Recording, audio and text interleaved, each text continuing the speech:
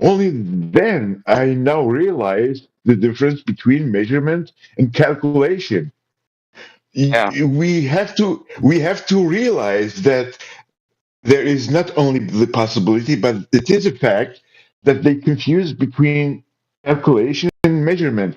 They still didn't understand what I understood from flat earth measurement. It means you will have to take a ruler or a measuring tape and go and measure the circumference of the sun. That is measurement. Yeah. Or you know how they have this idea that we need a model to prove something exists in reality instead of just going to the thing in reality. So they'll say, "Where's your model to prove your claim is true?" And we're like, "We're not talking about or representing a model here. Our reference is nature. Our reference is reality itself. This is it. We don't need a model because we have access to the real world." Like, why are they so obsessed over models? And I think it's because most of them don't really know what a model is, but it sounds sophisticated, so they're going to ask. And they hear other people asking flat earthers for models, and so they're just kind of repeating what they hear other people ask and hope it works. And so we say, no, we don't have a model. This isn't about building a model. I mean, they're in a category error to begin with. So you know what a good model is? Like, a really good model can be created out of a video game, right? Video games can model things. Doesn't mean they have to be Yeah, real.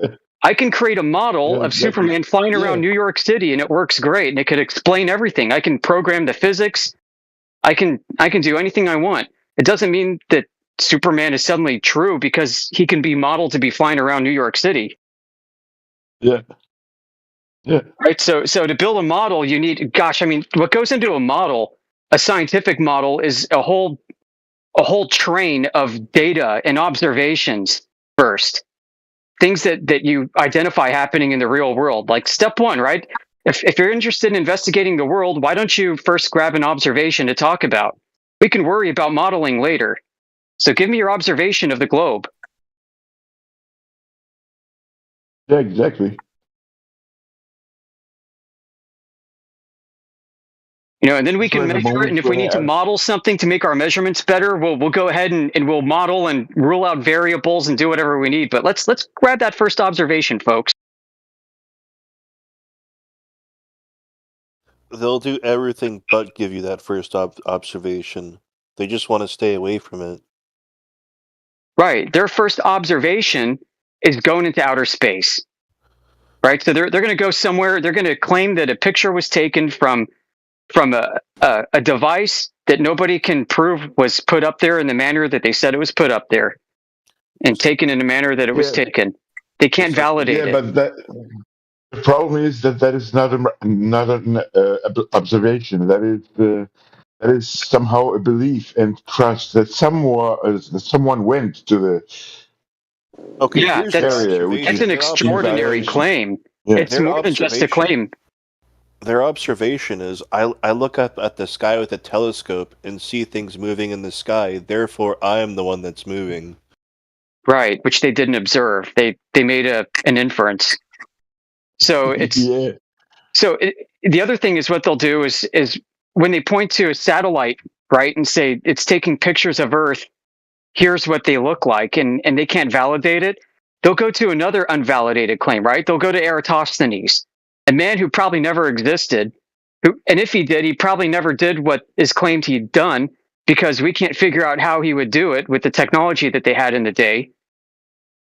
And at best, he did a thought experiment. So they're just leaping from one unverifiable claim to the next, to the next, to the next, to the next, and they think that if they glue all these together, that they can somehow create some kind of logical reason to believe that all the evidence points to the globe and and proves it. And it's it's like, something no, which I mean, which your which evidence is yeah, only as strong as your weakest link in the chain.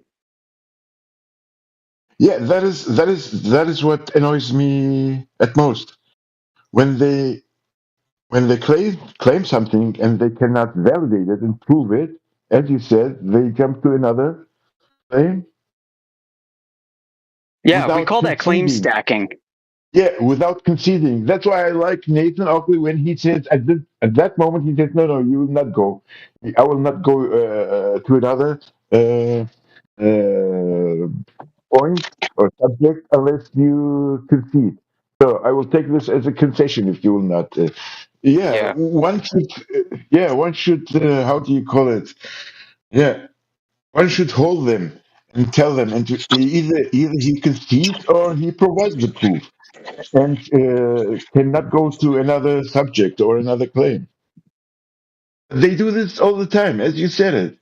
They jump from a claim to a claim without providing evidence and validation for each one, for any of the claims. Yeah, it's so important for us to hold people to their claims and concessions because they need to go through the psychological process of realizing that they're wrong and admitting that they're wrong. If they avoid that critical step in all of this, then they're just going to be stuck as a believer, as a helio-cultist. They're never going to be able to develop rational thinking for themselves because they're lying to themselves the whole time. Yeah, mate. Uh, they tell us we are not smart enough to understand what they are trying to lay out for us. Yeah, or you're not smart enough to understand the But smart but people that they with the trust. same breath, yeah. But with the same breath, as you said, they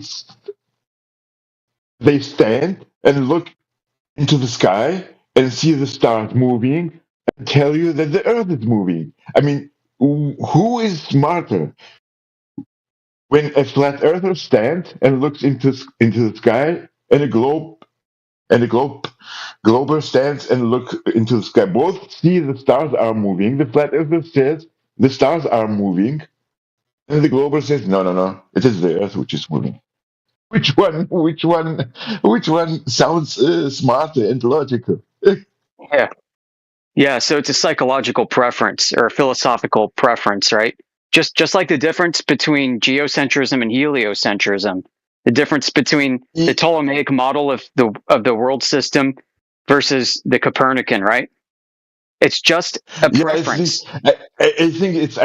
I think it's also kind of submission. So he submits to the authorities, which claim that the stars are moving, and when he sees that the flat earthers are not submitting, I think he perceives some kind of revelation to his weakness that he submitted. So his pain, he will ease his pain much better if he would convince us to submit ourselves also to the higher authorities, right? Yeah, You, yeah, I hope I was able to, yeah, yeah. No, to he'd phrase feel what I better tried. if we joined back with him and climbed back Yeah, into yeah, that cult. Yep, yep. It yeah, it upsets them. It's like the herd mentality of cows.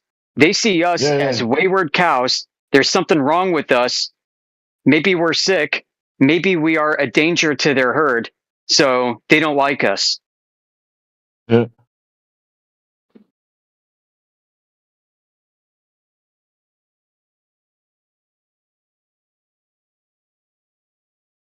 It's just incredible. Like going through this process, one of the things that kept me convinced when I was early on this was watching all the dishonesty coming from fellow Globers such as myself. And I'd be like, dude, you Me don't have to too. be so dishonest, dude. This is just interesting. Like, can you just hear them out, man? This is cool stuff. But nope, my compadres, fellow Globers, many of them would rather just troll and seethe with anger. And that wasn't in my nature. And I guess that's why I'm a flat earther. Yeah, yeah, yeah. Me too. I think I said that to either. I think no, it was not Robert. I didn't say that to Robert. I said that to Snake a couple of days ago. I told him it's just curiosity. Imagine, imagine if I was a caveman and I saw for the first time fire, and I was astonished and I was curious. What is that? So I told him Let's look at it like in that way.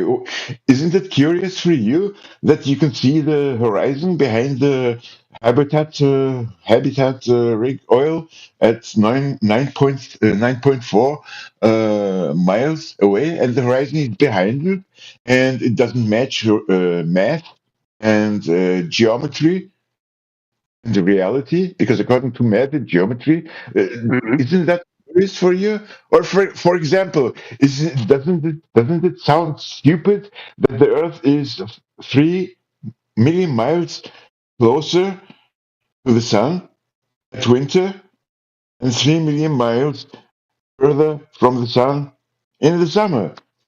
Yeah, Is or that this the is this globe fails to explain many little things. I've mentioned this before to other people, and you're kind of new, Berserker, but you could think of our community as like a bunch of nerds, like hackers that find bugs in the system, and we, yeah, exactly. yeah.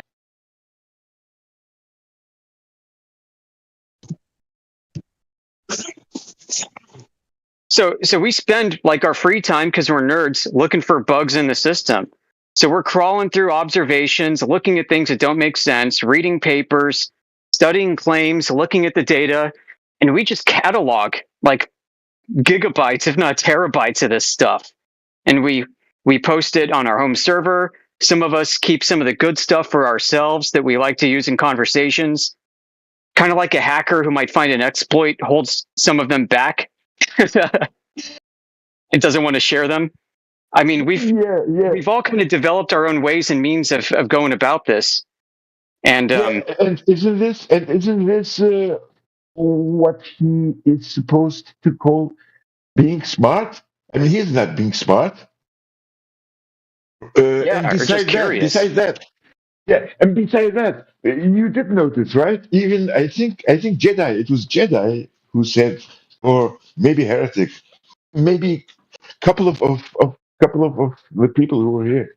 He's not even listening. He was talking the whole time. What was his name? Yeah, Akila. Yeah, the photos. Yeah, I have to do. He didn't even listen. A lot of things which Jedi asked him, and Heretic told him, "Guy, he's a Jedi. He's not listening to you." Yeah, He they'll was not start listening tuning the you whole out. time.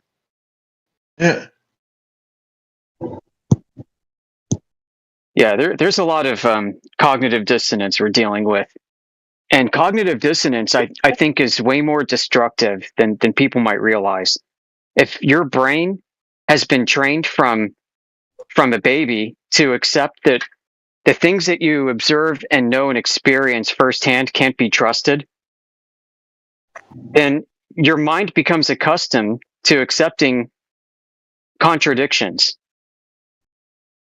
And a mind that has become accustomed to accepting contradictions and then trusting the people to tell them that the contradictions are okay, those kinds of people will not be able to think clearly throughout all things in life, throughout anything, because their brain has allowed themselves to not think critically anymore.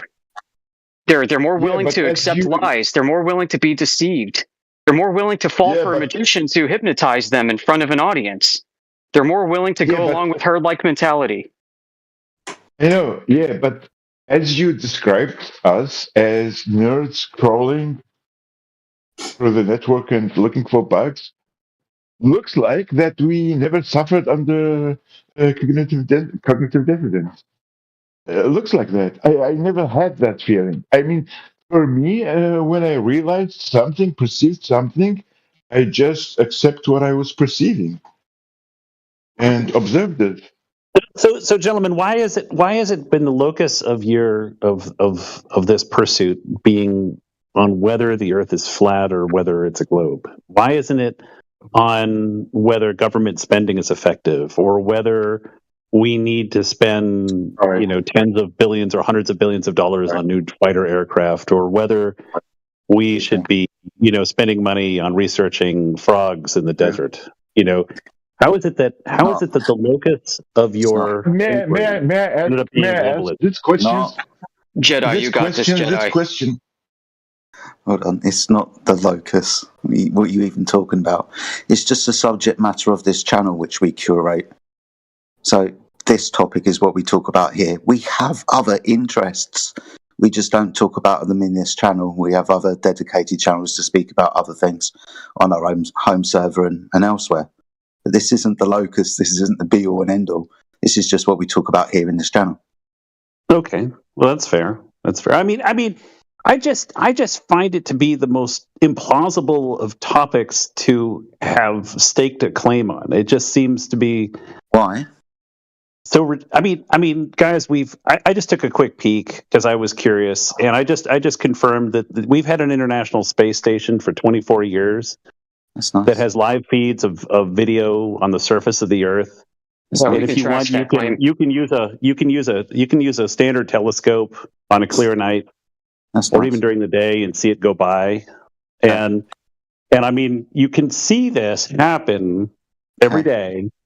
Okay. That there's a clear sky, and it's not Okay. even up for debate. It's like it's there. Okay. You know, we spend billions of dollars to help support it. We ship people up there. They come back. Okay. It's just like. I I get it. mean, we have I get it. we You have don't need thousands to of carry on, tens of dude. thousands of Dude, satellites that we just put here up to into talk. orbit. Are you just here to preach? No, I'm just saying it's like of everything that you could argue and stake a claim on. Maybe listen. Dude, stop talking. Just maybe listen for a second. Right? It's very interesting what you're saying, and I'm nodding along. And yes, International Space Station, get a telescope. But you said that you'd only just taken a look into this. Blah blah blah. Do you know why us flat earthers say that the Earth is flat? Do you know why? Well, I've heard a few different ideas. The measuring things on a flat surface. I don't know if they're talking about the Mercator projection or something else. Okay. I mean, the practical aspects of going about your daily life. Just considering the Earth is flat if you're trying to pick an azimuth or a direction you're traveling. I mean, but beyond that, I've seen all kinds of things, and I've tried to come in here and talk gently with another gentleman, and he just ends up turning into a drill sergeant and doing the full yell beatdown of you don't know anything and I know everything, and just muting and mutilating someone. So and if I was a younger man, that might affect me, but it's I'm in my 50s now, and it's just to me someone who just at that time. Well, good. You're in the company of older men, so we can have a real, genuine discussion if you want. Yeah, go ahead, sir. You were kind of right, but then you brought up things like Mercator projections and stuff like that, which wasn't kind of relevant to the first words that you said was measurement. Now, the reason why flat earthers in this channel say that the Earth is flat is because it's measured that way. Water, mean sea level, being a horizontal reference frame, a prerequisite for all of the measurements that we're going to take. So you understand we're talking about a horizontal orientation, right? Perpendicular to vertical at 90 degrees. The plane of the horizon, for example, or water. You understand Sure. that, yeah? Cool. So when we observe and when we measure and when we practically use the world around us, we observe and measure it and practically use it as a horizontal, stationary plane. So the waters of the Earth, which are primarily about 70% of the surface of the Earth, right? The surface of the Earth is primarily water, and we measure and we observe and practically use that water as a horizontal reference frame. Then if you put those two premises together, then you understand that the surface of the Earth is horizontal and not curved. It's measured that way. Yeah, I mean, I think if you are, what do they call that when they use a plumb line in their surveying? I think for most normal everyday distances, one just assumes that you're dealing with a flat surface. Okay, so when you say normal everyday distances, what distances do you think we're practically talking about? Well, I mean, if you were to lay down a street, if you were to put down a building, if you were to plan out a park or a community area, I would argue that for those distances, assuming that the Earth is flat is perfectly legitimate. There's no reason to need to account for a curvature of the Earth because over the distance you're dealing with, it's irrelevant. Okay. So the practical distances that we use from one observing point or position, the maximum horizontal distance is 6,000 miles. And it's not as 6,000 miles. That's Isn't the circumference of the Earth 24,000 miles? Yeah, we're talking about the radius around an observer. We're talking about 6,000 miles would be a quarter of. I'm sorry, sixth of the would be a sixth of the circumference of the Earth. 5,400 nautical miles. It sounds like it. It sounds like it rings a bell because it's a very pertinent. No, I'm sorry. It would be a. No, it's a quarter. What am I thinking? It's around a quarter. No, you're absolutely fine. Yeah, it's a pertinent number because that's where that number comes from. If you want to talk about the distance from the top of the ball, the North Pole, to the side of the ball, the equator, a quarter of a way around the circle. Yeah, that's where that distance comes from. So it's a practical measurement of Polaris. But that practical distance, when we're building, constructing, like you pointed out, huge cityscapes of 200 square miles or whatever, to distances when navigating across the ocean, the horizontal plane of reference is measured and used at a maximum distance of 6,000 miles. So for 6,000 miles, one observer measures the Earth to be flat. I don't know that 6,000 miles you would want to consider flatness because now you're talking about a material.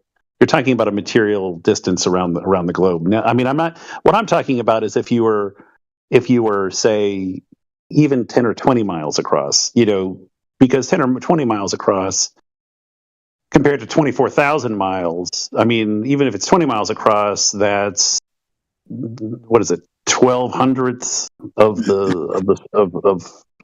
the circumference. It's, and if you're dealing with 360 degrees divided by 1,200, you're dealing with a very small amount of So change. Do you want me to tell you where you're speaking about the right numbers? Do you want me to tell you where they come from? Because you're talking about 24,901 miles. You're talking about being a quarter of a way around the ball. I'm speaking about how one observer figures out his location and navigates across the Earth.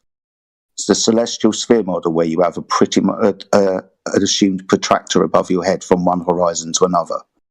Now, if we understand that every single degree is 60 nautical miles, and we times that 60 by 90, which is the zenith position above your head, down to the horizon, forming 90 degrees, that distance is 5,400 nautical miles.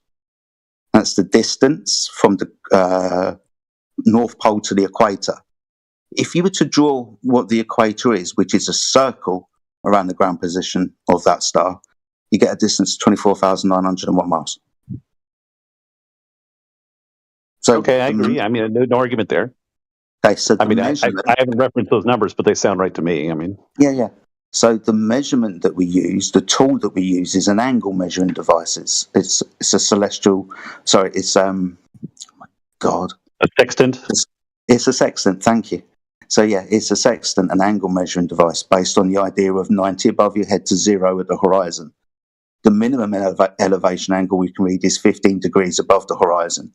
But in all practicality, from 90 down to 0, straight line horizontal measurement, which it must be to measure the angle, 5,400 nautical miles, approximately 6,000 miles.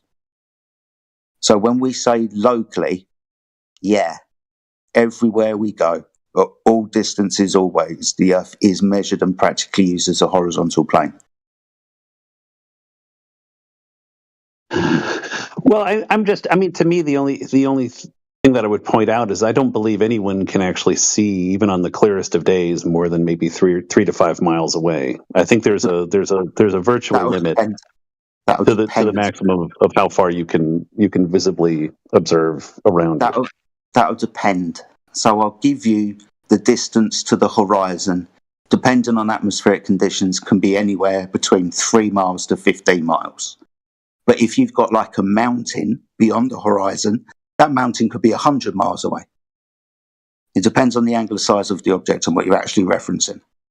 But you're right, excuse me, you're right, we can only see so far, but that's not because of the curvature of the Earth. The curvature of the Earth being the horizon, the physical cut-off point for things like mountains and boats to hide behind. We don't observe that geometric horizon. If we were to improve the optic, change the camera, high-powered zoom camera, telescope, and we had really clear atmospheric conditions, we can show you horizons from 6-8 foot above the surface of the water, about 30 miles away. If we're on a ball and we're at, say, 6 foot above the water, then the horizon's only going to be 3 miles away. So again, this is something that we can speak about because the horizon is an Earth curvature. It's also horizontal. All horizontals are parallel to the plane of the horizon, and all verticals are perpendicular at 90 degrees to the plane of the horizon.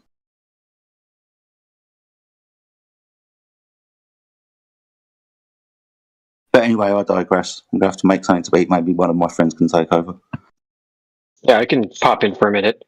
I mean, the story gets even crazier when you have flat earthers who take high-end optics with infrared filters and make long-distance observations where now the atmospheric effects are no longer a problem due to the wavelength being used. And in cases where you should be able to see the curvature of the Earth pop out in all of its glory to you in an infrared image, it's not there. It's flat, and it's flat for tens, even hundreds of miles further. Well, I suppose if you wanted to have some fun, because there is the effect of the moon on the tides. If you were to pick a day, or if you pick a period of time in which the moon is on the opposite side of the planet, presumably you could have fun shooting a laser from New York to London, or maybe not London. Well, let's just say Ireland. Let's just say the west coast of Ireland, somewhere near Galway. So if you were to go from New York to Galway, and you were to try to shoot a laser, and you positioned it maybe 100 feet off of the ground in both or off the water in both instances, because you want to avoid any wave contact. You could presumably, if the Earth was flat, be able to shoot a laser beam from one to receive to the other. No. No, it's diffraction limited optics. Yeah. So I'm saying if you had a nice high-powered laser, yes, there's going to be some gravitational curvature, and there could be some diffusion happening from the atmosphere, but presumably... Hold on one second. So I guess since light's a wave, we could just take a tower 100 feet high and a tower 100 feet high somewhere else, shoot that radio wave and see if it hits, because that's line of sight. Yeah, you got it right. It works.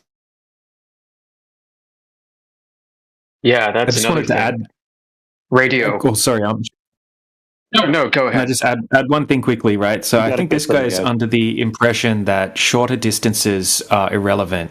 And I don't think he's realizing how much curvature there would be over, say, distances of 20 miles or 10 miles. Right, so if you look into it, you'll find that even just over 10 miles, there's 66 foot of drop. Over 20 miles, I think there's about 200 foot of drop, somewhere around that. So it is a huge amount, right? So technically, if you were to set up a laser over a 10-mile lake, or a 20-mile lake, right? Let's just use a 10-mile lake for the example, right? If you set up an optic, like a super zoom camera or a laser, just off the surface of the water at a 10-mile lake, there should be 66 foot of drop over that distance, right? So you should have physical obstruction blocking the optic or the laser from reaching the target on the other side of the body of water. Right, so even over 10 miles, you should have like 66 foot, right? That's like a 6-story building. Okay, so what we're finding is when we go out and we do different types of laser tests and long distance observations, we're able to see the shoreline on the other side of the lake, right? In that instance that I was talking about, with the camera just, say, a foot off the surface. And on top of that, right, these have been repeated in different locations and over larger bodies, right? So some people are taking $30,000 lasers and shooting them over 20, 30, 40-mile distances, right, and hitting the target on the other side. So yeah, we can present all of this information to you if you wanted to have a look at it sometime. But I just wanted to point out quickly, right, that even shorter distances, like 20 miles, right, there's a huge amount of curvature claimed over that distance.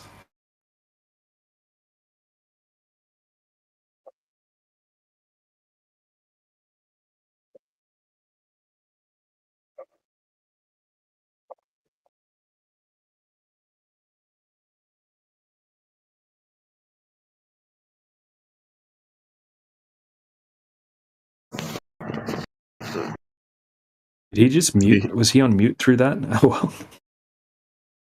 I don't know. Oh, he deafened himself. He might have got a phone call or something. Who knows? Okay. Well, the whole time he was on deafen. Okay, I should keep an eye on that. I think he mentioned a laser from the US to Europe, but you could replace that example with Marconi's early communication from the east of the United States to Scotland. Direct message, the first transatlantic radio communication. That might be a good example for what he was trying to say. Yeah, because he thinks that shorter distances, like he said before, he said 10 miles, 20 miles, you would treat it as flat. But yeah, he needs to learn the drop over distance on shorter scales as well. I think Marconi did one from New England to Scotland. Gotta maybe find it somewhere, but yeah, he is right to point out the statistical insignificance of curvature over shorter distances. And this is why the locally level argument at every instantaneous moment over the supposed curvature of the Earth is not a very good argument to use. Because you wouldn't expect a variation in level if all you're doing is measuring one point at each instantaneous point in time. You have to have a differential.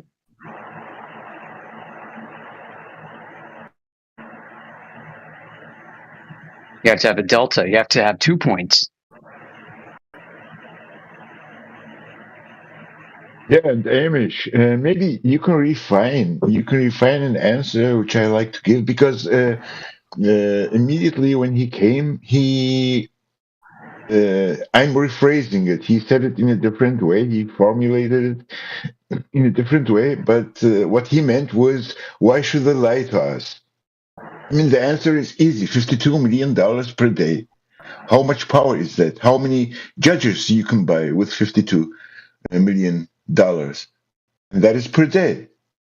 Yeah, it's a good question. That means you can. Yeah, but it is a good question meant as an answer. It's too much power. Maybe you can formulate it, because many globers, when they come, they throw this question: why $52 million per day? If you calculate $100,000 for a judge, you could buy 520 judges, and that is only per day. If you calculate $10,000 per police officer, you would be able to buy and bribe 5,200 officers, and that is only per day. And I don't think you should use that as an argument, because you're gonna make a huge loophole about opinions. But money is power. Money is power. You can buy networks. You can buy CNN. When you control the media, you control everything. Yeah, it's probably a means to an end, which we still don't know what the end is, though. So it's an important question to ask, because, like this guy said, our guest who just came in was very honest, and he's like, "Yeah, Earth is experienced locally flat. So what's the point of all this?" And I think our question back to you is if Earth is so obviously locally flat and experienced flat and stationary in all instances for everybody on Earth, then what's up with this globe cosmology? Why do we have people trying to make us believe, using technology and claims that can't be verified? Why are people making us believe in a globe? Yeah, and the answer is obviously, the answer is obviously $52 million per day, which means a lot of power and bribe power. And I have just heard that on a video a couple of days ago. The video is old. I have seen it very long time ago, but only a couple of days ago, when I rewatched the video, I noticed it. The Michoud Assembly Facility of NASA. Do you know the Michoud Assembly Facility? Yeah, it's in Texas, yeah. Do you know what is their budget? $200 billion every 2 weeks. That makes $14 billion per day. third of the budget, of the federal budget of the entire United States. It is said by someone from NASA in the video. $14 billion per day. How much power is that? Is that not incentive enough in the eyes of these globers? Sorry, what's this? What's this facility that's getting this much money? What's the name of it? I think you dropped for facility. 3-0. Yeah, Michoud facility. Yeah, are you sure about that figure? Facility. Yeah. Sure about that figure? I don't think it would be that much. I have the video. Should double check that. I can post the link. Yeah, I know, but did you double check? Yeah, but there's errors in video. Yeah, I really did double check because that was crazy. 14.22 billion. He says 200 more over. He says over 200 billion dollars every 2 weeks, and then he continues and says third of the federal budget of the. He doesn't say of the United States. He says only third of the federal budget. Sounds like too much. It sounds like too much. I don't believe it. Yeah, I just have the video. I can put a link, but because I'm new, yeah, chuck the link and then I'll look into it because. But post the link. but true. Post the link or don't talk like that. Yeah, but the link will appear only as link and not YouTube video because my rank is not enough to post graphics or videos. I will put the link. That's fine. I'm going to be able to post links now with that role that you have. I'm going to predict it's really 14 million a day, and NASA gets a third of what 14 million is for that facility. Same thing. Yeah, when he posted that a couple days ago. I don't know. He didn't see me reply to it or something, but yeah, that number's wrong.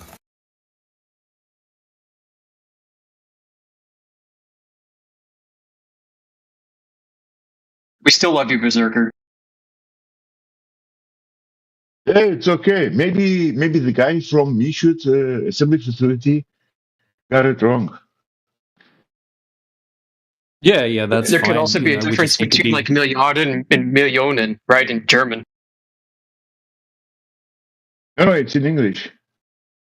Okay, I was for your sake. Yeah, I think it's this one because when I'm in the Discord, my audio is deactivated for everything, for playing music or YouTube.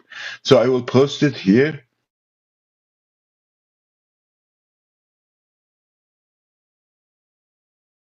And this is the link at the timestamp where he says this. I kind of think that if there's a conspiracy, if there even is a concerted effort to conceal the nature of Earth right now, then it's probably for something nefarious like doomsday weapon development. Yeah, we cannot know it. We cannot know it because they are restricting us. So this is the video. Maybe it has something to do with not wanting people to know the full scope of the nature of reality and the limits of their environment. For some reason. Yeah, like if everybody believed that the world was a globe and it's not, then could they develop doomsday weapons that take advantage of this disparity of knowledge? Yeah, but the money which is flowing, it's too much. It's crazy. I mean, this guy is saying billion. I didn't misunderstand him. Maybe you can check the video because when I listen to the video, I cannot hear anything. As I told you, when I'm in the Discord on the PC, maybe because of my headset, even when they are expensive from Sony, very good. But when I'm in Discord, every other audio is deactivated. Dude. He said they process 1/3 of the federal government's payroll, which is $200 billion every 2 weeks. Nothing to do with... You misunderstood the whole thing. Okay, then it's a language barrier for me. Okay, process. Okay, I didn't know. I didn't know that that is different than getting so much money. Okay, but still, NASA 2016, I think, or 18, got 52 million per day, right? It's still a lot of money per day. Yeah, that's old news, though. That's like 10 years old news. Yeah. I know, but it is also a lot of power. You can bribe and buy a lot of judges, police officers, government officials with this money. When you consider that only per day, how much power you can have with that money? What are you going to bribe them to do? Just quickly, I just looked at the clip, right? So what he says is that at this facility, they process $200 billion of wages that go to people that work for the government. Federal payroll. Right? So it's the federal payroll. Yeah, exactly. 1/3 of the payroll. Yeah, I think Radwin mentioned that, and I apologized and told him that that must no, be that's all good, man. That's all good. I just wanted to check it. It sounded like a huge amount, so I just wanted to double check. No, it's okay. It's okay. Look, I'm flat earther, real flat earther, and not like the globers, closed-minded. So when I make a mistake, I would like someone to point the mistake out so that I will not embarrass myself and repeat the mistake somewhere else and get caught. Yeah, get caught. We've all made mistakes, man. It's okay. I mean, especially when we're learning. But here's what jumped out at me. How is it that NASA's Michoud facility in Texas, which is their gigantic indoor Hollywood, why are they processing 1/3 of the federal government's payroll in wages from there? That is freaking weird. It's a studio, he said. Yeah. So why are they doing payroll for 1/3 of the federal workforce at a Hollywood studio run by NASA in Texas? I mean, somebody earlier asked, well, shouldn't you guys be more concerned with like what's happening in the news and stuff and government waste, fraud, and abuse? Oh, yeah, here's an example. What the hell is NASA doing running payroll for 1/3 of the government? Yeah, and in another timestamp, he mentions how big this facility is.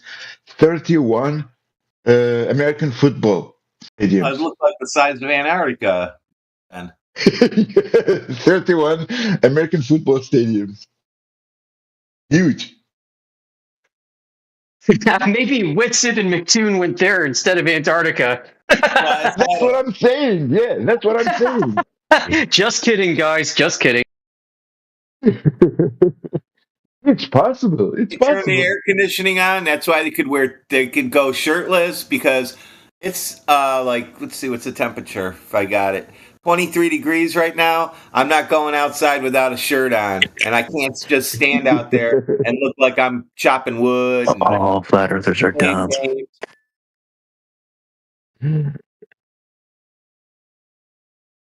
Oh, the guy. Who is that? Someone said flat earthers are dumb.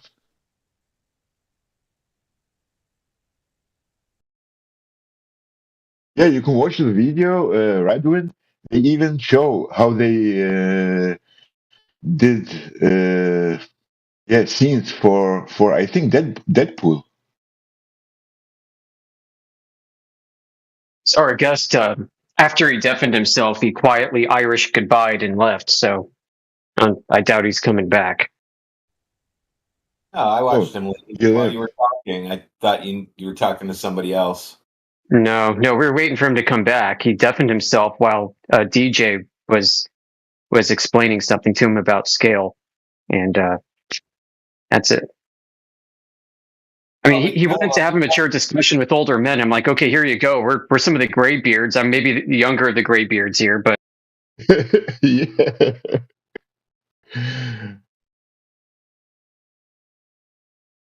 Maybe he likes older men.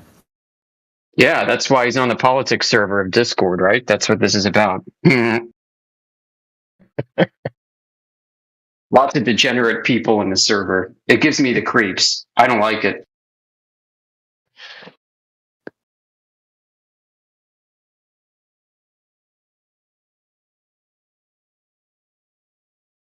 But Amish, I mean, this is weirder. If they process the payment of the third of the federal government, this is even weirder. Why? Your question By is NASA. legit. Yeah, I mean, why they are doing that? Your question is legit.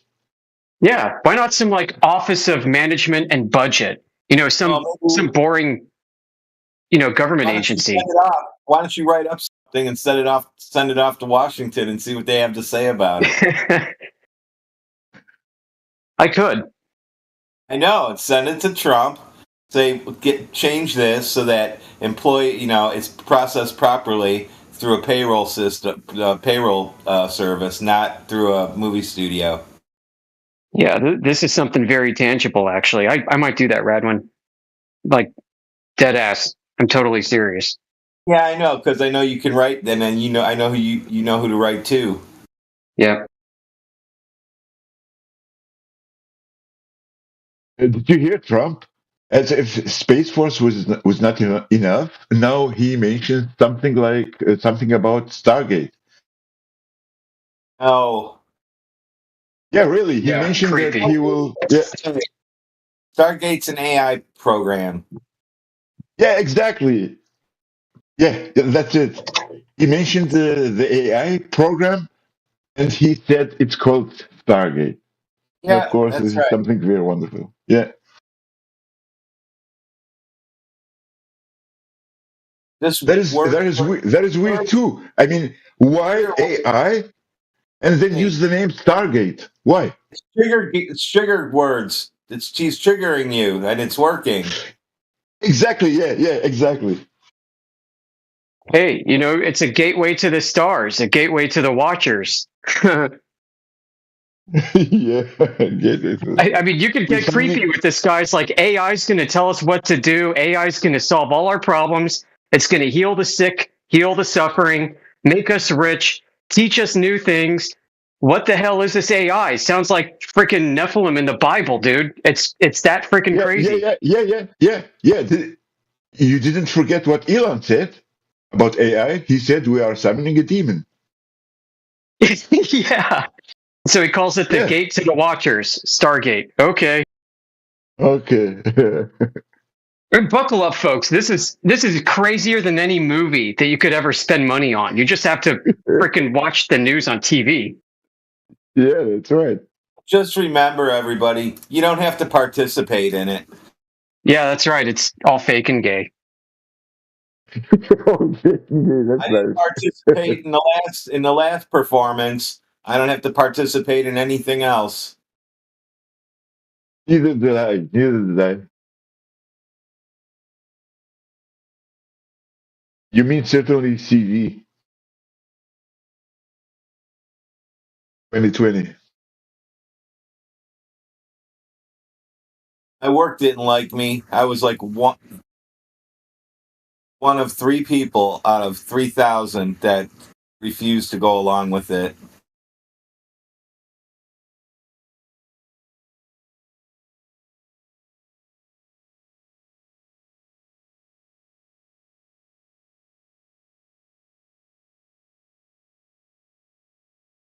We're all going to become Amish, dude. Well, I just started baking my own bread again. So yeah, we are.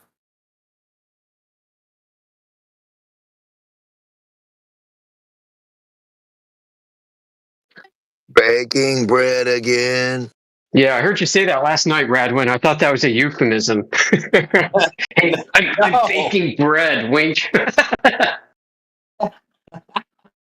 No, I was running back and forth.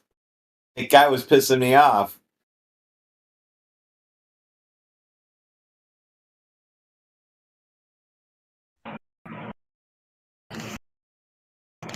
That's normal. I used to bake my bread 20 years ago too.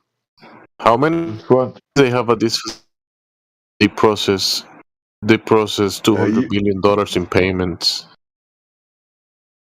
Is it because they have a lot of employees doing nothing and they just put them to process paperwork? Yeah, that is a legit question. Which Yeah, that is the legit question which Amish asked. Why? They are certainly not employing third of the federal employees, right? So why? Yeah, but processing payroll takes like people like handwork, like people on a computer, like in a ledger, doing the processing payments. Yeah, And if that's you have a weird. huge That is you have what a huge Amish pointed facility like out. this Yeah. with a bunch of if you have a huge facility with all these employees that are barely doing anything, you can say, hey, let's just pay them to do payroll. I mean, 200 billions in payroll every 2 weeks. That's a lot of payroll. 14 billion per day. 14 billion per day. Okay, Johnny B coming in here. I'm wondering, what are you? Yeah, and not for NASA specifically, but they said for the whole federal government. Yeah, NASA employees are processing payroll for the whole federal government. That's what the hell weird. is that? They're just a worker in the NASA, and Make that part of your nobody letter. knows what they are doing there, really. Okay, what are you talking about, really? Here we go, Johnny come lately. Why do we have engineers doing finance? Okay, I will give you an example. Exactly. The guys just was working over 2 years over the sails, and they will use the sails to go to close to the sun or whatsoever they were trying to do or something. And they were constructing the sails. And yeah, it's kind of disturbing too. Like, how did this decision come about? Like, hey, we need a great government office that's fully staffed and resourced and knowledgeable on running payroll for 1/3 of the federal government. Let's look around. Is it going to be the Office of Management and Budget? No. Is it going to be General Services Administration? No. How about we use the Hollywood facility that NASA has in Texas? Okay, that was not my point, but great idea, guys. Hey, that's the military. That's a military Makes station. sense. Military and Hollywood are together. The first military and the first Hollywood things were bunkers. The bunkers, the airplane hangars, you know what I mean? The big ass hangars sitting on the military base. You got all the hangars, hangar 1, 2, 3, 4, 5, hangar 6, 7, 8, 9, 10, hangar B, hangar A. These are movie studios. The fucking military has always been the movie studios. Yeah. Hollywood is the military. Yeah, and we have people talking about that was working with it. And that's just handwaving. We have people talking about that. Was some guy was dying, and his son was talking about what his father was telling him, and so on and so on. There's a minimum example of people talking about this hangar that they were on and making this stuff and the moon landing. What's that about? Is it just the make-up stories, or is it something that is real? You know, you heard people talk about that was working with it and was there and seeing this happening. Fox Movie Studio is a military operation. Demo. For the numbers, right? It's $200 billion of the federal budget that is being employees in a Hollywood. Every 2 weeks. In a Hollywood, well, they gotta pay well, you gotta pay the food pyramid people. You gotta pay the federal liars. You gotta pay the Trumps. You gotta pay the Rogans. You gotta pay the Neil deGrasse's. You gotta pay the companies that support them. You gotta pay all the TV people and the producers to produce like the next big thing. They have to feed the aliens in the bunkers. What about the guys like Castle King in here that he said that he got he joined this VC like a couple weeks ago. He was hired to do this I don't know, Hollywood or some paper and something, and he can't talk about it. It's a secret. No, that's not what I said. Well, what is it? Are you one of the employees of NASA that is processing the? No, I have nothing to do with NASA. I like hanging out in here listening to you guys talk. What about Hollywood? You mentioned that you worked for Hollywood before. Yeah, I do background work for Hollywood. You ever go to Mitchell Space Center? There you go. There it is. Background work, payroll. Hey, yeah, hey, Castle Do you King, know you ever what go to background Michoud work Space is? Center in Texas? Because Michoud Space No. Center is the largest indoor green screen in the world. Oh, I didn't know that. Listen, do you know what background work is? It's Yeah, just the like, guys that are in the so-called- background of the movies and TV shows that you watch. Then I That's will it. ask you: is it so-called final experiment? Is that possible? They have made a background, blue background there, and with the sun going around. Oh, guys. Oh, No, no. who gives a fuck about that? Ain't nobody care about that. I'm just curious. Is that if you're working with Who background? cares? What would that help you do?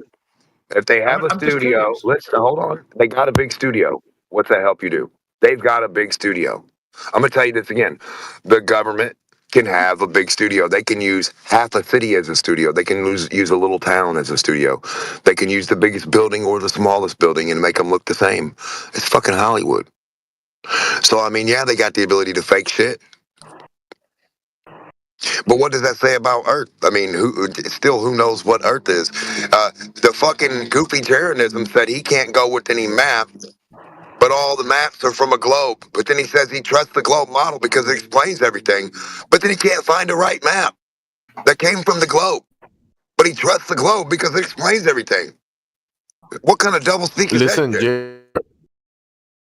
Jaren was group in 2016 that they were contacting each other across the world in many positions, and they confirmed that the asymmetric was wrong back in 2016, and they debunked it, and he still rolled with it only just to promote it and then to throw it away, just like he did to 2024, even though he knew in 2016 that it wasn't working. That should tell you something. He knew many years ago that that map was debunked, but he waited till 2025 almost to drop it.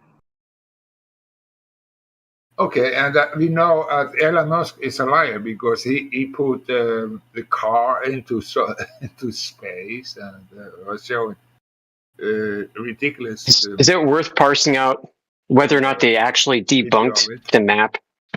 Because But I was they talking- really, sorry, I I was think, in the they middle of debunked the sentence. misuse of the map. We cannot talk over each other like that. I was pointing out. No, the flat earthers who are holding up the azimuthal equidistant centered map of Earth Hey, usually ignored real they ignored quick, the sliding scale. Amish, can you hear the other guy that was talking? My bad. Can you hear him? Because he. No, who was talking? What's your name again? Johnny B. Johnny. Johnny was saying something, and I guess you couldn't hear him. He's super low. Johnny B. Maybe he's low. Yeah, Johnny, you're very low. He just talk over me just like he did in her. Your voice. Maybe he couldn't hear you, Johnny. Just give him a minute. I can barely hear you, Johnny. I'm sorry. Okay, I was talking about the Elon Musk. Same with me. And it's absolutely. But I still understood. He's a liar and he's a joker. He was putting the car to the space, and everybody can see that it was not real. And he was just joking around about it. So, but he never said, it was just a joke or something like that. So he's a liar. Then we see a video from him putting the rocket down to the ground, and the rocket is going sideways and so on. And everybody with real knowledge of the video technology and so on, it is fake. It's not real. So what are we into? What shall we do about things like that? You know, it's a billion, trillion dollar business there, and we are just having our fun. And we know better. What shall we do?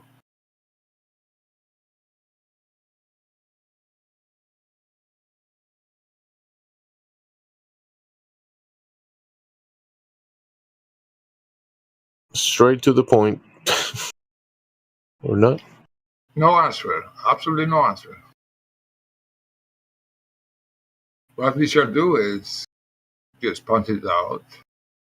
We have to go on. Hey guys, I will not be able to talk. I will be able to hear because I will have to charge my Bluetooth headset. It would not take long.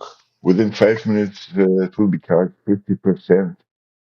So maybe I will take something like 10 minutes. Just give it 30 minutes. Just give it 30 minutes. No worries, man. Okay. Come back whenever you can. Give it hours. Okay. We'll still be here. You won't miss out on anything. You'll be alright. Okay, I will take 30 minutes. Jamesy wants to boot me out for 30 minutes. I don't know why. But I'm What did I do? What did I do to you, Jamesy? We want you at 100, not at 99.9. Use your speakerphone. But I'm curious, Okay, can you okay. hear me now? Can you hear me? Somebody of you, can you hear me? Okay. Or I'm so Hear you later. Yes, we can hear you, John. We can hear you. Yeah, I would be able to hear you, but I would not be able to talk. So I will take maybe 10 minutes or 20 minutes. All right, Should take be enough. 15. Take 15. Take your time. No problem.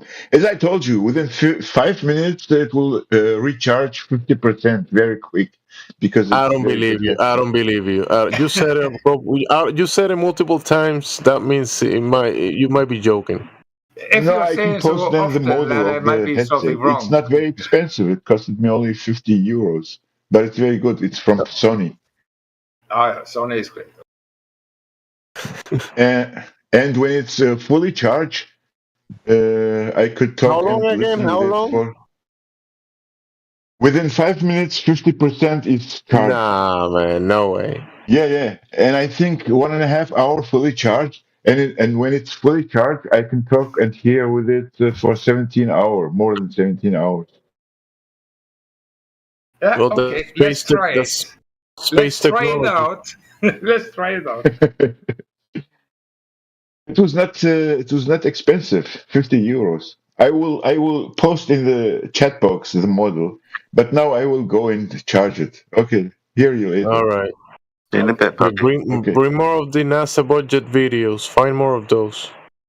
Do you know Okay. NASA gets $60 million every fucking Nice day? that you are interested. But it is very long video. It's very nice. Okay, hear you later, guys. See you in a bit, buddy. $60 million every fucking day. They are getting it. And that I was trying to talk about, there's people working on project that then they say, no, you don't have to follow up it. The other people will take care of it in the next step. So they never know where it's going, but they get paid for it. They're just making the sale. Do you know about what I'm talking about? They wanted to use as a sail to go through the space with sail. And they were making these sails, and it was very, very. I just want to hear more about the budget processing that NASA does. Jerry, did you heard this? The people were talking about that NASA processes $200 billion in payments every 2 weeks of the federal government. They're like a payroll processing company. I think it's a for money the U.S. government. That's like money laundering. Sounds like money laundering. Money laundering, huh? That's Ding, ding, another ding, ding, addition. Yeah, you want to wash like Black Ops money? Just wash it through NASA, and if people think it's for scientific research. It's also done in a Hollywood facility. It's like they have. I mean, it's in. What do you say this facility is? Amish. This facility. Someone said 31. Yeah, it's the world's largest green screen indoor. Yeah, it's the world's largest indoor movie studios with green screens. So NASA run these. If somebody doesn't know about the Amazon. Johnny, I'm asking a question. I'm waiting for a reply, bro. Give it a minute. Okay. So NASA run these, right? Is that what you're saying? Yeah, NASA runs this facility, and they process 1/3 of the budget payroll of the United States. Wow. I mean, someone said 1/3. I'm just taking that from what I heard. 200 billion every 2 weeks payroll. Fucking hell. That's weird. Yeah, that's a lot. Yeah, and the facility's a movie studio. Like, what are they doing payroll at a movie studio for? Yeah. That's hella Isn't that interesting. weird, Jedi? Yeah. That's hella interesting, dude. What the fuck? Movie studios. Why would they want movie studios? Yeah. I mean, if this facility is 31 football fields big, and how many employees are doing this? NASA employees should be doing like space exploring, like science. They're doing payroll processing. Yeah, and they lease it out to Hollywood, they say. Hold on. I get the leasing out to Hollywood. How big is it? Tell me that again in football fields. The guy said 31 football fields big, the facility. That's huge. That's a big indoor building. Why is NASA paying for virtual reality technology? A lot of money to them. So, I get we could say, hey, they're using this to provide these types of images. I've gone straight to what are they planning for the future if they've got this huge indoor projected scenery movie theatre CGI place. What could the fucking hell? Yeah, bring your kids to Mars. Oh fuck. That Westworld. So far. It's a bunch of buildings stacked together, but the fact that they're doing payroll, that's an odd one. Dude, it's like the Truman Show. Yeah, and why is every president on it also? Say, like Trump said, we will put the flag on the Mars. I was trying to be like JFK. We will go to the moon. Oh, we will put the American flag on the Mars. He's just trying to copy something. I don't know what it's really about. What is it about that every fucking president is promised that they will go somewhere in space? Is it that they say you cannot be a president if you don't follow some kind of rules? And agenda. Is that what it's about? How long's this thing been a building? How long's it been there? When was it built? Does anyone know? GMZ, do you know? Amish? Is it old? Is it new?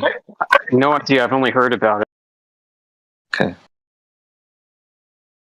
Yeah, it has nothing to do with what I was talking about. Maybe it's not her. Yeah, I do apologise, mate. I just had a question to ask about this facility, that was all. I'm not. I don't know about the dates. Probably you gotta find that out. But I think they also have in that one they have a full replica of the ISS. If I'm correct, I think that's the one that has the replica. That's right. Yeah. Yeah.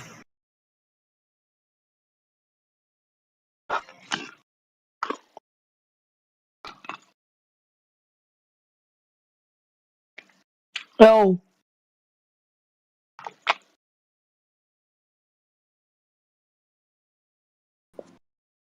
Oh. Hiya, Hogan. Cinco, are you alright? Huh? You okay? Bro, what? Yeah, but that's kind of what I'm asking you. What? Yeah. You're hot micing. Are you Torrance or something? They're saying, oh, whoa. Yep, gone. Yep.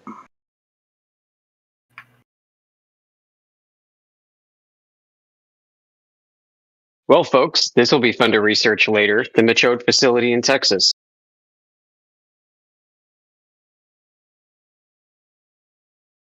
Yeah, I like Texas. What's happening in Texas now? There will be some more power to Texas, I think, after now Donald Trump is a president. He has a good relationship with the Texas move. What do you think? You know, the border control and everything. A lot of things that will change.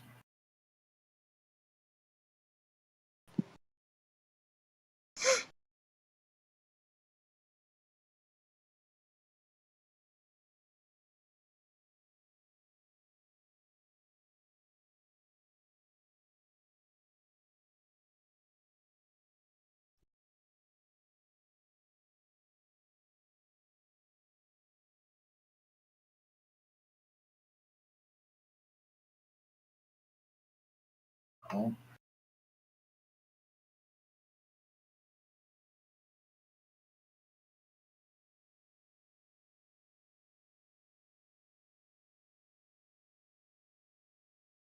I just ended a call. What did you say, Johnny B? It sounds like nobody hears what I'm saying because there's no reaction or nothing. Yeah, I was on a call. What did you say? I said now, after Donald Trump is the president, the more power to Texas, I think, because they have a good relationship to Texas, and also the new border rules will also give Texas more power. What do you think? I say. Me personally, I don't agree with any side of the government. I don't agree with Trump. I don't agree with Kamala. I don't agree with any part of the government. Yeah, but I'm talking about Texas had a problem with the former administration, but now Trump is the president. There's more power to Texas. That's cool. I guess. I don't know. I'm not from Texas, and I still don't care about it. But people are moving from California to Texas. Texas is getting more popular. Did you know that? Yeah, I know a few people leaving. I mean, it's cheaper out there, so that's one of the main reasons. It's cheaper. I'm wondering, is a better food there also? Cheaper. It's cheaper. Okay. And it's not on fire. It's probably a good selling point. Yeah, that too.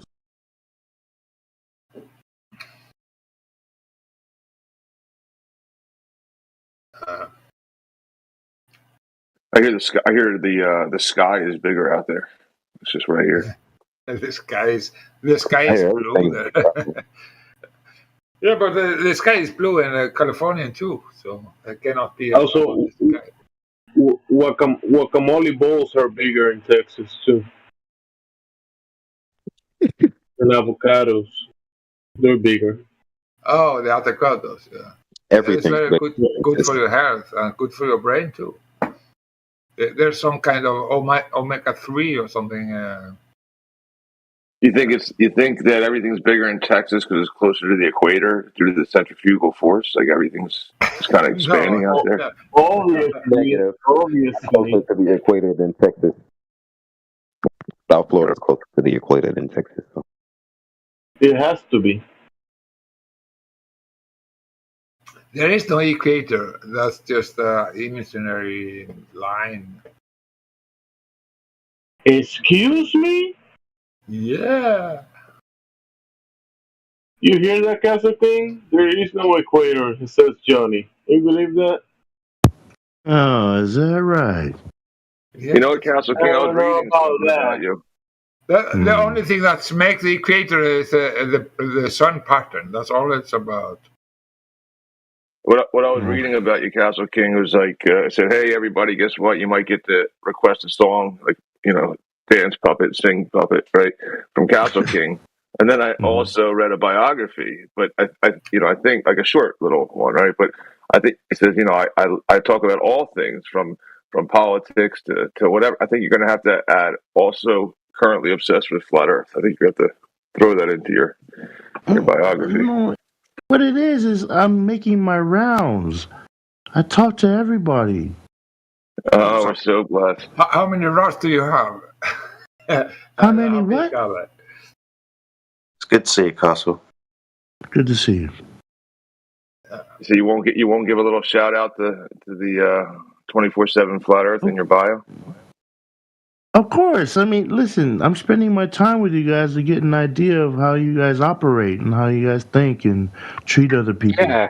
Are you as part of the final experiment in the movie that's coming out afterwards from that? No, I didn't get any parts in that. No, you didn't? Okay. You should be pristine by now, Castle King. You should be well aware that the flat earthers live in reality, and for you to have to believe in the globe, you have to be living in La La Land. You know, you should be well aware of that by now. Oh, all right. Well, hey, listen. You guys don't trust any of the footage from outer space. I get that. Why? Matter trust. That's not a photo. That's images, and images and photos not the same thing. Hey, Castle, did you know if you go to the beach in California and stand and point at the island and your friend points back at you, you guys are at the same height, pointing at each other? Yeah, you know I don't believe that. Yes, you do. Stop it. You don't believe that if you're at the same height, you're at the same height? Is that what you just said? Not from that distance. Cali to Samoa. Do you know where Samoa is? It's 10,000 miles away. That's good. Still. Yeah. Still pointing at each other. Hey, it's the Hollywood actor. Hey guys, it sounds like Jedi has been trying to get a words in, and you guys are just stomping on him. Go ahead, Jedi. It's fine. I like Castle King. He's interested. I just wondered what Castle King had learnt since he'd been here. I mean, he started talking about you guys don't trust pictures from space.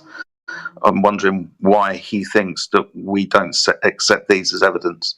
Yeah, and he's working with background in Hollywood, and the background is stunning, bluffing.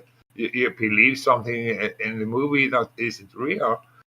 Yeah, they're using backgrounds, and the backgrounds technology is getting better and better. Thank you, Castle King. I have a question for you, Castle King. Thank you, Castle King, for that. There's already a question on the table. There's already a question on the table. Okay, Who's go ahead. that one on the line?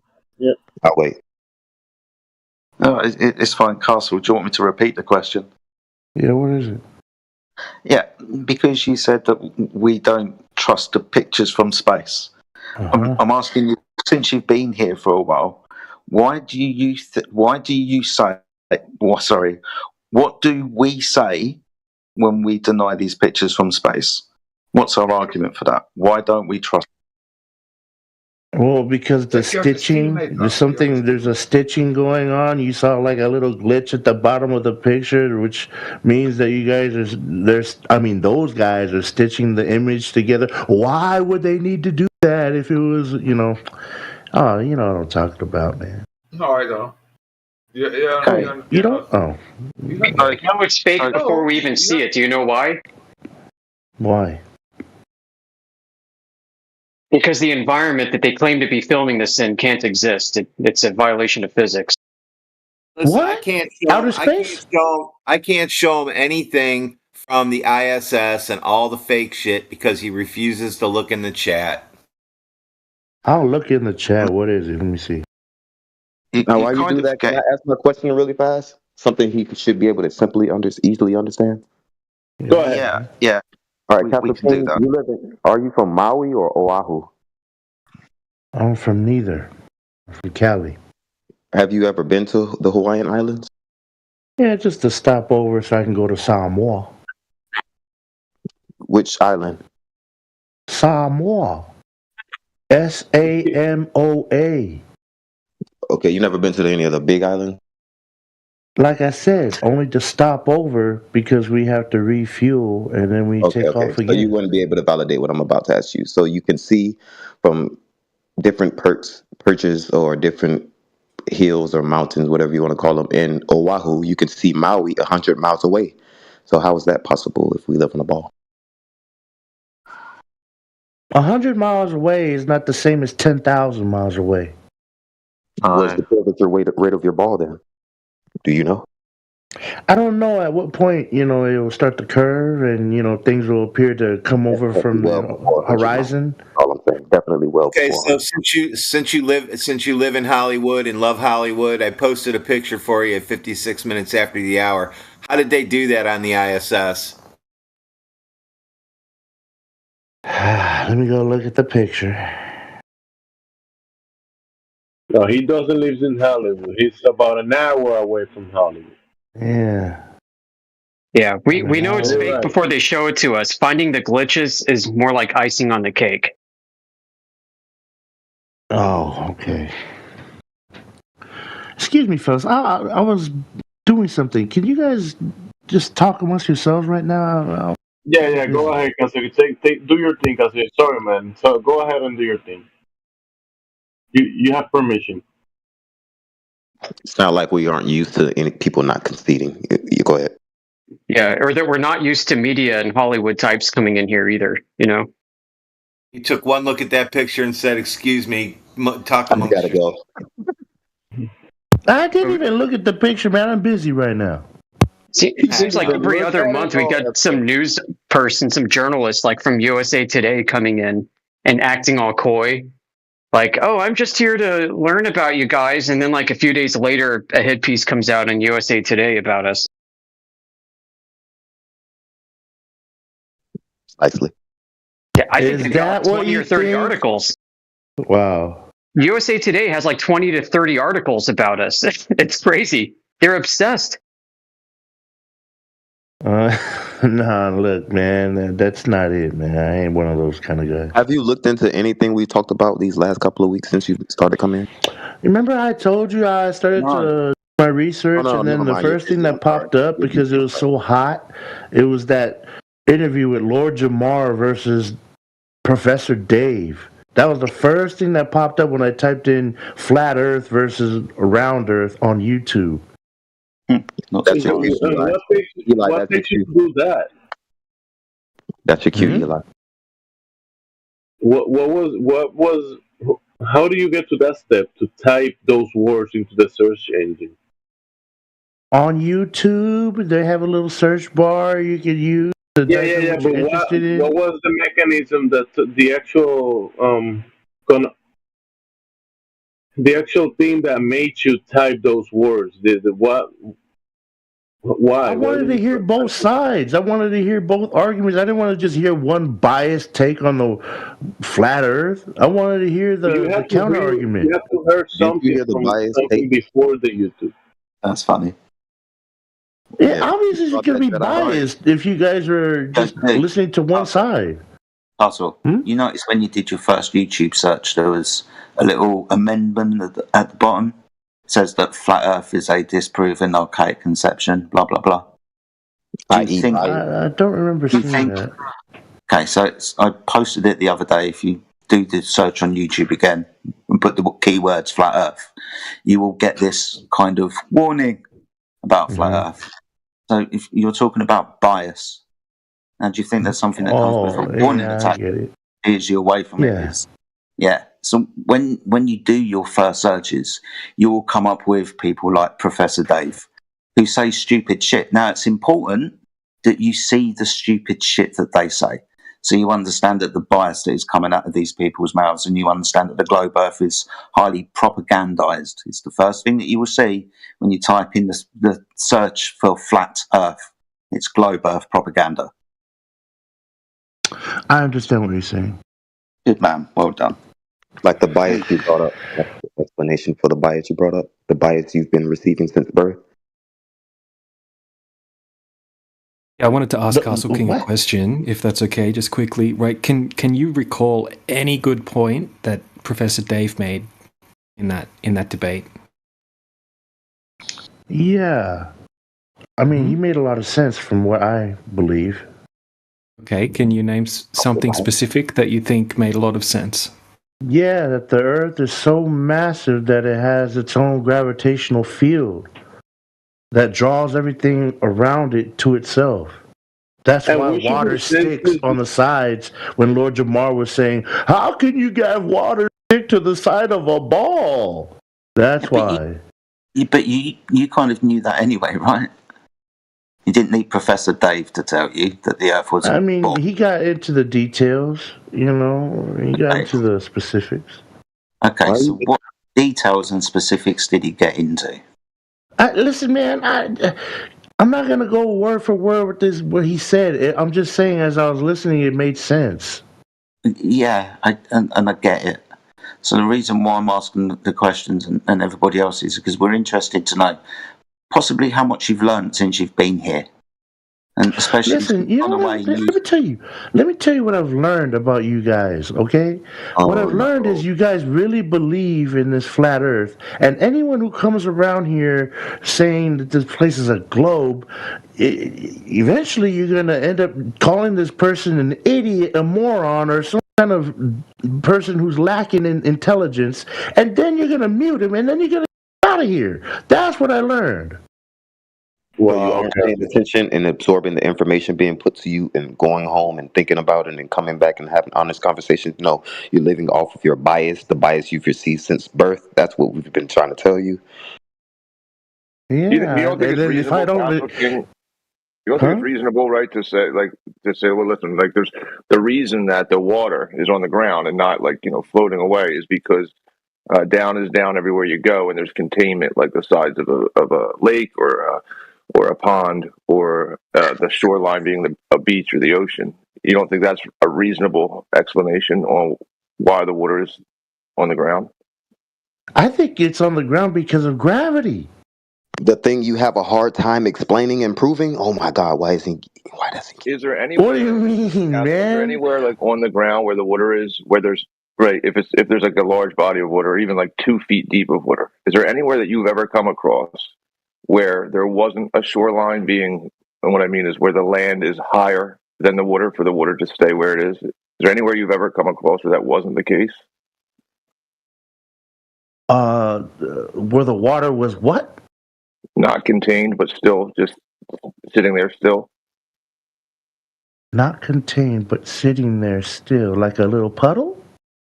Yeah, like anything like 2 feet or more, where water was just sitting there without having dirt or a container or something higher than the water to hold it in place. No, I can't think of a. That single drop of water these guys used to post, the Clopers used to post, that single drop of water, that's the one they used to use. No, that's what Oh, the single drop of water? Like the little bubble of water on a leaf? Yeah, well, yeah, maybe. But yeah, so what I'm getting, like, so you're looking for an explanation, or maybe not still, but you agree, you kind of empathize with Professor Day's explanation of why the water stays where it is. Right, but then I can demonstrate that if I have that lake or that pond or whatever, 2 feet deep of water, if I dig out like the edge of that lake, the water will start to move and flow until it reaches another containment where the dirt is higher. Like the water if I dig out a hole, the water level may fill that hole and then go down altogether, but it'll still be lower than the edge of the lake. But you don't think that's what you're talking about? Yeah. So why would a different kind of explanation even be required for why that occurs? Water takes the shape of what it's contained in. If you put it in a teapot, it'll take the shape of a teapot. Right, of course. So why would you ask, like, how do you get water to stay when you know? I didn't ask that. That's what Lord Jamar. Oh, okay. So so he was asking how would it work on a sphere, but yeah, we don't. Yeah. Okay, but you're not. But do you? So is there an issue with like the flat Earth? I guess like demonstration of water just needing a container to stay still. Is that reasonable? I've just got an issue with this flat Earth having an edge, a boundary. Yeah, well, I mean, I kind of agree a little bit with that, right? But it depends on if you're thinking of like Earth as like all of reality, like, oh well, Earth is all there is, and reality has a boundary. Let's show me the boundary of reality. That's kind of like a tough thing. But in regards to water, the boundary is always, every single time, is always just like the dirt or the land being even an inch higher than the water. That's the boundary for the water. Yeah. Yeah. Listen, man, do you believe that the sun and the moon are out there? Like way out there in space, or is it close to us like the flat earthers believe? Do I believe about that the sun and moon are out there? Yeah, Like I mean, I into see them out outer there. space, millions of miles away. Well, like even like the astronomical unit, 93 million miles of the sun is just like a number that they use like in Kepler's planetary laws, etc., to just to base everything on the position of the sun and whatnot. So it's just a number they put out there. I know, but what I'm saying, do you believe that number to be true? No. I mean, what's the evidence? What do you think the evidence is of? Dude, look that, how big the sun is. You think it's 93 million miles away? Yeah, because it's way bigger than Earth.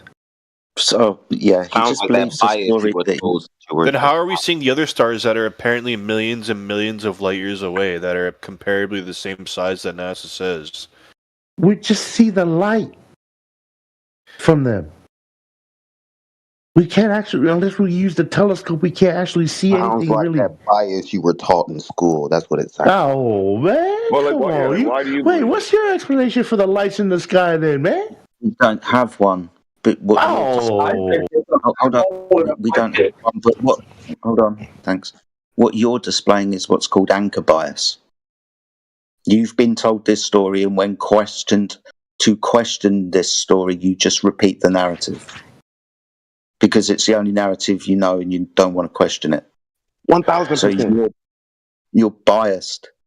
Is what you've been anchored to, and that would be the globe model that you just keep repeating. Do you know there's more important things to concern my brain power with? Yes. Yes. It doesn't matter. Listen. Other things are important to and may hold some kind of higher value of importance. Yeah, that's not addressing this. If you don't think it's important, then you don't need to have the conversation. If you can complain about other things being important. Have you noticed that I haven't cursed you guys out, called you any bad names because we don't agree on this flat Earth thing? Dude, you become frustrating.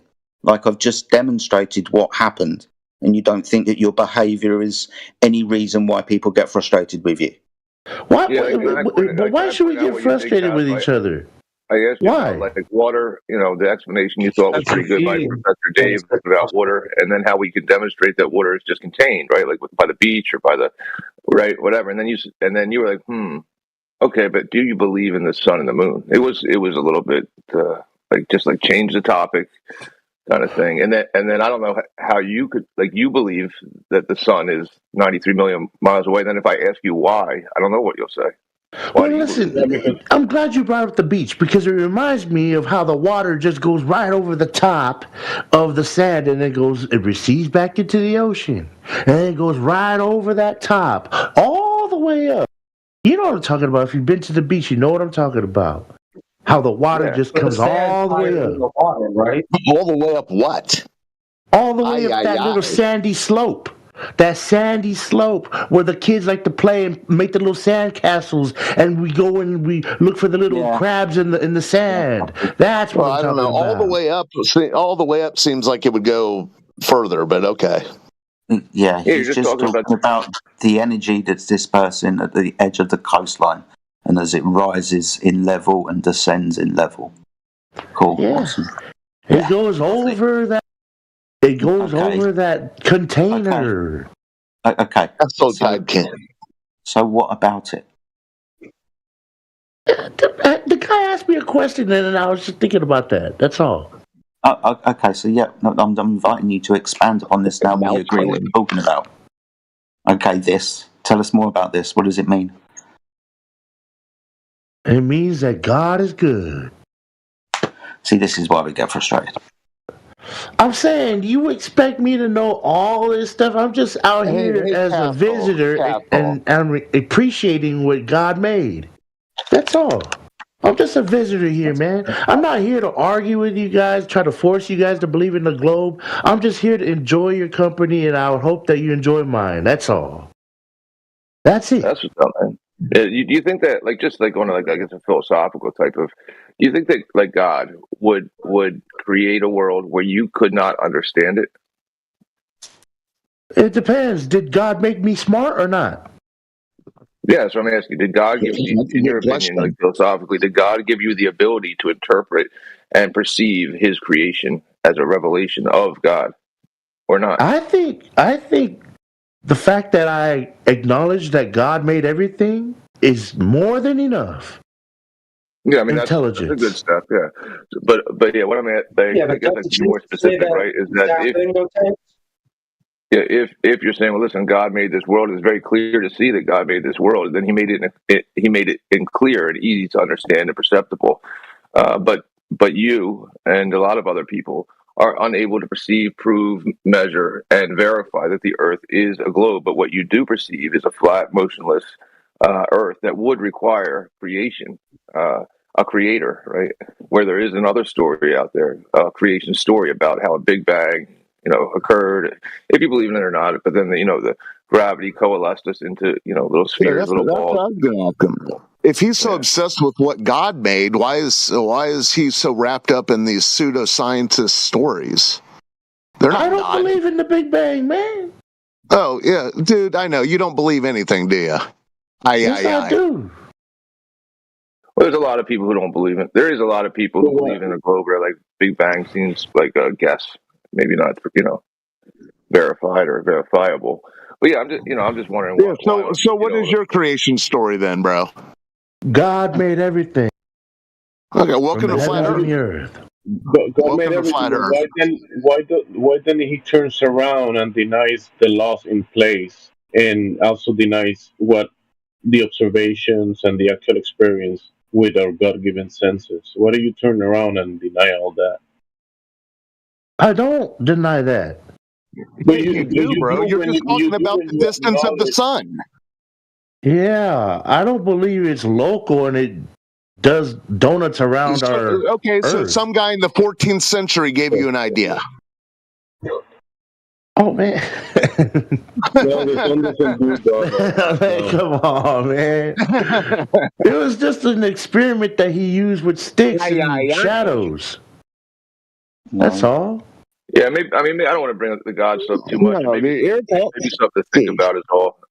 In regards to it, would it be reasonable that God, if He made the world for you and me, right, to live in, to experience, and to appreciate His creation, that He would make it in a way that we could understand it, independent of scientists or authority figures telling us how God did it? Yeah, we can. This is how we do it. We have conversations with each other. We share our knowledge with each other. Okay, stop coping then. That's the Stop experience. doing all the time with the cope. No, that's the experience we're meant to have. Oh my God, just relax, bro. What is it, man? Shouts to God noted. I don't know, dude. You say the whole point of being alive is you have to save all this. Listen, dude. You're talking about a 93 million mile distant star sun, and then you bring up Eratosthenes, sticks and shadow guy, who assumed infinite distance sun. You're complaining about having to keep space in your head to think about other things, but they scroll the words for karaoke, Castle Kingside. But I don't need those words. I have them locked in my heart. Memorize the words. For 2 songs. For what? 2 songs? Yeah, Elisa Stansfield. No, you're wrong about that, buddy. You're wrong about that. You're that singing guy, dude. It's been a long time. Holy shit. How you been? Yeah, I've got an AMA coming up today. You guys gonna be there or what? Good for you. You guys, come by, hang out, man. You're being disingenuous, Castle Kingside. I don't know. Oh God, here we go. What is it, man? Hang out where? What are you guys gonna have an event on this server? Yeah, we're gonna have an AMA later on today. Yeah, I'll stop and check it out. Yeah, right on. Appreciate that, man. Wait, there's going to be another singing contest? Yeah, we're going to sing songs. We're going to chop it up. Hang out like what we're doing right now. Is you related to The Rock? Yeah, I am. Yeah, that's right. You understand, dude, right? That when you come in here and say that you're here just to hang out, this room's kind of a little bit more than hanging out. So you guys like to debate with the Globers and then call them names, mute them, and then kick them out of here. I've been observing. Yeah, we don't like to do it. It just has to be done. It has to be done. You gotta remember that Castle himself He speaks to us. It's like he's speaking to the transgender and the atheist community. So he. Oh Lord! You guys. Listen, there you go again with that. Oh, tell the people what I said. Those are your words. I'm saying it's, when I hear you guys argue so passionately about what you believe and what you know. See, that's the thing. You guys say you know that this place is flat. It reminds me of how the transgenders say they know that they're a woman when they're a man. They can't answer a question when you ask them that. They cannot answer that question, so don't use that. Yeah, Why is look, this we guy always compares can to actually transgenders? hold on a second. Well, hold on a second. I just want to say something to Castle King, right? When we say we know it's flat, right, we can actually provide you practical demonstrations. You're too lazy because you're sitting there playing your PlayStation, just listening. But when we want to show you, all of these practical demonstrations, you're too lazy to open up the side chat and go through it. Right? It's kind of ridiculous. You don't even understand the basic arguments. You've been in here for long enough. You don't understand the basic arguments. And you have a bias, right? You don't hear all of the globe earthers coming in here to our platform, disrespecting us all the time, calling us idiots. Right? So Wait, what? When did I call you an idiot? People. Yeah. Oh my God, you think transgender people... Sorry, everybody. Castle King, I'm gonna take you off mute. Go ahead and read what I posted in the chat. He's not gonna. He doesn't look in the chats. We've been through this with him. All right. Well, I don't know why y'all keep taking him off mute then, because at this point, it's a rerun. It was cool the first day. It was cool the first week. What are y'all doing? Trying to get him to look in the chat. Well, stopped singing, didn't they? That's what I've been saying. Hey, wait. I actually have something to say about what he said a second ago. You're right, buddy. Right here in this room, we are here to share knowledge with each other. But out in the rest of the world, there's some other places, some other people that are interested in sharing lies. So my question is to you is, how do we address the problem when someone shares lies with you and you think they're sharing knowledge with you, and then you come in here and we tell you, oh, no. Those are lies, not knowledge. How do we figure out who's lying and who's not? Isn't that a problem? It's not just all sharing knowledge, is it? It's not just that. He's been given a bunch of information, but when he looks at it's a bunch of bullshit. He doesn't look at it. He just says it's BS, and he doesn't look at it. That's it. Without looking at the information. Well, let's see if he's going to read because I asked. Will you read it? Go ahead. Yeah. Read the thing from Berserker? Read the thing from Big Daddy Flurf. The image of the... okay, I see something here. Yeah, it has a telescope. It has a little telescope there on it. Yeah, read that. Always... my eyes are early in the morning. This word. Or... And read it out loud. Right angle to the polar axis. With that... He's fine. The declination of an object is completely independent of location or observing time. It may be a bit confusing for beginners to imagine the celestial equator and the related declination. A really simple way to picture this is to replace the sphere of the Earth with a flat, circular platform on which the telescope stands. The platform has the size of the Earth's equator, and the axis is the polar axis. Even when moving the telescope to any place on the disk, the declination of the object will be always the same. The famous Andromeda Galaxy M31 can, for example, always be found at DEC 41 degrees 16 inches. I don't know. This is independent if we observe it from New York, Los Angeles, or Munich. There, I read it. Mm-hmm. Good boy. Now, one thing to note is declination. Basically, what direction you see something. if you're on a hill, that direction would change if there was a particular thing you were looking at, right? But see, if you were on a flat surface, then that particular thing in that direction, at that singular direction, it would be the same. Like we've been saying, when we tell you the equator really is just the minimum angle to Polaris, aka that distance is a straight line distance between the equator and wherever 90 degrees underneath the North Star is. That's a flat plane, my guy. It's thousands of miles. But that's what. So when people go, that's ridiculous. Well, that's what they're telling people who use telescopes who are trying to observe the Andromeda galaxy. They're telling them, well, to consider the Earth flat. Consider the whole shit. Like, but think about the. They just told you, bro. Why haven't you used those telescopes to observe the edge of the flat Earth? Oh my God! No, Again, see, that's why.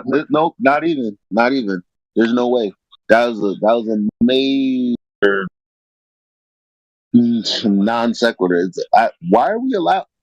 Why are we allowing him to be in here? I'm just wondering. I think you're pointing out that his time is getting shorter and shorter. Our patience is getting thinner and thinner. I understand. Because he seems like a nice guy, but we can't keep off that. Because the longer he's in here, the less, other personalities can get in here, whether they're going to be trolling or not. If we're going to have to deal with troll today, let's get to the next troll. Tell, whatever agency you're working for, your character's been pegged and, they need to roll somebody else up in here or something because it's been too long. I mean, I hear you. It's frustrating. I mean, we like your Castle King, let's be fair, but you're not even... We do, that's why you're still here. Like, come on. You like him. It's just, fuck, man. The hell?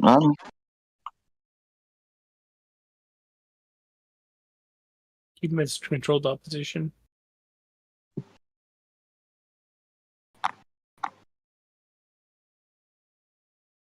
It's not like he has Hollywood roles and he's a paid actor. It's not like that. Oh, wait. He is.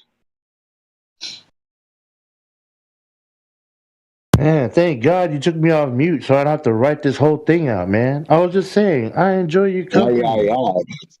That's all. I enjoy sitting here listening to Bong Sao and all you guys go at it with the Globers. I just like sitting here chilling while I'm playing my games, man. You guys are tripping. Putting me on mute like that. But in many occasions, you can do that. He can do that. Ain't nobody telling you to join it. There's a whole bunch of You said, why is that still here? Like you want me out of here? Because you keep talking. I barely talk. I only talk when you guys mention my name. Like Beetlejuice, I appear. Okay, see, all right. I didn't even notice. So they do that. They call people out. Yeah, you guys Beetlejuiced me out here, and I came out here. That's what happened. There's been many occasions where we've been other people and you jump in. Barely. See what y'all did, baby. They're eating the flat earthers. Yeah. All right. Well, if that, and this is why I only talk to people that want to talk to me. And I don't want to talk with you, so I won't talk with you. Excellent.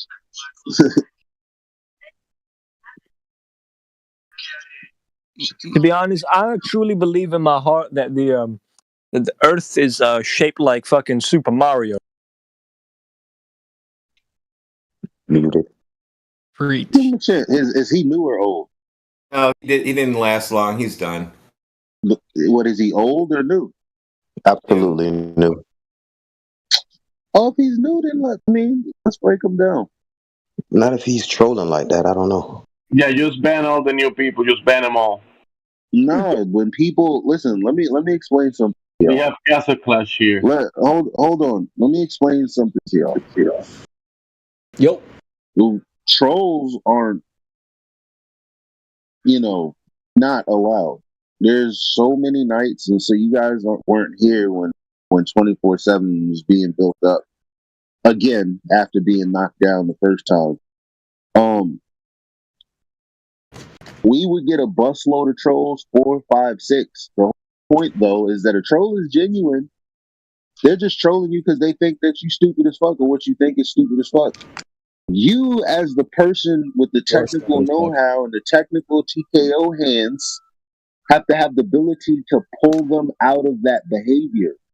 So just because someone's a troll doesn't mean that there isn't an opportunity. No, I mean, I agree. But at the same time, some of these people can't be helped. That's all I'm saying. I agree, but at the same time, some Nah, bro, you can't help me for real. You got to take 5 minutes to figure that out, though. 5 minutes, not 20, not an hour, 5. I agree. 5 minutes to figure out what? Elijah is correct. He's been on point all morning, even though it's been like 15 minutes.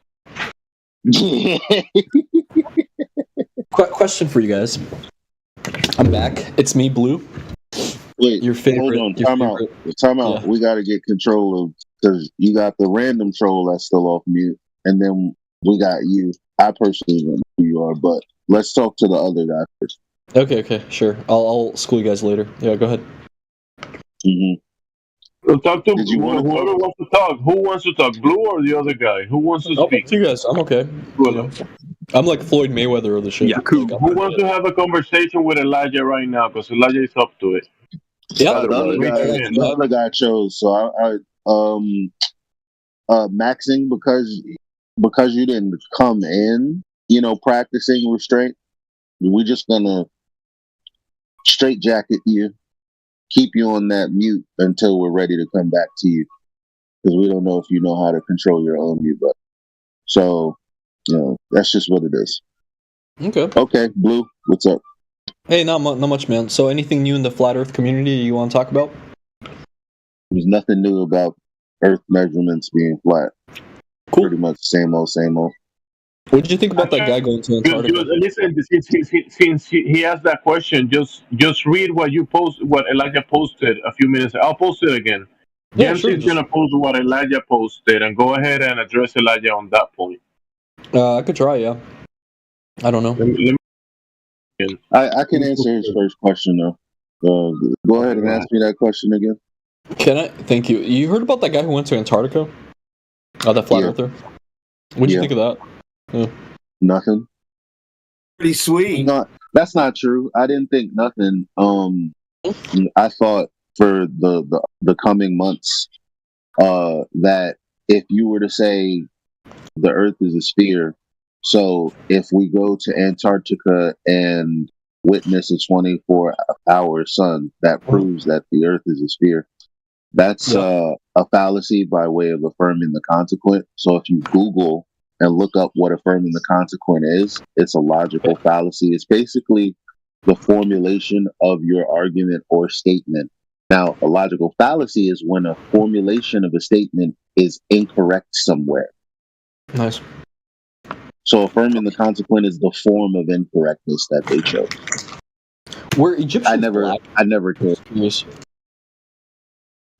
Are Egyptians black? Were they black? Are they? Were they? You have pictures? No. Do you? No. Okay. Shit. Well, okay, that's that. Okay. Yep. Thought you were Hotep. No. No, okay. Just curious. They believe in crazy stuff too, yeah. Okay, cool. Yeah, what do you think? Are you a bigot? No, maybe not. I'm not sure. Okay, so why would you think that? Because when you said they think crazy stuff too, I'm assuming you think that I think crazy stuff is flat earther. Of course, you're a flat earther. You're super crazy, like a schizo. So that would make you a bigot then? Against flat earthers, yes, technically. Well, I mean, bigot is a big point. People would have said against black people, technically, yes. If they believe flat Earth, yes. Yeah, for sure. Okay, so what is flat Earth then? Well, I think flat Earth is stupid. No, what is it? I think what it really is you guys just don't understand how gravity works and how water sticks to the sphere. No, what is flat Earth? When you say gravity and all this stuff, that has nothing to do Yeah. with flat Earth. So Oh, okay. what No, is you're flat right. Earth? Okay, so Earth is like a pizza shape, and you guys just fucking like I don't know, jerk off to that. Oh, that's incorrect. Oh, wait, what is it? What's the shape? There is no shape. As far as there is a shape, we just don't know it. Okay. So what do you guys believe? What do you believe I personally? don't know. What's the shape of a mountain? It's a mountain. Is it mountain shaped? Exactly. Yeah, it's mountain shape. Okay, so the Earth is Earth shaped, but what shape is it? Yeah, but bro, can I ask you a question? What benefits Dimensionally. do they have? Sorry, go ahead. Blue, stop spazzing, dude. If you're gonna have this conversation, stop with the spaz out, bro. listen. He's He already has to run on out of steam. He has to run out of steam, and we're only 3 minutes in. I usually do this back and forth 4 or 5 minutes, because eventually he's gonna want to ask a serious question. He has to get it out, man. True. He's a child. He's good. Can't you hear it? Yeah, no. Hey, this guy's actually Flurf is actually pretty good. You guys should take notes. Yeah. Anyway. Okay. No, he's doing a good job. No, and that's also a tactic. I'm aware. Most Elijah, before he runs out of steam, and you're gonna continue. He said that he imagined something as a flutter, and he said he imagined this stupid thing. Therefore, Yeah, he said the pizza. I was going to get to that. Do you know what a circle of equal altitude is? Is a what? Sorry, what'd you say? Circle of equal altitude. No, I don't know. What is it? Well, basically, when you say the pizza Earth is dumb, actually, that's what the celestial sphere is, with the plane underneath. Okay, interesting. From North Pole to the equator. Actually, matter of fact, now would probably be the best time to read what Jimsy dropped in the chat. Because you about to read. Is it a lot? You know, I don't want to read how, too much. Yeah. Well, it's I don't know. Okay, I don't want to read you like 2 minutes. a lot. And Okay. you're the smoke guy, Blue. I don't want to read a lot, guys. That's Feel a me? lot of reading. It's like a whole Don't page. worry I about. want to read like. Don't worry about You it. feel me, Don't guys? worry. It's like 2 Don't worry paragraphs. about You it. feel me? It's not Don't like worry about it. Let me see. Hang on. Declinations of independent observance time may be a bit of confusion. The dimensions list the equator and the related declination, releasing border picture the star place the sphere and everything flower circle. Telescope stand the size of the Earth as equator on the axis, polar axis. You want the moon telescope to any place on this. Galaxy of 131. Okay, I don't really get it, but okay, I guess you can explain it to me. Why don't you get it? I mean, because it's dumb. You just said that. Pizza Earth, right? Well, That's why you don't get it. He lacks reading comprehension skills. Can you post the whole link? Yeah, maybe Well, they might he compliment. was reading too fast, and moving his lips to understand what he was reading. No, actually, I read pretty quickly. Yeah, like normally. So I'm just comprehend zilch. Yes. Well, that's what you read. I don't Sorry, need go that ahead. help. It's like schizo shit, bro. Like, what do you? Hang on. Can you post the Go, website? Elijah. Go, Elijah. Come on, man. Well, post the website. I want to see where you got this from, Jemsy. All right. I don't know. Use whatever reverse image. Bro, I'm not gonna software you have. do all that for the shit. Well, All I'm right, not gonna do it either. Lazy bro.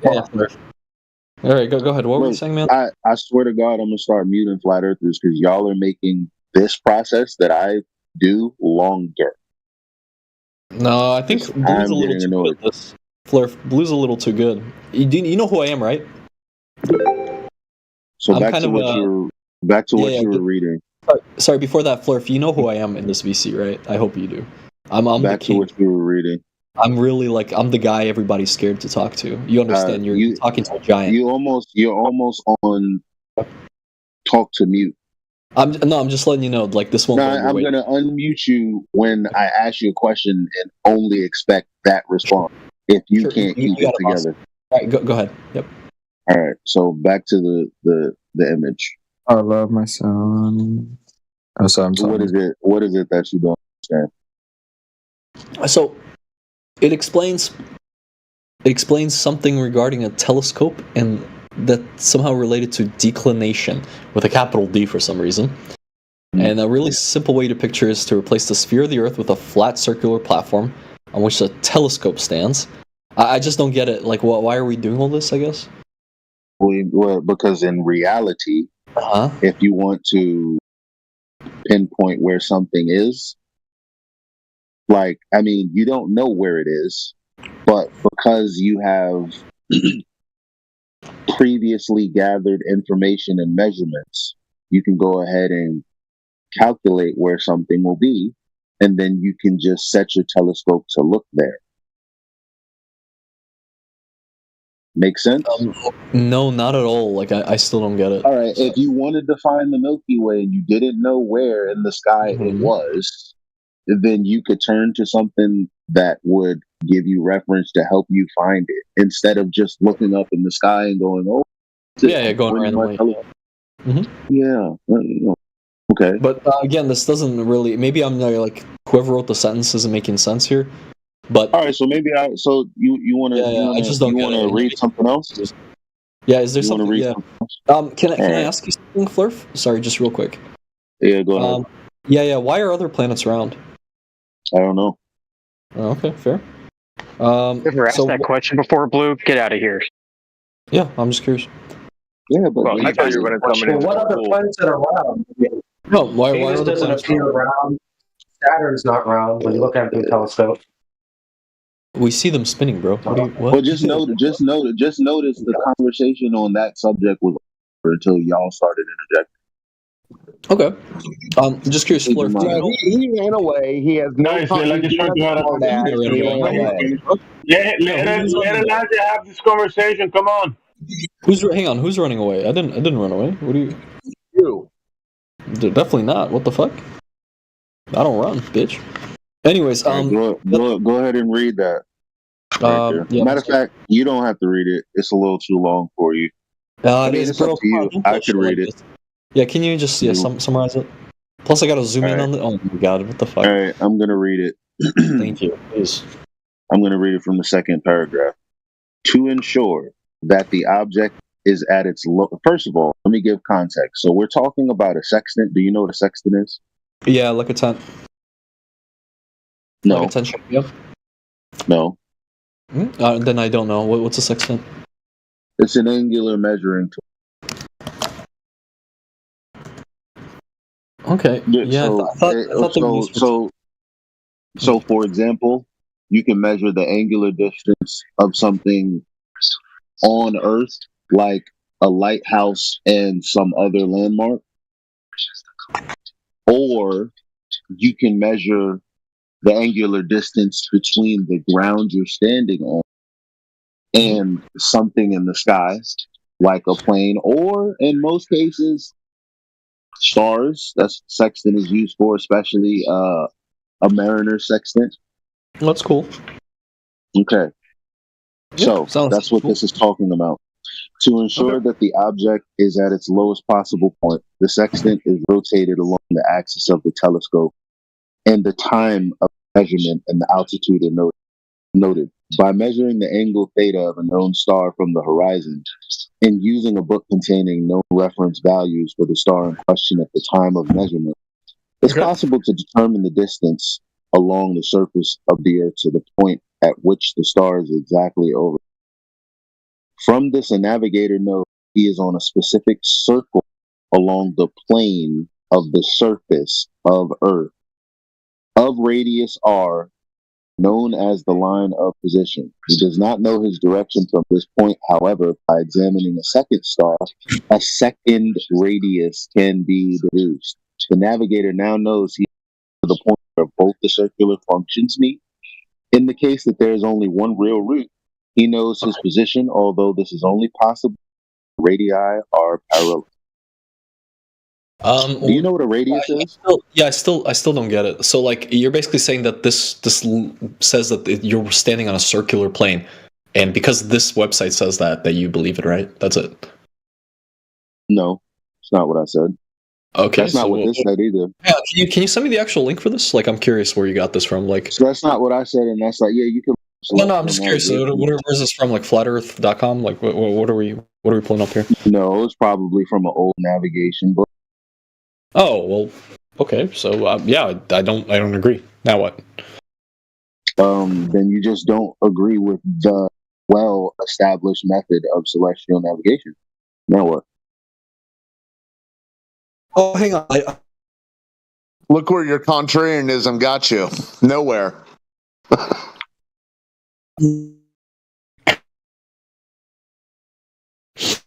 Well, my internet connection's fucking up. Can you guys hear me? do you know what a radius is? Yeah. I think it's the Indian, not the arrow. So, sorry, hang on. My internet's connection. Yeah, just a sec. 1 second.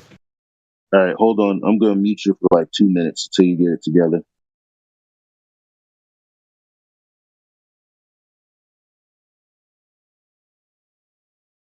So while he fixes his internet connection and I have my meat hooks out, quote unquote, let's go back to, other dude left. Interesting. No, let me leave Castle alone. See, I told you. That's the first one. I'm telling you. Say it 2 more times. He's down here. If you don't say his name, he's like.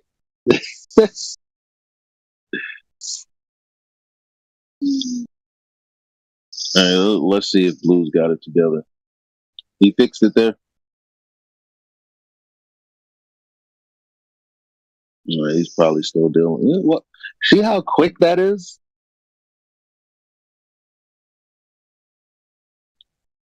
That's pretty much it. He had to pretend his internet's down. Goofball. What up, family? I mean, that's what they do when you get to the what up? When you get to like the conclusion of an argument, they go, "My mom's calling," or "Oh, I'll be right back in 1 minute," or they never. Jimsies, we've been doing this for 7 years. They never came back. I'm back. You know Hey, that, how's it right? going? Yeah, how's it going? I'm back. Oh wow, you've been doing it for 7 years and nobody came back? That's crazy. Oh yeah, I'm always back. No, I mean like for example. Oh, now he's switching. Yeah, I'm gonna say what I'm gonna say without you talking. This isn't a college dorm room, right? So when I say people never come back, they argue us down about measurements. You and I haven't got there yet. I don't know if you want to go down that road, but we will see. So usually they talk about 8 inches per mile squared being bullshit or something. And we go, okay, why don't you use your own formula then? So they do. There would be no discrepancies with what we see in reality. But we already know all the equations and things that you can use. So when they go to try to use another one and they realize, shit, I should have just used the one Flat Earthers gave me because my result is way worse. Guess what? They never fucking come back. I wonder what you'll do in that situation. Well, hang on. Sorry, I was on mute. Yeah, I don't really give a shit about that situation. Yeah, I know. I don't really give a shit that you were on mute. But I am trigger happy.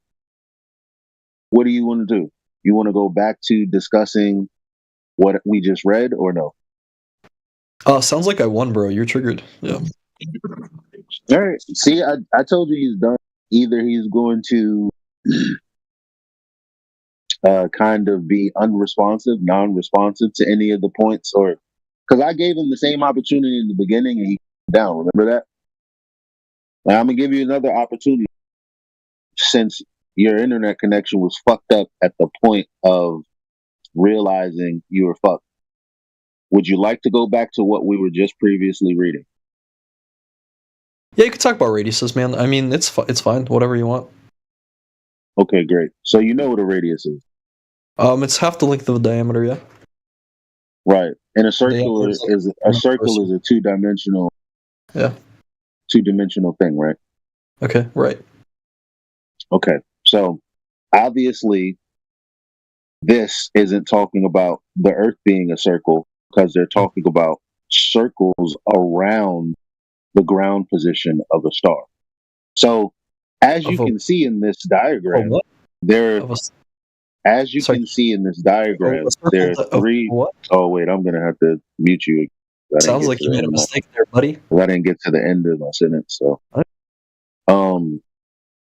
you have 3 different ground positions with 3 different circles where they appear to meet. So clearly, they're not talking about the Earth being a circle. This is a diagram. For God's sake, you can see S1, S2, S3, and all of that, right? That was kind of dumb, right?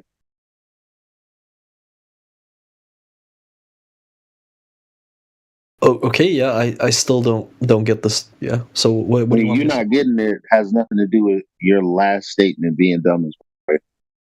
It's not the Earth, right? No, that's what you said. Star. I didn't say the Earth is a circle, and neither did this document, like you suggested before. Did it? Yes or no? Bro, you're so fucking stupid. Well, you are recorded, and you definitely did see this diagram and thought, "Oh, so you think that the Earth is a circle?" Those were your words, right? I hope, bro. I hope I'm recorded. Okay. Yeah. See, he can't do it. He just can't do it. That's embarrassment for your ass. Hello. I'm gonna see if he knows what a triangle is anyway. Sounds like we got someone new. Hello.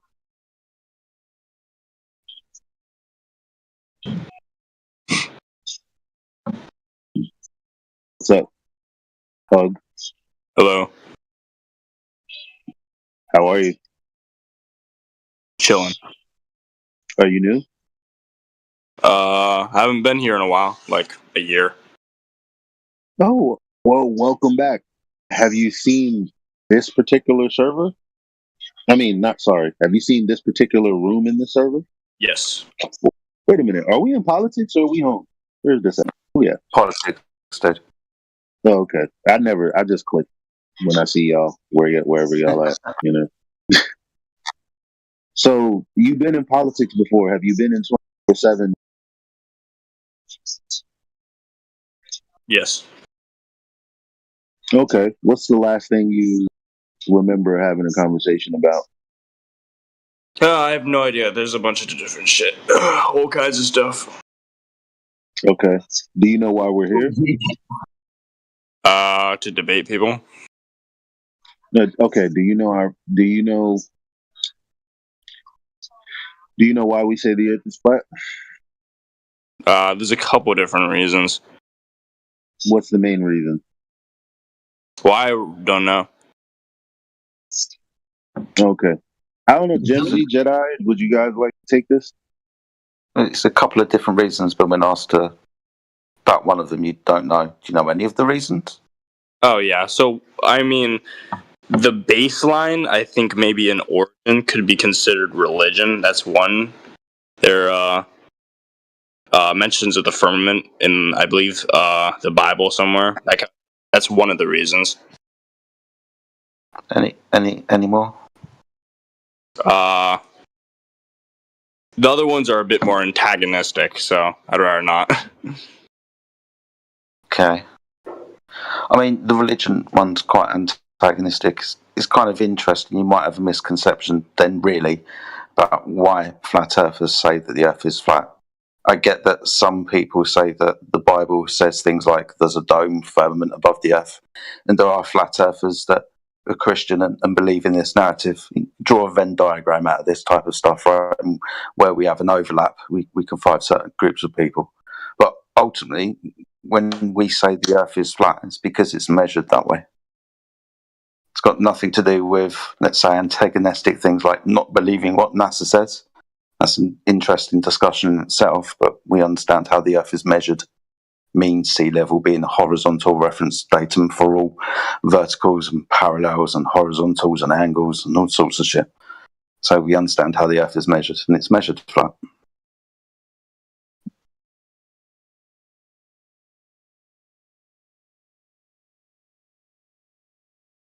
So you were wrong on that one. What?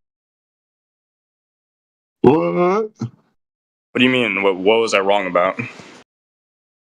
Well, you wanted to blame the Bible. No, I just said that's one of the reasons why people believe this. And you were wrong. Now you know you're wrong about that. So you're saying that nobody believes the Earth is flat because of the Bible? Yeah, it's maybe correlation, but not causation. I'm just saying this isn't a church revival, bro. I'm saying that not. So you were wrong about your first idea. What? Was it not just explained? Was it not just explained to you? The point I was making, I mean, I don't think this is very argumentative to say that there are some people out there that are flat earthers that also happen to be believing it because of the Bible. I'm not saying that every flat earther is believing this because of the Bible. I'm just saying it's. Yeah, I doubt if you talk to one of those people in here, but sure. I think people do exist. Yeah, I think comparatively that would be a very small group of people. Not us, but one of the more ones that seem easy to remember. Yeah, idiots all over TikTok, right? What? I don't use TikTok.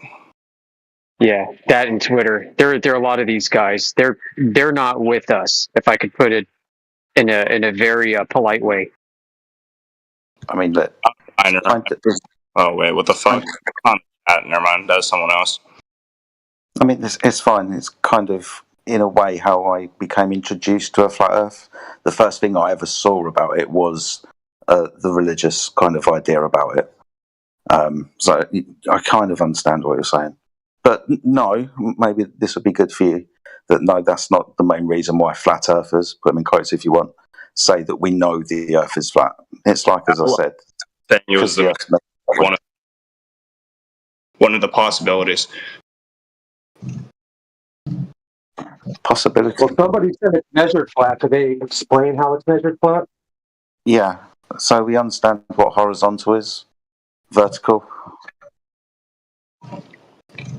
Yeah, I understand what those are. Yeah, cool, awesome stuff. So we understand that horizontal is parallel to the plane of the horizon. The plane of the horizon being what the observer sees when looking across water. So water is used as a horizontal reference datum. 70% of the surface of the Earth is water and always used as a horizontal reference frame for distances up to including 5,000 miles. So the Earth is measured flat. Water, my friend.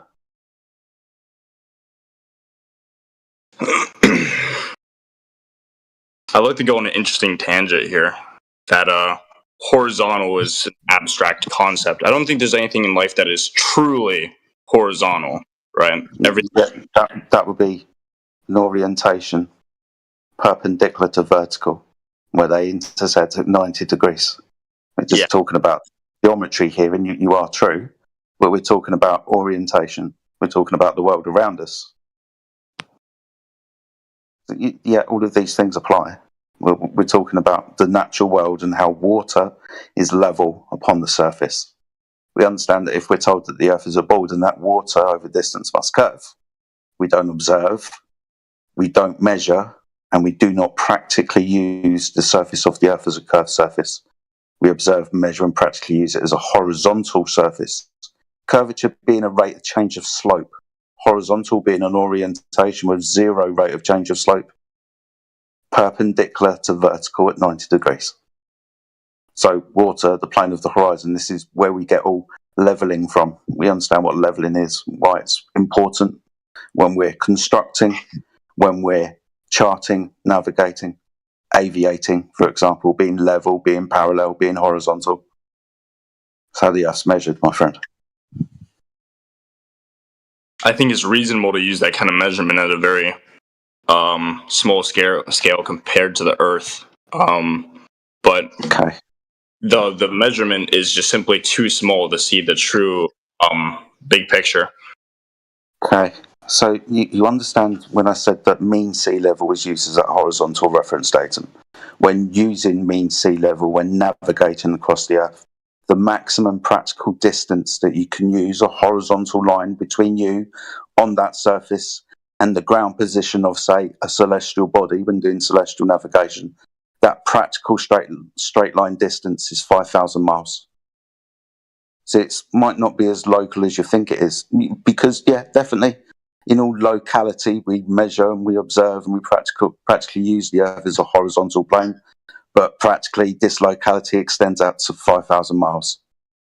I'm not very familiar with celestial navigation, but where is this 5,000 miles number coming from? Okay, so you know what an angle is, right? Yes. Good. So you know what a protractor is, right? Yes. Good. So if you are at the center point of that protractor, where the 90 is directly above your head, and the 0 and 180 degrees are on that horizontal plane with you. Now, we measure the elevation angles of stars above the horizon. So the elevation being 90 degrees, the zenith position, or something, say, 45 degrees. The mathematics behind this is every degree is 60 nautical miles. So the practical distance from the 90 to the 0 is 5,400 nautical miles, 90 times 60. The minimum elevation angle that we can measure is 15 degrees above the horizon. If you do the mathematics and convert it into miles, we've got a distance of 5,000 miles or 4,500 nautical miles. So a practical straight line distance, because you have to remember when we... So you're measuring the angle to a star, you see, and that star, where it will be 90 degrees above your head, is that distance. Is that what that is? No.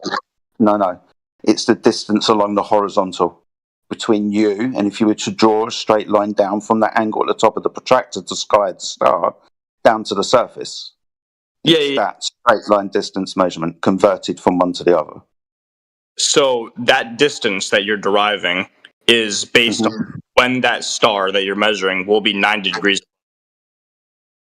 No, the star is 15 degrees above the horizon. Yeah, but if you were to go that distance towards that star, it would be 90 degrees? Yeah, you'd be directly underneath that star. Okay, yeah. I was assuming that worked.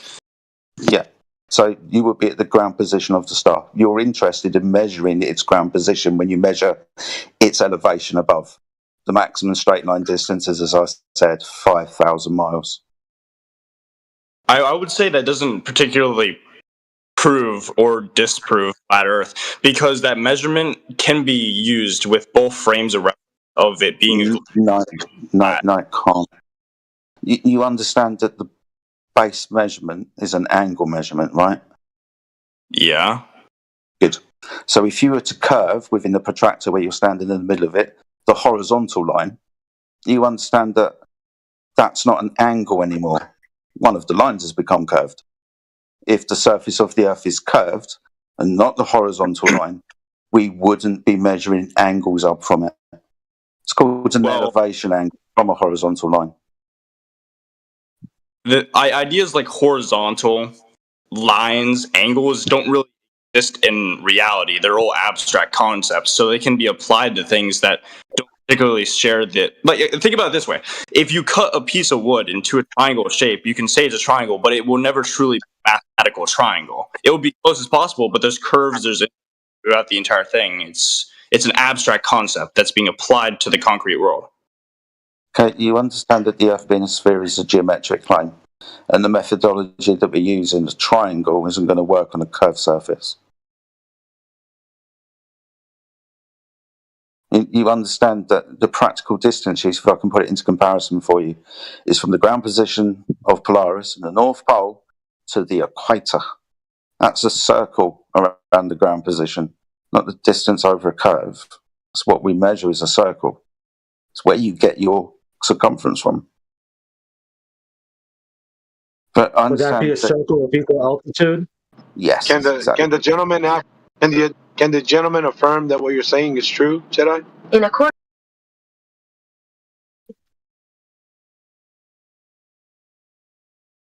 That's no, hopefully. Sorry, I was thinking about the other part. Can you repeat what you're saying? I understand what you're saying, but you have to understand that when we're measuring across the surface of the Earth, that measurement is from something of reference. That is the surface of mean sea level, which is that horizontal line. You can't measure angles if your line is curved, which would be the surface of the Earth. That's Well, what we're saying. the true line across that surface may not be an absolute line, but you can treat it as the same thing. If you are measuring from one spot to like a hill, it's not going to be a perfect measurement, but it's good enough because you're just like abstracting the concept out to use the math. Yeah, but it's an angle measurement, isn't it? Yeah. Good. And we understand that for it to be an angle measurement, the sides must be straight. Correct? But my point is that the sides will always be straight if you're abstract concept. I mean, the whole idea of tangent off of a circle is, I mean, you can use tangent on a circle because it's an abstract concept onto a concrete it's I don't know. I feel like I'm not conveying very well through speaking. No. See, what you're doing is you're now starting to apply abstract concepts to measurements. No, the measurements are abstract by nature. No, the measurements require certain things. It's geometry. I understand that geometry is an abstract concept, but it's used for measurement because we're talking about shapes and shit. So a surface that's curved would be a deviation from horizontal, wouldn't it? A rate of change of slope. Well, you have to understand that this is how we practically use the world. You've agreed to this as well. In all localities, always, we level things. We find what vertical is. We know what 90 degree is. We understand what parallel is. So in all practicality, always, this is how we measure the world. These distances that I'm just pointing out, the extreme distances, you could point out to any like other distance in between the extreme distances that I've given you. Locality, 1 mile, planning a city, square mileage, like 250 square miles. Talk about the piping and the watering and all of this type of stuff. Yeah, always level from one end to another. Doesn't matter how big the construction is.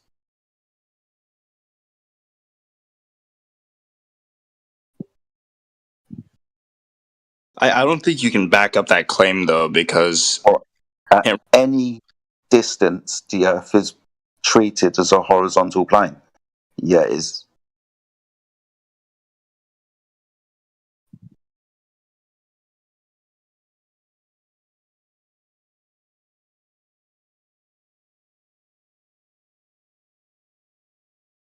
Can't go anywhere and treat it as a curved surface. We've already agreed that locally, wherever you go. I don't know how to. Just pointing out how big locally is. I don't know how to argue against that point. The claim that treated as just a horizontal level, exactly the same any distance, because I simply disagree, and I don't think you. Like if you take 1 point, assuming a globe model, take 1 point at one side and 1 point at the other, if you measure it, it would be the same level, but nobody's really done that, so I can't really, back that up with evidence. Well, you can't argue. You just have to cope about it. What? Dude, why are you just like? Yeah, because I heard your whole thing in the first place. Well, my other reasons would be antagonistic. Dude, you're the one you're left holding the bag at the end of all these little conversations. You're the one coping. That's why I said it. You said you can't argue against it, and I said that's why you're coping. What? I'm just saying that arguing. I know what you're just saying. Evolve. I don't know why you're attacking me now. No, bro. Just calm down. I've heard you in here for months. Acting like, yeah, I don't know, man. Oh, I was here a year ago. What'd you last talk about? Oh, I don't remember. Yeah, it was a long time. But you guys believe in the Bible, right? I mean, dude, it's a played out whatever you're coping. You're you're basically misrepresenting what I said. Hey, brother, don't be antagonistic towards me now. What? Well, when you take an elevation angle with a sextant, what kind of angle is the person taking? Sorry, what? No, I was just asking. I want a clarification. If you're taking an elevation, I said it, I guess. If you're taking an angle with the sextant, it's an elevation angle, right? What is that? I'm not familiar with the terminology with a sextant. Well, yeah, I was hoping maybe someone could clarify that. You don't know what a sextant is? Yeah, I'm not. No, the angle taken with the sextant. Did Jedi finish his conversation? Did Jedi finish his conversation with the guy that had questions and was having a back and forth with Jedi? Is that conversation done? It's all right. I can tell you what a sextant is. We understand because you know what a protractor is. A sextant's pretty much a glorified protractor. It measures angles for your viewing device with reference to the horizon, and then the star in question. It measures the separation between the two, much like you pointing at the horizon and you pointing at the star and measuring the separation between the horizon, the one arm and the other. That's what it does. Measures angles. When you correctly use this, when you correctly use the device, you will level it. You will correct for the altitude that you are above mean sea level, and then mean sea level will be your horizontal side. The example is in text for you.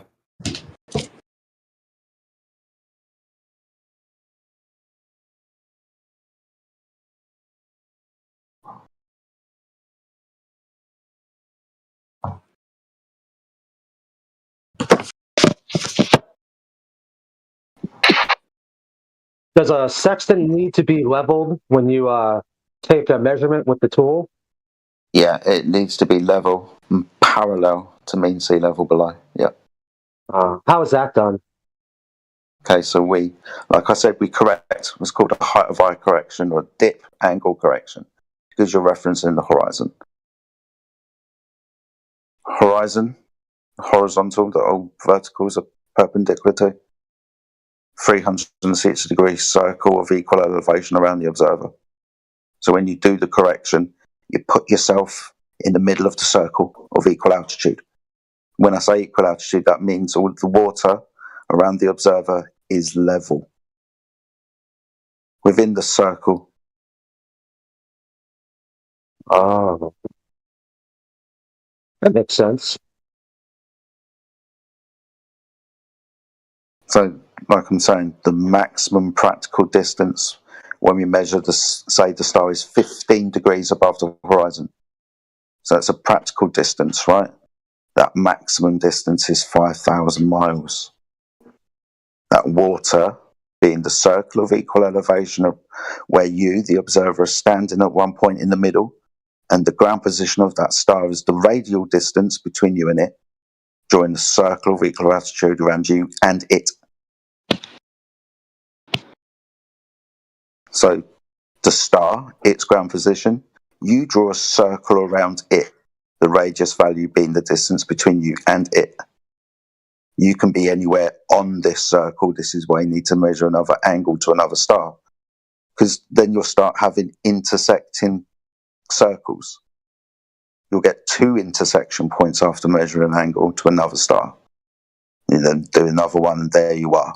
You round it down. So the circle of equal altitude is dependent on the angle taken to the star with the sextant?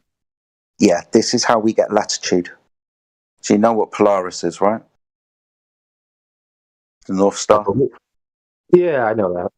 Yeah, the star in the sky that everything else seems to rotate around in the north. So that star doesn't move. Circle of equal altitude is an observer using the sextant measuring an angle above the horizon at, say, 45 degrees. 45 degrees will be your latitude. 45 degrees will be a circle of equal altitude around the ground position of that star. That builds in a triangle, a 10, between the 3 points, you, the star, and its ground position. Its ground position is 90 degrees. Oh, okay. So it's almost as if elevation angles are triangles. Bingo. And because of the triangle, we can draw a circle around the ground position of the star. Circle of equal altitude. You have one as an observer as well. That's your circle of equal altitude. We use lots of circles and radiuses and stuff when we're navigating with the stars. But when we do so, we use the surface of the Earth as horizontal. This can be done with not celestial objects, but terrestrial objects, lighthouses, mountains, when you want to do things like a running fix, which is moving and taking different fixes along the path using just terrestrial objects. We use this for cartography, making maps, horizontal angles, vertical angles. So horizontally, using a bearing, or vertically, as in elevation. All depth and altitude and elevation is taken from mean sea level. Mean sea level being horizontal reference datum.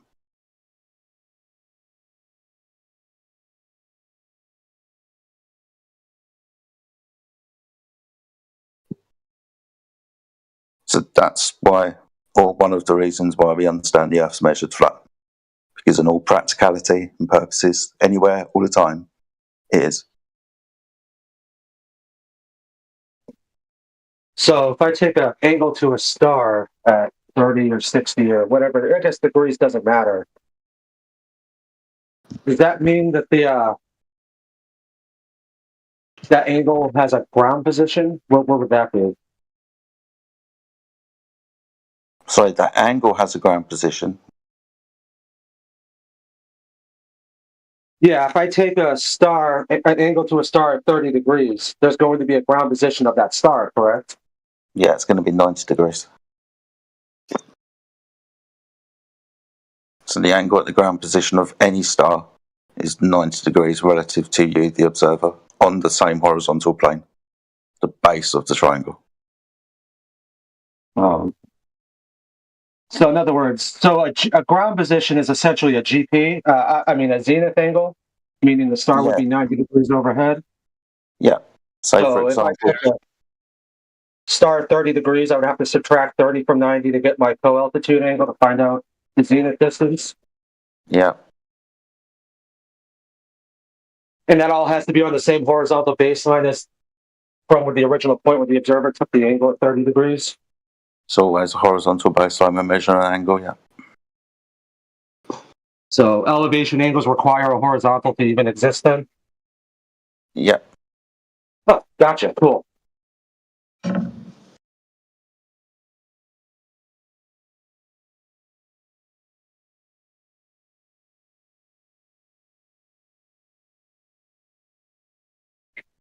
That was a concise explanation.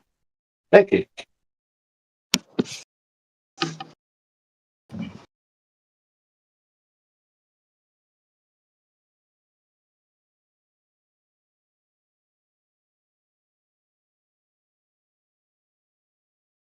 So if somebody claims tangent, like if we're on a ball and we want to just use a tangent instead of the actual horizontal of the water, would a tangent have a ground position or no?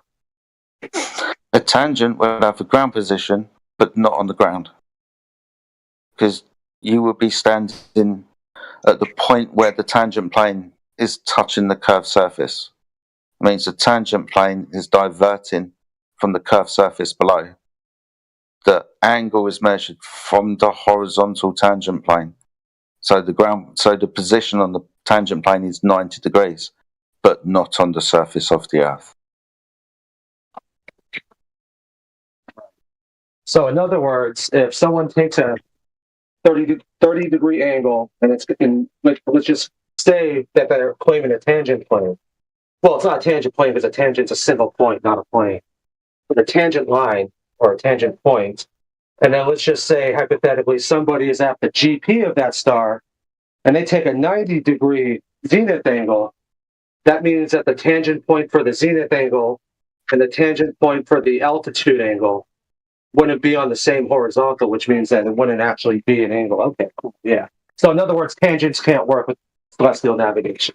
Okay, so that's how you argue if a Glover tried to claim a tangent. Okay, cool. Gotcha.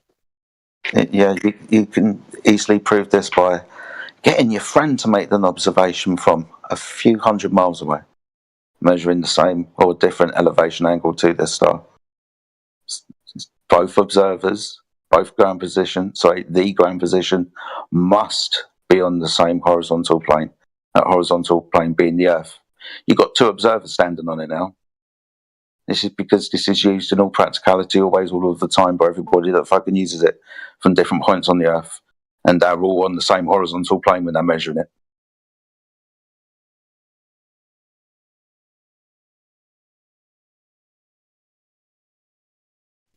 So, practically all the time, always. Every day, Doesn't seem right like now. there's any wiggle room. Sorry, say that again? I said it doesn't seem like there's any wiggle room. It just has to be flat for this to work. Oh, yeah. It's a prerequisite for this methodology. It's got to be flat. Well, it is, because it's water that we're measuring the baseline from. Well, what if somebody's in a boat and they're making an elevation angle of 30 degrees, but what if somebody's in an airplane and they fly directly over the same position as the man in the boat? Would the angles be the same to the star? Say that again. Well, maybe not an airplane since they're moving. If I'm on the Mayflower and I'm taking a 30-degree angle of elevation, but then somebody is 1,000 feet above me in a hot air balloon hovering directly above my position, or if they're in a helicopter hovering directly above the position at 1,000 feet, would his angle be the exact same to that star as the person on the boat? Yeah. So with altitude, the angle doesn't change. Right. So that means everything would be parallel then as well. But they would have to use an aviation section in the blimp or airplane or whatever.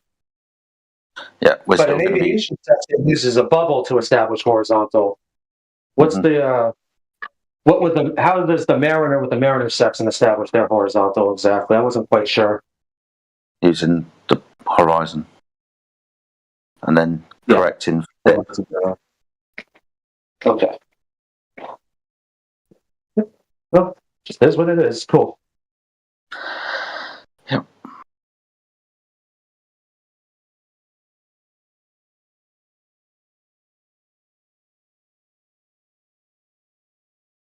So yeah, that's why we say the Earth is flat harmonious. It's not because of a religious idea. It's because we know how it's practically used all the time.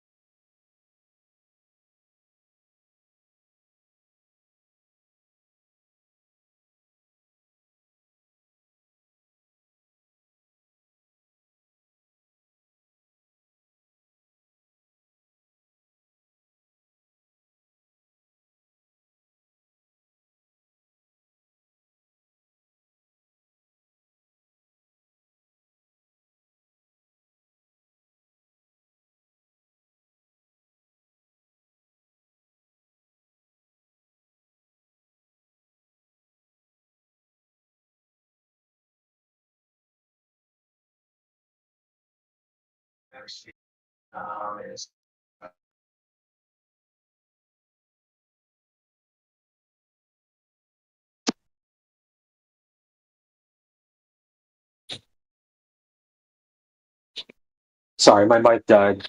What in celestial navigation? What is a spherical triangle? It is a spherical triangle made on the surface of the Earth. Okay, so a spherical triangle.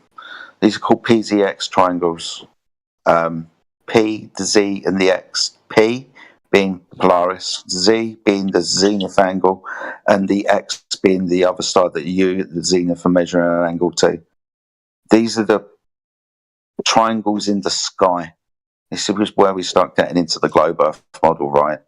So if we understand that these positions are places of longitude and latitude on a coordinate system that's curved in the sky, the globe, Earth, the terrestrial, is then converted into a terrestrial sphere because of the protracted vision in the sky, with the celestial sphere protracted out of that.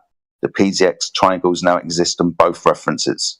The surface of the Earth, which is now curved in the sky, and the curved sky beyond it. PZX triangles are places on the surface of the Earth, given in the longitude and latitude. After you'd figured this out, you're going to use something like the Haversine formula to figure out distances between certain things on the ground position and convert a curved distance to a straight one, or just give it to you in nautical miles, doesn't really matter.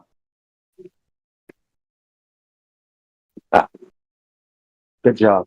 Yeah, because yes, so spherical triangles have nothing to do with the surface and everything to do with the apparent arc of the lights in the sky above the surface.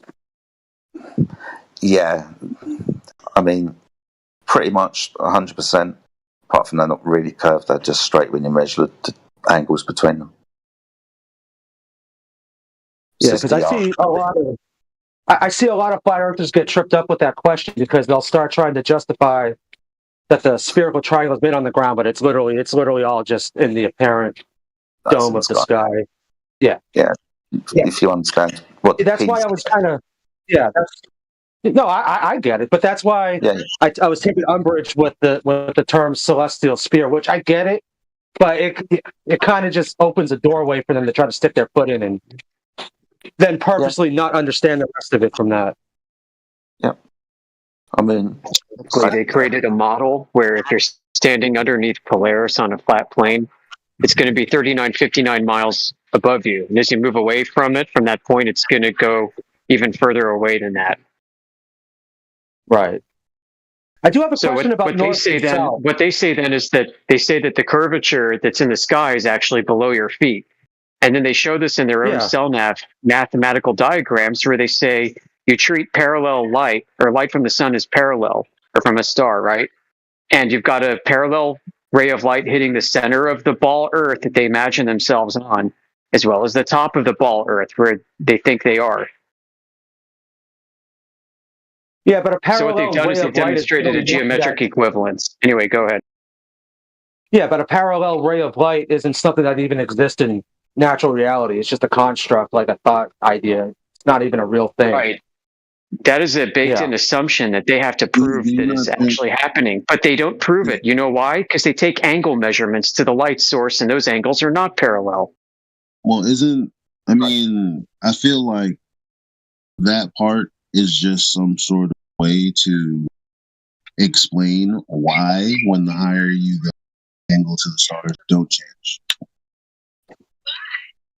Because that's actually something that happens in reality that you have. They're making a claim to. They're saying, no, it's this because parallel, whatever. No, that's where their argument goes down.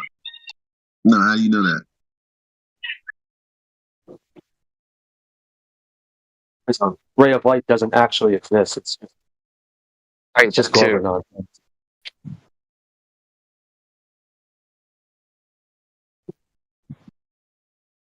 This if somebody in the world, well, I don't want to say the world. I don't like using the word world either.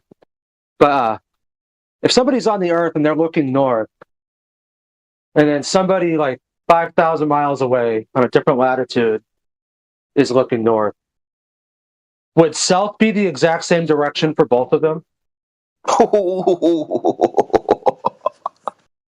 That's a fucking good question. Yeah, I love those questions. Ask that again. Ask that again. If I'm looking north, like let's say that I'm in New Brunswick, Canada, and then I'm also in Lima, Peru, and we're both looking north, would south be the exact same direction for both of us? Yeah, I'd like to talk this out a bit because when they're both looking north, we presume that they are looking at converging manner to a common ground position underneath Polaris. Yeah. So the question is if they look behind them, are they looking in a converging manner too to a southern point? or are they diverging? Or are they doing something else? Well, I mean, wouldn't that, like, how would there be a southern point if south isn't exactly the same exact direction for both of those observers simultaneously? Yeah.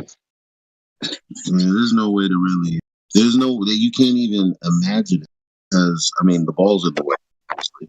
When you think about it, I was called a Globie because I didn't think that there was celestial rotation, but then I just realized south's different for everybody based on your location.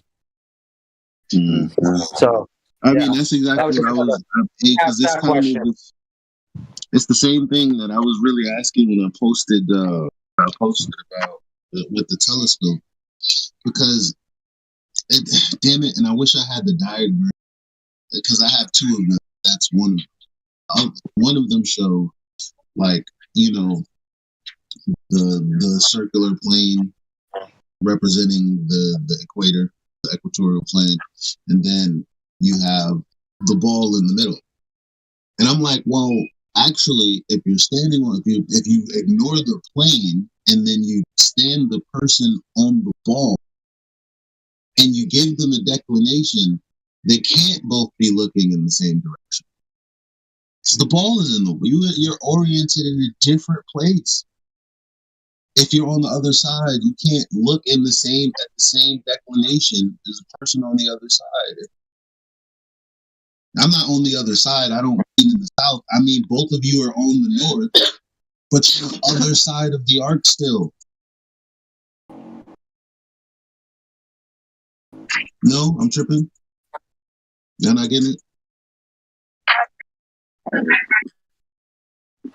Look, if how can I explain this? Okay, imagine ball, right? Imagine half a ball, not the whole, half a ball. And on either side is the equator, right? Obviously, two different, literally the 180 degrees difference, right? Yeah. Okay.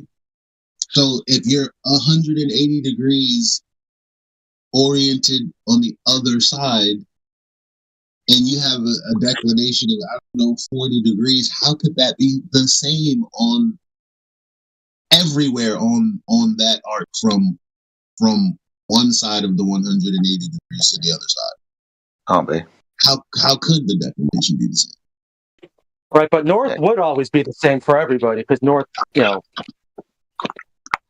like somebody in Lima, Peru looking north, and somebody in New Brunswick, Canada looking north, and somebody in Australia looking north would all be looking the same, in the same direction. It's just that the south, their south won't be lining up. Yeah.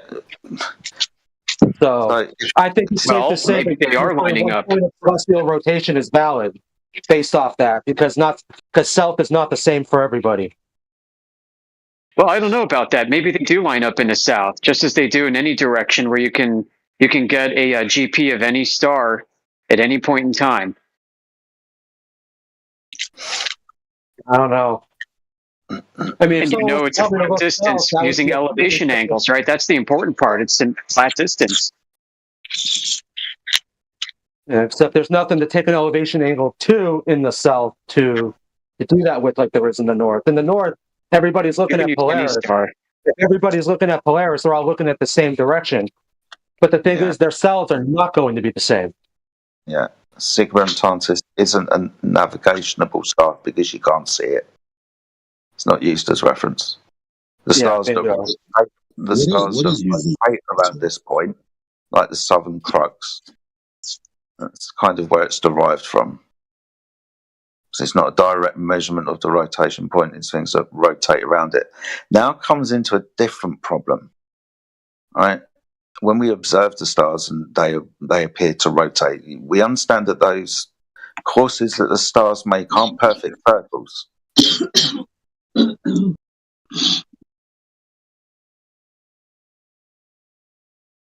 They're not. You understand they're not perfect circles that they make, right? If you were to draw out the ground position, they are not perfect circles. And especially when we're talking about comparing each path along the surface to another, when we observe the rotation in the sky, They're not perfect to each other either. But anyway, that's a slight digression. But yeah, we don't measure to Sigma Antarctis. We don't see it. But we do observe a rotation. It's like having two. It's the best that I can see. It's like having two cogs in the sky.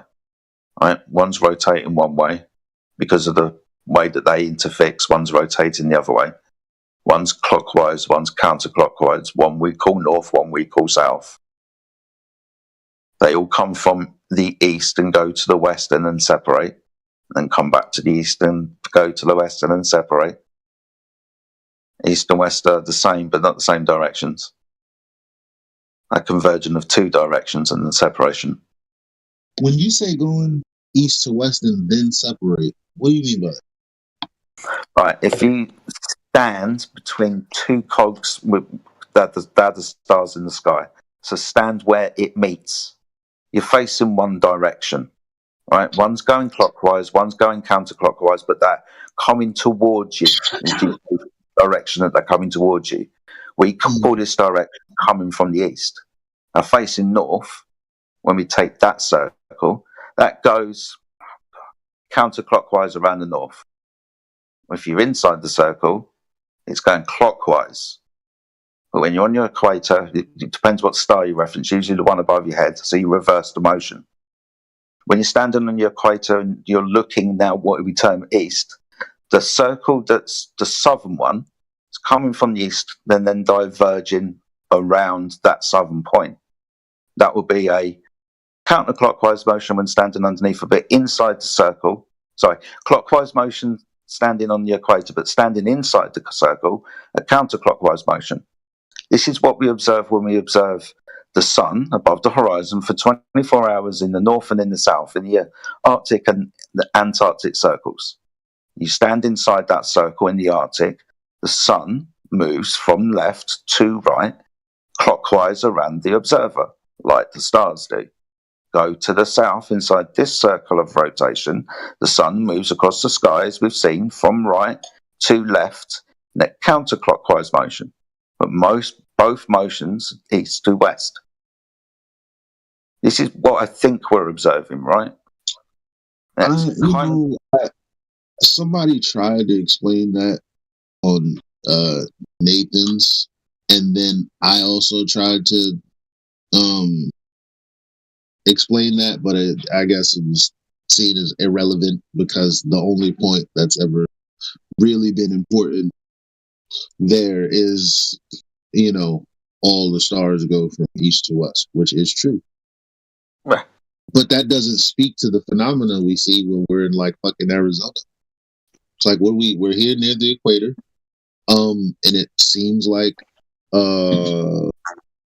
yeah, they're going east, but they seem to be splitting off. Like, so why are we ignoring that? Yeah, I don't know. The dead tropical zone, right, is a bit of a weird place. This is where I want to really say Arizona's near the equator, though. It's like almost 2,500 miles away from the equator. Yeah, that's mad fucking close, dog. And in relation see the equatorial stars. That's for fucking damn sure. So yeah, Orion's belt, and of course. It's not close enough. I don't know. I think.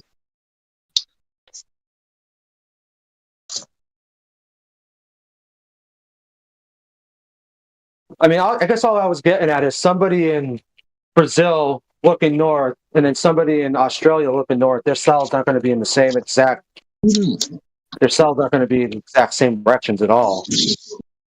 And that's where it's confusing. I mean, I have trouble wrapping my head around that as well. I mean, we think we all do. That's the problem. That's why the South has so many discrepancies and issues.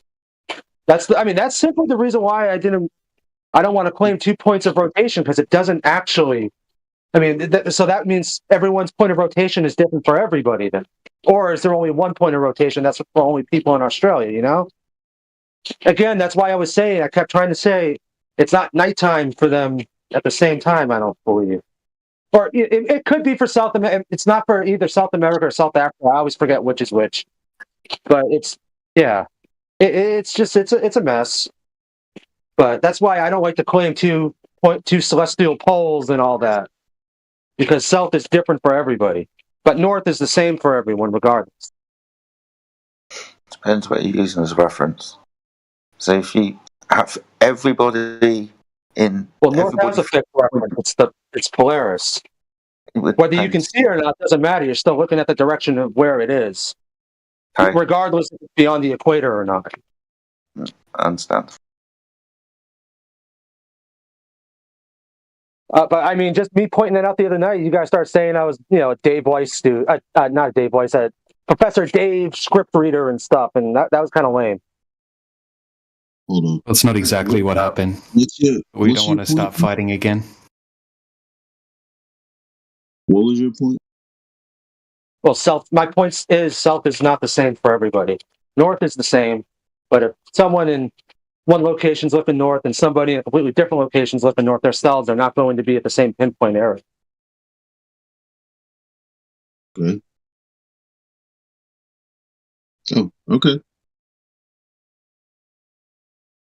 Well, I mean, it's fair enough to say that, right? It's not like I'm just pulling something out of my butt. I mean, it's fair. I mean, everyone can agree with that, I would hope.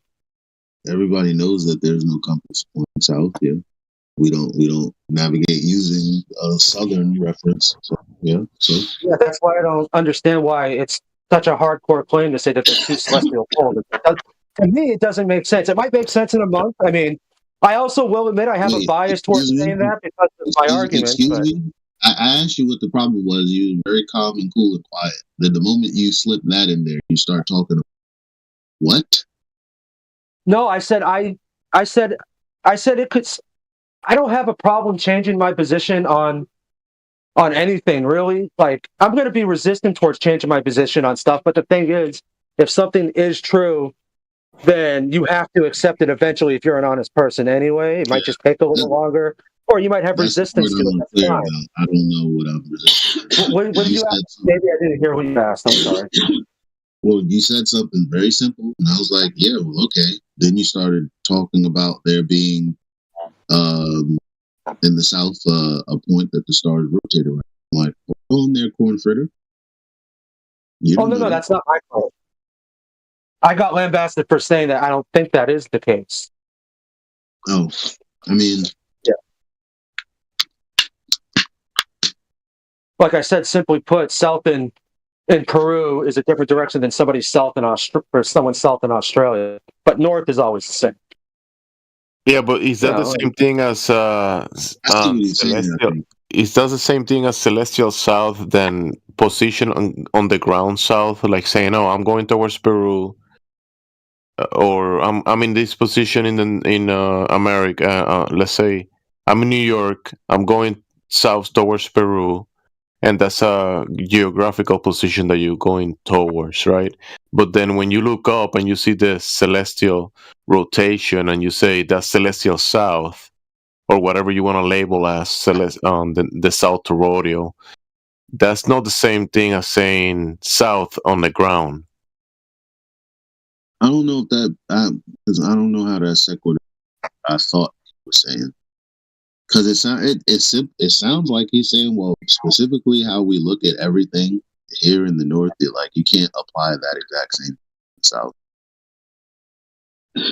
Bingo. No, that's exactly it. It's not a 1-for-1 equivalence at all.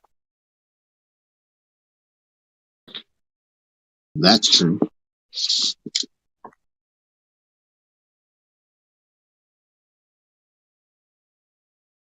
It's not like all of a sudden when I'm in the south, well, I'm like, okay, there's this one singular point, and everything outward from me is north, is what he's saying.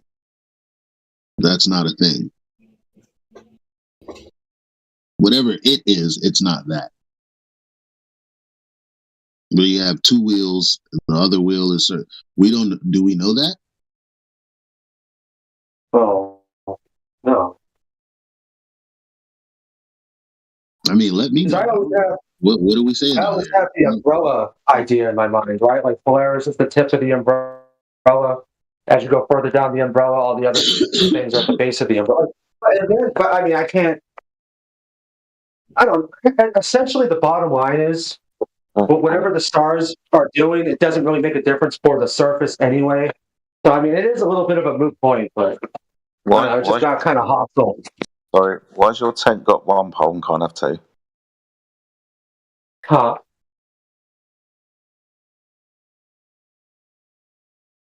I don't know if that was directed towards me. I didn't hear that. Sorry.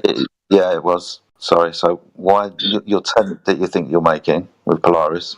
Why can't your tent have two poles keeping the sky up? In your metaphor. Well, I mean, essentially, when I need to have two umbrellas and one get confused on that word again. One upside down from the other one where they're touching, almost like you take two ice cream cones and put them together.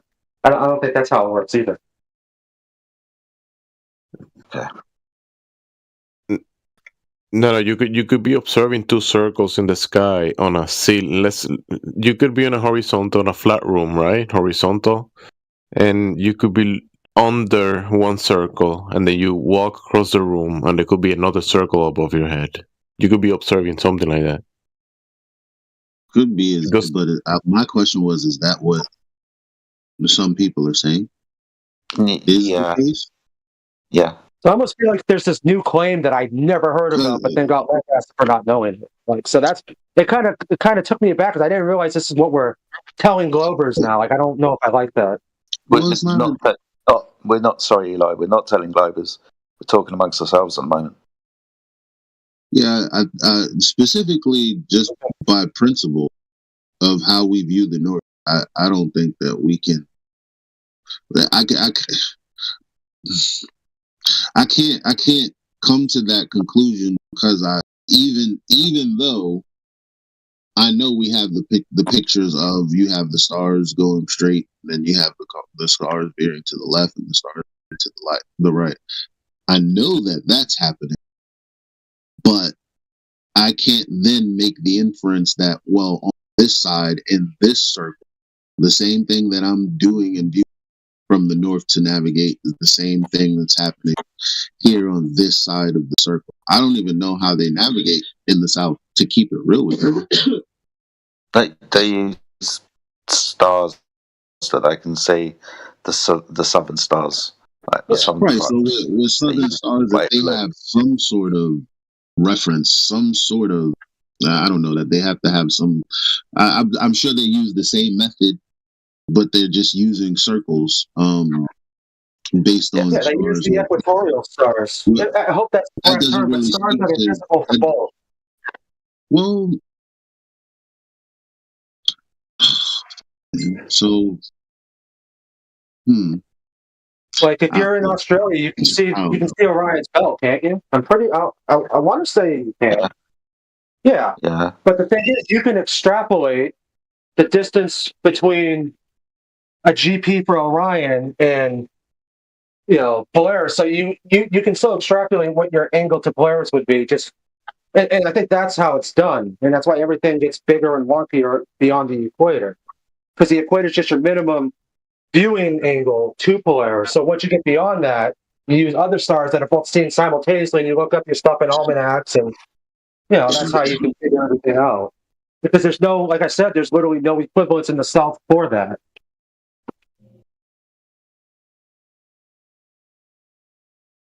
Well, see, this is hard.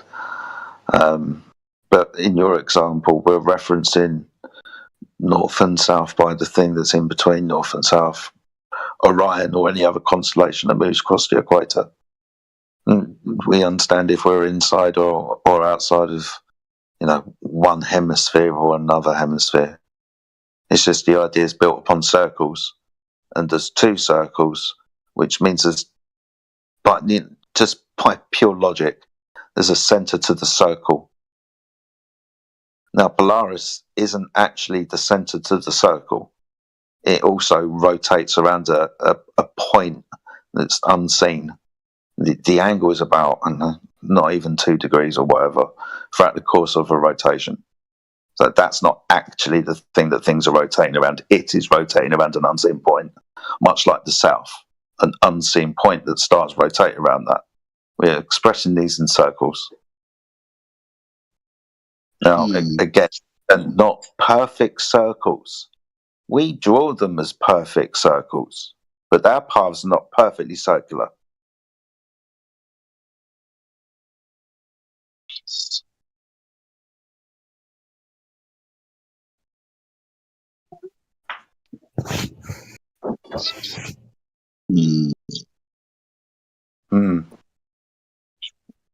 Yeah, but to say Polaris moves, I have yet to see a single time lapse where you can see Polaris making a tight circle. At best, I've seen Polaris get squishy at one point, and out of all the, I've looked at quite a few of them. It always happens immediately. Like one frame, Polaris is still. The next frame, Polaris looks like an emoji smile without the eyes almost, but it's just instant. And I never see it do anything else beyond making that smudge. I get it. It could, but to say it's making. Okay. We if it was take making corrections. like a 2-degree circle, that'd be pretty noticeable. We take corrections for it. So when we're navigating using celestial navigation, there's different charts that are available. Specifically, one of the reasons is because different times of year are spent to 6 months, summer months and winter months. One of the corrections that you have to take is the angular correction to Polaris, because it moves around a point at a small angle, and you correct for it based on the time of year. What would that correction be like? I mean, do you know? I'm not trying to. It's very fucking minimal, but you have to understand that. Like, I don't like when Glovers give that to me too, like because we have to always provide exact numbers. What would the exact correction be? I'm just saying, if you just remember. I don't know. 1 degree. You remember 1 degree is 60 miles. So even if you're 1 degree out, you're going to be 60 miles off from where you're supposed to be. So yeah, these things are corrected for. This is one of them. It does move. It's measured. But we just don't know what the measurement might be. And then wouldn't that measurement get? I can't give you the exact number. I can just point out for the corrections and the things that are practically done. If you want me to go away and find it, I will do so. But come on, dude. We're just talking about measuring an angle at the moment. Right. No, but this is kind of like when a Glober will tell you that there's a pressure gradient inside a tank filled with all the same type of gas, and they say that there's a difference between the top and the bottom, but they can never tell you what the actual difference is. Dude, I'm just saying. Dude, facts, mate. The subject and the content of what we're talking about is really relative between us, right? This is good stuff. We don't need to be talking about what Glober's been doing, dude. We're amongst friends trying to figure something out, right? We just have to admit certain things. At the moment, it's the position of Polaris. It does move a little bit. It's measured. It's kind of irrelevant to the point because of what we're basing the rotation around. We just have to understand that there appears to be two. One in the north and one in the south. Wait, what we reference north and south as, right? See, you say that, but like for someone in Brazil is different than south for somebody in Australia. So I just don't. It could be a me thing. I mean, I could just be kind of retarded, which is fair, but south is not the same for everybody. No, south isn't 180 degrees away from north. Not always. You pointed this out earlier. Same thing when you say about the south. North isn't 180 I don't think that's south. Oh, hold on. I think south is polar opposite of north. If I'm looking perfectly south, if I put eyes on the back of my head, my eyes would be looking perfectly north, and vice versa. Dude, all right. If you stand in the center of a circle, and you've got a circle next to you, not every direction that you walk forward is going to place you in the center of the other circle, is it?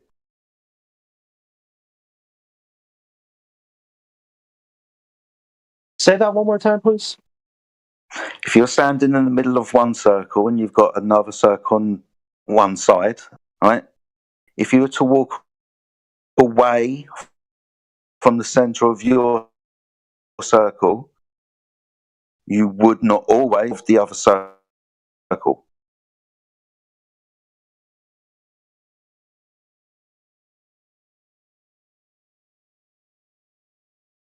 So, like, if I'm standing in the middle of a circle and I take a foot forward, I wouldn't be in the center of another circle. Yeah. So if you draw an N and an S on a piece of paper, well, every directional line that you transverse out from this N always meet the S. No, isn't that the whole point? Yeah. But everybody's point would meet the end, though. Right, but everybody's point would meet the end, but not everybody's point would meet that S, because everybody's stealth would be different, but everybody would still be looking all at the same end. Yeah. Yeah, that's literally what I'm saying. Different. It's different. So in the south. You're coming in choppy. I don't know if that's me or that's you. Right. We are in the middle of that. No worries, dude. If I'm no, I mean, it could be me. I'm outside now, so I'm not sure if anyone else is having issues with him, or is it just me?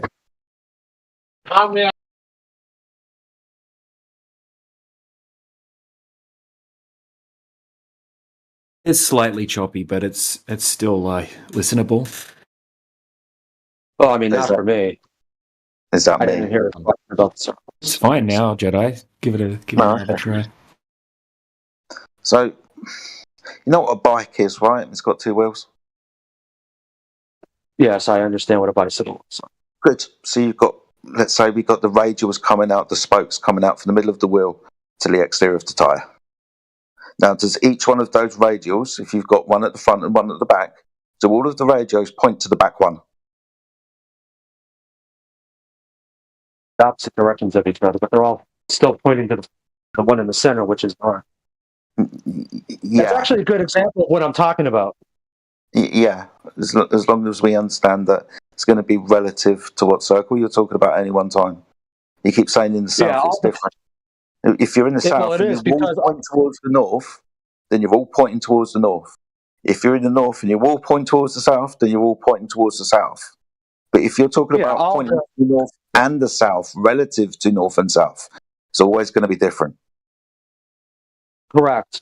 Because all those bike spokes are going towards the central hub of the little gear where they're all attached and welded together.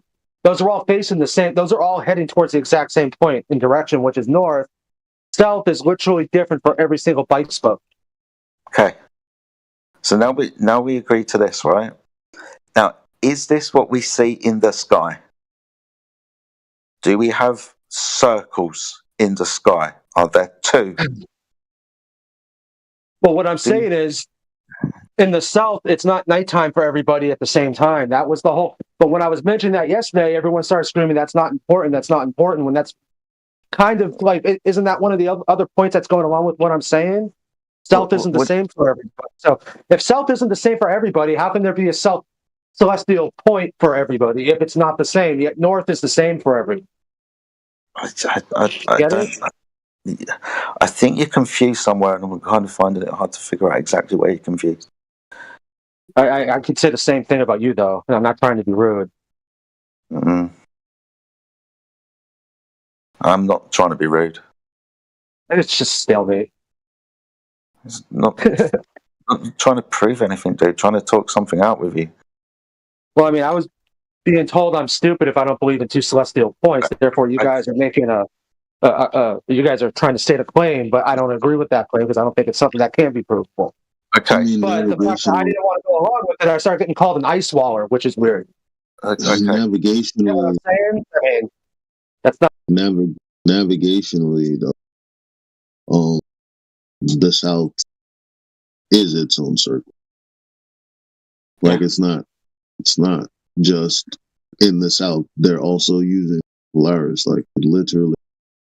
If you look at if you're talking about the celestial sphere in the South, it's just another circle. That's why we Hamburg Earth, because you got this flat plane in the north, and then you got the flat plane antipole. And that's why we call it cheese. There's two circles, 2 points of rotation, I'm assuming. Well, we can take the star Polaris out of the equation, right, and just reference, say, the Big Dipper. We understand how that motions around the sky. We understand that this is comparable to the Southern Cross, the crux, right? This rotates around a point in the sky. We have to talk about the actual star. It doesn't even have to be there. The stars rotate around two separate points. Right. But it's not a fixed southern point, though. The north is fixed, and it's the same for everybody. The point in the south is not fixed, and it's not the same for everybody.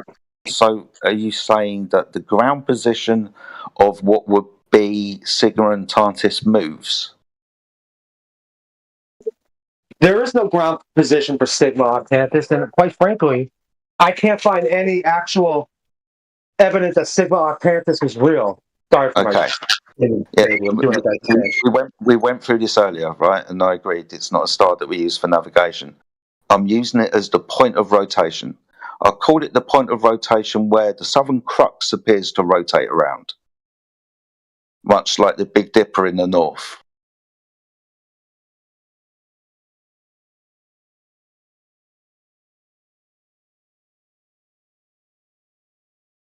Right, but if everybody wants to look at the Big Dipper, everybody looks in the exact same direction. If it was all of a sudden be nighttime for everybody in the world, if everybody wanted to look south, it would have to be opposite. It would have to be completely different directions for everybody. Yeah?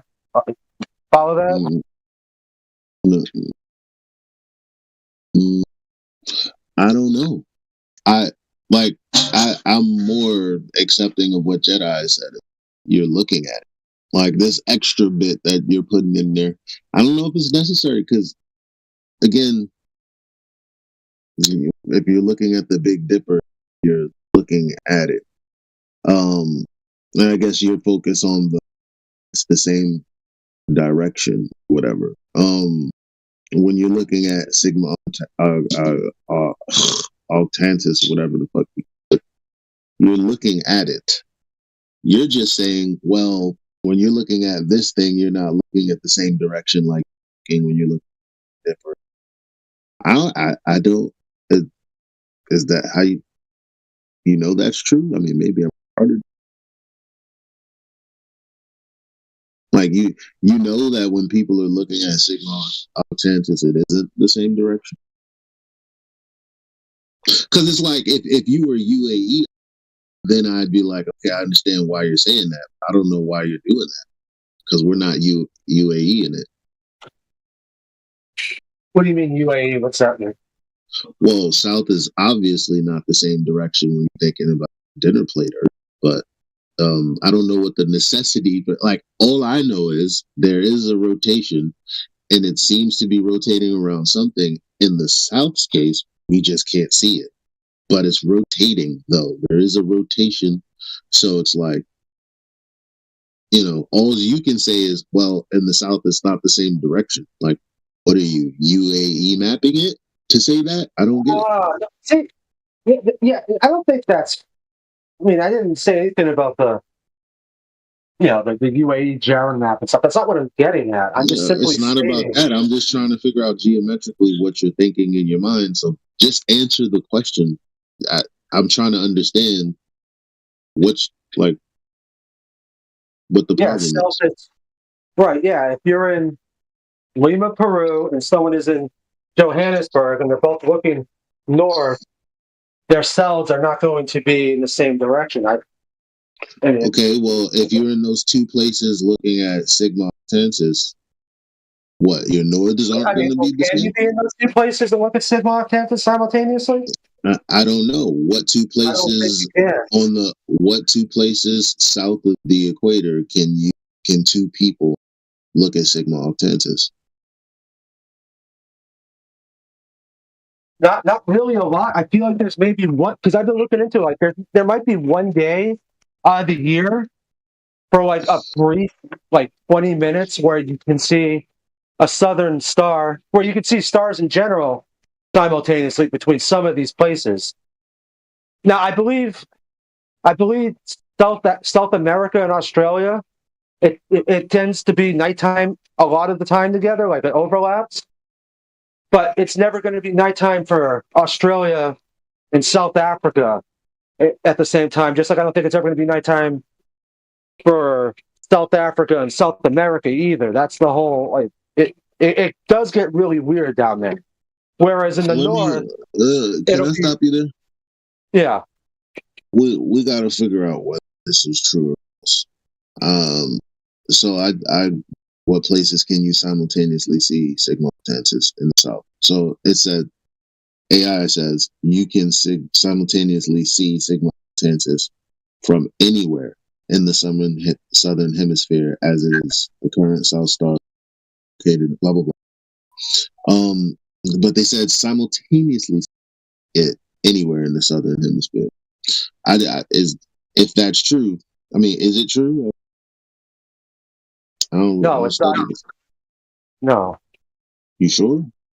Like, I'm pretty sure it'll never be nighttime for a lot of these places at the same time. Yeah, just two places. We just need two places.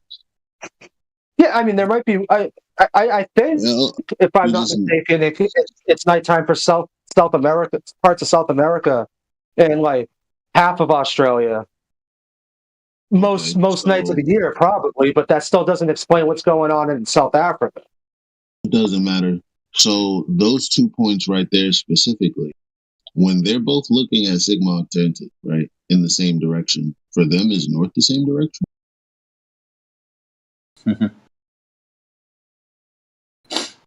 Yeah, it is, because their compass is going to be pointing at the same direction, which is north. There we go. So we already jumped. Yeah, all compasses point towards. We're now bringing magnetism into this when making celestial observations. We're going to have to declinate, remember, when using compasses to north or south. So we're going to have to put that to the back on the side burner. Right, not this. You're halfway there. Yeah, or I could just look south and then turn 180 degrees, and that would be looking north. Like Eli's pointing out what I tried to explain to you earlier. Just don't worry about the correction for magnetism. And I don't even know what he's saying. I'm just thinking through it for myself. Yeah, because I never thought about it. Different for everybody. I thought we agreed on that. Yeah, but I just asked you for Australia and South America, if they're both looking at Sigma Octantis, then is north in the same direction? And you said yes, but it's obviously.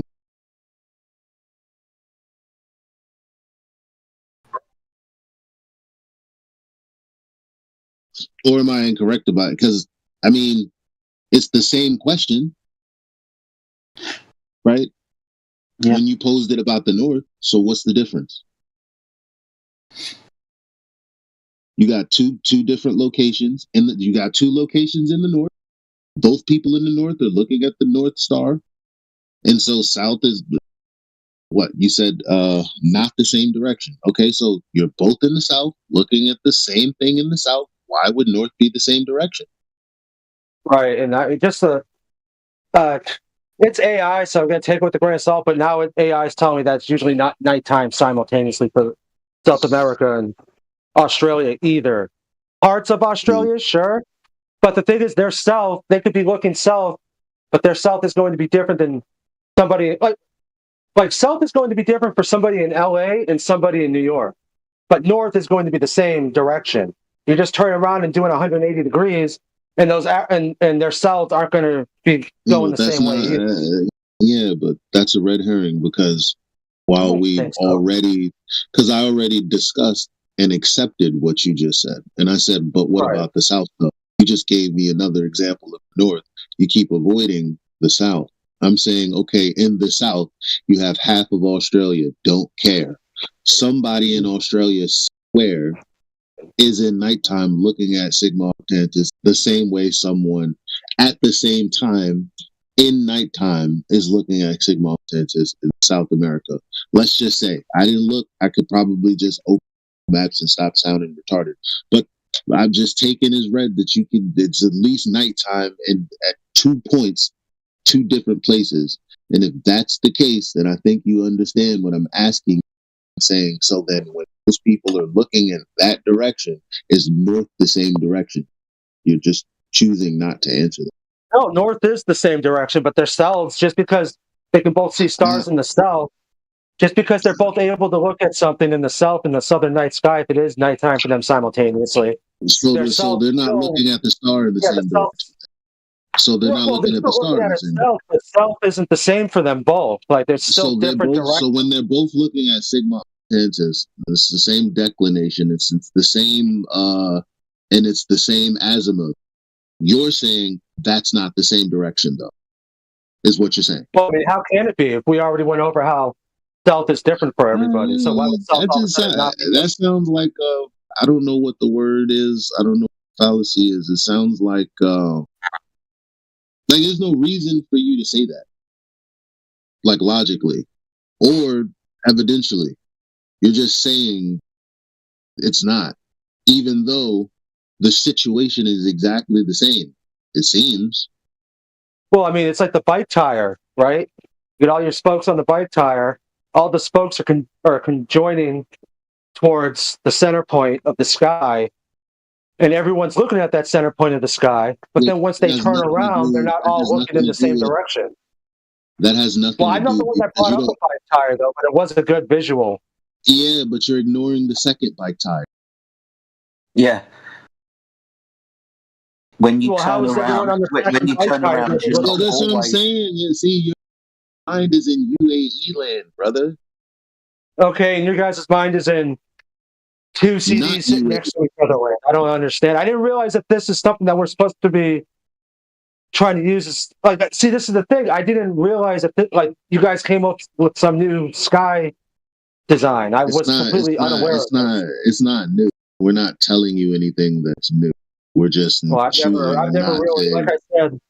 So you've never really understood that there are people in the South that appear to see the sky the way that it moves in the South.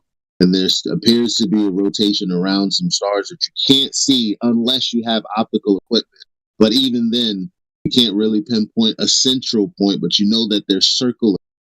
Like, what? You don't know that? We haven't known that since the beginning of being out here, is what you're saying? Because that's all we're telling you. And when we're telling you this, that's like the second wheel. Because it's not like you're looking at the rotation around the north still. So you can't look at it as one wheel. That's not possible. You still are. Yeah, because if you can see Orion, the constellation of Orion in Australia, well, that still makes it true that Orion goes east to west around Polaris like it does in the north. Why would Orion all of a sudden hop on to a different bike tire and start doing something different?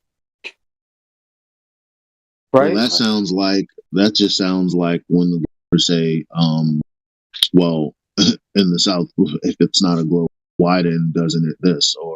Or if the boats are, why if the Earth is flat, the boats disappear bottom up? That's the same kind of, you're saying, but I just think it's safe to say that the constellation of Orion goes east to west around Polaris. Right. You have been since the beginning, just so you know, from my perspective. Unfortunately.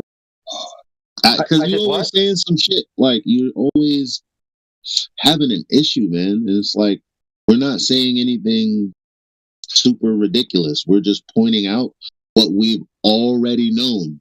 But the reason that we don't talk about it is because UAEers thought it was just like a circle and whatever. Me and Jedi was never on that shit, because it's like, while we're looking at that and while we're trying to explain whatever, on our journey of how the South works, I mean, a select few of us have realized, hold on, there's a bit of information no one talks about. Like that splitting we were talking about, if you're near the equator, it's like, we see that, but negating what we're seeing, we just know all the stars rise in the east, the south, sets in the west. Kind of non sequitur to what in my opinion, what the fuck I'm looking at. Not that I'm making claims about it, I'm just describing it.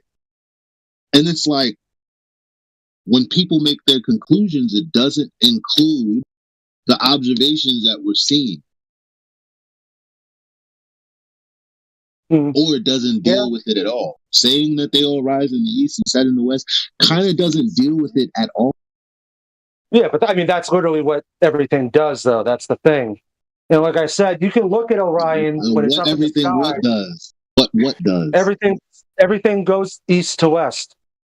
Yeah, but what the fuck does that have to do with if you're near the equator and the stars are going west? You can see some of them going south and some of them going north. What the fuck does it have to do with that?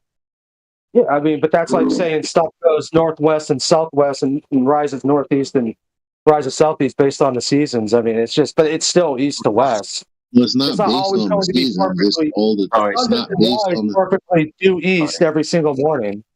I mean, it does fluctuations in its path, but it's still coming from an eastward direction and setting in a westward direction.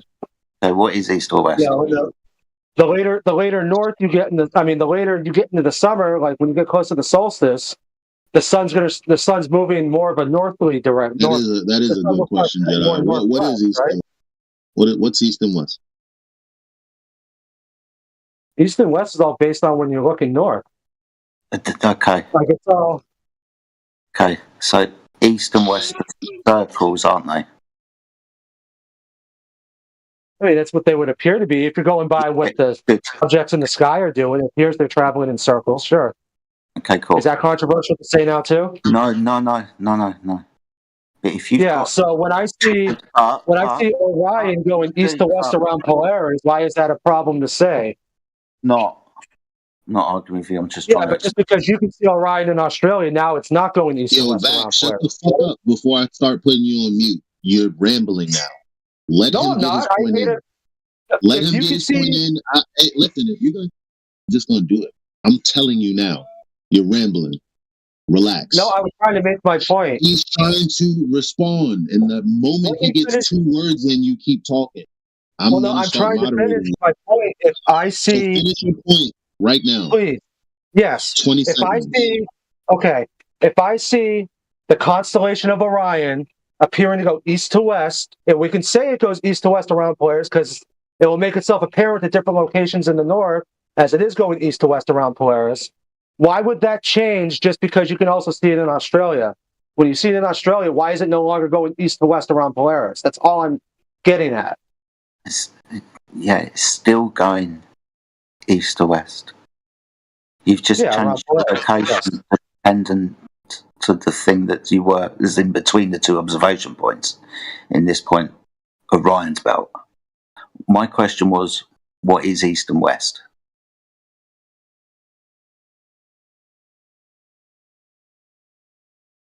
Directions going around if you have the north in the center, it's whatever direction you're moving. Good. Yeah. So it is a orientation. In this instance, looking down, a clockwise orientation from east to west around north. Mm-hmm. In the south, which is another pole, circle of rotation, east to west is a counterclockwise rotation. Yeah. Yeah. Yeah. If I stand outside and I look north, east is to the right, west is to the left. If I do a 180 degree in the same spot and look south, east is to the left, west is to the right. I don't understand what the issue is. Yeah, there's no issue as long as you understand what east to west are. That depending on if I was to look south and draw a circle, okay. It's just depending on. If I was to draw an arc going east to west, looking south. If I was to draw an arc going east to west as I face south, if that arc was just continue to make a circuit, it would be counterclockwise. If I look north and did the same thing, that arc would appear to be. Sorry, if I look north and do that, the arc, if you continue it to a circle, would be counterclockwise. And if I face south in the same spot and do that, it would appear to be clockwise. I don't understand what the problem is with that. As long as we understand what north and south, east and west are, and they're relevant to north and south, they can be described in counter and clockwise motion, but the direction is still always east to west. Awesome. Yeah, and So we agree that there are two rotation points, one called north and one called south, that things rotate around. No, that's not true because south is different for everybody based off where you're looking north. I've already explained this. You guys already agreed with this. If somebody's in Washington, D.C. looking north and somebody's in Peru looking north, their cells are not going to be the same direction.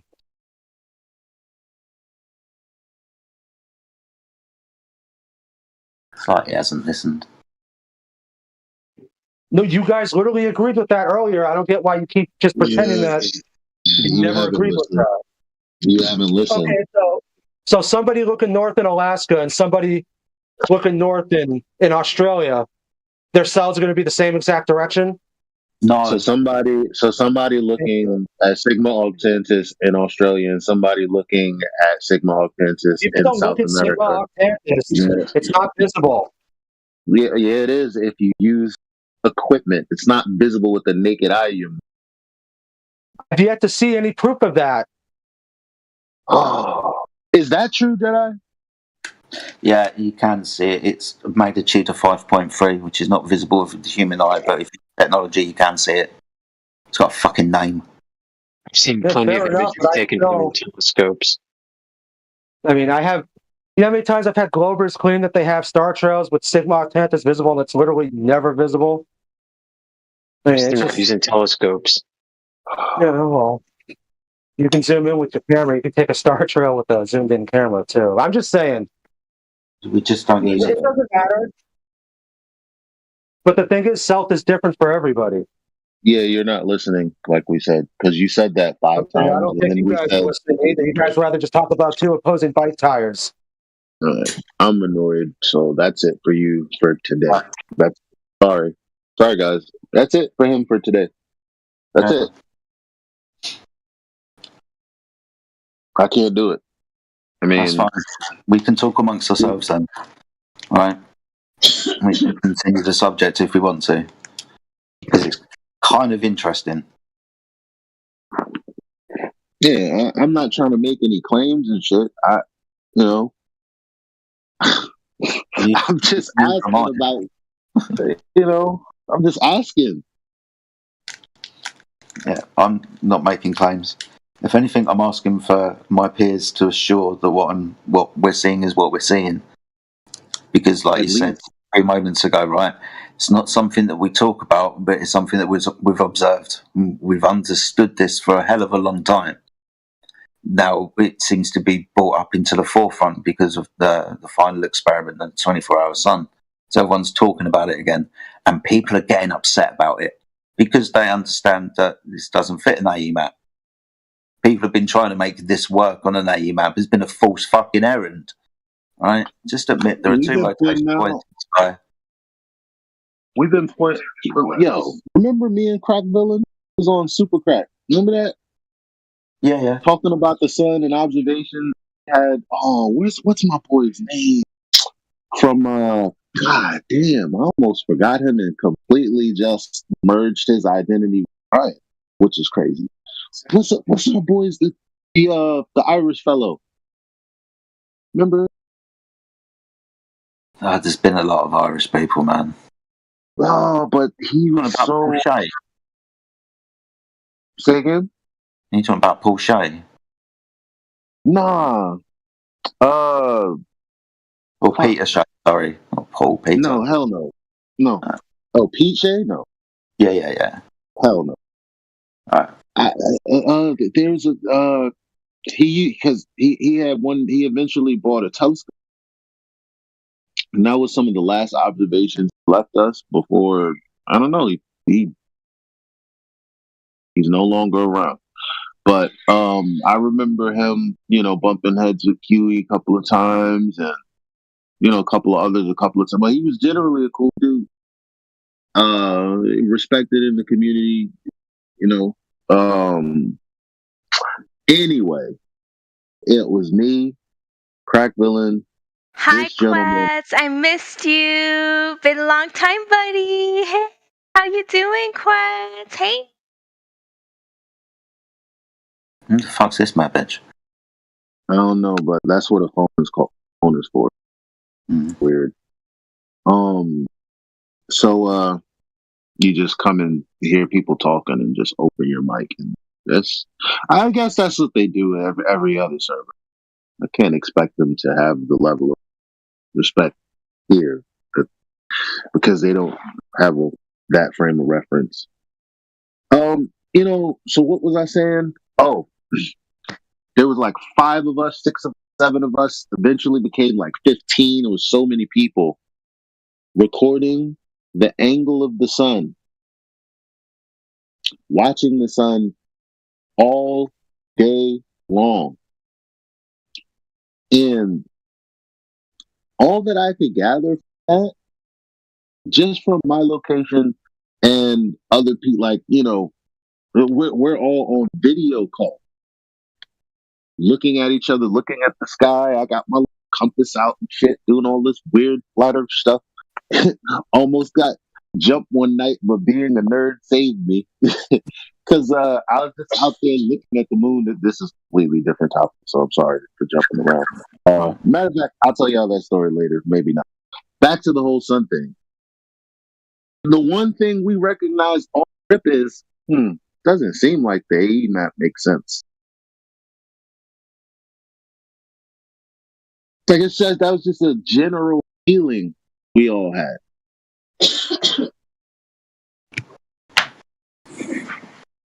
It's going back some years now, isn't it? You did that? Years? Yeah, man. I remember you all gathering in like one place and stuff and having your conversations and shit. I popped in for a few of them. But yeah, that's when I found out a rainbow, the 360-degree circle. Yeah, that's what came into my head when you started speaking about it. Yeah, those days.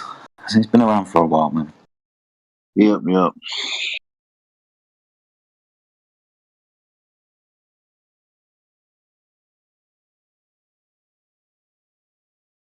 I mean, a lot of people are having it. I don't know. There's a few factions. One of the people that I wondered about were Bible people, which we are too, kind of, I guess, right? Like I just choose. That's what I believe. And I'm well aware and I understand that it's a belief. Now there are things that have led me to believe this is deeper than a belief. But at the end of the day, I'm not about to get into a bar brawl over it, However, but Bible believers, some of them seem to think that they think that the A projection is real or true, or maybe not that, but the sun definitely does specifically, make a circuit around the earth. And circuit, I don't know if is circuit and circle the same? Could it be like, I just don't know about the circle specifically, like a specific perfect circle. I always said I don't know that. And they have a really hard problem accepting that. Is it one circle or two? Well, first of all, does the Bible say there's two? Because it just said circle, man. It doesn't give her an amount of circles. We've already got 2 circles of rotation in the sky. And if we take in good faith observations north and south of a 24-hour sun at different times of year, and then perpetual darkness, for example, then we see 2 circles of the sun. You can stand in the middle of the circle, right, and watch the sun for 24 hours in 2 locations be above the horizon. It can be daytime if you stand in the middle of these 2 circles. It's interesting. Which I don't understand at all. That don't make no sense. Say that again. Or did it didn't make sense? And I heard what you said, or I didn't hear it. So we have throughout the course of a year, we have the observation twice of the sun being visible above the horizon. In the north, for example, in the summer, you stand in the middle of the Arctic Circle at the North Pole, and you observe the sun rotate around the horizon for 24 hours for a few months of the year. 6 months later, you can go to another place, and you can watch the sun rotate around and be above the horizon for 24 hours for a few months of the year, the Arctic Circle. When you stand in the middle of the Arctic Circle, the sun moves from left to right in a clockwise motion, east to west. When you stand in the south, in the center of the Antarctic Circle, the sun moves east to west, right to left, counterclockwise around the observer. So 2 circles, like a figure 8. Question: does the sun circle twice around 2 different points and flip from one circle to another halfway through?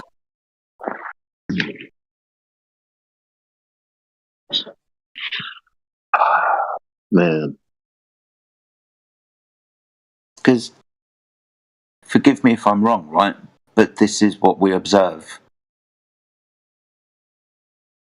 Stand inside these 2 circles, watch the circle of the sun circle around you. One clockwise, one counterclockwise.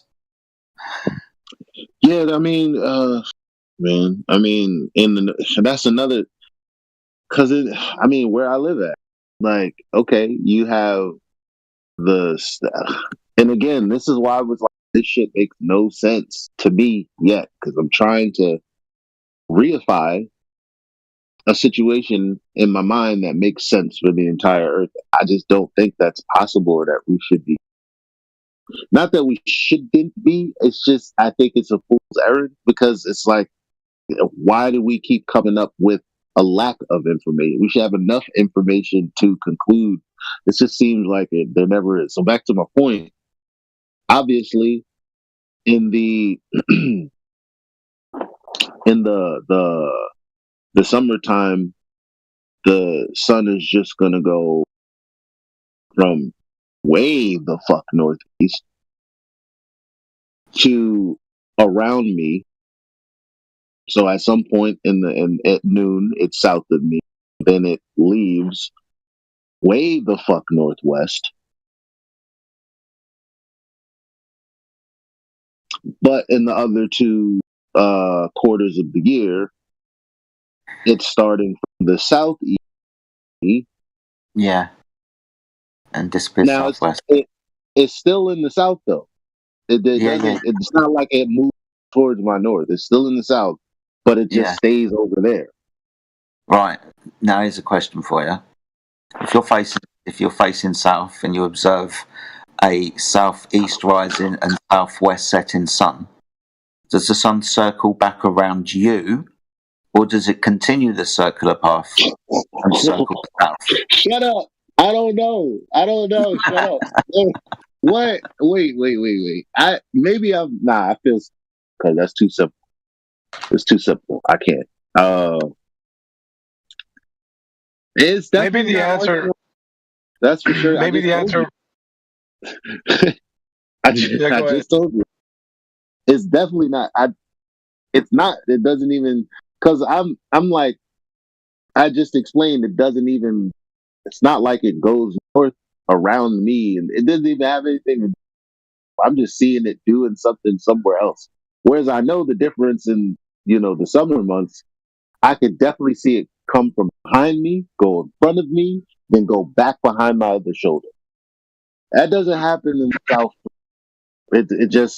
I mean, in the winter for me, it's somewhere in the southeast, and then it's going across the sky like north. But then it goes the other way. So is it circling back north at that point? No. Yeah. One of the things that I was contemplating this, I haven't. Can you guys hear me?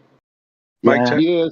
Sorry. All right. So like one of the things I was contemplating when it came to the sun, maybe the concentric circles that it does as it spirals out. What if it's doing it at a bigger rate, like as it's going from solstice to solstice, right? So we're saying in the north they experience, the concentric circle that you see in in the north. But what I was thinking about, like that kind of got me thinking, like the extent, the farthest that the sun will ever go is at the solstice, right? So in the in the summer solstice, to the extent of where it would go in the north, let's just say like how it does a concentric circle, right? But as far north as the sun will ever go is when it makes the circle around the individual that's in the north, right? So he sees it going, like if he's facing north, right? And he sees the sun going like above his head, around him. And as it goes from, around his head, and once it returns back to north, that position where the sun's right above north at the furthest that it can go in the solstice is like if we were to say, let's take an angle measurement to the sun there and go to the GP of that sun at its furthest north. Like that would be the extent of where the sun would actually go to. You get what I'm saying? Like 90 degrees from the position of the extent. Tropic go ahead. That's the Tropic of Cancer. The furthest northerly tightest circles, Tropic of Cancer. So Cancer would be above you 90 degrees, right? Well, yeah. Would we consider that being where Polaris is, 90 degrees? Yeah. I don't know, man. You think so? So I don't know whether you caught out, but me and Elijah are talking about the sun taking two different circular paths throughout the year. Yeah, but the thing I was trying to say though is, okay, so you know how it does a tight concentric circle?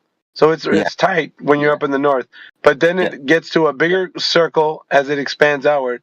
Yeah. But then once it reaches the south, it makes another tight circle again. Like it expands and it contracts and expands and contracts and expands. So as it's going back and forth, it's contracting and expanding its cyclical nature. Yeah. So I agree with you. Sorry, you understand. Gotcha. Yeah. So what you're saying is, like, basically the layout of the Earth would have to be such that the concentric, like, where the far reach of the sun would be the limitation. And have we gone to that? That's what I'm saying is, with a 90-degree angle to the sun at its furthest point, as it's going around somebody's head in, like, I don't know, as far north as you can get. And he sees the sun, wherever he sees it, in the sky, on the solstice. You know what I mean?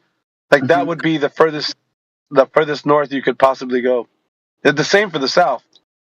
In Antarctica, when they saw the sun, the furthest south that they saw it, as it was going around their heads, that's the farthest you can go south. Like wherever it is, 90 degrees underneath its geographic location, that would be the. I don't know 100%. If you guys get what I'm.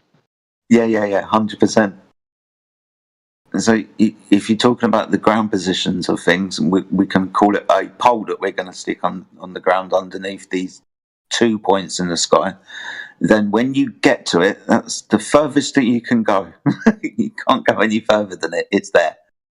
Now, now we've got more questions on the table, because we understand that not every direction that we move away from this pole is going to end up in a straight line direction to the opposite pole. We understand this, right?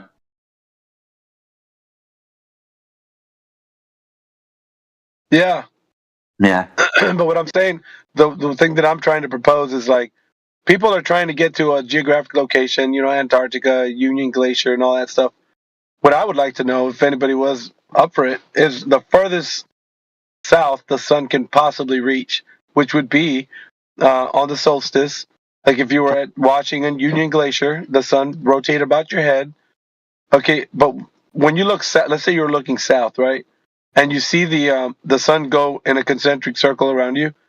When it goes back down in your range of vision, when it's at the south, then take an angle measurement to like where the sun is at the farthest south point, and then say, okay, there's a GP to that sun. I want to go to that geographic location, however far on the ground, it would be from my location to that. I get you. You get what I'm saying? Yeah, I don't think that was. Nobody's thinking about that because that would be the extent of the sun's range. It wouldn't go any further south than that specific geographic location. That's it. That's its limit. That's as far south that it can possibly go. Yeah, that's the Tropic of Capricorn, isn't it? When you say as far south as it can go, you mean the tightest circle that it can perform. Yeah, but let's say you were in the middle of that circle, you're still not as far south as you can go. The farthest south you can go. The furthest south you can go. Go ahead. And the south is derived by the center of that circle. Yeah, no, but what I'm saying is that's fine because you'd be in the center of the place where it's going above your head. But then what I'm saying is that circle, there's still a circle. So the extent of that circle, let's say the radius. You're saying when you get to the furthest extent of because we're obviously imagining. So obviously the sun is going and then it's looping back. At that point, there's a GP there and a new circle and a line that extends further south. The sun in a direction the sun never goes because it's already making its way back the other. Yeah, yeah, I think you get it. So let's say you go to the center of that circle, right? Where the sun is the furthest south it can possibly go. What I'm asking for is you're standing right now at a position where you'd be at a radius from what I'm asking for is the radius from the position where you're standing to the farthest extent of the sun's circular path at the farthest south that you could possibly go. So at let's say on the solstice, right? I think it's, December 21? Yeah. So December 21, that single day that you're in the center of that circle where the sun's directly circling above your head, right? Now, once you look, let's just say you're looking south, right? Looking south. And so when the sun makes across the sky right in front of your vision, right? Look, when you're looking south, take the GP of the sun right there. Wherever that is, the radius from that, so your ground position to the ground position of the sun at its furthest extent. You get what I'm saying? Yeah. We can't do that though, because we don't have any measurement data. Like seeing the sun at its lowest point. The reason we know what angle is for the stars, because I guess apparently somebody been in the know. I don't actually. But so for the sun, it being over there, well, someone has to be over there to measure the 90-degree angle, and then to say, okay, this is this angle, whatever. Yeah, no, I get it, but what I'm saying is that would be kind of a thing that I would like if anybody was to say that that's the absolute extent of the sun's reach, like 90 degrees. Let's say you're standing at the center, right? First of all, like when you reach the horizontally.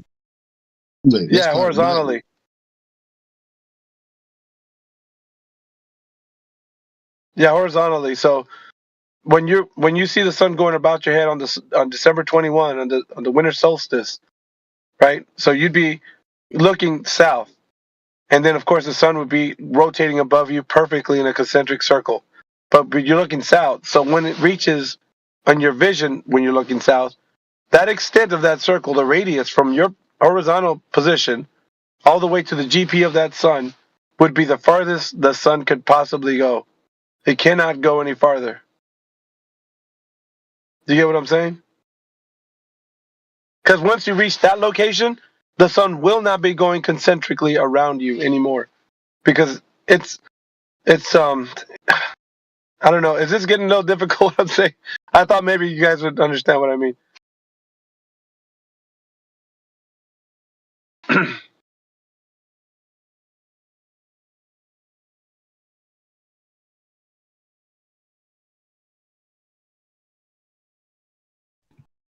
Sorry, mate. I was putting my dinner in the oven.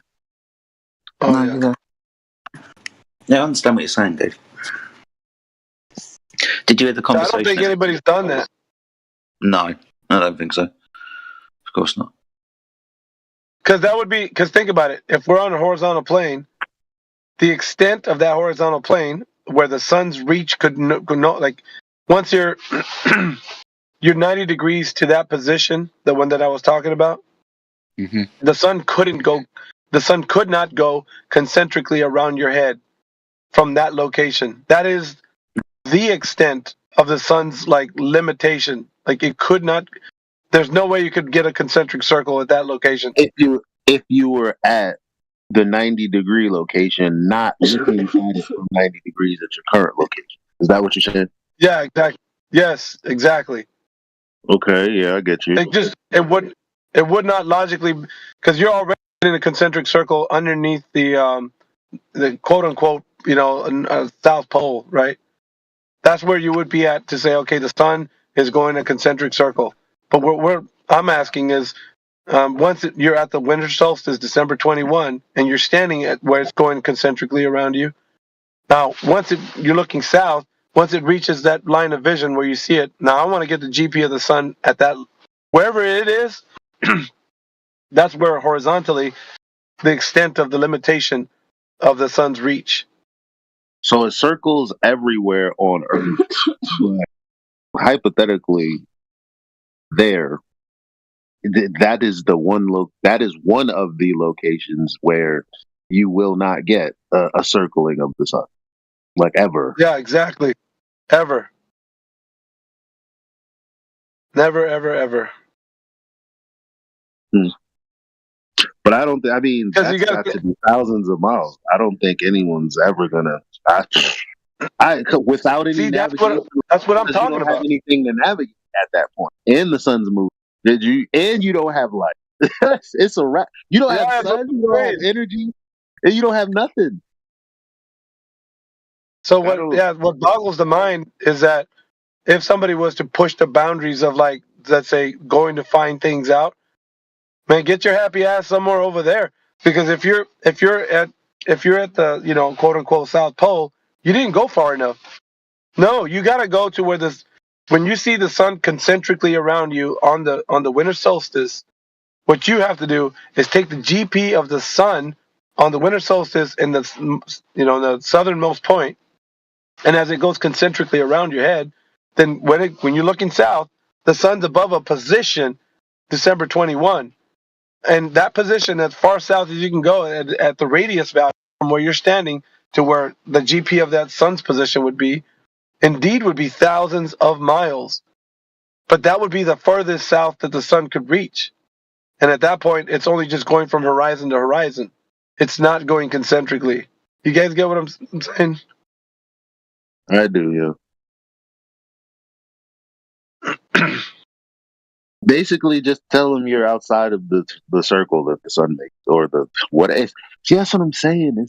No, we do see it go in a circle in the north. So I mean, apparently, Whitsitt and them have seen it go around them in the south. I guess the question further to that is when it was going in a circle around them whilst they were south, in its southernmost position, that's going to be at the circumference of that circle. If you're on the outside of it, on that end, you're just going to see the sun kind of go by. You're on the outside of the circle of the sun. Exactly. That's what my point is. But they're not as far south to reach that yet. They're not at its limitation, at its circumference. Yeah, right, because it does actually because that was one of the things. At first, I was confused about the sun in Australia being south, but I was like, well, it has to, right? Because that was something that confused me. But I'm like, okay, well, in the south, the sun even still goes south. Okay, I get it. But further to that, it's like, yo, there's so much south. You have no fucking idea what's over there. I don't even know if we really don't. It could be another fucking. I don't.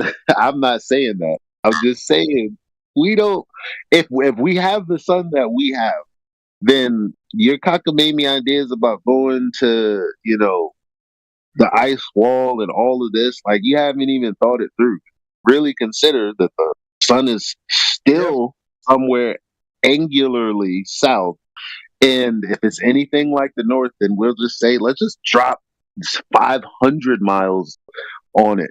No, let's just go with thousands. Let's drop thousands on it, like we do from equator to the north.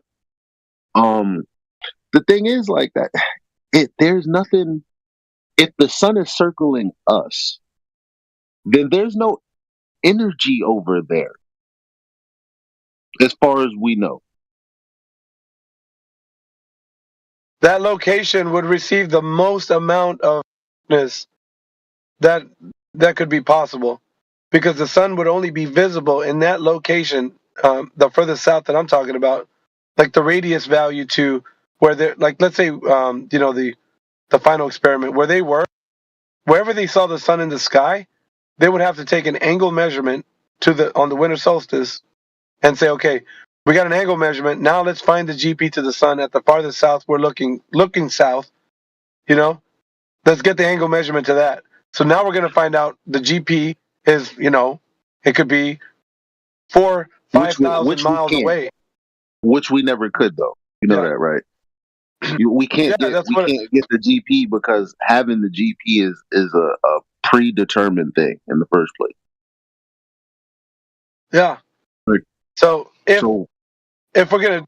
they were gonna do that, then they would be saying now I'm at the furthest south you can possibly go. They weren't that's not the furthest south you can go, but they were. Is all I'm saying. So when the sun goes south and south, they think that going that way would just bring you closer north. Is that like what? Yeah. Yes, that's what I'm talking about. That you go opposite then. Once you go as far south as you could possibly go, that 90-degree position where the sun, then you flip everything around. That don't make any sense, does it? No. But I mean, we don't know I mean, if you're on a ball, it makes sense because you just imagine, okay, well, the sun is south, but so what? The south of that is north. So it's like that's an easy way to pacify your mind. But I don't think that's obviously not what the observations are telling us, and of course, the Earth measures flat. So that's not it. That's an easy pacifier. But that's not it. Yep. So that's all I'm saying. If you would actually go further south, then the sun would have to, in a way, do the opposite of what you would be seeing. You know what I mean? Because you'd be traveling north then. So, do you get what I'm saying? Like it'd be so weird to say you're going south anymore because you're not going south anymore. Once you reach that 90-degree position where the sun's reach in the radius of a circle in the south on the winter solstice, from the GP to that sun's position.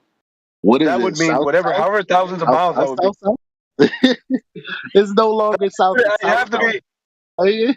Yeah, that's you'd reach a like a conundrum, right? Wouldn't you?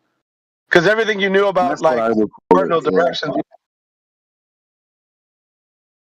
This is what I'm saying, man. Either we're gonna reach a point where shit's gonna get weird, or you know what I mean,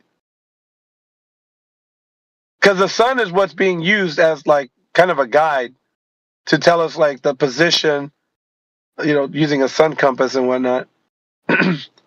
But then if you were to just go from Union Glacier and just keep going south to the sun's 90-degree location at the furthest south on the winter solstice, I don't know.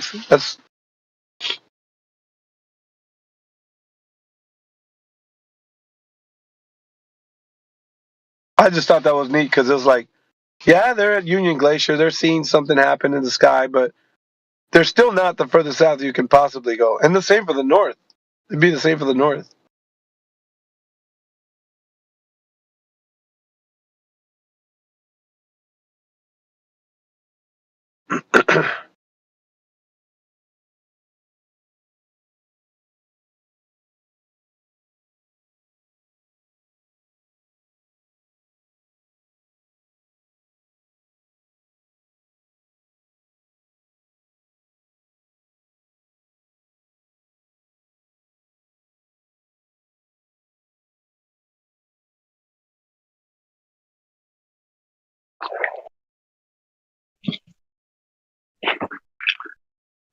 East and West also. East and West.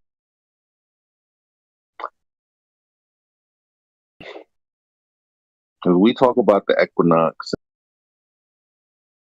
the sun going direct overhead, straight line. But the Earth's not a globe, though. Is a straight line a curve? Because East and West, what are they? Circles around North, or are they like what? What? I don't even like to think. Yeah. No, but I mean, it's pushing your mind to like actually have the questions that everybody thinks that are already figured out. Because cardinal directions, what they seem to be to people, it's kind of like a cross. Think of a cross. They think that's what it looks like. But what if you were to extend that cross, the lines keep being, equally straight? Because what we have for guidance is the idea that something's arcing overhead, like in an arc. So our perspective is only such that everything's converging to our eye line. So we have to match kind of the way that we use, traveling over the surface based on that. That's really our guide. Again, ball makes it a super easy pacifier. Because if anyone's listening to me and going, everything's turning up, then no. So affirming the consequent, reification. Because if there was no ball, because all they do is say if it's not a ball, like but the ball isn't the answer, it's not a ball. So we're all still left with what the fuck is it? Enoch was describing it, I guess, in a more etheric mindset as this realm being something that was beyond like human comprehension.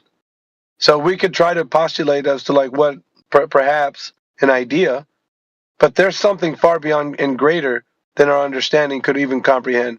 There's like things in nature that we couldn't even, like we're not even, there's no way that we can get to the realm at which Enoch was to describe what he saw.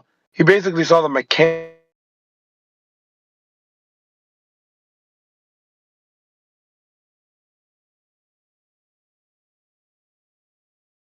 He cut out, but I think he was trying to say the mechanics of the earth and the heavens.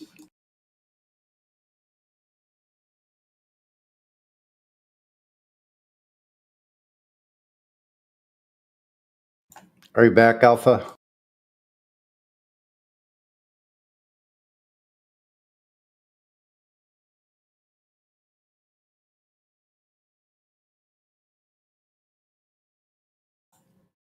Check.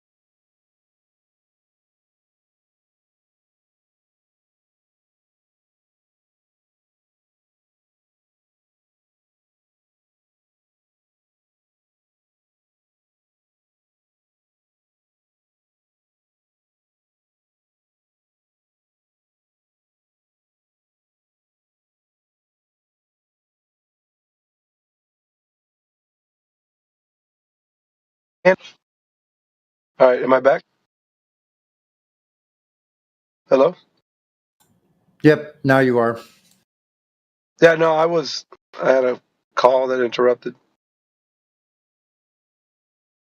Yeah, I guess, I don't know if somebody was talking before I come in right now, but I think what's important is, like, we don't give an answer to things that we don't know.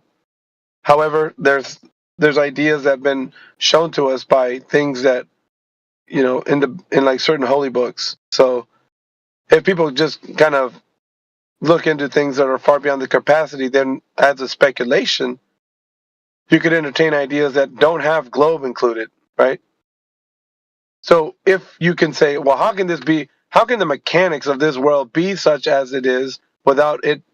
Because the celestial sphere, everything converging to our eye line, will give the impression that everything around us appears to be as a spherical shape. So the celestial sphere, basically, because everything's converging to the eye line, right? We notice that there's an arc of the sun that takes place whenever you see the sun move across the sky.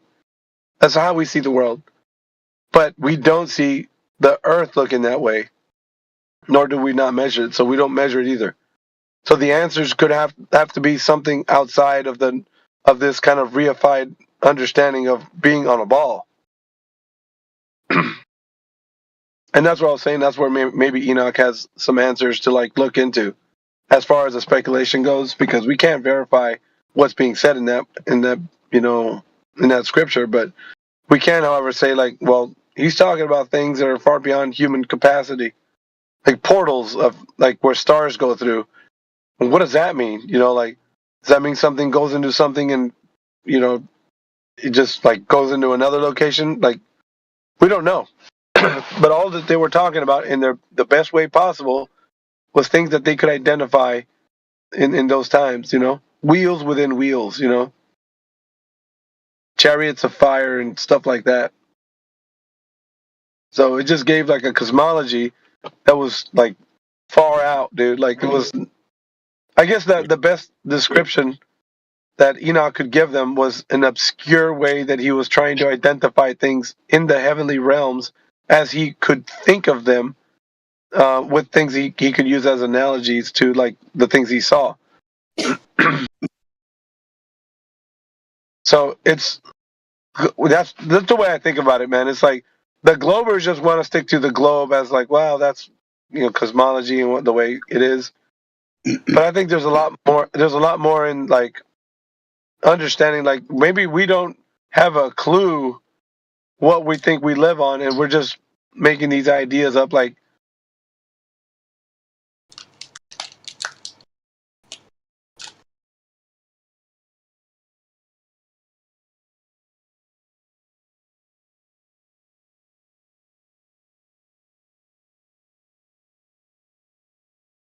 It's interesting you bring up Enoch. We were talking about this years ago.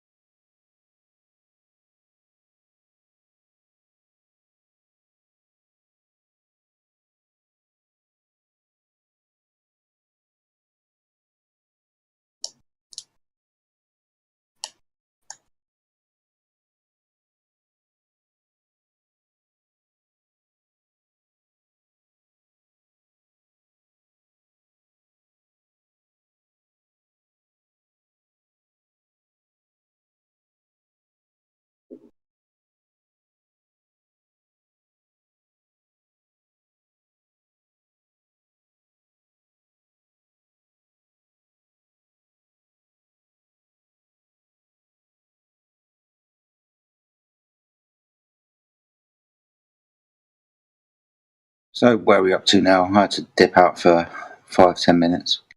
Sounded like you were talking about Enoch, so it's still about the sky and how it moves. Yeah, remember when we were talking about that, Jedi? It was years ago. Yeah, man. When we were going through it. Yeah, when we were going through it, it was convoluted. It was dude, what is he? How can you? There's no way that any of what he's saying makes any kind of natural law sense. He's speaking in, it's because he was telling you what's behind the veil. He was basically telling you there's what you see, and there's where I was taken to, where I could see the whole system at work. It's like clockwork. He was describing, these these angelic beings. The stars aren't what they appear to us, right? We see them, but what they really are they're abiding by a specific order, and the order which they abide by is, what do you call it? Like a commander of the host.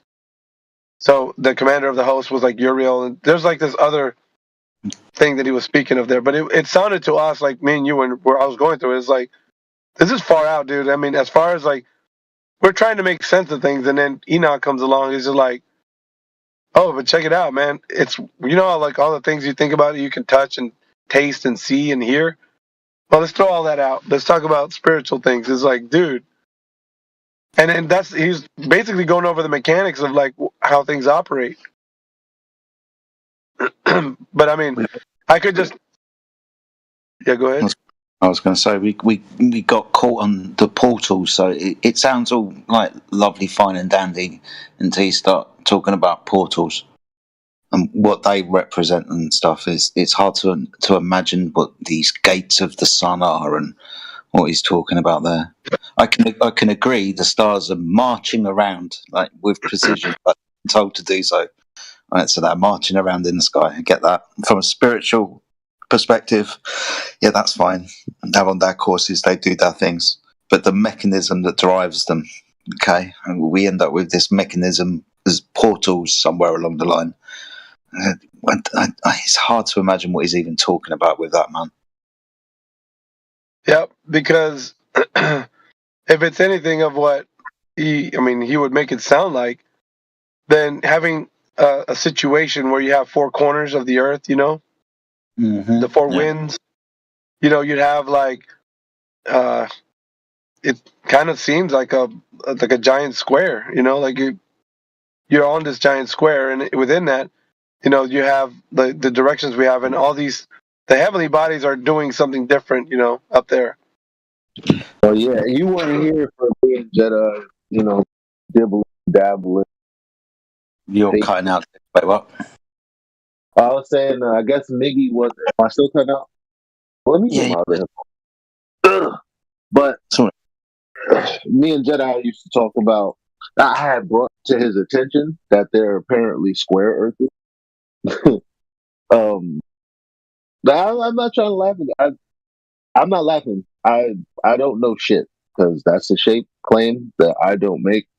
However, there are people that talk. I mean, for God's sakes, this portal shit again. First of all, what is the definition of a portal? I'm assuming we would have to go to biblical definition, obviously, but is there context to what portal is? I don't know. Second of all, okay. Yeah, okay, I want to answer that before I go continue. It's a gate. A gate. Yeah, it's also described as a chamber. So a chamber or a gate is like an entranceway. So as it goes through an entranceway, it exits the chamber, and as it enters it, so it's entering some type of thing, and it's exiting some type of thing. The word portal was kind of it relies on the sun going through something and then exiting something, and as it goes through the course of it talks about it like running a race. So it's difficult, man, but because like this is what I was talking about. It's like it's so super like etheric, man. This topic, it's almost like it touches. I gotta give. We gotta make some. I mean, because I have no doubt that we all have handlers. At least the ones that are good. I don't good enough disruptor, but I'm pretty sure all of the shit that I've said that you could possibly take out of context. I'm sure somebody as many hours as we think we're buried in 24/7, and we've all said some dumb shit or some shit that may not have been, on like this completely accurate. You think that they can't dig that shit up? They're not waiting to fuck us over if we really try to start a revolution, perhaps, but we got to be stronger than that, stronger than the truth. Anyway, say that to say, okay, we got to inject some things that are definite true. So the moon's path, okay, like what it does is not accounted for in heliocentrism. What I'm about to say, you have to listen to what I'm about to say to understand why. Stop. If anybody out there is like, what do you mean? There's like course, listen to what I'm about to tell you. So there are instances, especially after the eclipse, okay, where, or it's either before or after, where these people have made predictions as to when the jump. What do I mean when I say the moon is going to jump? I don't mean like physically, like in a Mario game. Change its course. So, Or it ends up in in its. Okay, go ahead. You say what you. But course doesn't sound like right. It doesn't change course. It appears in another location. Yes. So you can have, and it's crazy. Like, me looking out my window, because growing up in the projects, my window has bars, and then I have trees. So I know, like, when the sun appears, when the moon appears, and things like that, in relation to the things in my foreground. It's in the background, right? Yeah. So the thing is, every night the moon will appear in a part of the sky. How do I explain this way that y'all will understand? I know you guys probably understand. So, okay, let me explain it like this. Lay a clock horizontally in your mind.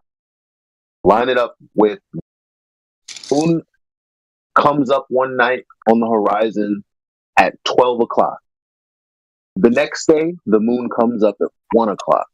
The next day or night, the moon comes up at 2 o'clock. And the next 3, imagine you're like, okay, so tomorrow should come up at 5 o'clock.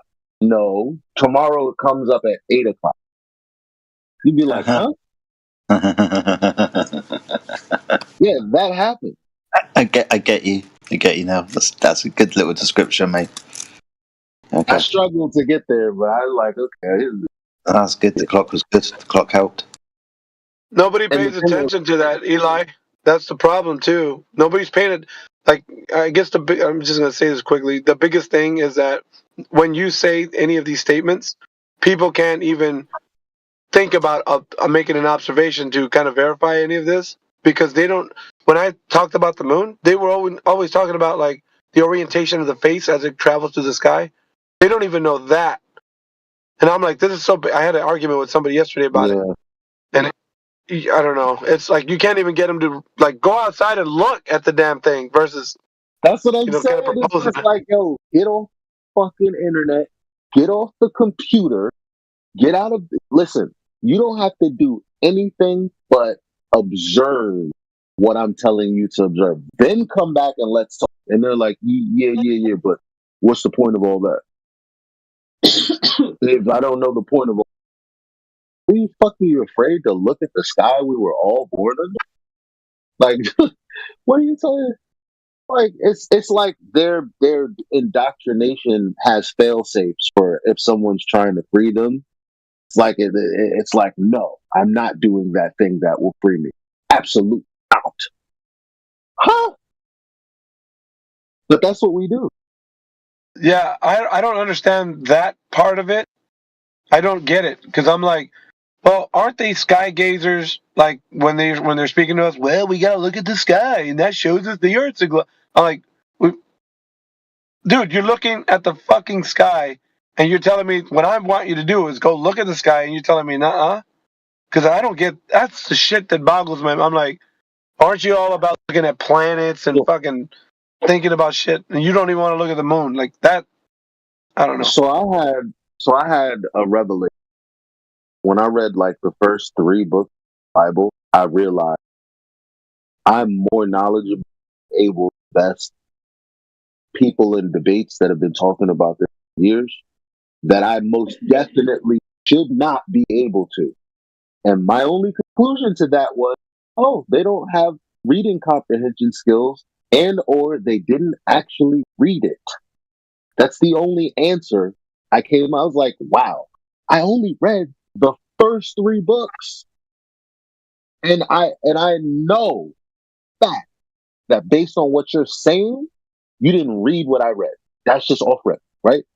So, but America is such a Christian place, and so many people, but they haven't actually read it. So it's the same shit with the local fucking astronomers. Oh, I know it's in it because I have a telescope and I know what planets are. And I'm like, yeah, that's cute and all. So do I. But when I take my binoculars and look at the sky all night for nights at a time, I see things that I can't Google or YouTube or search about because it's not included in the bullshit story. So then when I go to ask people, they have no fucking idea what I'm talking about because it's not included in the story. And I'm like, wait a minute. You're supposed to be reading the same story I'm reading. Why the fuck don't you know what I'm talking about? So that's what I mean. I'm looking at the sky. I'm talking about certain things. And they're like, well, I don't know what you're talking about. Well, aren't you looking at the sky? I thought you were looking at it. How haven't you seen what I've seen?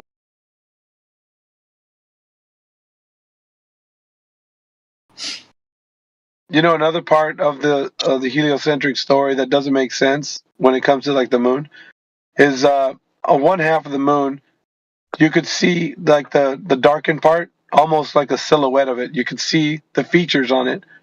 But there's another time where you look at the moon where you can't see shit. It's like invisible. It's in the black. It's like dark black. There's no shaded. You can't see the shaded area where you used to be able to see. And nobody's ever been able to. They use Earthshine as a fucking answer to that question. Fucking Earthshine, dude. They're saying that the fucking Earth is shining onto the moon, such that on the darkened part you can see the the feature still, but the other like sliver that's illuminated, that's of course the sun, but that part that you can see on the other side of the moon is Earthshine. But I'm like, okay, but I've seen the moon where it only had that sliver, and the other piece that you should be able to see is fucking dark as hell. This like there is no moon you only see the sliver. Do you know what I mean? Like I had this argument before to some of the heliocentrists that were they Earthshine as they're out.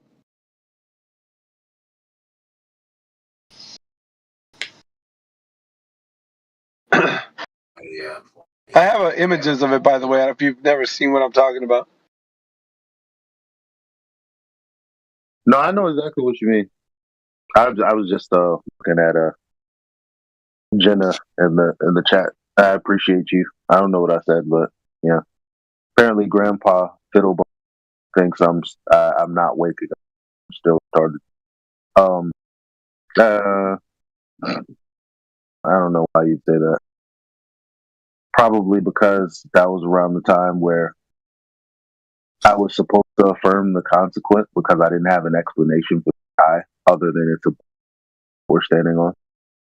My apologies for still being retarded, not making that assumption, I guess. Especially because I know it measures.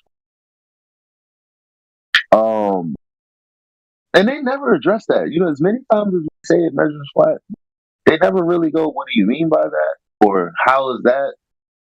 Why is that? They always move away from that. Like, anyway. Another thing about the moon. Okay, before I even get into, because remember when I had that guy Smiley? He just had a retarded smile.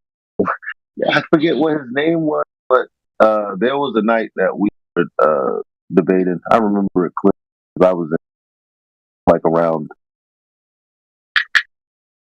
on 110th, 115th Street in Harlem. And I'll never forget because I was asking about the moon's position, not the moon's position, the moon's phase, and why if sunset to the west and the moon setting to the west, illumination is to the west. Is the sun coming up and to the east? How is this? It's like it breaks everybody every time I don't know what you mean. And I'm like, just fucking go outside during the waxing gibbous, look at it, and then have a think. You know? Like, figure out where sunrise will look in that direction while you're looking at the moon, and then ask yourself, how the fuck? You're never going to come up with an answer, because that's just well beyond it. Who's going to answer that question? Why is the moon doing that? Who's answering it? The answer is not ball, because again, if you're on a ball, how does that option? That's something I'm going to have to diagram out. I think people get that. Whatever. I'd much rather people join me on the day of a gibbous. The others, I've asked people to do that a number of times. It hasn't been done yet, but maybe that's something we can do. This is something that comes up all the time. A full moon at night. I mean, a full moon during the day. Should that be possible?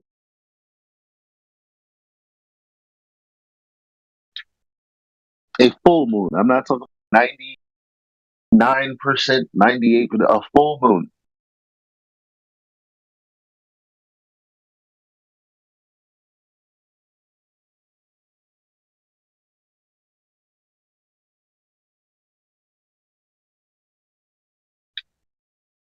I mean, we've been through this and talked about this before, right? I'm sure.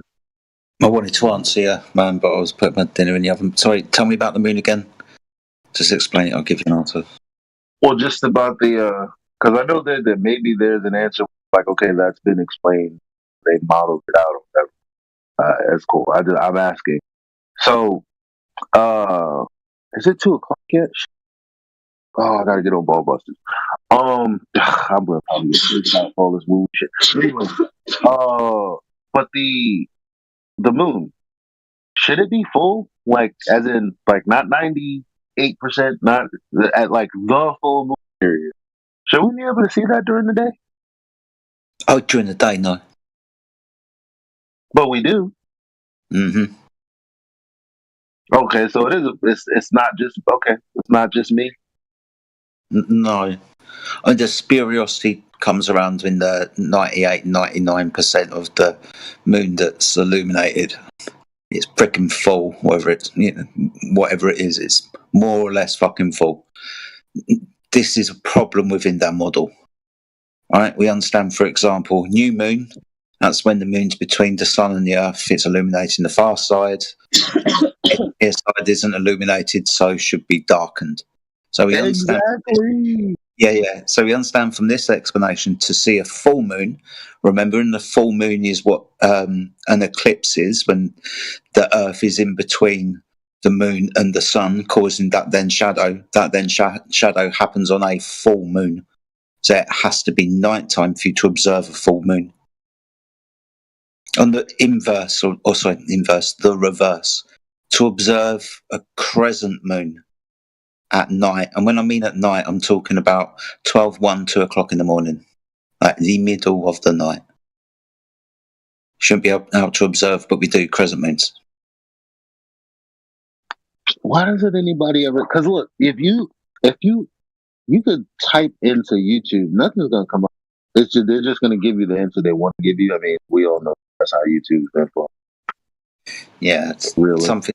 I think it's something that most people have seen. Full moon during the day and crescent moon during the night, which is antithetical to the model. Wrong way round.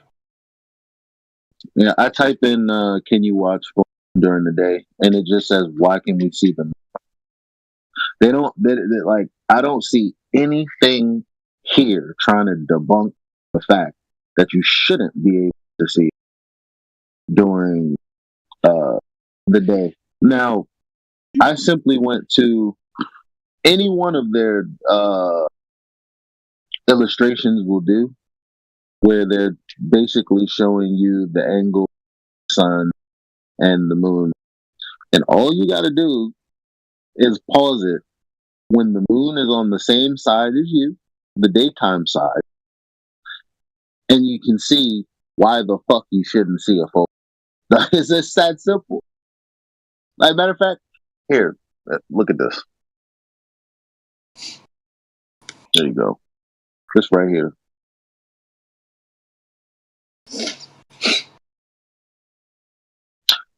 Because of these angles, saying this is why you shouldn't see on the day. Because of this relationship between supposedly the moon, the sun, and the earth. So as you can see in that little diagram or that little illustration there, animation, where the side on the left, daytime, the sun is to the left. The moon is also lit, obviously, from that end. So the thing is, in this scenario where this side of the earth, left side, is lit and is in daytime, right? Yeah. And the moon is observable also from that angle in the daytime. You should be looking at the dark side, or in this case, mostly the dark side of. But you have this same exact scenario, except you can see a full. I don't know how that. Yeah.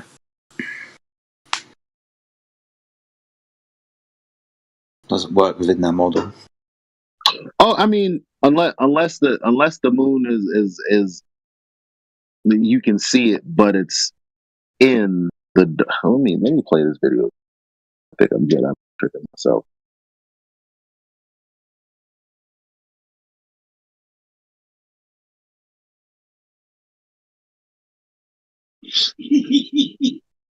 Was it all the chat? Talk about me. Hold on. I just said hold on.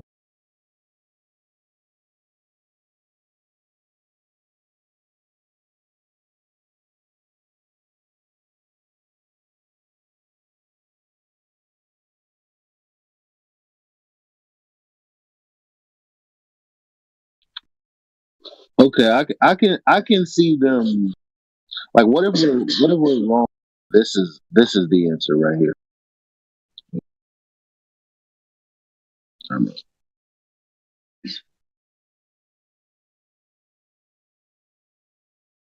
Okay, here we go.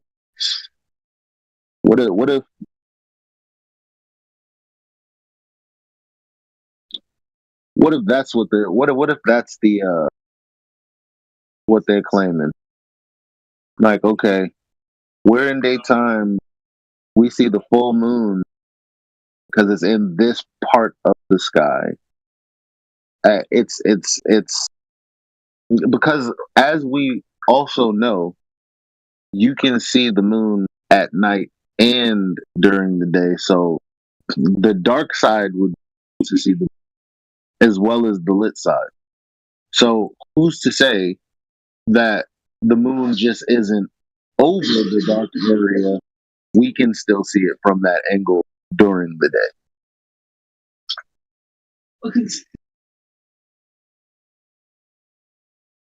That to me seemed like a reasonable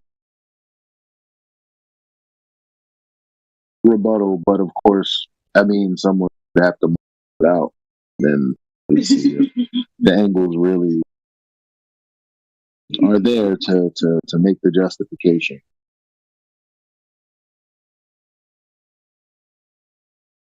You get what I'm saying? You see what I posted there?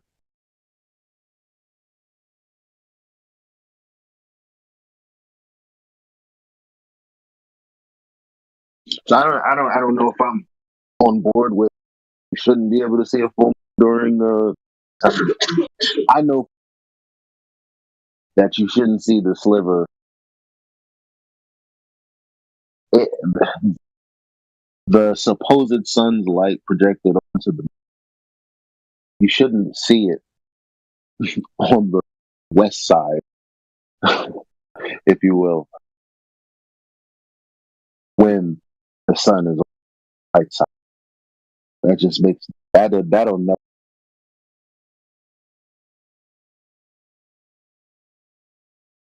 So you got your horizon to the left, east. The sun is moon just set. Not only 2 hours ago to the west. Not only that, 2 hours later, the west coast is still looking at the moon lit in that orientation. Meanwhile, I'm looking at the sun directly.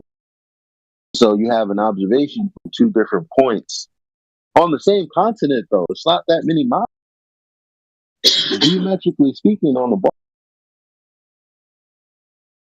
So,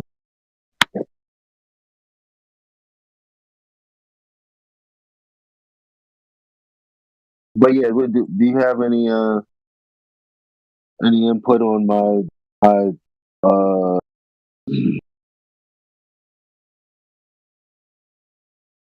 I guess my attempted justification why there's during the day? I don't really have anything to add to it, man. Like I said, I just keep staring at the pictures. It's hard to completely orientate myself with this without getting lost halfway through it. Yeah, true. There's something you really have to be standing there for talking about the same diagram. Yeah, of course, man.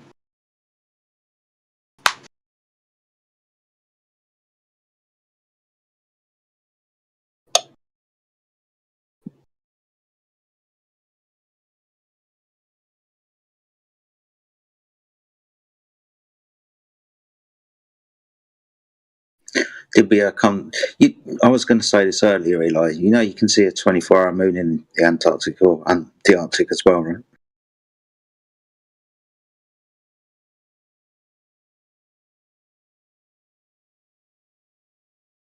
Yeah, the moon has its own analemma. Yeah, it does. It's on a monthly cycle, huh? Yeah, monthly cycle. Yeah. Yeah, you can apparently. I say apparently because I haven't seen this, but I can imagine this is possible because of the sun. You can see the same thing with the moon. I've just got to find out when exactly this happens. It does two different things, right? North and then south. You can see it in both locations doing what the sun does. It'd be interesting to see if there's any observation of a 24-hour sun of both sun and moon above the horizon. Or if the moon ever comes into view when the sun is up. Never been to any of these places, especially in the fucking winter because it's stupidly fucking cold. But it would be interesting to see what the moon did throughout the course of a month or course of a year, how many times you could see it, how much of it you could see. It would be interesting.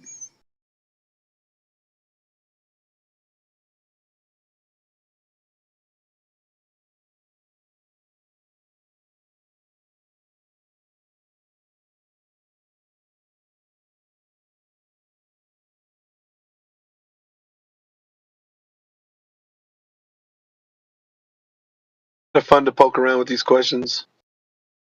It's really just all speculation at the end of the day. Oh, fuck yeah. Yep. As we started the speculation earlier about what's the sky doing?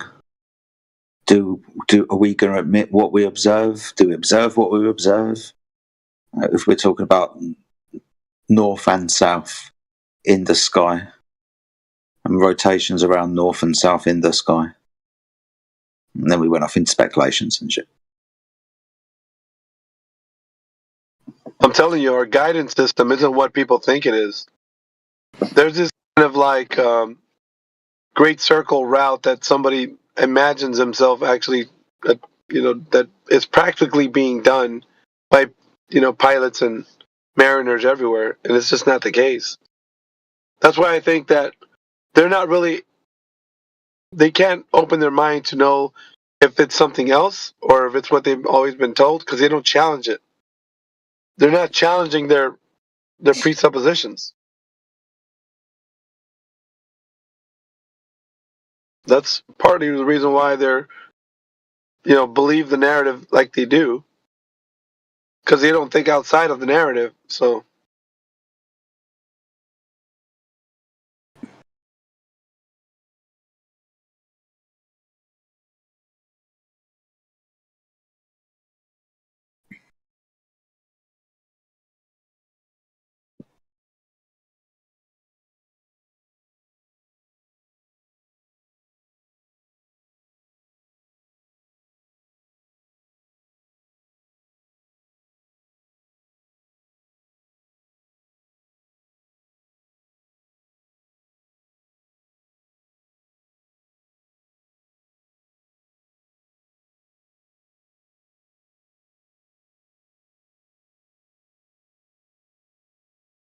the kind of cool part about it too is that it's kind of fun having them as a mystery and not just having explanations to everything. Because, if you try to explain something and you're not able to verify it, then all you have is just a story to give somebody. Yeah. It was kind of crazy too, because it's like when you had Enoch come back and speak to his son, who had the scribes and everyone write down what he said. What the interesting part about that was, even though he gave it to him just like the way he could analogize it being, it wasn't something they could latch onto to say, yeah, this is true, this is the way it is. All they could do, the best they could do, is just let them know from a vantage point of having faith in what Enoch was saying.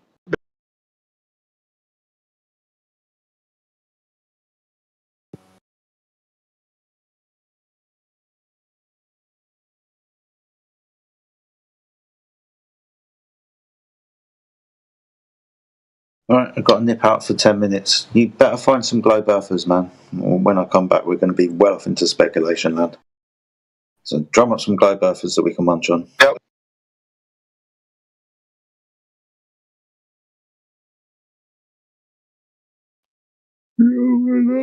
What's poppin'?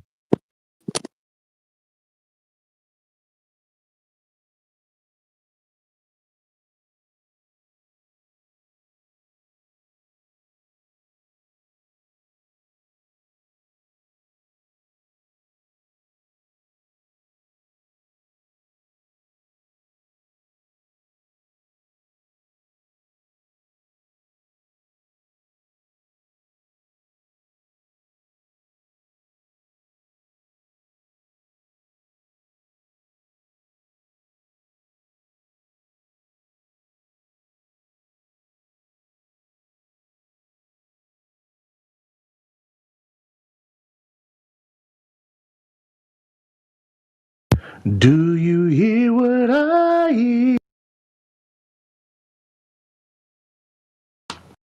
What up, dude? What's up, man? How y'all doing?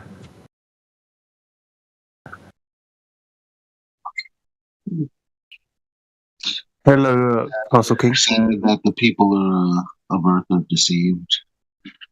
It's awfully quiet in here. Had to say something. Yeah, it's sad that the people of Earth are deceived, and they think they often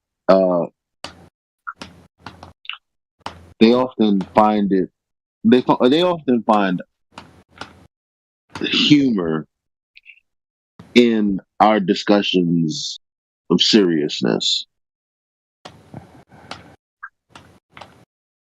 Do you think it's that serious? No, I think it's of no consequence to people like them. It's sad when you're like, come on, man, you know that sugar's bad for you, you know you're diabetic, that's going to kill. And they're like, oh, shut the hell up and give me my Debbie cake, knowing they foot about to get cut off. That's exactly like that, man. Well, I don't know if it's exactly like that. Me believing in the earth being flat or round isn't gonna mess with my health like diabetes will. Well, see, I was just having a conversation with my peoples, right? We were talking about Caribbean blacks versus American blacks. I'm an American black. And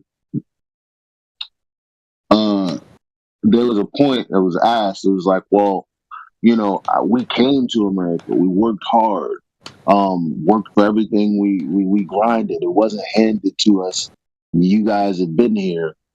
You've had the same tools. What's the problem? And I said, well, if you don't see tools as tools, you kind of can't use them, can you? So that is a psychological thing, not a resource or material thing. So when you say you don't know whether the earth being flat or round affects you or not, no, the ideology means that your thinking is already affected, and that plays out in your life in various different ways that you don't even know, because you don't even know if what I'm saying is bullshit or not. Well,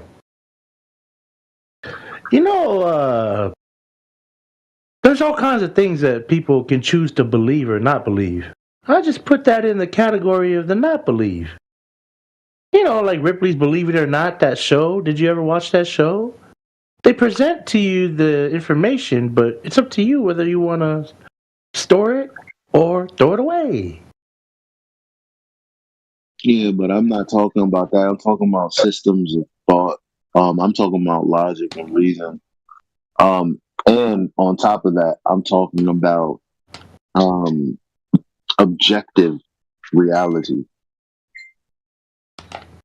So when I'm talking about objective reality, and I'm talking about the mountainside, no one's saying Ripley's Believe It or Not. Believe it or not, no, it's just what is. For whatever reason, when we have this discussion, the people who have been subject to this poisoning of the mind thinks it's a subjective conversation where, can't we just believe in whatever we want? It's not a belief thing. People don't debate things that they know are real. The fact that that people think this is a debate exposes that what they believe is real isn't reality. I don't debate flat earth. When people ask me what's underneath, what's the sky, what's this, what's that, that's not a debate. You're asking the same questions I'm asking. But the reason you're asking is because you fall back on, well, I know that there is an answer based on this heliocentric paradigm that we've all grown up in. I know that based on what I've been told about that, begging the question, then this aspect or this thing that I believe is true based on this other thing that I already fundamentally believe to be true. So when you talk about Ripley's Believe It or Not, and I'm like, what does that have to do with whenever I talk about elevation angles to flyers? That's not something that's up for debate. It's not something up for belief. Can I give him another example, Elijah? Yeah, hold on, Castle King. You got to think about the mechanics of water, how water behaves. Hydrostatic equilibrium, water at rest in large quantities. So when we're talking about things that are just true, they can't be debunked by somebody saying, "Well, that's what you believe," because it's not a belief. It's a study of the physical and natural world. It's how we understand where what we're working with here. Now, if you're telling me that hydrostatic equilibrium is a belief, then that's the issue. Elijah could point that out as that's the fundamental problem that you have with understanding, asking questions, and you think everything's just belief. Nothing has any there's no quality of anything having to be understood in the world around you. You just think it's all just a collection of beliefs. Can I speak? Guys. Oh, but I want him to respond to what I said and what Eli, on the back of what Eli was saying. So, can he just respond to that first? Yeah. Yeah, but, man, can you hear me? Yeah. Hold up, man. Yeah, can I hear from Castle King, or does it have to be you?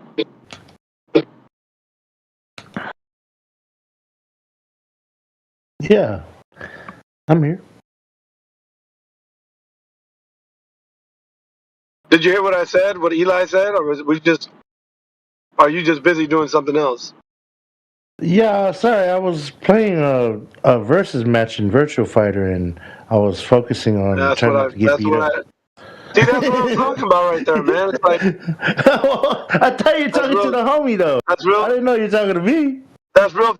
That's real fucking douchey of you, though, man. To be honest. Come on.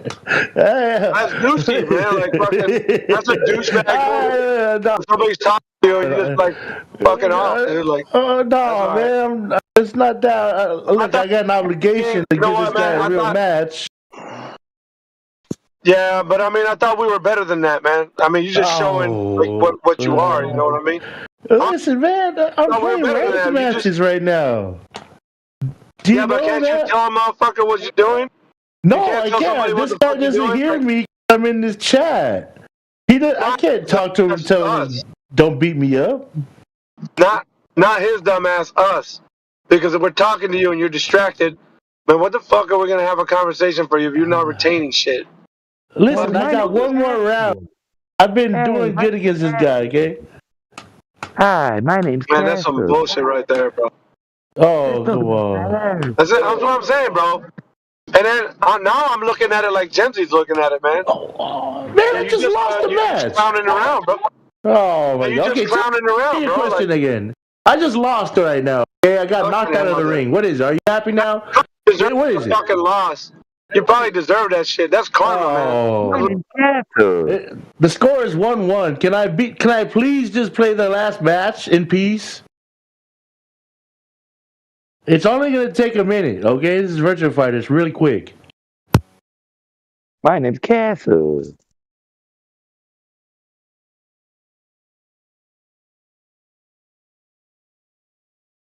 Man, that's that fuck shit right there. That's what that is.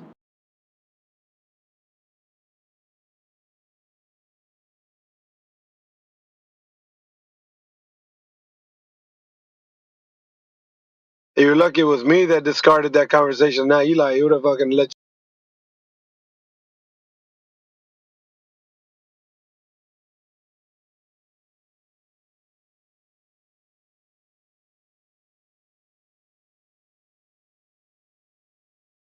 you. Who was the guy that wanted to say something about it?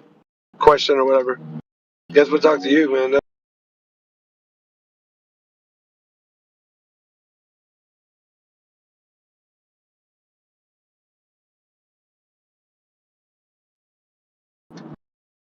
I mean, they're only proving Jempsy's point right now. That's all I'm saying. Fucking.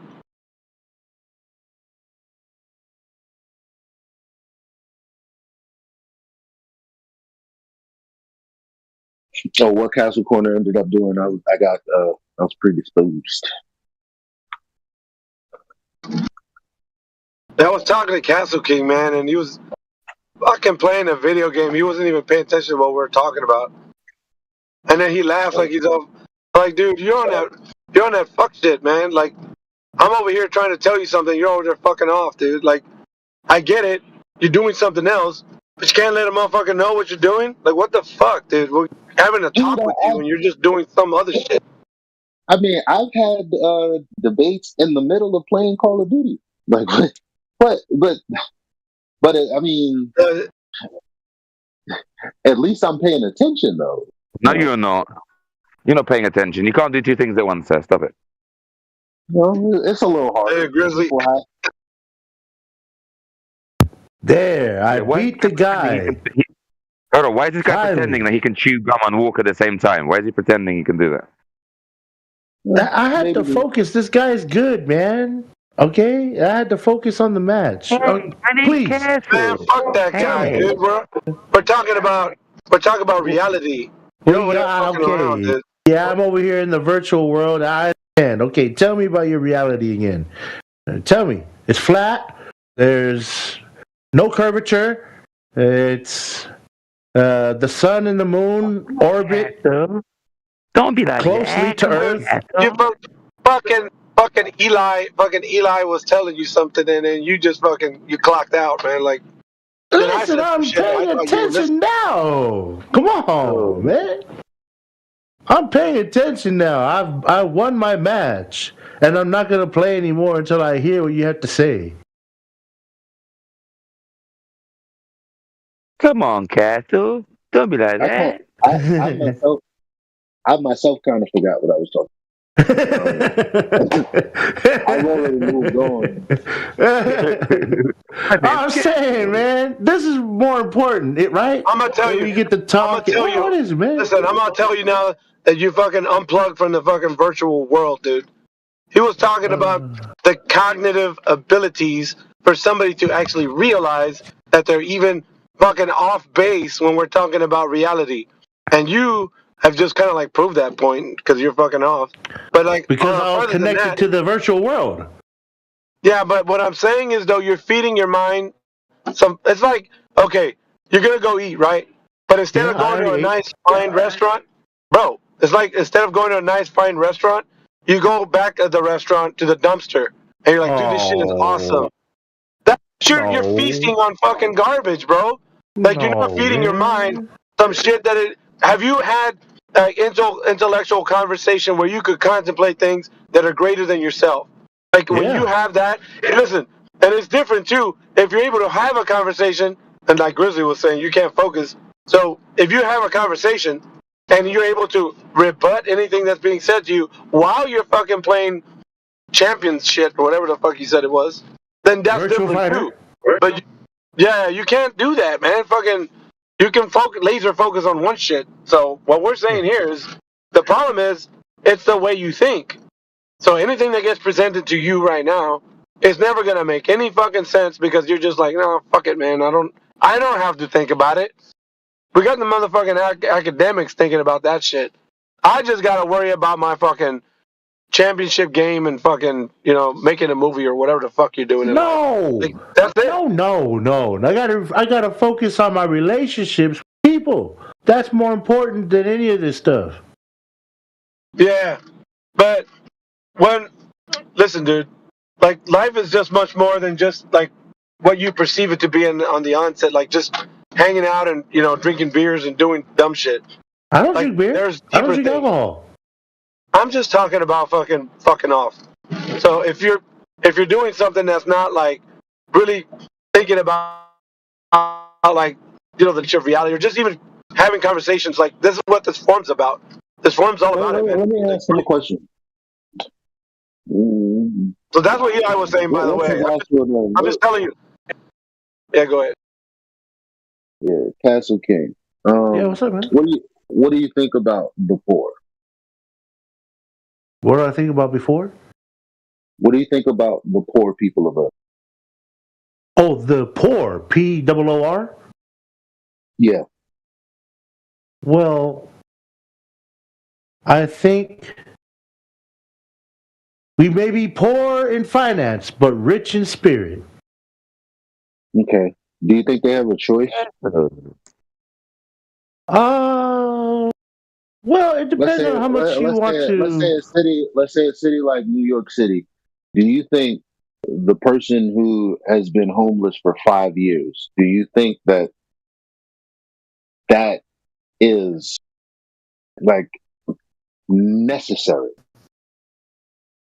Well, if he doesn't know about any government assistance programs, or if he doesn't have a buddy that can take him off of the street, why wouldn't he? He doesn't know how to get a job. No, why wouldn't he know how to do all that stuff when all of those tools are where he is? I'm saying, why is he homeless for 5 years? Maybe because he's lazy, bro. He's a drug addict. Yeah. Just listen to Eli's point. He's got a good point. Just listen to his point, dudes. I'm asking if he's homeless for 5 years and he doesn't know about these programs? It doesn't matter. It doesn't matter that you're in the wealthiest nation in the land if you don't see tools as tools. If you don't see tools as tools, it's not a material thing, it's a mental thing. So when you say it doesn't really matter whether the earth is flat or round, I said the fact that you believe it's a globe is of a consequence of the way you think. You've already Your aspects of your life have already been affected by the way you think. Already. It's already affected you. This conversation is just another conversation. I could have met you in a political space. I could have met you in a financial space. I could have met you in any other corner about any other topic. But a logical fallacy is a logical fallacy no matter where you are and what you're talking about. And if you're thinking poorly, you're subject to the people that want to take from you. I don't know why deceivers like to take from the poor, but that's what happens. But if you're poor, what do you have to give? It doesn't matter because if you're rich, you can be deceived too. The bottom line is, you said, what would it matter? And I said, well, your mind and how you think does matter. That's his point. It's not his physical state of being. What he's talking about, perception, how he thinks about things, how you analyze the physical and natural world, and like any types of knowledge that you gain. Like he's showing you an example. There's people out there, like, you live in the richest country in the world, right? So what advantage does he have over somebody else who has the have-nots and the haves, right? How can I could do the same thing that guy, I could do the same thing that guy can. What's stopping me? My thought process, how I'm thinking about things. Oh, I'm poor. I'm never going to get out of here. I'm always going to be poor. Like, well, yeah, if you think like that, then fuck it. That's your lot in life. So, no, dude. I'm a glober. I'm always going to be a glober. And that's the way I'm going to live my life. Like that? Then why you got to be on that fuck shit, though, man? Yeah, but that's, you don't have, I know. It's just like the idea behind it is you're not realizing that what advantage does anyone in here have over you, Castle King? That you can't get. I don't know people personally in here. I don't know what kind of advantages you have. Bro, I'm talking about the knowledge base. Oh, no, because do you think your knowledge of the flat Earth gives you an advantage over someone like me? See, when he says what he says, and I recognize when you say what you say about, like, how you just position yourself as a glober, and that's all it's going to be. You can easily, in your mind, attribute that to us and go, you guys are doing the same thing. Cut the bullshit. The problem with that, though, is heliocentrism and living on a globe. That is the book. Now, actually, Alpha Veritas, maybe you want to go through that with him, the 3 questions thing. But before I get to that, when someone says, "Oh, you're a flat earther," I could damn near say, "No, I'm not," because when they think flat Earth, they think about Dave Weiss, they think about the ice wall, they think about all this other crazy shit. In that sense, I'm not that. I'm nothing. I'm agnostic when it comes to belief systems. However, you and I and everyone else accepts that elevation angles to Polaris is how we built this navigation system, which requires flat Earth measurements. That's what a right angle triangle is. That's what an angle is. When the adjacent isn't curved, that's all it is. So that's not me believing anything. That's me talking about a process that we go through, a method, a use case scenario. There's no belief in that. I don't go, well, because I've measured this, therefore the heavens is this far, and oh my God, God's throne is this dimension. And I don't do none of that shit, bro. So I'm saying I'm a flat earther is like saying I'm a tree hugger. Well, yeah, some people might like to just read books under a tree. But for others, what a tree hugger means is, oh, maybe you like to do a lot of drugs. Maybe you like to have a lot of sex. Maybe you like all this other bigotry shit that is not necessary. To someone who's just simply sitting under a tree reading a book. Now I'm simply sitting here existing on the earth telling you, actually, elevation angles to Polaris is exactly how we've devised what we call the globe. But that was derived from flat earth measurements, though. There's no opinion about that. You can't disagree with. No one disagrees with me on that. They just say, well, that's because it's really big locally, which is a complete non sequitur. Listen, we're talking about from the equator to the North Star. Oh. I thought a tree hugger was somebody who hugs the tree to stop the guy from cutting it down with a chainsaw. Okay, yeah. Or it could just be that. But like I said, as a bigot, many people would assume, because most people are bigots, unfortunately, they make assumptions about things that they don't know. What is this word, bigot? What does this word mean? Bigot? You don't know what a bigot is? You don't know that racism? I've heard of it. B-I-G-O. I've heard of it. You know that racism is a subset of bigotry? Bigotry. I know, but tell me what bigotry is itself. When you look at an individual as a part of some whole and make assertions and assumptions about them or their beliefs. Oh, you mean you? Okay, I think I know what you're talking about. You just kind of generalize everybody to be that way because that one person is a part of that group. Or you assume that person is, or you associate them with a group of people. Yeah, you associate the one person with some sort of crazy religious cultist group, if you will. Okay. And that's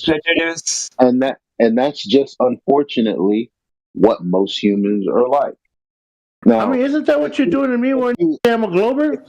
If you thought correctly, and this is the only way, once you think correctly, you stop being a bigot. See, I can recognize that I look at someone and make an assumption, but in my mind, I go, oh, I can't do that. Why? Because I know what bigotry is. So even though I'm human and I may still feel the same emotions that everyone else feels, I'm not perfect. The one difference between you and I is when I feel myself being a bigot because I'm afraid, because of lack of information, because I don't know someone, I also know it's not okay to act out of that fear and act like a mystic meg psychic about that person and what they may do to me in the future as if that's facts. That's just that's how a lot of us die. Okay? So that's never the answer. Now, that's what happens though when you don't think correctly.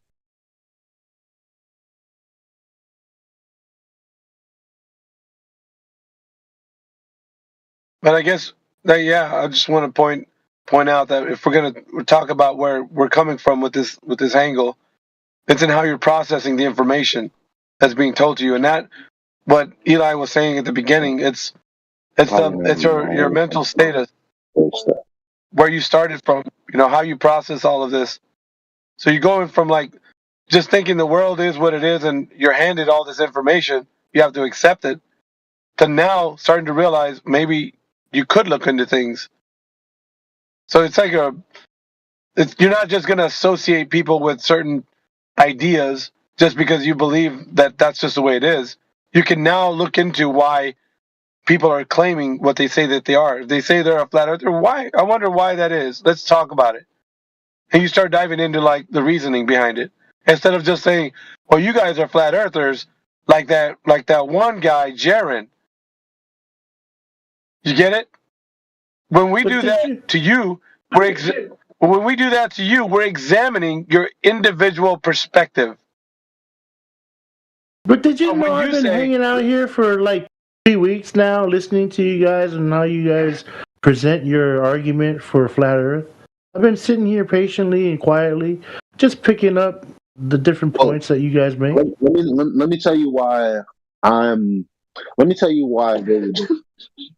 like, when someone comes in here and says, okay, so you're a flat earther, explain to me why I haven't seen the edge, bitch.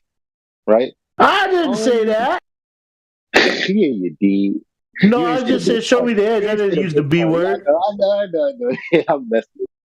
But like, that's an example, right? I never made a claim about an edge. I never made a claim about a limitation other than understanding that gas pressure requires containment. I'm not talking about where it is, how it is. But the bottom line is you're asking me something I never made a claim about.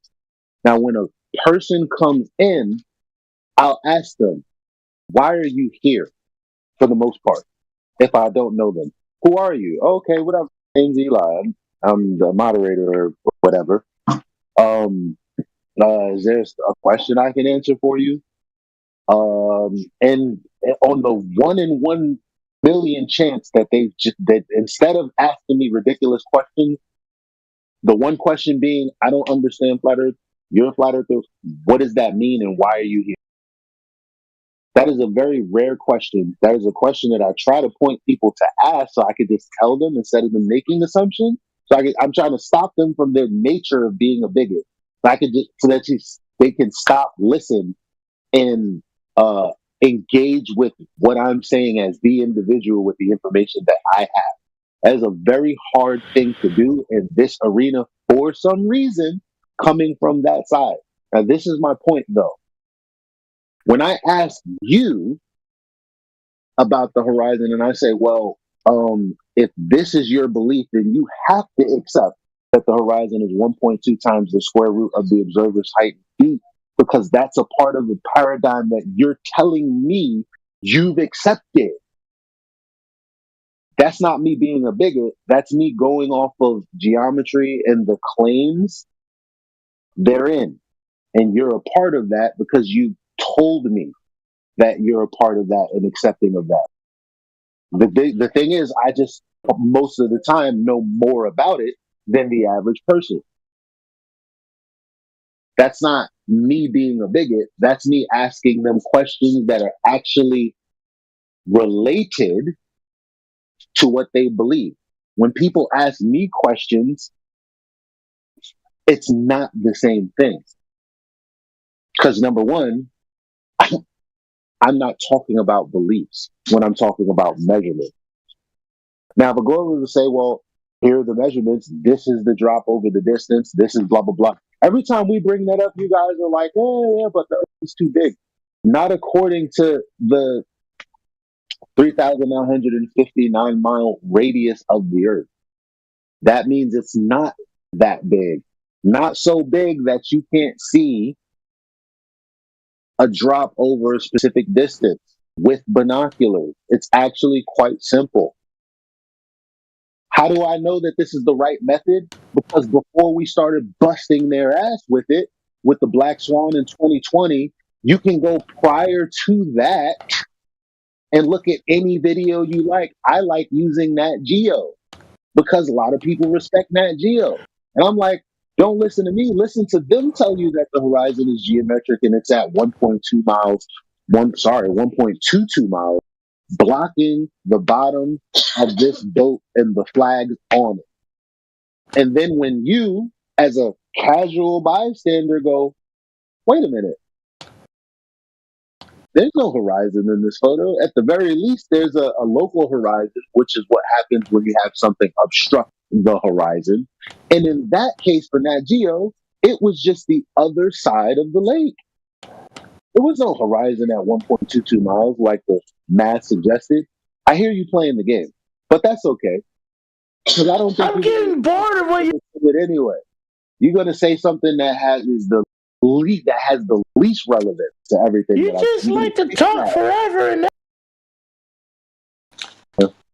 Eli, you have to remember, right? He's just happy to be here. Yeah. Every time I hear his voice, I forget and I tell him to try to reach him, right? But there are other people that I'm like, I don't give a shit, whatever. Sometimes when people sound and all that, like, you know how long Matthew Learns had me? You know what I'm saying? And which is why I get so upset with him now, because like I'm genuine with him. I'm not saying he's not. He's just the bullshitter of all bullshitters because he will dead ass tell you it's just a belief. I have no evidence. Now he'll turn around and say evidence that you will accept.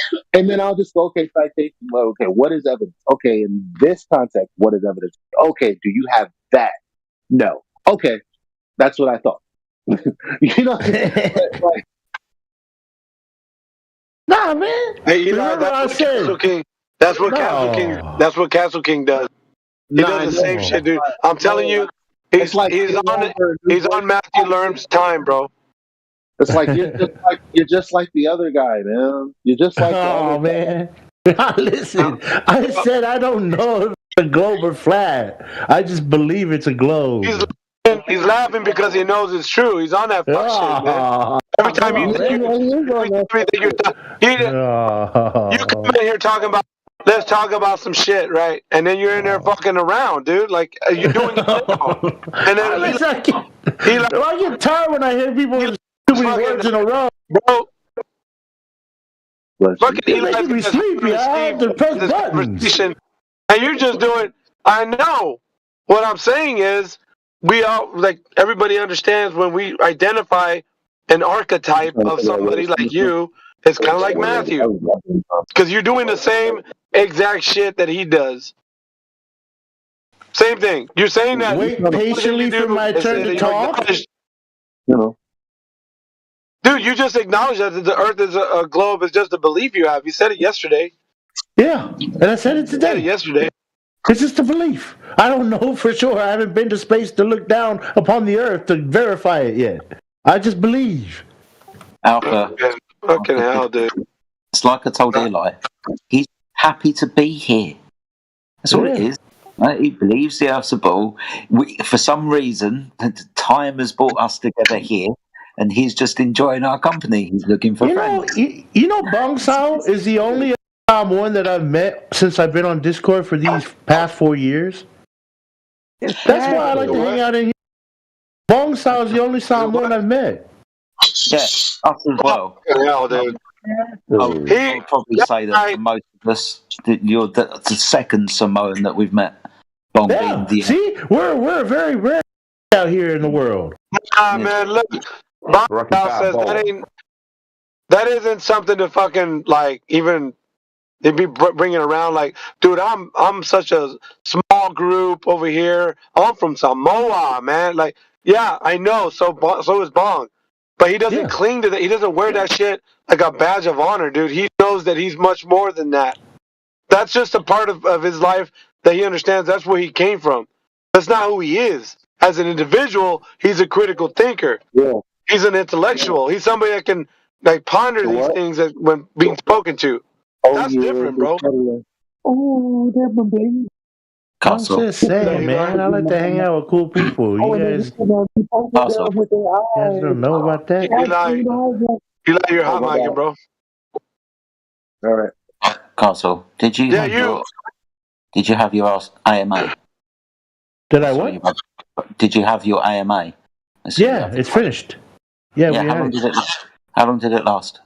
2 hours. How many people turned up? At one point it was a lot. I didn't count, but it was a lot of people at one point. Good one. An AMA for what the fuck? Yeah. This is what I'm trying to point out. He's just happy to be here, and I keep saying it. And he agrees to it, right? I'm happy to be alive. I'm grateful. Yeah, I'm thankful. He finds us enjoyable and entertaining. It's a bit hard to take sometimes, but he's quite happy with his belief that the Earth is a ball. He probably deep down kind of agrees with us. And this is the thing that we're going to see change over time. Because I reckon somewhere he understands what we're saying. He just, for some reason, that anchor bias that we were talking about earlier seems to be strong with this guy. Very strong. Well, moreover than anything, and I'll finish. Moreover than anything, he's just happy to be here. So when Elijah was talking to him earlier, I guarantee he probably switched off for about 70% of it. But he's good. He's a good, useful tool because he let Elijah speak. So at least he's letting people speak. So we can make use of him that way. Some of it will start going in, though, I assure you, and I think it already has. Yeah, conversationally, like it's a saying in the UK, conversationally, he probably needs a knuckle biscuit. No. Yeah, dude. Because like when it comes and because I know that every time when you speak, dude, there's like it's like I don't know how to put it, man. It's like it's like a desert and you see a tumbleweed going across. Like there's nothing there, bro. Like you're just a person that's occupying some space in the world that's like all you're gonna do is just work, give stuff to your family and just be happy. Like honestly, there's no depth is what I'm saying. The depth is there's nothing. Just because I don't believe this place is flat, man, I give back with all the talent that was given to me by God Almighty. Intellectual conversation, bro. The conversation intellectually is not there. It's void. Does like nobody? Because I believe it's a globe.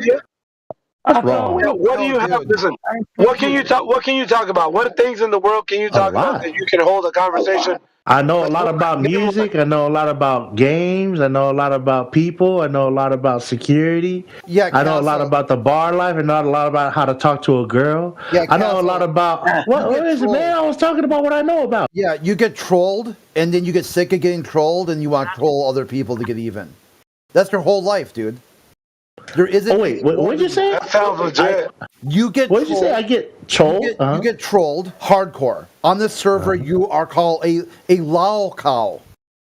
People milk you for lols. Then when you get sick of it, and you're always the front of the joke. Everyone's always laughing at you. You try to get even, and then come in the Flat Earth channel and troll back to try to reset your ego or some other bullshit. No, that's not it. No. Dude, they just had you on the stage for shits and giggles for like 2 hours of people just mocking and ridiculing you. No, did you even attend the AMA? The first thing you did was go right to the Flat Earth channel as soon as you got done. This is what I noticed. No, that's not the first thing I did. I went to go eat some food, and then I came over here. I don't feel good about that, by the way. I mean, because I'm reading this really, really good book called The Mountain Is You. If you haven't read that, you definitely should pick that up. Something that people do is abuse themselves in a way that make it ineffective to others. But how you come away from that psychologically, that's the thing that is interesting. Again, the way that you think.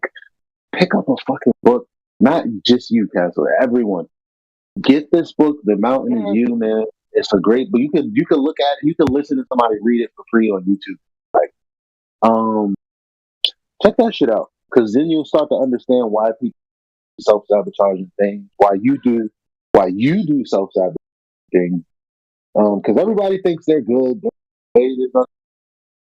I assure you, there's something wrong with them.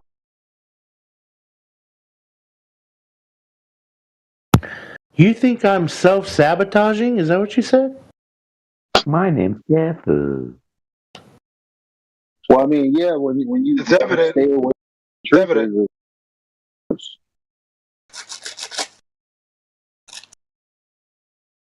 It's simple too, man. Because when somebody's telling you to look into something here in this channel, you're like, nah, man. I'm gonna take whatever answer I got from wherever it came from. I'm good over here, bro. I'm here for the entertainment value. So that's just showing what he's saying right now. What I've been saying. There's no depth, dude. And then you're saying, yeah, we do have depth and other shit. Yeah. You might be the definition of an NPC. I'm saying I have a lot to give back to the world.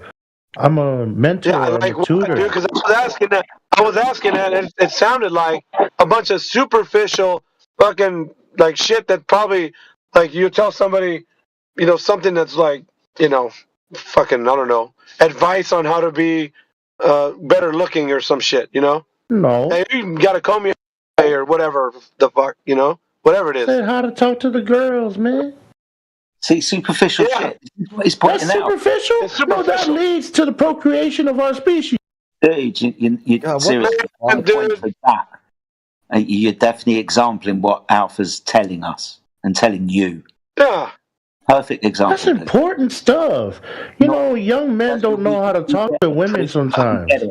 We get it. But it's akin to what type of car that you drive, the clothes that you wear, your personality, these type of... As long as that car gets from A to B, that's all that matters. Dude, ego. Superficial. We're talking about deeper things. Yo, wait, it's not that deep, man. You guys believe this place is flat. That's it. Sorry, you don't think... Dude. No. You don't think it's deep having a truer understanding of reality and its creation? What's more important in this reality? That we know this place is flat or round, or the bonds that we create with one another through camaraderie? That we know. What is more important to you? I'm trying to tell you. So that we know that the earth was lovingly created for us. Yeah, I believe that. In other words, I believe that. In other words, I believe God made it. In other words, dude. In other words, it's truth. He's talking about truth. So if truth has an intrinsic value, and what he's saying right now matters to you, you wouldn't be on that fuck shit. You'd be like, oh, dude, truth. I love that. Let's talk about it. What do you know about it? You want to be like, man, I'm playing my game, homie. I'm not listening to what you're saying. Like, you'd be like all about it. And it doesn't sound like you are. That's the shit that we're talking about. Oh. No, man. I was saying the more important thing is that we establish connections to one another as human beings. Yeah, that's more important than what you believe as an individual. Dude, truthful connections, right? Honest, loving connections. Yeah. That doesn't... me believing that this place is a globe is not going to affect the way I treat you. Okay, but a truth should be told, correct? That's your truth. It doesn't mean it's mine. No, not my truth. Not a subjective truth. It's not subjective. It's objective. Oh, man. With an objective. Oh, I don't accept that. Why? See, because you haven't taken any kinds of planes or any rockets out to the edge of your flat place. Holy fuck. Not listening. This is why we get frustrated, because you're not listening. I'm frustrated too. Because you're not listening, or if you are listening, then this is your cognitive dissonance kicking in. This is how you display this. You're having problems within your head, and you display it by reverting back to your anchor. Globe Earth. It's more important things. I don't want to deal with this. It's classic. All right. We can talk about other stuff besides the Earth being flat or round, you know. Let's talk about superficial shit that doesn't have any intrinsic value. So no truth is going to be spoken except for some bullshit about how come eating Takis is better than fucking Doritos, dude. Like, nobody gives a fuck about that in here. We're talking about the shit that matters. Truth, man. The intrinsic value of it. I got a Castle King response. Doritos are definitely better than Takis. I wouldn't say that. That's what I would say. I don't eat enough Takis to know. I don't eat enough Takis to know. I don't know the flavors of Takis. Squirrel. And you haven't gone far enough. He saw squirrel and he started running for it. I've just seen the blue ones and the red ones, and they all look hot, so I don't eat them because I don't like hot stuff.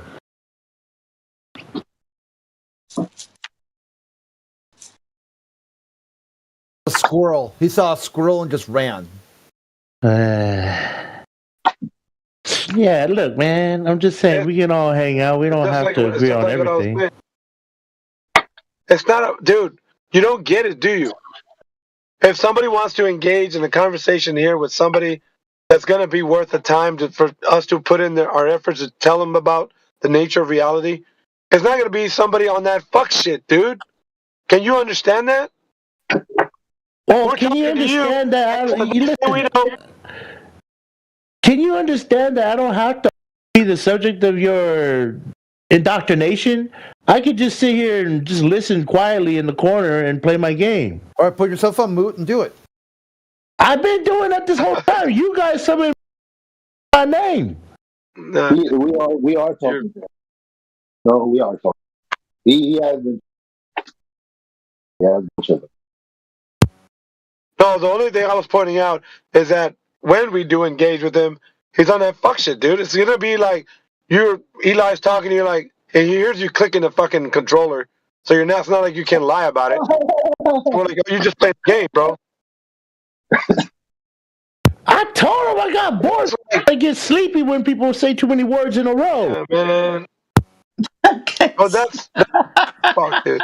Yeah, so if we are engaging, if we are doing that, then you're just proving that doing that is just a fucking waste of time. No, you think this is a waste of time? You missed the whole point. The fuck I have. Listen, youngster, do you know who you're talking to? Yeah, character. Fuck, I'm probably older than your ass, dude. What the fuck? I'm 48 years old, man. Oh, snap. High five. Me too. And what? Year of the Dragon? You beat me by 1 year. You're born Year of the Dragon? Yeah, man. Yeah, that's right. Fellow Dragon. Yeah. Yeah. We're cool. Yeah, let's talk about that superficial shit. Oh, come on, man. Can you just relax and enjoy the conversation? Yeah, so this fucking forum is about breaking the will of the individual who believes they're on a fucking globe, dude. How the fuck are we gonna? You know how many times missed opportunities happen because we're talking about superficial fucking bullshit, dude? Do you realize that? You know, everything is happening on time. Everything is happening according to God's plan. So it's not a waste of time, man. Everything's happening according to plan. I'm saying, I don't know God's master plan. I just believe I'm a part of it. That's it. I'm just doing my part.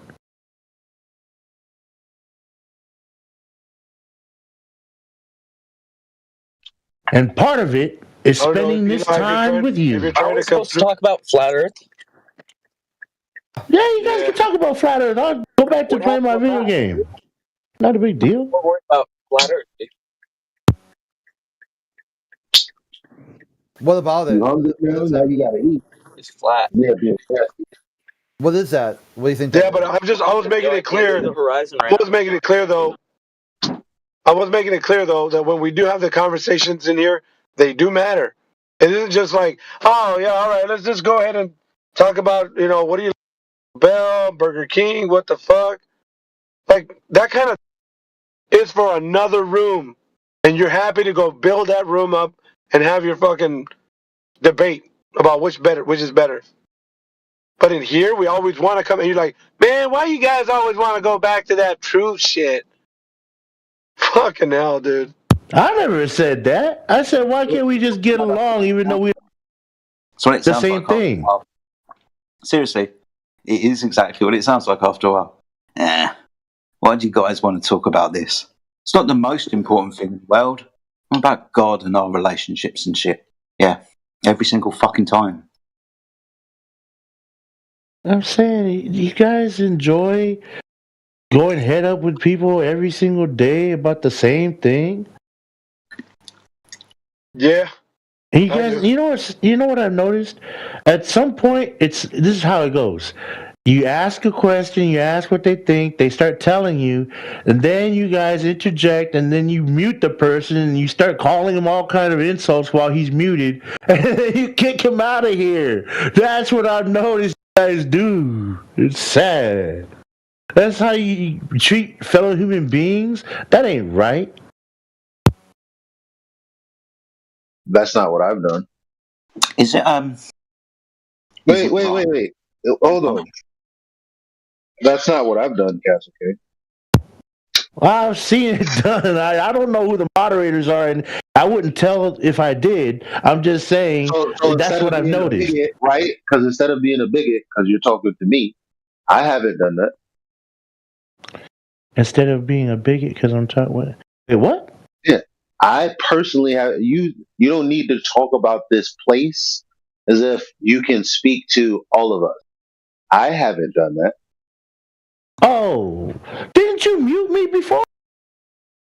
Yeah. There you go. Case Okay, closed. Checkmate. I mute people when they can't stop talking when I'm talking.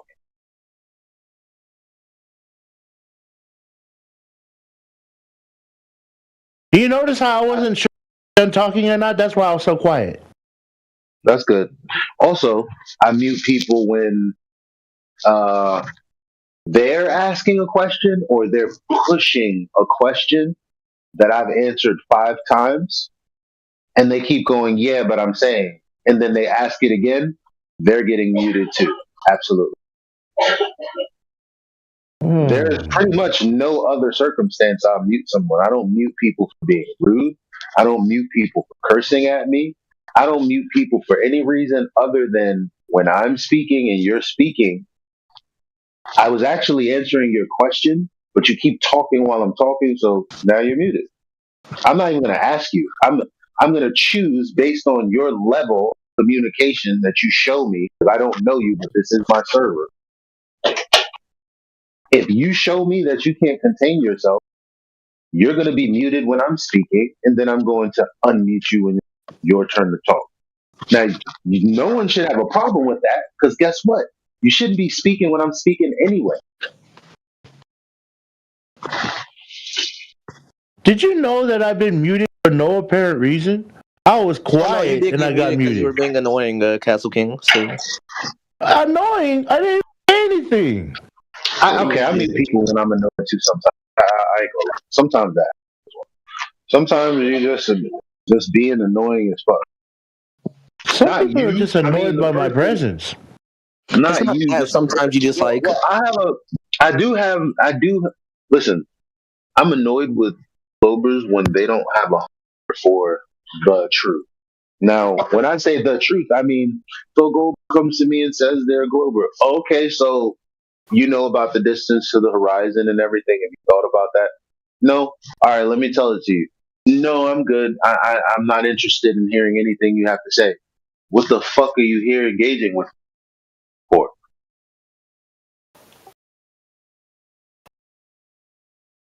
Yeah, well, you know that I've sat and listened very patiently to all your points about the flat Earth.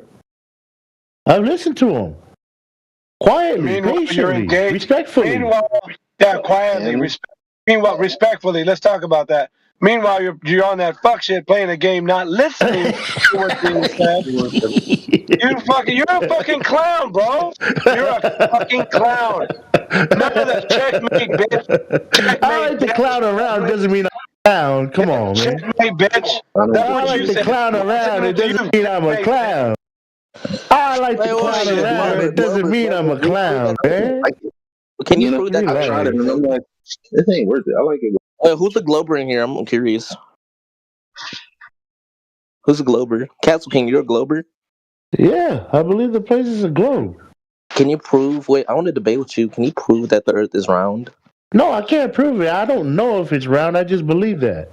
Okay, so you just believe it. So you're not a Glober. You're just a follower. You just got whatever information. I'm just a guy out here doing my best to be the best I can, man. Well, I mean, but you haven't heard out, the. I've heard the flat Earth. Trust me, I've heard it. I don't know. I've heard.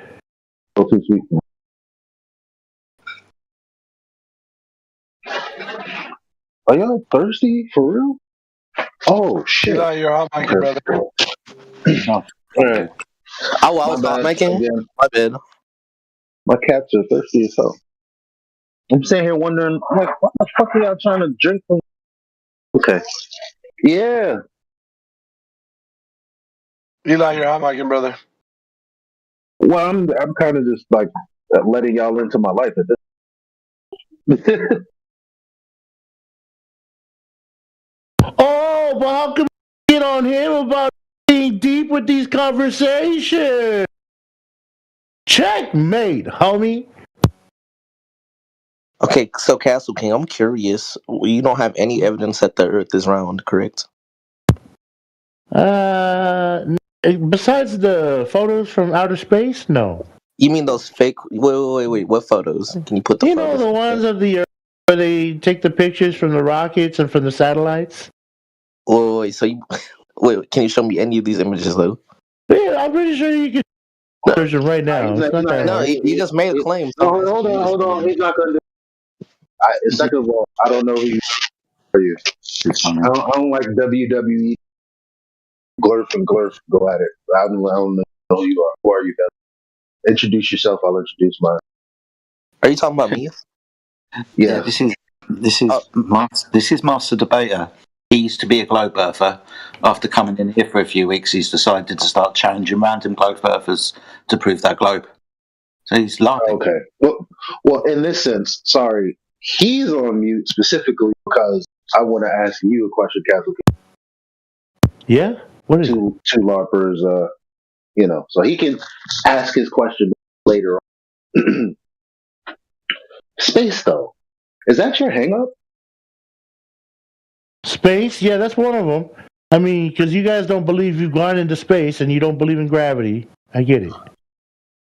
You ever thought about the vestibular system? Vestibular? Oh, fuck. Okay, I get it. Matter of fact, no, that is okay. You ever heard someone having vertigo? Yeah. I think I've experienced that before. Mm-hmm. Right. You have a hard time orienting yourself with these semicircular canals. 90 degrees from each other. It's like three of them or something. The point is, the system in your ear is responsible for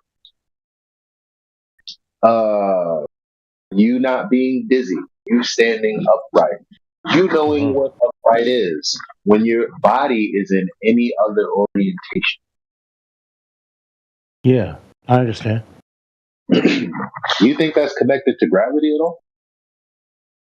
Possibly. I don't know all those intricacies, but I'm assuming gravity has something to do with it. It definitely heavily has to do with the fluid. So I'm assuming if you think that the fluid on the Earth is down, or giving us an inward vector, which is because the Earth is so big, it's down for everyone. I would assume that you would think that the liquid is parallel, which is, I can't even say parallel to a curve. That's so dumb. But for the sake of this conversation, let's just say you and the liquid in your ears parallel and level with the ground wherever you're at all times. Yeah, it makes sense. You think that? Okay. What the fuck is going on for Bruce McCandless, though? Looking like a Lego man. You know who Bruce McCandless is? Bruce McCandless. Who is it? He's the random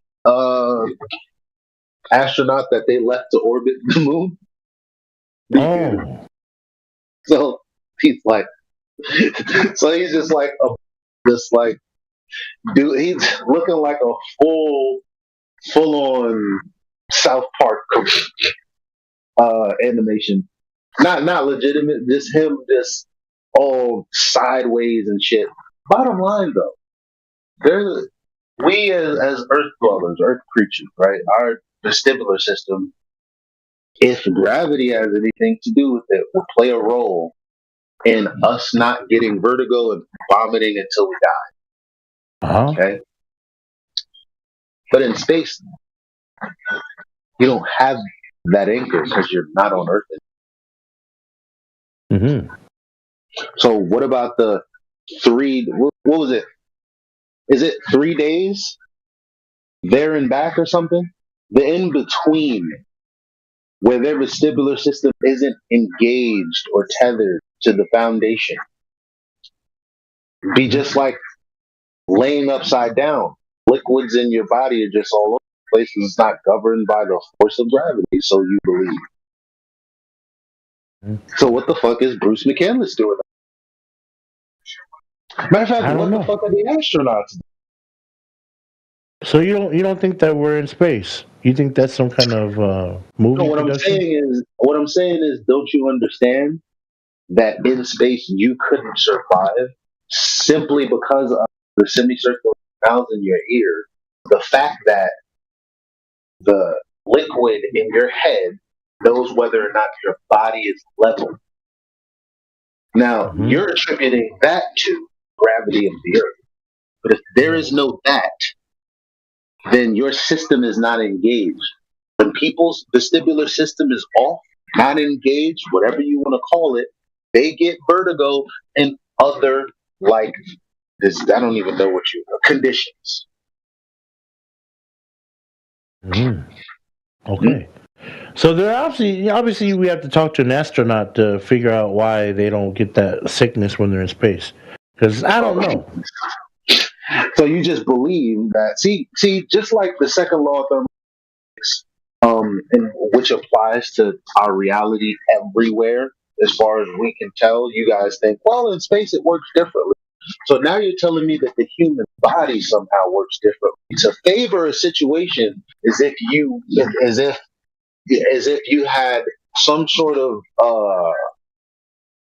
what do they call it? Preferred direction for the liquid in your ears to help you orient in 3D space.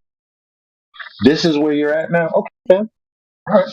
Well, all right. Because I can't. I'm gobsmacked by it. That's okay. Is gobsmacked another word for really confused? I'm stupefied by your understanding. Stupefied. I know a song that's called Stupefied. I'm sure you do. Yeah. Okay, well, Yeah, it's one of those things, man. Like, Peach, come though. Peach, come though. Peach, come though. Peach on though. Peach on though. I don't know what that is. Peach, come though. Peach, come though. Yeah, I figured it wasn't going to be long. Now you got to get a new sock account. Too bad. I didn't. Never beat you. Now you got to get a sock account or come back. One thing I can say about you guys are quick with the moderation in here. Yeah, there's a lot of us. Dude, we got people in here 24 hours a day, and there's always somebody listening, just waiting for a moment to disrupt the conversation, get the channel shut down, all kinds of crazy shit. These globalists do not rest. There is no rest for the wicked. So unless we gotta be quick on moderation, because we know what we're up against. Yeah, I get you. Yeah. Good job. Yeah, they made me a moderator in a room, but I don't like to use the mute button. I'd rather try to talk people down instead of mute them. Yeah, me too. Like, you'll get some guy in here who'll be all freaked out, and I'll be like, hey, the mic's yours. What do you want to talk about? And then they won't know how to react to that because they thought they would just like talk while I'm talking or talk while other people's talking, and they would get muted and think they won the internet. But you just give them the mic. Say, sure, go ahead. What do you got to say? Everyone here is listening, just waiting for you to say something. What you got?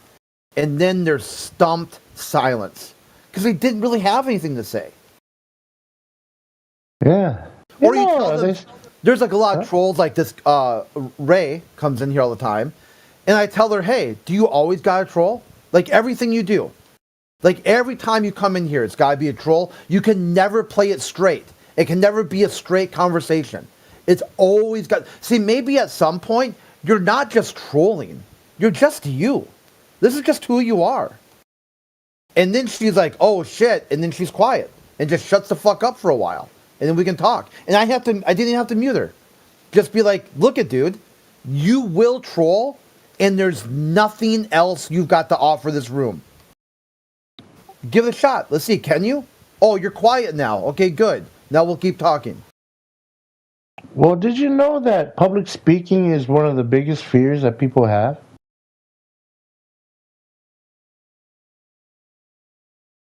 I mean, even if you're anonymous. Okay, dude, I have no idea what that was about. Yeah. I'm saying when you gave her the mic, she kind of froze up. But maybe it's because she got scared. Because a lot of people are afraid of speaking publicly in front of people.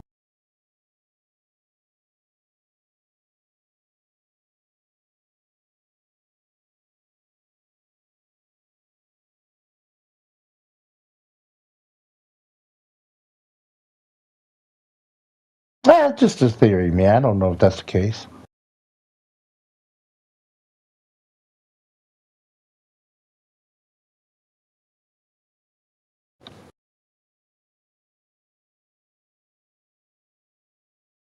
Ain't no rest for the wicked.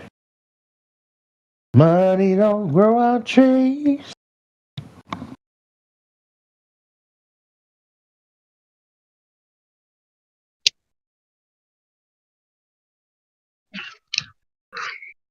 You guys should have been there for the AMA, man.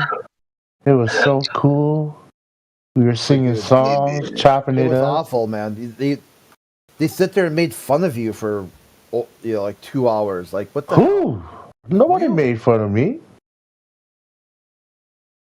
They got the moderators there to make sure no one. We had one troll in the pieces.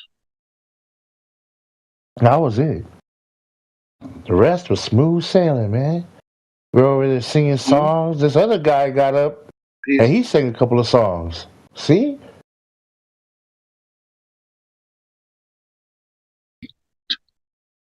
$10 pieces. Where's that at? 10 piece. I mean, that seems legit. 2, 4, 6, 3. We could get 3 pieces of chicken a piece. Hey, we all going Popeyes? Popeyes? Or KFC? Churches? Those are the places for me, baby. Yeah. When I'm out there fried chicken. Actually, you know what has the best fried chicken is Stater Popeyes Brothers. is way better than. I don't know that. I like that Stater Brothers chicken. They know how to fry it right. So what do you think? Should there be user spotlight events? Other people, or is it just going to be like? Yeah. Just the people. Why not? Yeah. It should be. Everybody should. I always encourage everybody to make a YouTube channel just so you can tell your side of the story before someone else tries to tell it, Yeah. Do you have a channel? No. You should create one. Just kind of talk about who you are, what you value in life and stuff like that. That way people can get an idea of who you are. And then your kids and your grandkids can get an idea of who you are. Just have a vlog or whatever. Yeah. A video log. Talk about what you're good at, what you do in life, what your purpose is. Share your wisdom for the future generations so they can see what it's like to be a decent human being. Because, AI robots and stuff are going to take over soon. And, we don't know what their morality is going to be like, if they're even going to have morality. We don't know. So, you want to be a part of the humans that leave an example of what it was like to be a real human being. For the future generations, man.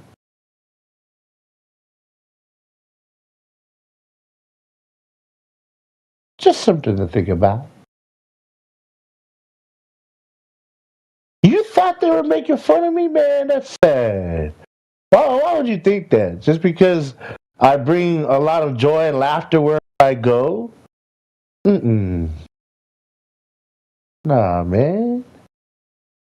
When you get to be my age, you start to understand that life is too short to be grumpy, You gotta lighten up, man. Be thankful and grateful for every day. And that's it, man. I'm just thankful to be here. That's what I'm saying. You're just saying a bunch of nonsense that is completely worthless. Complete platitude that doesn't mean anything. Platitude? Who walks around using this kind of word every day out in the streets? You see, I'm trying to teach you how to be cool, man. Listen, garbage. You sound like, you know who you remind me of? Sylvester the Cat. You ever seen the Looney Tunes? That's who you remind me of. That's who I think of when I hear you talk. Sylvester. Now listen, I'm teaching you how to be cool, man. That's one of my attributes. Just innately cool. You know? I'm sharing that with you for free. Did you know that some people have to pay a fee to learn how to be cool like me? Man, take notes, Sylvester. This is on the house, baby. I'm just saying, nobody walks around out here in these streets talking about some platitude. I've never heard that word in all the 20 plus years I've been working as a bouncer in the clubs and in the bars. Nobody's used this word before, platitude.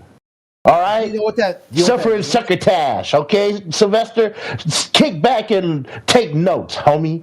I know you're the senior in this room, but I'm a senior OG out here in these streets, man. I'm trying to help you. You know what that means, a platitude? No, what is it? Does it have anything to do with platters with food on it? Because then I'll be interested. No, it's like a completely useless statement that doesn't mean anything. Oh, see, you had to teach me something so negative. Do you have any positive things to teach me? Sylvester? Sorry, what's your name? Your name is not Sylvester. What's your name, man? I'm Castle Kingside. Who are you? Crit. Who? Crit. Crit? Yeah. Like C-R-I-T? Crit? Like a critter? Yeah. Or is it critical? It's whatever you want, dude. It's probably critical. That's why you taught me a negative word, platitude. Do you have any positive things to teach me, Crit? No. What? Oh, man. Then you said I have things to talk about. Not Dang. Okay, dude? Not you. I got nothing to teach you. Oh, just me. Okay. Just you. Yeah, just you. Ah, I see. So All right, just keep using your platitudes and just go through life completely dazed and confused.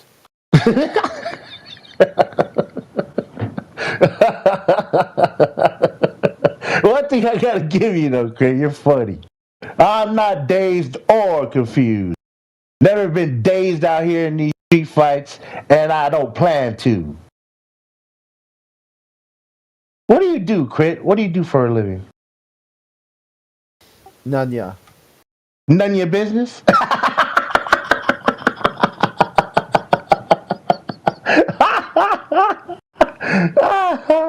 Well, better none than Narnia. That's another thing you guys like to bring up in here.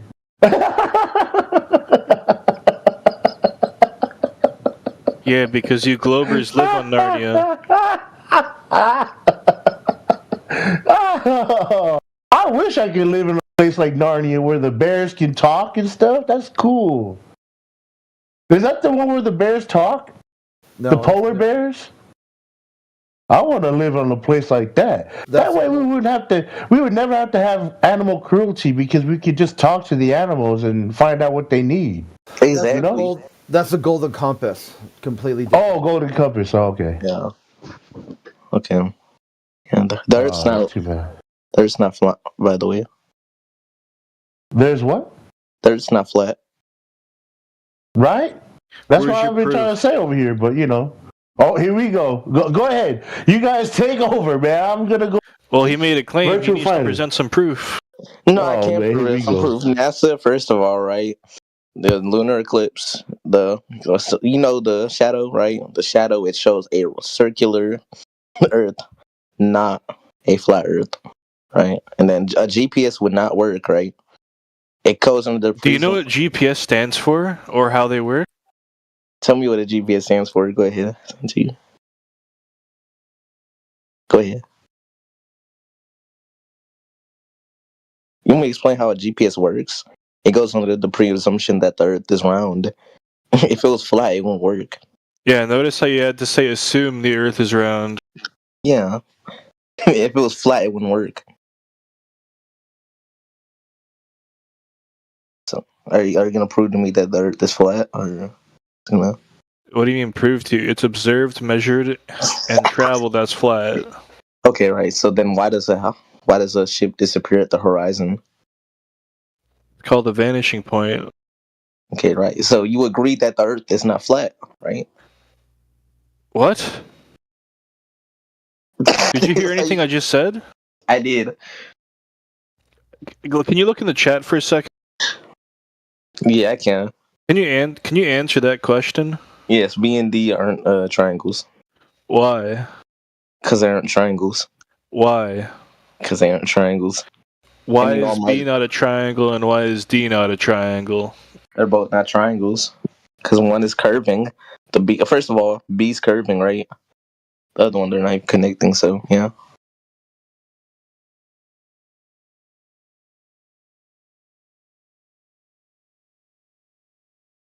I just explained it to you.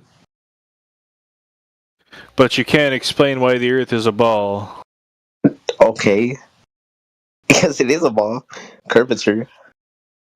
Where's that measured? What's that measured? Yeah. Wait, what is it measured with? No, who, what, when, where, why, how? All of it. Oh wait, Eratosthenes, he measured it. Eratosthenes measured shadows, not the Earth. No, he did measure the Earth. Shadows is the Earth. He measured the Earth, but he didn't measure a sphere. He assumed it was a sphere.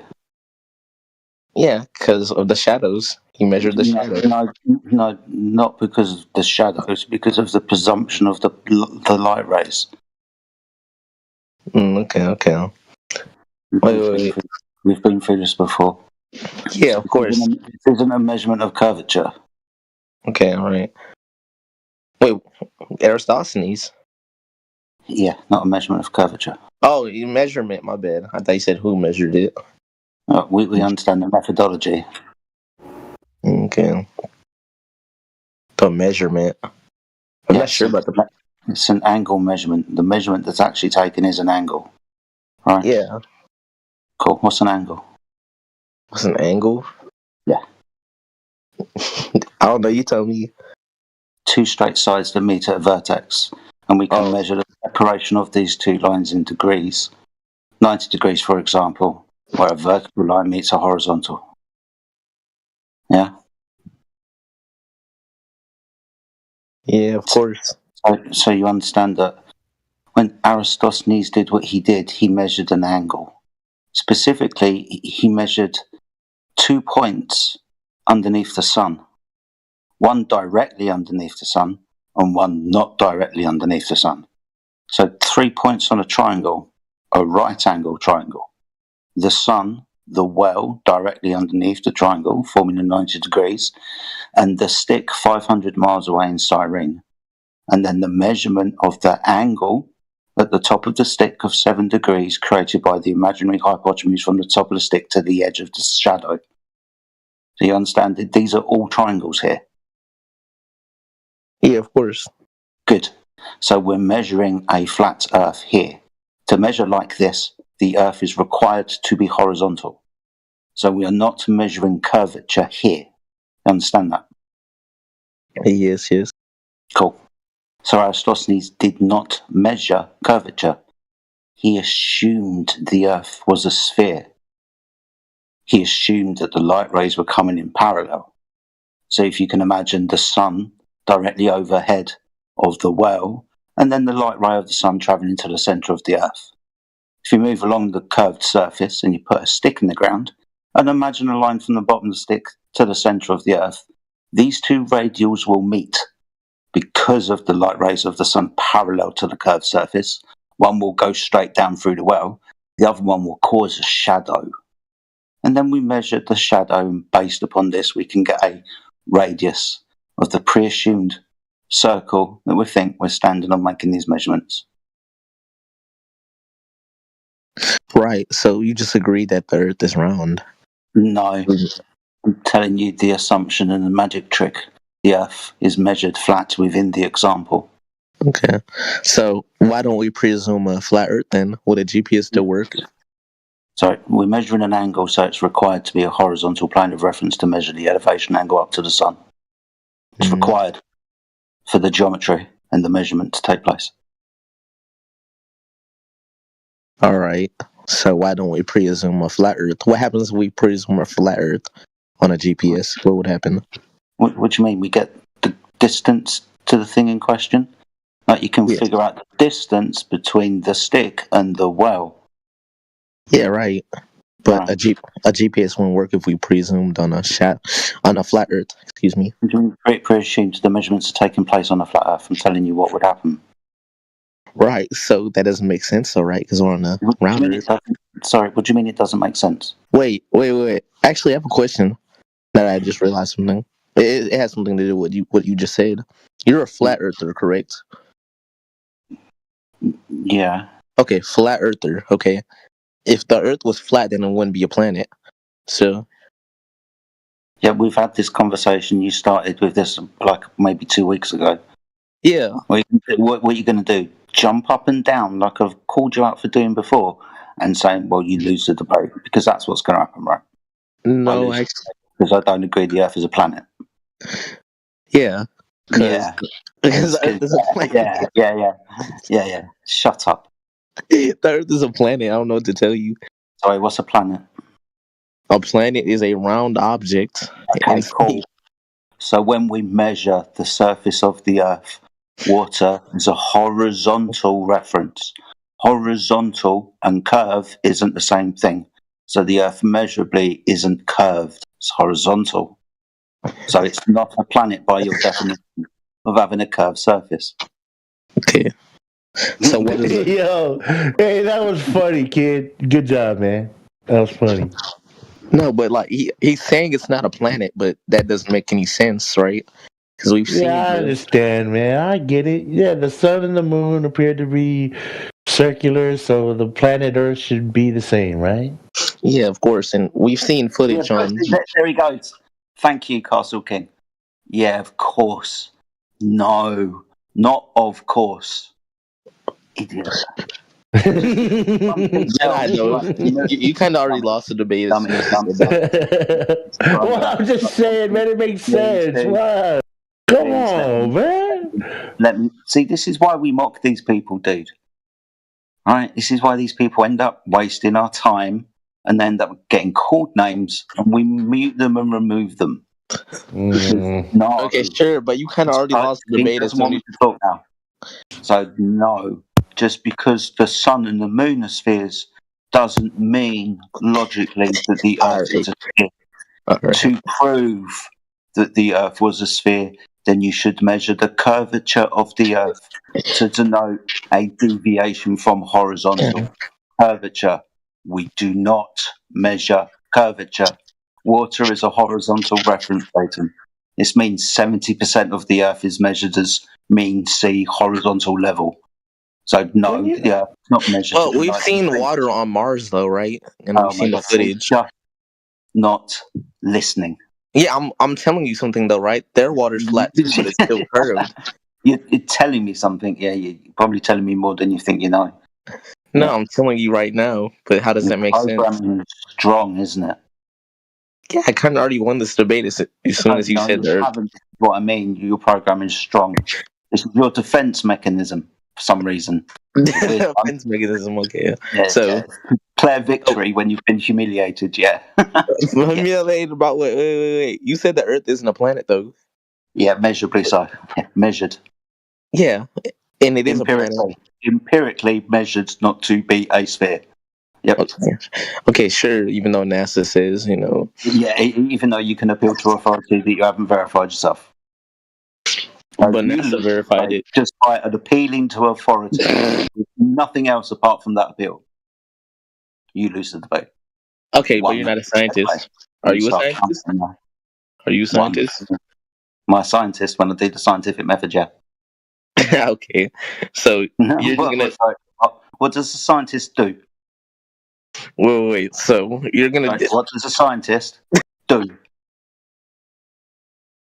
Wait, so you're just gonna ignore the fact that you're trying to disprove? Not ignoring the fact, I'm asking you to tell me what a scientist does. No, when you're they're doing science, when a scientist is doing science, what are they doing when they do science? What do they do? doing studying. Wait, studying. They're studying. What? Studying what? Yeah, the physical science. Yeah, That's scientists are studying the physical science. Yeah, the science. It's a little bit more specific than that. I think you might have just landed on a word. So physical. What else? Okay, all right. Let me think. I think natural, something like that. What else is the observer looking at? Must be physical. What else? Yeah, and then looking for evidence. Of what? Of what? Of whatever their subject is. I mean, there's multiple. Right? Yeah. What are we looking at? Right now, why the Earth is round and not flat. So, hold on. No. See, this is why I know that you don't understand what science is, let alone what a scientist would do. Because you don't know what the scientific method is, trying to corral you into this area. No, I do. Yeah, you do? Okay, so what is... Say, for example, you were a scientist and you were going to do some science. What would you do, first of all? Gather a hypothesis. Gather a hypothesis. Yeah. Yeah, you're stumbling into that area. Well done. So what's the first step of formulating a hypothesis? Research first. Research. Okay. Keep going. Okay, research first of all. So looking. I've replaced the word for you. Looking at. For evidence. But it's looking for something to research. To about something. What's happening here? What are you looking at as a scientist? What are you trying to determine out there when you look at stuff? You're trying to gather evidence. For what? For what?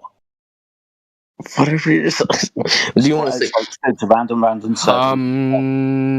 There's a word I'm looking for because you said hypothesis. You understood what a hypothesis was. You'd understand I'm looking for one of two things. You, the observer, the scientist, is going to observe something to happen in the physical and natural world. Right? Well, what's the two things? We're helping this man form a hypothesis. Oh, okay. Good. So you understand when we're doing science, this is where we would start, right? Observing something to happen. You want to carry on formulating your hypothesis, or do you need more help? No, I actually got it. First, you do, of course, gather your research, right? You would research first, right? Gather evidence. Right. Yeah, you would study something because it does something. Yeah. Right. Yeah. So the doing, the thing that's happening, the phenomena, the effect. Yeah, in your hypothesis, that's your dependent variable, the thing happening. Yeah.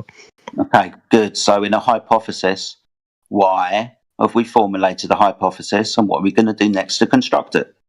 We're going to test. No, hold on. We don't know what we're testing yet. Slow down. So we've got the phenomena. What's the question? The question, the What's the question? Don't say the hypothesis, yeah, we know. What's the question? Should I create a question or just like what it's called? Dude, you've got a phenomena. If you knew what science was, you would know that the question is what caused that to happen. Oh, that's what you mean. Oh, ding, ding, ding. The bells are ringing. So these would be our dependent variable and our independent variable. The independent variable being the cause. What you think, you predict, causes that to happen. See, this is what scientists would do. They would formulate a hypothesis, right? But obviously you know that because you're a smart kid. Of course. Right? Of course. I haven't had to drag you through this at all. So after we've done the hypothesis bit, what do we do next? After we gather, test it, of course. Test it? So that means experiment, right? Yeah, experiment. Good. How do we do the experiment? What do we do with the hypothesis now? You apply it to the experiment? Yeah. you're going to vary and manipulate what you think caused the phenomena to see if it causes the phenomena or not. You're going to keep everything else the same. For example, the pressure or temperature, zero change. But what you will change is your presumed cause to see if it makes the phenomena happen or not. That's the point of formulating the hypothesis. This is the point of the scientific method, because you end up with empirical truth. You either do or do not cause it to happen. All right. Okay. Good. So that's what scientists do, if they're doing science. Of So course. if I was to do that and you were to do that, we will be doing science. Question: is there any scientific evidence for the Earth being a ball? Yes. Pardon? I said no. You said no? I thought you said yes. No, I said no. No. Why would there not be any scientific evidence for the Earth being a ball? No, I said there is evidence for it being a ball. Okay, so reverse the question. Why would you say there would be scientific evidence to prove the Earth to be a ball? Scientific evidence, first of all, right? Okay, You want to get into it? So let's try and run it through the hypothesis and experiment when trying to determine a shape, a concrete noun. I'm going to stop you here. Okay. Do you think the scientific method, the formulation of a hypothesis and experimentation on the cause and effect relationship, is the tool that you would use to figure out the dimensions of a three-dimensional shape? Dimensions of a three-dimensional shape. Yeah. Yeah. Yeah. No. No, of course not. Science wouldn't be the tool. You couldn't apply it to a concrete noun. Concrete noun, nothing happening. Phenomena based scientific method, something happening. Okay, to figure out the shape of an object, you use what? To figure out geometry, what do you do? Math. Close. Try harder. Equations. Yeah, doing equations. Again, closer. Would you do measurements? Measurements, yeah. Measurements. Yeah. To figure out the dimensions of a surface or object, you would measure it. Good. Yeah. When we measure the surface of the Earth, which as we're told is 70% water, that water is observed and measured and practically used as a horizontal reference station. So measured and used not to be curved. So if the surface of the Earth was curved, we would use measurements to figure out that. And when we measure it, we do not measure curvature. We wouldn't be applying this to the scientific method. You've been tricked by the word science. I've been tricked by the word science. Yeah, you thought that science proved the shape of objects. Clearly it doesn't if you understood what the scientific method was. Yeah. No, but science can prove it, and it has in the past. So. It has in the past? What's the hypothesis for has in the past? Yeah. You mean right now? I mean, I can bring up, current day, things. Do you want me to go into it and bring up my evidence? What evidence are you going to bring? Okay, you want me to start? Okay. Here's the primary evidence. The first thing I've already said, observing ships. When you see a ship, it disappears right at the horizon. What disappears first? What, when it goes beyond the horizon? Yeah. What disappears first? The bottom of the object. Yeah. So the hole. Okay, the hole. As it sails away. And I can bring up a video right now where it disappears and put it in chat if anyone wants to watch. Okay. And? Here, I'll continue, and then I'll bring the link. Here's the next one: the round shadow cast by the Earth on the Moon during the lunar eclipse. No, sorry, you misunderstand me. Not go on to something else. Landless fucking plane that you've been talking about. Ships disappear from bottom up. Okay. Yeah. Okay, what's the logic behind this claim? You've given me the conclusion. What's the two premises that you've used to reach the conclusion? Okay, I can. Hold on, let me put the link in chat. I'm hoping that you've used some kind of deductive logic, right? Yeah. Okay, cool. So when you give me the conclusion, I want the premises. Okay. Don't just want the fucking conclusion. You know what premises are, right? Yeah. Sound and factually true statements. Okay. Okay. Okay, cool. Alright, you can look at that video while I'm talking. I don't need to see the bottom of the boat disappear beyond the horizon. Seen it Yeah, so before. you do agree it disappears.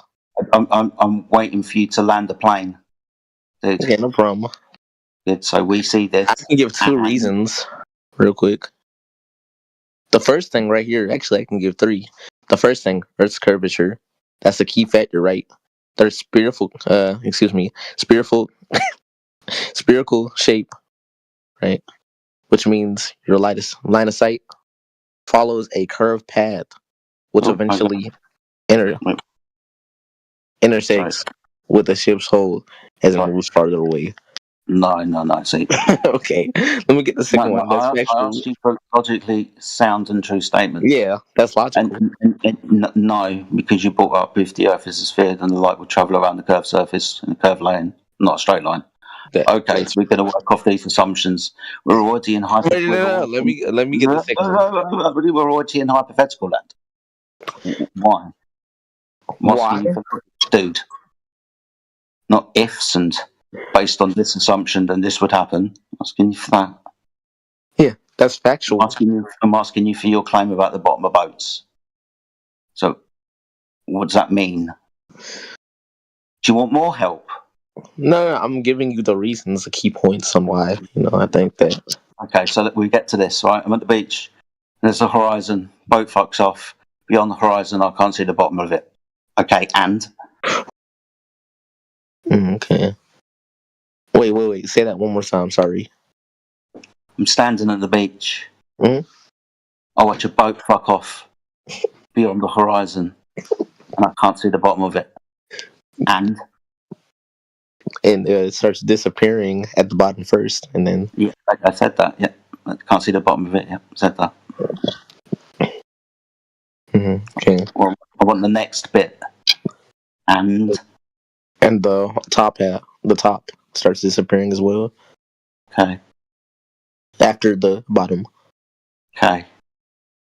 Right, let me try and help you out. Because of the horizon. Okay. What's the horizon? Define it for me. It sounds so funny listening to this, but yeah, keep going. Wait, what did you say? What he said. No, it was funny when you said because of the horizon. It made me laugh. I thought that was funny. Hey, Castle, now you know what it's like when we're conversing with you. Alright, hold on.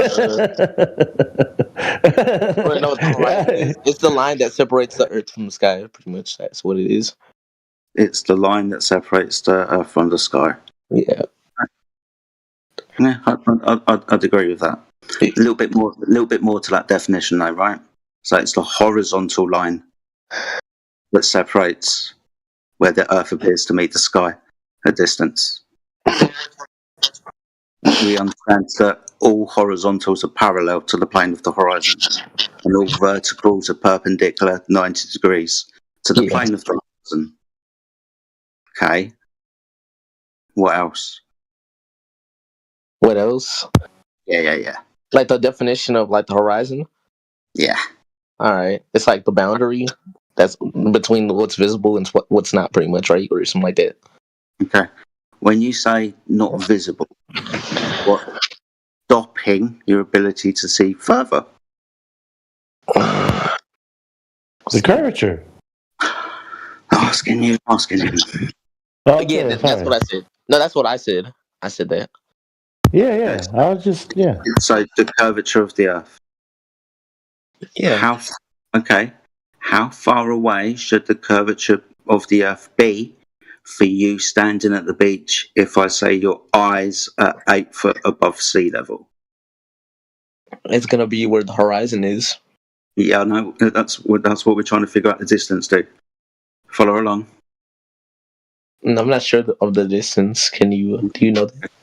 Well, if we're told the size of the Earth, or we want to measure the size of the Earth, we would use 1.225 based on the R value given, and the height of the eye multiplied in feet above that curved surface to figure out where the horizon was. Surely you could... Fuck niggers. Okay. Okay.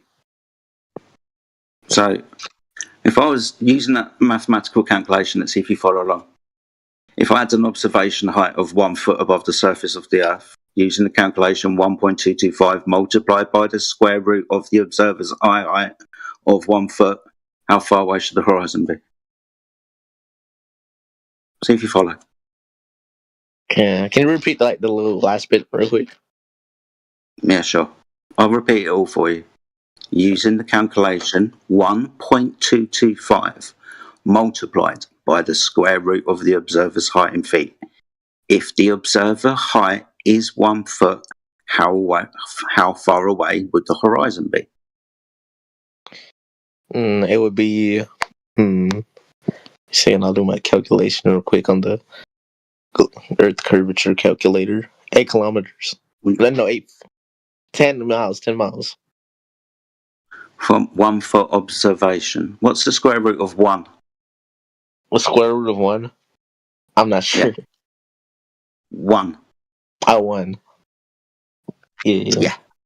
So you times the square root of the observer's eye height, which is 1 foot. Square root of 1 is 1, and you multiply that by 1.225. When you multiply 1 by 1.225, what do you end up with? Can you repeat that last part real quick? When you multiply 1 by 1.225, what do you end up with? Multiply 1 by 1.225. Okay. You would get 1.225. Yeah, bingo. So that would be the distance to the horizon for the observer at 1 foot. Using this calculation again, if the observer is 8 foot above the surface of the water, how far away should the horizon be? 1.225? No, you've raised your eye height. So square root of 8 we're looking for now, multiplied by 1.225. Yeah. Yo, this is hilarious, man. Come on, stop, man. Wait, wait, Castle, you don't even have any evidence behind your claims. What do you mean? Well, listen, man. I'm on the globe team. I'm a globe trotter over here, man. I believe this place is round. I'm listening to this whole thing, just laughing, man. It's funny. What's funny? Castle, your arguments are... We're teaching you the globe model, actually. Yeah, okay. Yeah, that's funny, yeah. It's very funny. I'm just saying it's funny. No, shut the fuck up.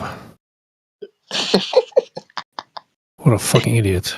He's on that fuck shit, Quets. I've been saying that since earlier. He doesn't... He just... We're going to tolerate him only for a bit longer. Sorry, Jedi. Go ahead. No, you're all right. You're fine. I just want to get back to see if the guys follow along just by using some simple math.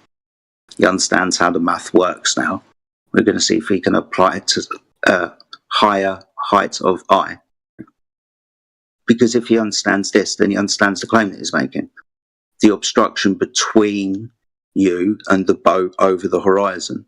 Given the distance to the horizon, we should be able to predict where it is, how far away the boat will be, how much will be obstructed, and when we couldn't see it anymore. I'm trying to figure out if he understands this. So using, my friend, the height of eye of 8 feet, and square rooting that, and multiplying that by 1.225, what do you get? 1. No. Do you want me to tell you? Wait, no, 1.225 times what? The square root of 8. Oh, square root of 8. Okay. 1.225 times the square root of 8.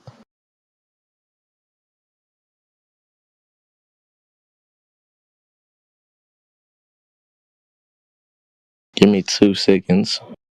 3.46. That's what I got. Yeah, bingo. Do you see the side chat? Yeah, I noticed. Good. So you see the observation that's in the GIF that I posted at 17 minutes past the hour. Given the 8-foot observer eye height, given the distance using the curve calculator of 3.46 miles, knowing the distance between the observer and the 2 distance markers, the ORIG, we can make a safe estimation to the distance to the horizon.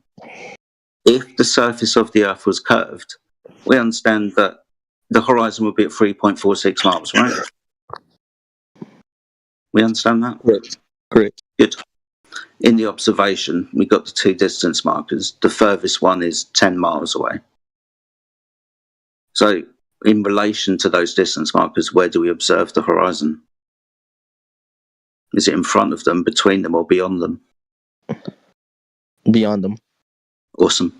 So we can safely say that the horizon appears to be at least 10.10 miles. Could be further, but it's at least that, yeah? Of course. Of course.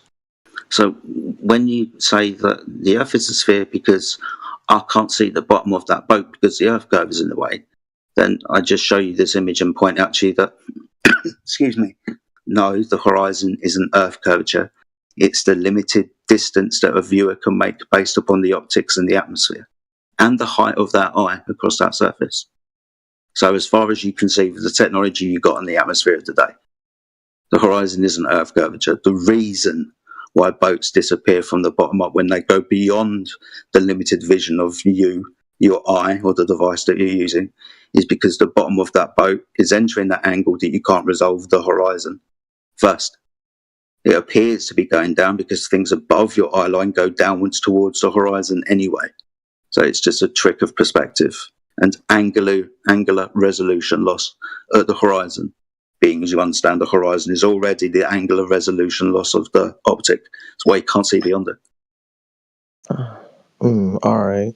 Okay, that's interesting. But can you disprove my video that I sent you real quick? What? That the boat won't be on the horizon? Yeah. And where? Yeah, I just told you why. But you didn't disprove me, though. What do you mean I didn't disprove you? The water in this demonstration is horizontal. I've told you why the thing is to obscure the distance beyond the horizon. Saying I don't disprove you means that you haven't listened. No, I was, but the issue with that, right? You watched as the hole disappeared first, correct? Mm-hmm. Yeah. And where the top half, that Sorry, you missed the point. How far is the horizon away? How far is the horizon? 10 point miles. Let me check. Where should it be for the 8-foot observer? Where should it be? 8 feet above? Yeah. Going back to the picture that I showed you earlier, being as distance of your attention. I debunked your claim because the horizon isn't physical Earth curvature. You're now bringing me, what? A boat going beyond not the physical Earth curvature. Okay. What do you mean physical? The curvature of the Earth. Marked with an X and called, sorry, it's marked with an X and called horizon. The Earth curve calculator that I hope that you've been using. Yeah. Yeah, it's marked with an X called horizon. Yeah, okay. So you just said the Earth curvature, so you just admit that it's curved. Sorry, I'm helping you use your model and proving that your model is not what we observe. It makes a prediction that we don't observe. So what do you mean? What do you mean? What do I mean? You didn't disprove me. Excuse me. What's the horizon? What's the horizon? Mm-hmm. Like it is round. See, this is why we've gone right to the beginning, because this is where I started to disprove you. Right at the beginning. Off we go again. What's the horizon? Horizontal. Okay. What's the horizon? It's it's where the Earth and the sky meets. Mm-hmm. The horizontal line, where the surface of the Earth. When we observe in a horizon, what is the surface of the Earth that we're referencing? Is that water? Is it? Yeah, of course. Yeah. So the water's horizontal. No. Yes. Yeah. By definition, by observation, by measurement, and practical use. Yes. Okay. Have you ever been to the bottom of the ocean? What the very fuck? What? I'm trying to disprove you. Trying to disprove me what the horizon is. Yeah, this Yeah, is no, not that. This is a tangent that he won't be able to. Like, it's just it's fruitless endeavor. It's a tangent. Okay, sure. You didn't understand anything he told you. No, in the I previous did. conversation. No, you didn't. Yeah, If you did, you wouldn't be acting the way you are now. You would understand that he showed how you cannot have curvature because what you see with the horizon is a horizontal line. Yeah. Horizon. Horizontal line. No curve whatsoever. Okay. AB. No, it's not okay. No, it's not okay. You need to admit that you don't have an answer to that. You need to say, well, that's true. Yeah? No, I do have an answer to that, AB. What's your answer? Okay, AB, I'm going to answer you with the question. No, bullshit. No, you're going to give me Bullshit. an affirmation. You're going to give me an affirmation of how you know it's a globe, not that you're seeing horizontal lines on a flat earth. Okay. How do you so know it's a you're not globe seeing a horizontal line, dude? Okay, so let me ask the question real quick. No, anyway. you're not going to ask a question. You're going to prove to everybody here that a horizontal line is actually a curved one. Okay, so you're not going to let me disprove you. Okay. No, I need you to affirm that it's a globe and it's not a horizontal line that we're seeing. It's actually curving. Yeah. How are you going to do that? No, the way you answer is going to. How are you going to do that? Yeah. A few more tries. No. I'm going to ask anyways here. No, you're not. You're not. This forum isn't run by your dumbass. It's run by us. Getting you to admit that you don't know how to get a curved surface from a horizontal line. You freaking numpty. This is the thing that you guys do. You're not going to persist and do what you want. It's either answer the question honestly or let somebody else have the floor. But you're not going to keep acting like the way you are, thinking you're going to persist. No, it's not going to happen. You fucking lost. What do you mean, easy win? You didn't prove the thing that you think that you live on. You're such a moron that you put easy win. How the fuck is it an easy win? You didn't provide any evidence that it's curving. Yeah, that's hilarious. Like You're a dumbass, dude. Yeah, you are a dumbass, Joe. And so is Castle King, another dumbass. I don't care how smart people think he is, whatever. But the best proof that Joe brought forth, NASA says. That's it. That's it. Yeah, you can scurry off with your little debate fucking whatever shit in the text channel. But honestly, you had the floor like 3 or 4 times and you weren't able to affirm that even though we see a flat horizon and it's a horizontal line, somehow it's curving. You didn't tell us that. You're like, let me ask you a question. Fuck off with your question. Affirm that it's a globe. Stand by that shit. Fucking 10 toes down. Fucking scaredy cat little fucking kids, man. All you guys, you have your ideas. Oh, I think it's a globe. Fucking prove it. Quit your fucking bullshit and prove that shit. Veritas, Why the fuck are you so scared of that? Weasel tactics. Why are you guys so scared of proving the thing that you think you believe is true? Yeah, and they got to come in here day after day after day and not provide any information. Let's just recap. What does a debate mean? A debate means that there's like some sort of substance for both sides. It's not a debate. Globe Earth has provided nothing ever for it to be a debate. It's only one-sided. That's not a debate. There's no debate. Earth is measured, practically used as flat and stationary. Period. Everything that was given to you was enough for you to provide some evidence, even a justification, for fuck's sake, to substantiate that you think it could be a globe. You couldn't even muster up any intellect to fucking say anything that regards the Earth as a globe. Instead, you got your eyes fixated on how it can't be flat, based on some fucking idiot like Professor Dave or some other McToon bullshit. You don't get your mind into this conversation. That's why you guys lose on the daily. You're about the 3rd or 4th or 5th guy that's been through here that can't prove that the Earth is a globe today only.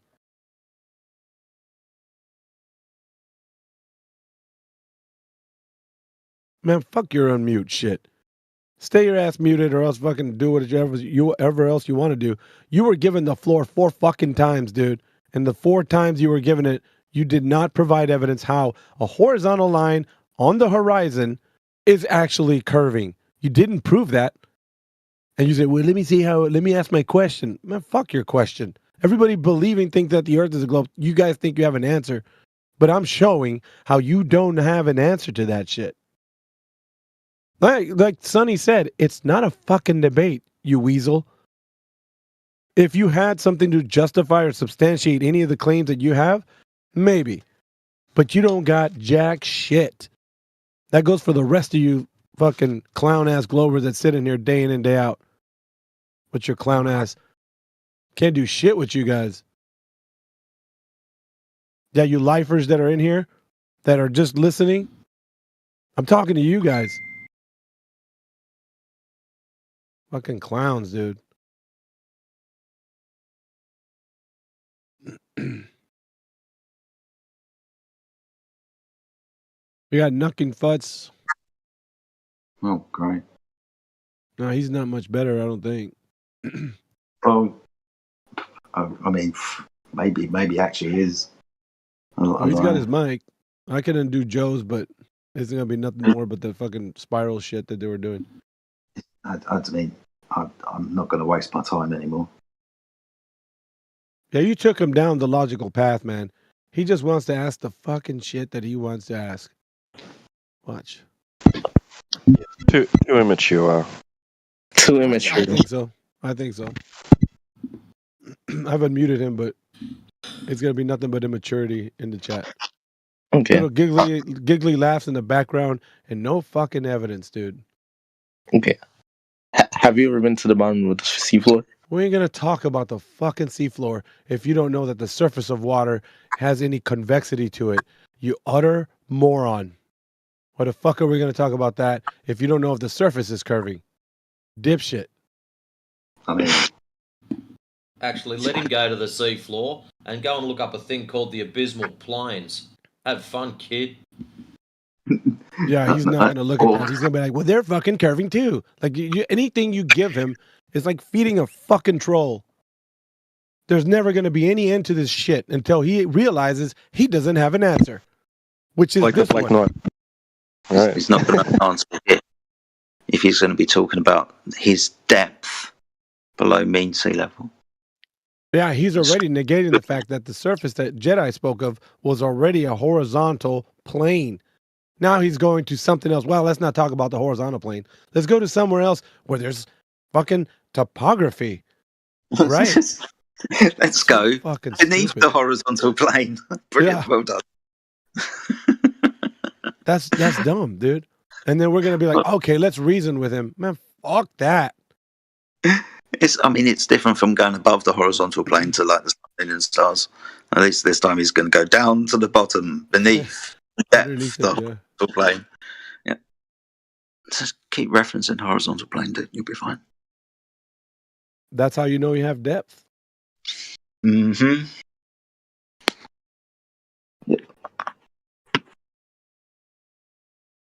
Clown ass Glovers, man. Swear. Yeah, he would just turn an elevation angle to an angle of depression. Yeah, of course. Yeah. It's all based on mean sea level. Yep. That's the easiest, simplest, like, proof. The realm that we exist in is all, it's guided by this very fact. Yep. Horizontal. NASA. The other guy, shut up, dude. Honestly, I'm with the other guy that says you're just too immature to have this conversation. I'll be with that. Because you're giggly, you're fucking, you can't even, you go to jump from point to point. It's utter nonsense. People don't have what it takes to actually debate this if you think it's a debate. Okay. Since you gave your opinion, can I say just one thing? It's not a fucking opinion. No, you wretch. Okay. One thing real quick. Here's how I can Go and debate with your fucking little kid rooms. Go to the kiddie table, dude, and the other fucking channels. This isn't for this server. This channel isn't for you, man. Go and debate which crayon tastes the best. Red or purple. Fuck. It's think this kid giving needs your to be opinion. helped somewhere else. The nature of reality is an opinion now. Nice. Oh, Joe, if you think Alpha's nasty for muting you, check this out. He's now taking care of. We used to say that, man, back in the day. You know, when we had the corded phones. Hey, do you have a closet? And you're like, what? Yeah. Hang this up. That was just a funny shit that we used to. I was back in the old days, man. The It's a long Mocats, time man, I ago. know what I'm talking about. Yeah, man.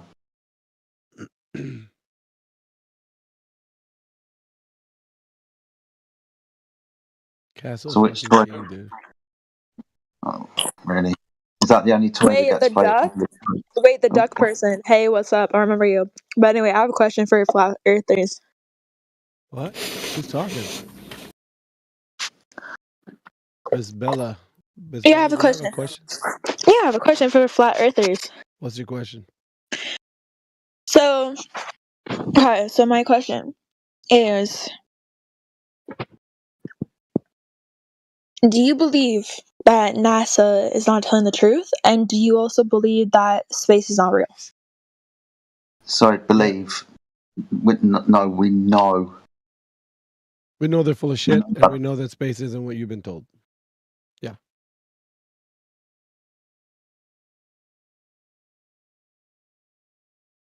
Yeah. There should be Is that it? another question.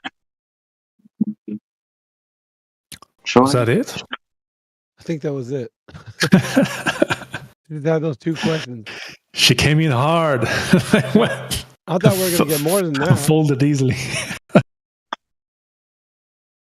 Okay, job done, I guess. I don't know.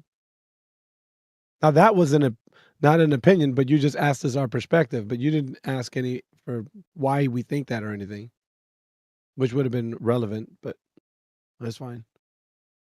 This is as far as you want to go, then okay. I don't blame her. I just blame society for keeping everything topical. Like we never talk about in-depth stuff. It's all about like Castle King's idea, fucking superficial bullshit. Oh, come on, man. Why you have to summon the beast? That's because that's the truth, man. It's all about that, man. So long as we keep shit superficial, you're fucking.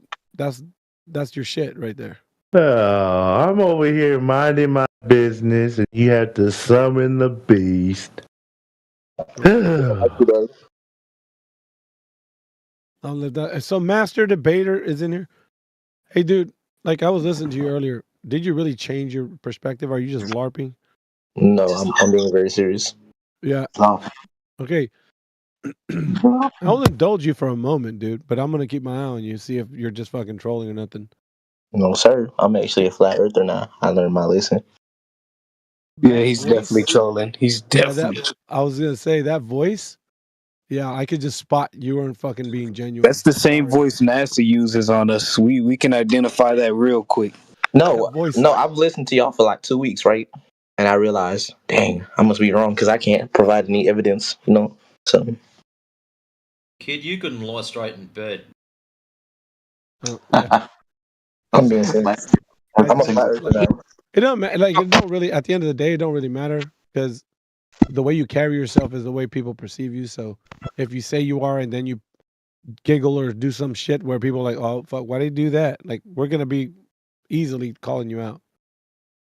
So I'm just saying, if that's true, then it's true. Fuck it. But don't give us a reason to doubt. That's all I'm saying. Because in this room, you won't last. I'm telling you, if you're LARPing and you're fucking thinking you're being sneaky and shit, trust me, people better than you have tried doing that and got stomped out by everybody in here because we all are listening to the arguments. We'll know when somebody's fucking not able to hold their own and they're just like their LARP runs out or they say some dumb shit like some Glober would do. We'll know that shit in an instant. You was taken down a flat earth yesterday. That's good. Well, I'm saying just keep it up, but just be genuine is all I'm saying. Fucking just be No real, problem. you know? No problem. Yeah, I'm a flat earther now. Well, they're not. Yeah, you'll see though. You'll see. Why?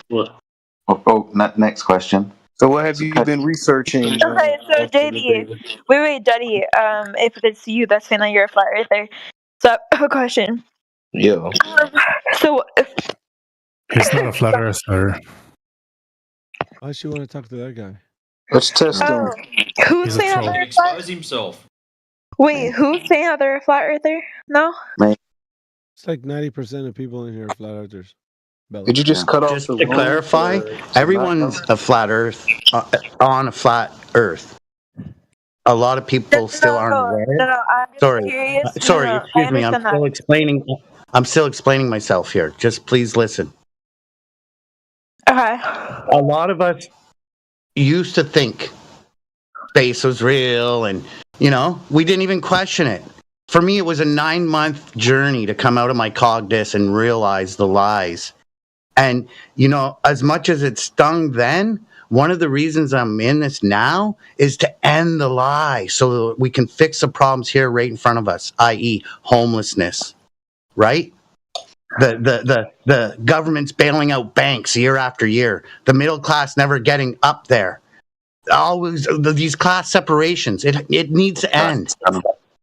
So yeah, 9 months it took me, and everyone's on a flat stationary plane. Just some people don't realize it yet.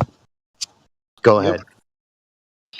Okay, so I was questioning. So the guy that just said that he was a flat earther and just turned to a flat earther. Can you tell me who you are? He's kicked out of here already. Yeah. He's gone. He's gone. It's not a flat earther. He's a troll. Yeah, but by the way, Bella, can you get closer to your microphone because it does sound like you're far away. Like I don't know. Oh, my bad. I just wanted to make sure because I wanted to test him to see if he was an actual flat earther. But anyway, because he's gone. So Your mic's still far away. really? Yeah. Bro, her mic sounds super loud and super close. Are you trolling? Who that is? Who said that? Seriously? I'm a flat earther. I'm Kenchi, bro. I know you. I mean, I don't know you, but yeah. I Is mean, it super loud for you guys? I don't know. For me, it's loud. She sounds good. No shit. What the fuck? Yeah. Yeah. I'll be right back. So what's up anyway? What's up, Miss? So I have a question. Do you think that when we're talking about like the planet and stuff that we should mention, do you think that we should like do a different thing to like mention that the Earth is flat? So people know, but like, to solve the problem? What? Problem is within the individual. My shit was turned down. What the All right. Was that a question? Yeah. Was it? Can you repeat it? Sorry, I'm like bad at speaking, but anyway. So my question was, do you guys think that we should tell people that the Earth is flat to get over the problem of people thinking that the Earth is round? Well, we're doing that already. The fact that you're here means that we're talking to people about the subject matter of the Earth not being what they're told. So, No, like a different type of NASA. Like as Yeah, a mission, like going out every day and warning people, hey guys, knocking on doors and Earth is flat, by the way. Is that what you mean? No. What I mean is like, it's like something like NASA, but like something different where it actually explains that the Earth is actually flat, but it's like NASA a little bit, so people believe it's. Yeah, I know what you mean, like an organized, centralized, company or, flat Earth, whatever. I get what you're saying, but I would say it like this to that what you're thinking about, that the information to substantiate the Earth as a flat and stationary realm is already known. That's how we use the Earth. That's how we measure on this Earth, and that's how we see the Earth. So the information is already it's there. It's already there. What they're telling you extra about it, though, is something outside of your perspective. So NASA exists because you can't go to the places they can go in what they're saying they can go to, right? So it's like I'll give you some way to think about it, right? It's like there's a place you can go on this earth that you can't travel to, right? Let's say you don't have the means to travel to this place. But in that place, there's a portal. And when you go through that portal, you go into a magical land where you can talk to a lion, right? I'll give you an example of what it's like. So there's a few people, like maybe a couple hundred people that have been to that land, come back and they'll tell you what that land's all about. But since you can't travel there, you just got to take their word for it. That's what they have right now. But everything else about the earth, they have to utilize it like it's a flat earth. Other than that, that magical place that they go to is the only thing your mind is thinking that the earth is like that place is real. So similarly, right? The vacuum of space where they say that they take rockets to and they put rovers on Mars and they're doing all kinds of stuff, landing on the moon. All that stuff is a story that you cannot verify. You can't know if that's true or not. You have to take those videos for what they are. You have to take the images for what they are. You have to believe the testimony of people that say they've been to that location for what it is. So in other words, it's all built on your belief. You have to accept that they're doing all these things because they're giving you something to think about, right? You can't tell me how you know that's true, all that stuff. You can just say, well, I trust them. I trust that they're doing what they say they're doing. Do you get it? So you can't, if I was to tell you, well, then why don't you just go check it out? You're like, well, I don't have a rocket. I'm not a scientist. That's the problem. They put it at such a far degrees away from your actual, verification that you just have to accept it as a belief. And then you would ask other people, well, guys, why don't you believe? Well, that's where we're here in this room asking the question. That's the problem. If there's no way for you to verify that that's true. Then how are you going to carry that as a knowledge claim? Like, I know we landed on the moon. I know that there's rovers on Mars.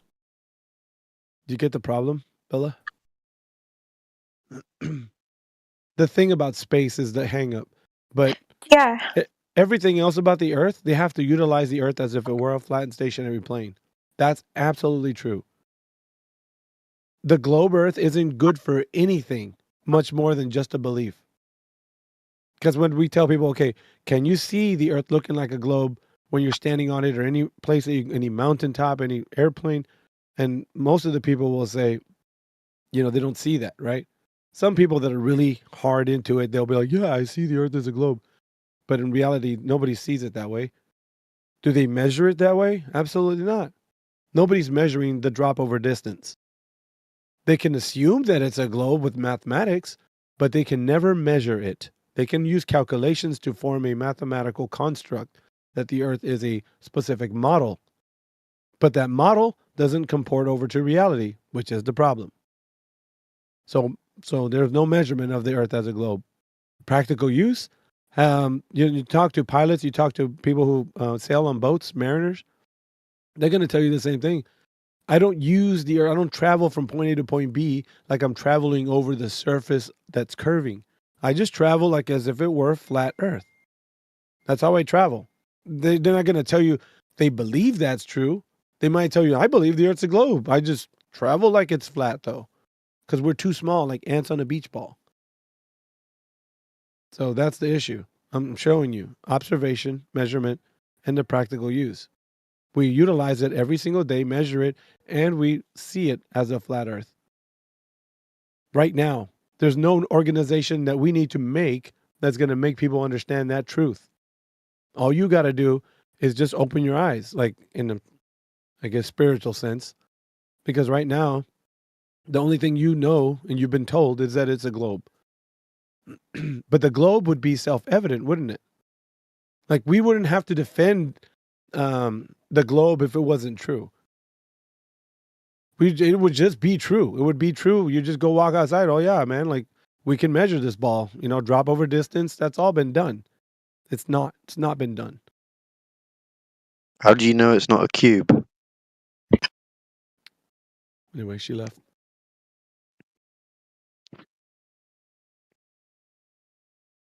Too much reality for her, man. She short circuited, man, after that. Because I don't know what you can come back with and say after you've been through that. But we got Alex in here. Alex, do you believe that Earth's a globe? Yeah. Yeah, go ahead and give us a way to substantiate the claim of it being a globe. What's good evidence for you? I heard it from someone. No, but that's just hearsay, bro. Yeah. Hearsay. Yeah, I'm talking about evidence. What is the evidence that the Earth is a globe? I don't Now, need it. What? I don't need it.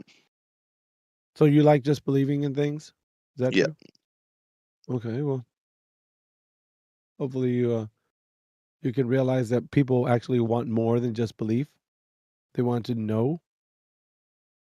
Yeah, I And know. I believe. and that's good. But maybe your belief system helps you sleep at night or whatever. Who knows? Yeah. But you don't know that it's a globe. That's for sure. Yeah, I do. No, Okay. knowing and believing are not the same, bro. It's not the same. Yeah, How do you know it's a globe, Alex? because I believe it. No, you. Oh my that's God. fucking. That's circular as hell, bro. This is what the world's come to. So you're okay with having a blind religious belief in the globe. Why don't you just say that? Yeah, I'm not lying. I did say that. Yep. So you have a religious, so you're like the most religious person in this entire chat right now. Yeah. The religion is the I pray helio. to the. I pray to the sphere. You pray to NASA. No, you pray to the priest like NASA. Yeah, but he doesn't know. That's the only thing I wanted to make a distinction between him saying that he knows is he doesn't know. He believes. No, I believe I know. So You I don't You know. believe you know it's not the same fucking thing. Yeah, Yeah. if Please you piss knew, everybody off in here, man.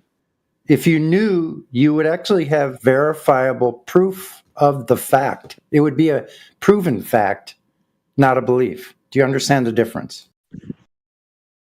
No.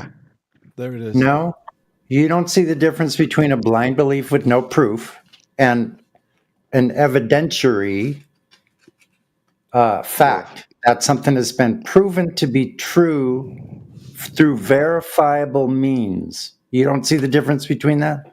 Have you proved anything? I haven't proved anything. Yes. Non-responsive. Yeah. It's not Yeah. So you didn't. If you just haven't false. proved anything, that's the point, Alex. That means you don't have the knowledge claim, the knowledge base of the claim.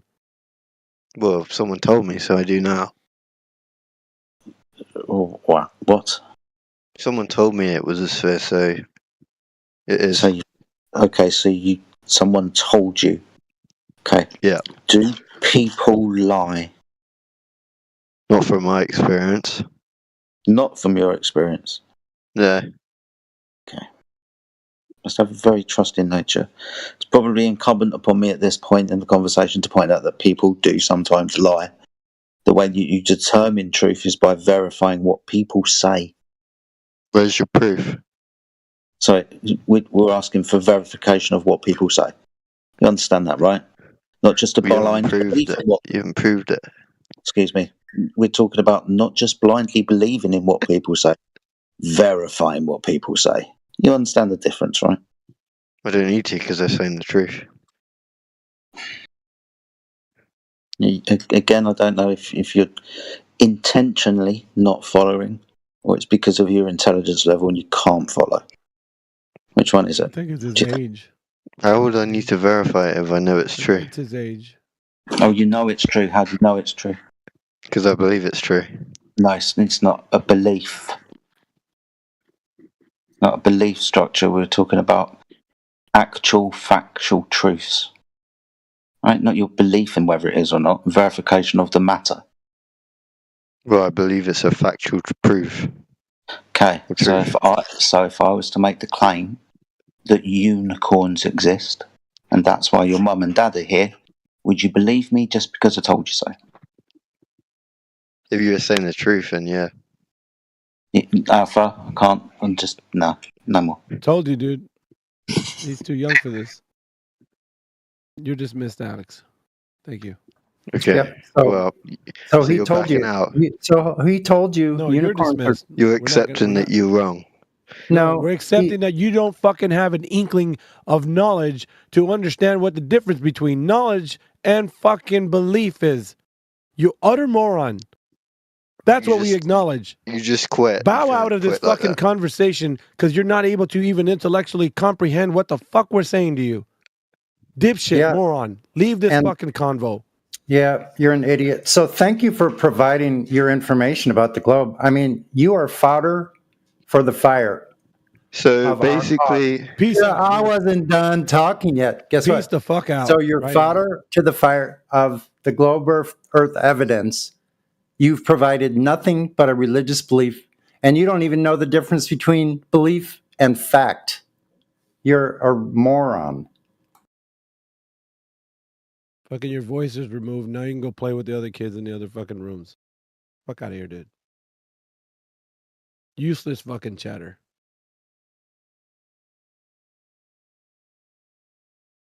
And they call us stupid. That's the funniest thing ever, man. And then there's no like backing up, like, so any other Globers that maybe have more of an intellectual process going on between their ears, they don't come on here and like rail against these idiots. Like that really is telling, that they don't come in here and say, hey, you're wrong about this. No one seeks to correct them when they're wrong on the Glober side. And the hard thing is when you're talking to them and you're being genuine, you're like, dude, do you understand what the difference between this and that is? And they're like, yeah. And they're like, okay, so is there any difference? Nope. And it's just like they're fucking so like it's frustrating, dude, to hear that. Like, I man, know. if you were being intellectually honest and you really don't know something, you can just say it. And if you do know something, tell us the difference. Tell us why they're different. And if you don't know that shit, admit it. Fucking say you don't know, man. At least that way we know. Yeah, so this is like the only topic in life. Like, these people would not behave this way. But the thing is, they think they're having a W on this matter when they come in here and act like that, where in no other conversation would they like say things like that. But they come in here and they think they got to win, and they're falling flat on their faces in the process. Like, When they say that shit in the text channel, I don't give a rat's ass what they say. I got an easy W. Well, fuck off, dude. You weren't even able to have the conversation. Fuck's sake. yeah, because we have it all recorded. So I don't know how they think they got to win. Like, really? Let's reel the tape back and listen to it. Like, all the people on YouTube heard you being a complete blowhard.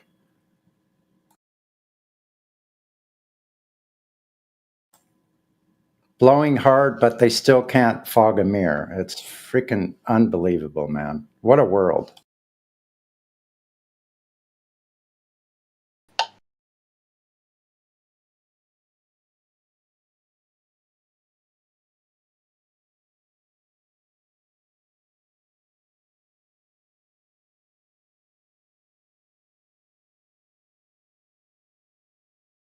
Yeah, ultimately.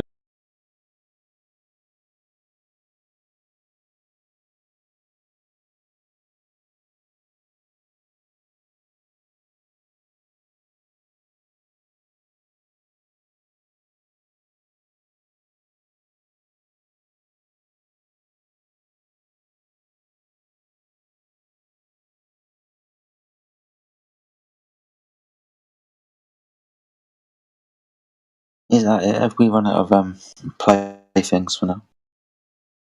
Are all the toys broken? I don't know if there's any more in here that you want to unmute. But Oh man, not even looking. Made a good point though. Like, yeah, White Knights. So you pipe up.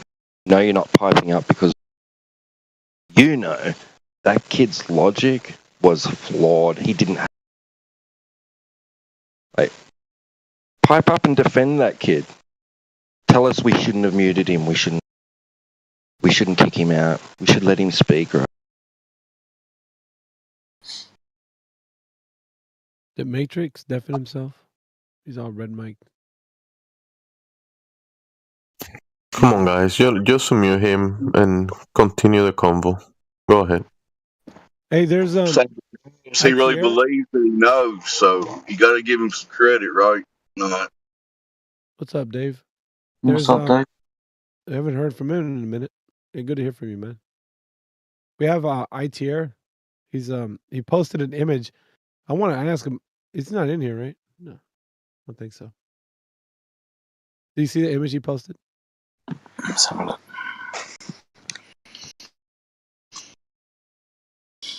I'm like dying Oh, for him to okay, come in here. yeah. I'm dying for him to come in here because I want to. Here's the thing, man. It's been a part of the gas pressure argument, right? I mean, of course. Problem is, and we went over this with Brendan. There's no real way to verify anything above the troposphere directly. There's only calculations and theories of like what pressure values would be above the troposphere. Do you guys know this? I don't know if you know this or not. Like, this is not some basic knowledge that as you go farther past the troposphere, there's going to be measurable ways of how we know the values of like air pressure are measured beyond that. Do you guys, anybody know that? Yeah. So the values that are given within the paradigm that the Earth being a globe would be are such that people believe that these are the estimated calculated values in the specific regions above the surface of the Earth at that location, but there's no way that they're verifying it in any real means, by any real means, I would say. Yeah, that's a real head scratch, that one. There's no way they would be able to tell us because they can't directly measure it in the first place.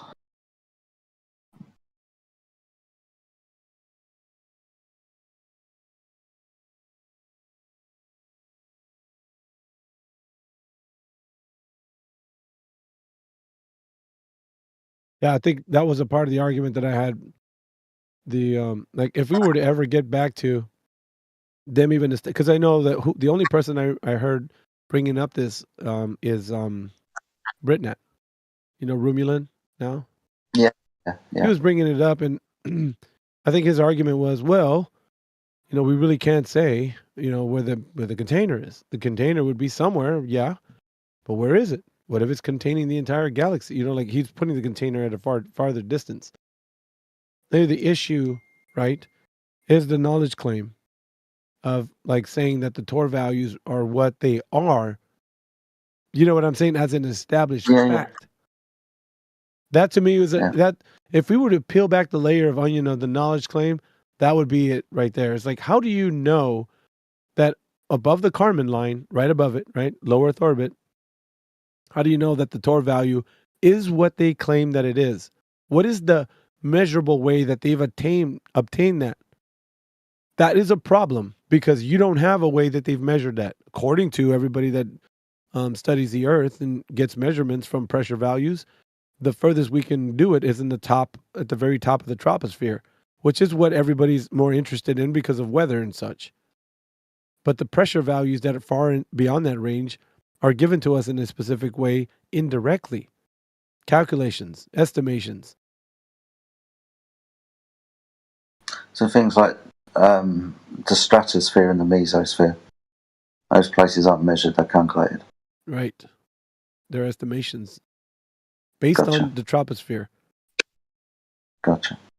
So what I'm saying though is if there's any evidence of it being measured, that needs to come forward. Now there was Mark G, I think, was arguing for it the last time. And he was like, and he proposed to Brendan, because him and Brendan, because Glober on Glober, right? So he was proposing to Brendan that it was, I don't know if you were here, Jedi. He's like, it was measured. We sent a rocket up there, and the explosion that it made was a way that they directly knew what the pressure value was because of the explosion. But when Brendan goes, okay, let me just shoot me the information, the citation where you got that, so I can look into it. And upon looking into it further, it was stated within the paper that it was just an estimation based on the top of the troposphere, like as it passed through that specific altitude, and it went into that other, the other altitude where it was, And so it said there in the paper where Mark G was kind of like he had egg on his face because it said so in the paper. So right there, and Brendan was all over it. He's like, "See, I'm telling you, they don't have a way to measure it." But that explosion and the way they calculated that from that explosion to the top of the troposphere, like what the estimated value would be, and it said on the paper. I think it was a paper from like some collegiate source. So yeah, it was reputable in that sense. But there's no way that they had a direct measurement of the Tor value from the distance. So back again, nobody's ever measured anywhere above the troposphere. So all these Tor values everybody's monkeying around with, that's great for you to say some things, right? And for us to use them in a kind of a high vast pressure differential value to give it a bit more substantial, information for like, if that were true, then this wouldn't exist. But in matter of fact, they don't even have, the Globers don't even have the pressure values to substantiate. So they can't even, you know what I mean? So our argument is still valid because we have pressure where we're at. You know what I mean? So they can't validate a direct measurement of how they know the pressure value is in the region right above the Kármán line, which is said to be low Earth orbit. Okay. So the Kármán line is what, 100 kilometers above the surface of the Earth? That's correct. And it's not even It's funny because it's not even arbitrary. It varies and depends on what source you're using. Some say 55 miles above, some say 62, others are in the 70 range. But Yeah, it's like, so 70 miles, 100 kilometers is what I understand it to be. yeah, I mean, and then you got to fight with like that information because there's sources that are leading people to think that the reason why it's super ambiguous because that space where you can travel in is like a no man's land. So, considering like, what it is when you're traveling over water, like when you're in a water that doesn't belong to any country, essentially it's kind of like free. In other words, there's no real regulation in that space. International space. Yeah. So they're saying that's what that location is. Yeah. That location is a place where it could be above any country and it's not held to the same standards of being, in an airspace. It's yeah. That's why they want to keep it that way. It's ambiguous. I know there's a lot to it, man. This argument is too much for a Glober because they've never looked at any of these topics. If they couldn't, honestly, if you would have drilled down into giving them, the question, how did you measure that Tor value? I want to know, how has it been measured? Show me the way it's been measured. Because they'll point to a barometer or something, but that can only be really used in the region where we're at, up into the very top of what they consider the troposphere to be, in altitude, that is. That makes any sense. Yeah. I've never really unleashed this argument because I don't think we ever get to it, man. To be honest, man, we never get to it. Well, no.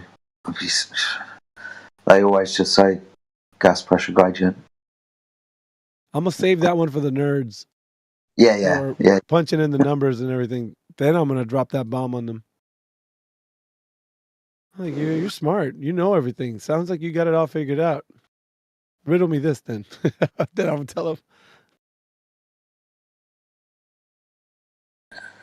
That's the thing, though. We know the paths these people are going to take. We're just going to set booby traps along the way. It would be waiting at the end of the road. Exactly. And the thing that kind of surprised me was that Brendan, he doesn't have to be telling us like truthful things, but he's like, dude, I studied this. There's nothing that tells us that we directly measure anything above the troposphere. It's like, no, we don't do that. And there's nothing that says anywhere that we do that. And so that's why him and Mark G were kind of clashing. They were butting heads on it. So I don't know. I guess to me it was real interesting that they were debating that way. And it's like, and then Brendan was like, just show me it's like what we do. Show me the evidence that that's true. Because he took, the courses specifically about the air outside. Like that's Yeah. what his whole career is about, knowing that. And then, you know, of course, Mark G is trying to be some kind of, he's like a Xanac, you know. Yeah, I know. Like, no, you dude. And then that's the other thing too. It's like, if Brendan knew the true things and it was measured, there would easily be something that he would have been, oh yeah, we use this device, you know, and we, Oh yeah. you know, we send this vehicle up there. But he didn't say that. In all of his studies and his knowledge about meteorology, he did not say any of that. He would have measured everything else. This would have been any different to him just providing how it was measured and stuff. So if he had access to have done it, then he would have showed it. The startling fact is he understands that there's no direct measurement of this. Yeah. Which also begs the question is, how the fuck did they get their information? Because we're kind of like we're pigeonholed to the top of the troposphere, and that's fine with me because I don't need to go any higher. But they are claiming a lot higher than that. Oh yeah. That the pressure values are known. It's like, dude, that's, you know, we never get to that known part, like how they know, because you can. So- Yeah, go ahead. If we talk above the troposphere into the stratosphere, if we give it a distance of like 70 miles, 100 kilometers, an International Space Station said to be above that, then they just start making stories up from this point because they're said to be in these places. So it's either measured or made up. Exactly. And I'm telling you, the Tor value, it ranges from like -2 to like -6 in the low Earth orbit, like right where the International Space Station is. It ain't no -17, man. As you go farther out, it becomes that. Like farther out, that's called outer space according to the paradigm.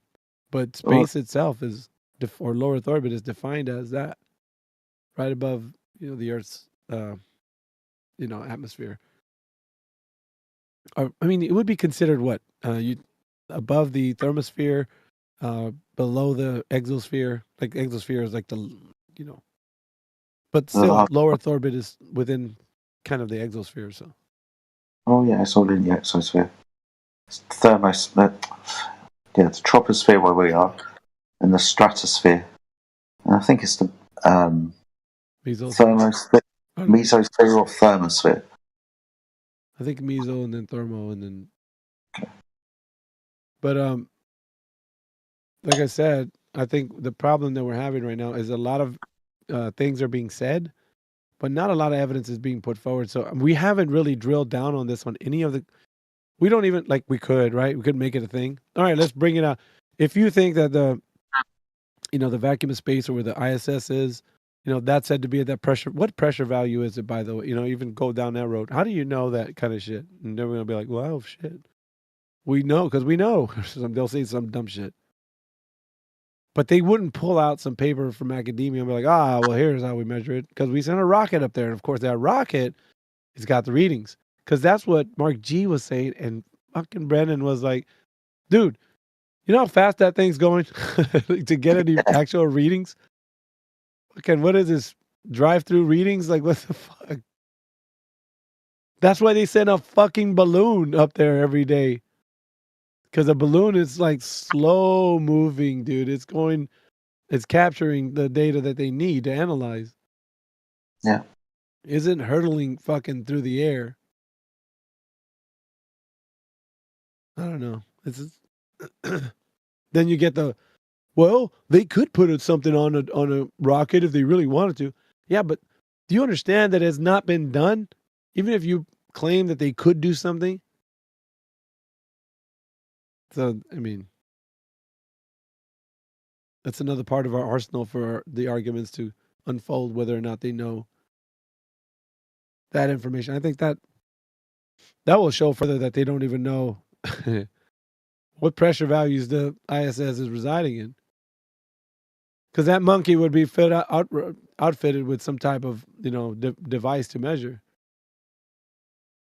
Then they would be like, okay, it's over here, and that's how we measure it. Because if they didn't have anything in academia, why didn't the fuck they mention the International Space Station? Why didn't Brendan say, "Oh, well, yeah, the International Space Station is using the device it's to measure, thermosphere," and he didn't say anything of that.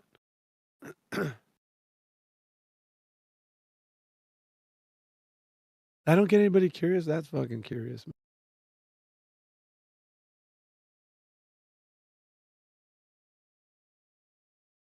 It might be kind of an interesting question to ask them is what is the pressure where the ISS is and how is it measured? And if they can't answer, it's like, well, they would have to know that, right? They have to know what sort of pressure differential it's got to withstand. We've heard it before. It's almost like hinted, but it's never really like proposed as an argument.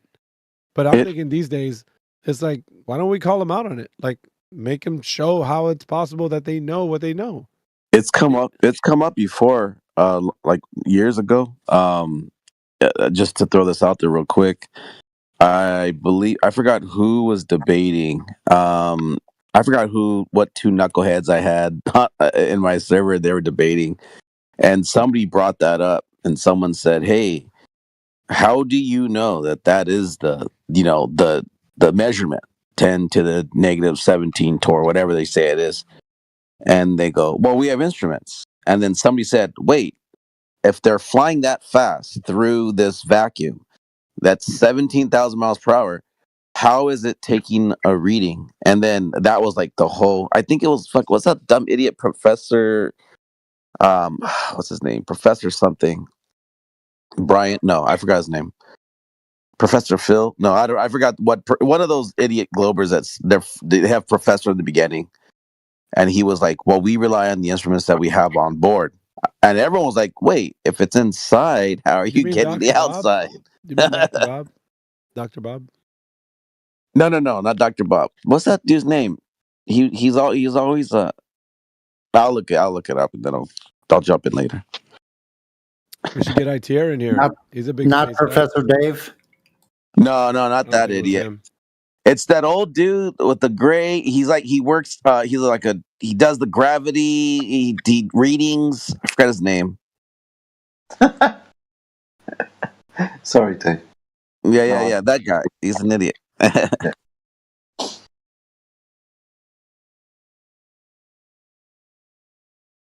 I feel a good shellacking is coming, dude, with this argument. Yeah. Now it's going to be like, oh, wait a minute. How do you know the pressure value with the ISS is what they said to be? Dude, they're going to be fucking spiraling. See, even within their own model of the pressure gradient, it doesn't just descend with altitude. Right? Even within their own model, the pressure increases, the temperature increases, blah, blah, blah. That curve on that graph isn't a straight curve. Right? There's lots of, it's a bit of a hockey club. Or a hockey stick, sorry. But yeah, if you're going to ask them to verify this, wait for them to say, well, when I go to the top of a mountain, it'd be logical for you to assume that it keeps reducing downwards. Yeah. And within their own model, no, it doesn't even state that. Dude, I'm telling you, we got a banger right here with this argument. Because one, we already know it's nowhere stated in academia that in any way they can measure above the troposphere. That's locked in.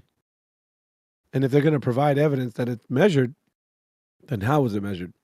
Not indirectly with the fucking rocket blasting in like the stratosphere, but directly.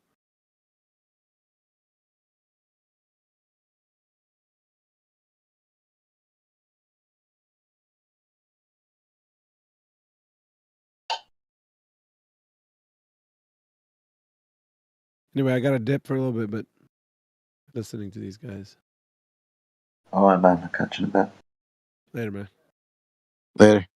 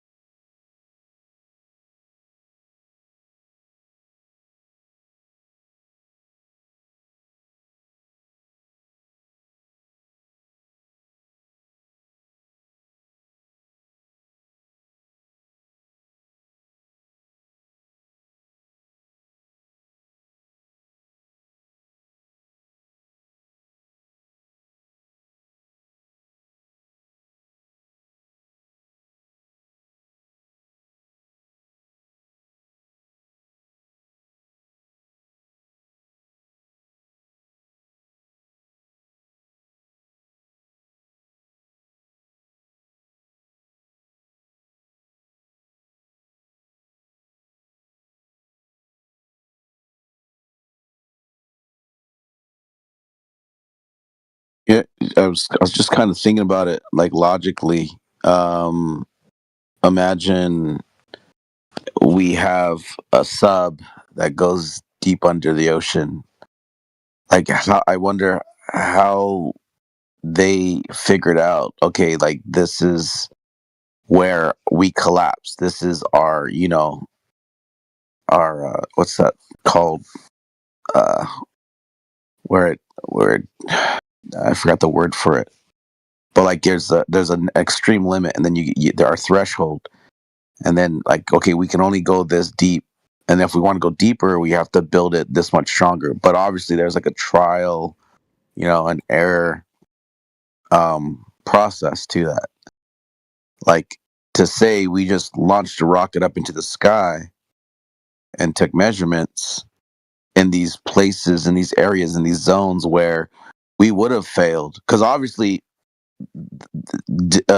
searching the sea, the deep sea, there was failures, but they learned from those failures. But where is the recorded history of them learning from the failures of shuttles, like crushing in on themselves because the pressure was greater than what they built that, vessel to be able to achieve, or that rocket to be able to achieve.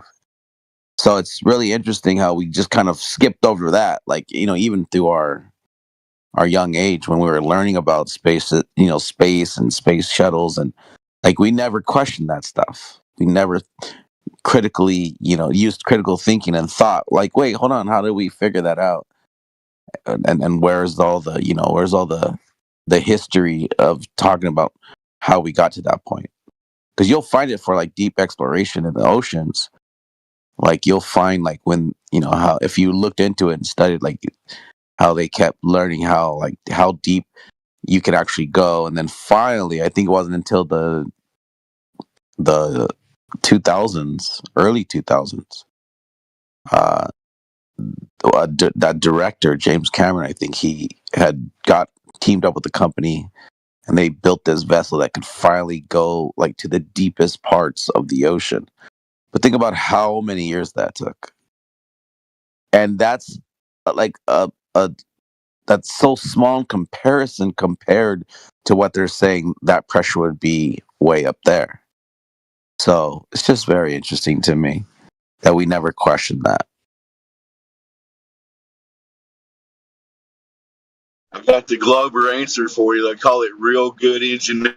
There you go.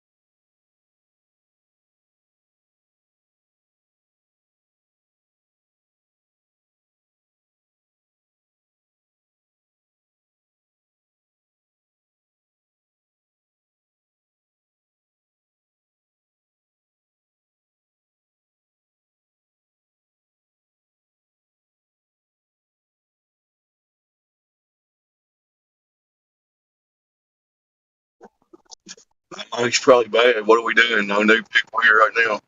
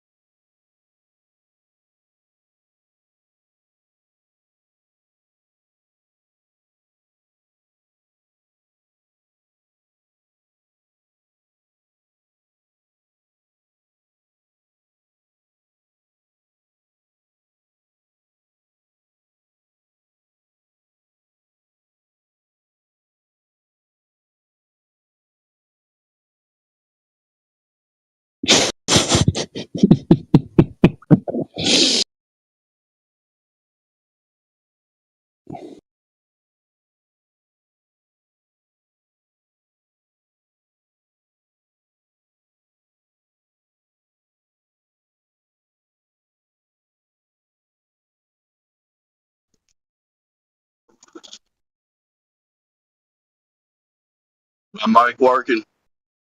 No.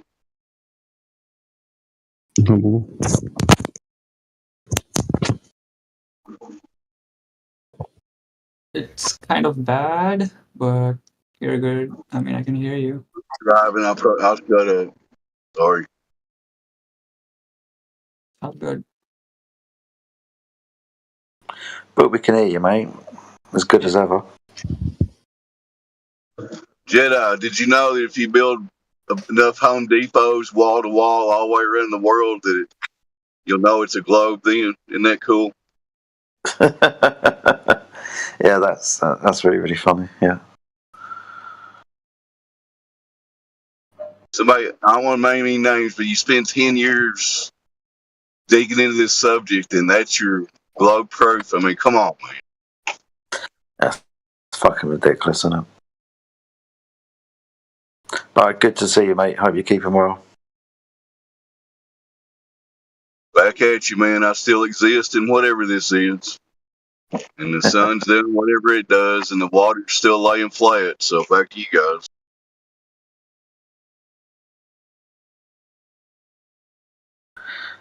It's a bit quiet at the moment, to be fair with you. Not a lot of people are biting.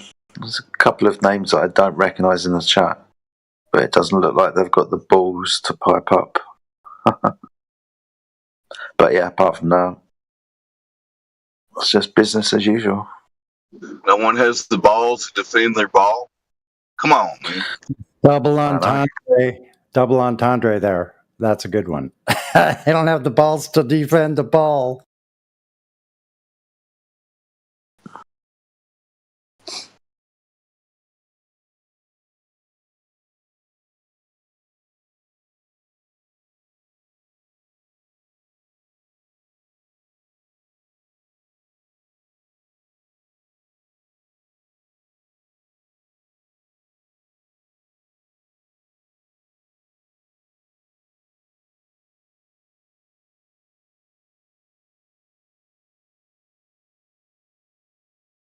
I'm gonna debunk the globe. Give me a minute.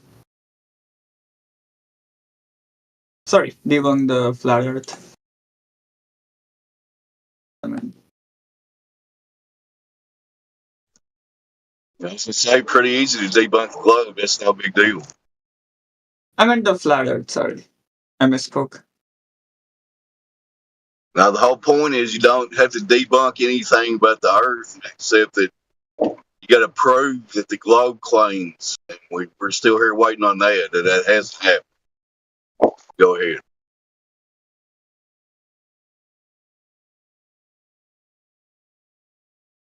Okay, you guys ready?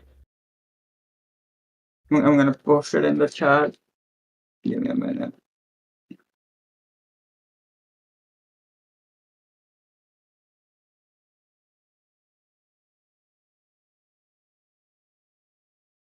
You guys see this? Explain to me how that makes any sense.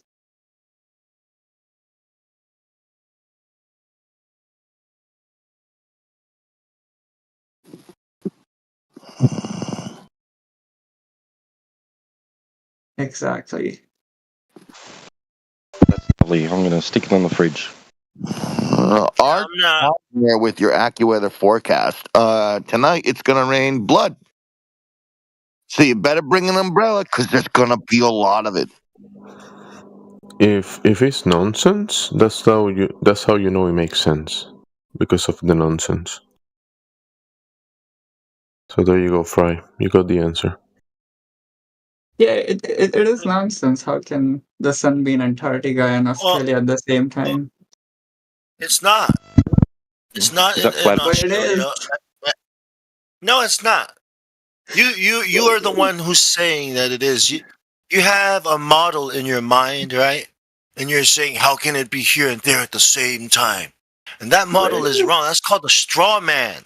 This is called the straw man fallacy, where you create something, and then that's not your opponent's position, right? And then you attack What is it. your position? What do you mean? Is this not your That position? is not our position. Like, are you hearing the words that I'm speaking? That is not our position. That is Where did not I our go model. wrong?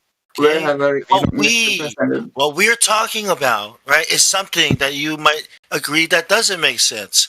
Is curvature, water measuring flat and level. See, that is nonsense, right? How can water measure flat and level? The Earth is supposed to be a globe, a ball, right? So that's what doesn't make sense. You're changing The the topic. the Let's get problem back. is water. No. The problem is water. The problem are the oceans. Problem is the horizon. Okay? It doesn't make sense. Reality doesn't make sense because it looks flat and level, measures flat and level, and we use it as flat and level. Right? That's what you're saying, right? That's what doesn't make sense. So help us make sense. Ha ha. Got you. Ha ha. I win. Is that what you were trying to do? Go for it. Right? So let's start over. Let's start over. You are forgiven. You want to try again? You want to give it another go? We're not the Flat Earth Society. We're not Barack Yeah, no, Obama's Flat Earth Society. Bong, We're calm not down. Netanyahu's Flat Earth anti-Israel, Flat Earth anti-Flat Earthers. We're not the Flat Earth Society. We're not a disc that's in space. Okay, that's the heliocentric. That's the globe model. That's the nonsense. So, do you want to try again? You want to at least ask first? Hey, Yes. who are you? Yes. Maybe I would something like like to that. ask- I would like to ask you a question. Do you think there's a 24-hour sun in Antarctica? I don't know. Oh, okay. Well, that explains it. Yeah, I don't know. Because if somebody gets on TV and says, look, I have a video of Santa Claus, does that mean I have to believe that there's a Santa Claus? Of course not. So when you see a video of somebody showing the 24-hour sun on TV, and you can't verify, when you see a car floating through space, when you see a guy hopping around on the moon, that doesn't shine a moon, right? That has no lights, a moon with shadows on it. I mean, do you think that makes it real? Of course not. That's Hollywood. That's Disney. That's NASA. You know, we have really good technology today to fake stuff, right? We can See, fake that's this why one. we say, we say, go measure it yourself, because you can't rely on watching videos anymore. You have to go verify, make sure it works in reality. I have a question for you. Let's say there is a 24-hour sun in Antarctica. Would Let's that say debunk? there was a curvature of the Earth, right? Like, you are forgetting the most important thing here. Curvature is more important than the light in the sky, because the lights in the sky can be explained many ways. But you cannot explain how water measures flat if it's supposed to be a ball. Okay, not gravity can explain that because it's flat. Water is measured flat and level. Okay, so try to compare it. Which one is bigger and more important and stronger for the ball Earth? Curvature or lights in the sky? No, they're both important. I agree with you. Curvature is the strongest. Okay, you do not need lights in the sky. You can be lied to about, but not curvature. You can't be lied to about the shape of a basketball.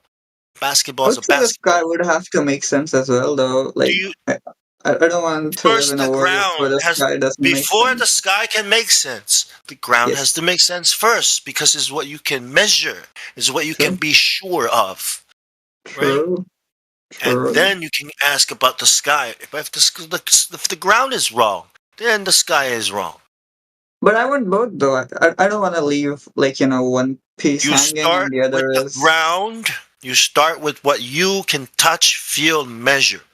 You start with both. That's how you really start, I No, think. you start Yes. with one. You start with one. When you are born, you start by crawling. You start with one thing, then you build on it. The learning. It's called learning. It's called growing, right?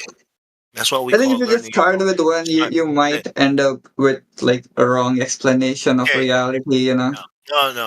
It's a You're mistake leaving fallacy half to of start with the reality on the sky, right? table. Because if you start with the sky, you're going to be wrong about everything if you're wrong about the ground. No, you start with everything, though. You start with the ground. You Start with the ground. No. If you want to know the shape of a basketball, if you want to know the shape of a bowling ball, okay, that's in your house, okay, do you start measuring the ceiling? Do you start measuring the doors? Do you start measuring everything? Or do you measure the ball, the bowling ball?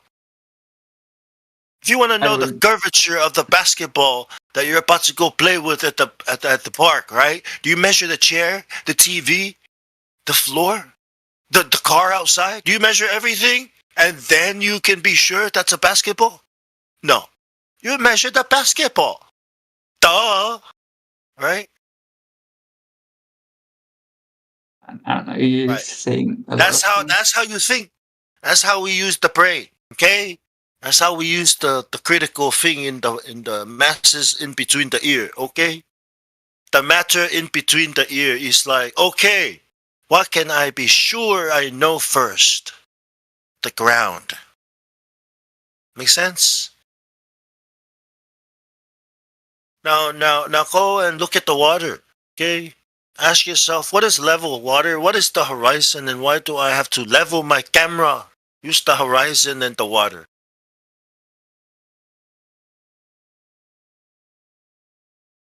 Do you understand? I'm not sure. I'm just saying, like, that would be nice to have an explanation for this. Really, really nice. 'Cause Yeah, it would also be nice to have an explanation like, where did I come from? Why am I here? What should I be Yeah. doing in this life? What's going to happen to me when I die? It would be nice to have explanations for all those, but it doesn't mean that I'm not alive. It doesn't mean that I am not actually here. It doesn't mean that I'm not real because I don't have those explanations. It doesn't mean that all those things aren't true because I don't have explanations. I'm here, I have something to do, and I'm going to go somewhere after I die. I don't know. But here we are doing it, talking about it, measuring stuff, looking at stuff and saying that looks like a flat line. That looks like a straight line to me. What do you say? And then you say what? What do you think the horizon looks like? What do you say? Looks straight. It looks straight. I agree. And when we agree on something, we call it reality. We say, yeah, that's what that is, mate. I agree. Right? Yeah. That's what animals do. That's what everything does.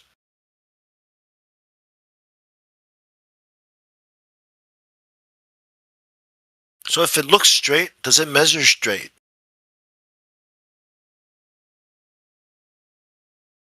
Do we use the horizon Depends on how you measure, for I stuff? guess. Yep. Yep. Angles. Do we use the horizon or the water to measure things with, level things with? Yes. We use it to get angles, elevation angles to things in the sky, lights in the sky. We use it for leveling the floor or whatever it is. You need to be straight. It's not curving. That's the point, right? And what is curving? What is curvature on a ball or on anything? Well, if it's not straight, if it's not flat, straight, and level, it's what? It's curving. It's deviating from 180 degrees. Can we use it as level? Can we use the surface as level? As flat and level? Do we? Yes, we do. Not necessarily flat, maybe, but level, yes. Yes, we use it as flat and level. We have to assume it is flat and not moving. This is why I jump in. Go ahead, Jedi. Go ahead, There's Jedi. no difference. There's no Sorry, dude. There's no difference. We're talking about level, being horizontal, being flat. That's what level is. Let's go at 90 degrees. Level is flat. Do you want citations? Because the reason why I jumped up is I collect them, collect citations when they become relevant. And this is from, I think it's from like an engineering handbook or something. I'll see if I can dig it out. But they're trying to very strongly emphasize these very simple terms that are going to be used from this moment onwards with relative to everything that they do. Understanding what level is being a base principle for this.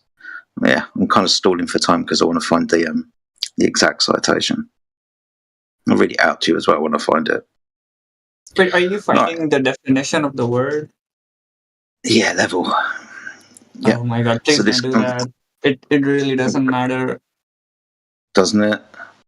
It definitely does. Like, it's just a word. You can call it whatever. Does. It has a specific meaning, and we are referencing this specific meaning to something else. That being the horizon and orientation, which is horizontal, the surface of water. So level most definitely means horizontal, dude. Do you want me to read it out? It's so pointless. Please don't do that. Okay, I mean, dude. you're not gonna convince anyone by saying, did you know level means flat? Like that means nothing.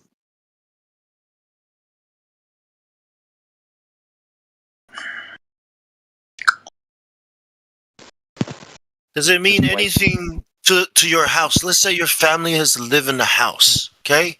And a carpenter, a builder has to build that house. What do you mean it means nothing? It means everything to the house that your family lives in. Yeah, but what I'm saying is, like, you can't use that as, a proof for flat Earth. It's like, no one's gonna believe, No, he's kind of right, guys. It's kind of like a horse. Like, how they say you can lead a horse to water, but you can't make it drink? Well, you can lead a glober to water, but you can't make him acknowledge it as level. That's true. I mean, you can acknowledge. I mean, I don't know how to tell you. It's just a word that most Globers who are probably using it are using it in a different way that you probably want them to. So He said it means semantic. nothing. You say it means nothing, but if the constructor of the house doesn't level the house and then your house is sideways, you're gonna say, "Hey, the house is not level," and it means something. Yes, but like The table. what do you Remember want? the table. What do you want Globers to If do? the house is not level, then the table won't be level. Then the kitchen won't be level, and then the TV won't be level, and then everything's gonna be crooked sideways, and you won't be able to be level on the bed and sleep soundly. Fighting So it's over gonna mean something. semantics. It's okay. So GMC, here's the thing, right? When we're trying to talk about something, we need common definitions. What do you want Globers to use instead of level? Because there's a sorry, what curve? Sure, like curved water level, but you have to use. So there would be an objective marking for the level of water even on a curved Earth, right? Let's say gravity is real, and you have a specific. There's a limited amount of water on Earth, which means that if all the water is attracted towards the center, there would be a very specific amount of water that would be in all the continents, and that's what is marked as the sea level. And you can call it whatever you want, but that's just a term people use.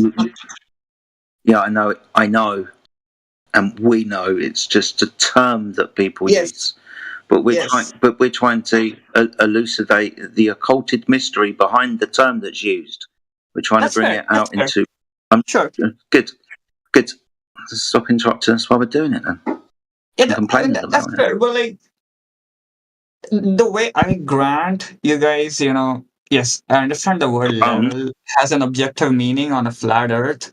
You guys should also extend that courtesy and like not focus on the word's definition. I mean, yes, I mean you might have a point about like the origin of that word and why people started using it, but it's just it's just it's practical words, which applies to the. It's weird because we're talking about how it's practically used. Sure, let's talk about the practice. See, that's a more constructive line of Where do you think we question, get I the would meaning say. from, bro? This is why I jumped in with what I wanted the citation to be read out, right? Because this is how we practically use the world around us. When we reference the earth around us, right? It's referenced, it's used as horizontal. All horizontals being parallel to the plane of the horizon. The horizon where the sea, the water, appears to meet the earth. So the water is horizontal.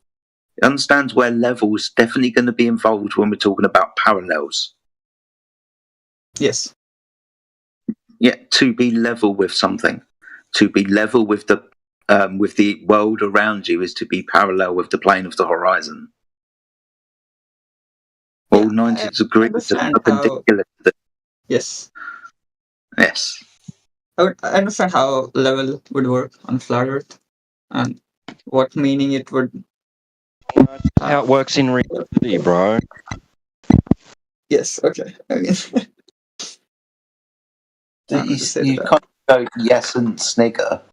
I mean, why do you go well? Yeah, and snigger when we say that this is practically what we do all of the time, everywhere, all at the same time, always.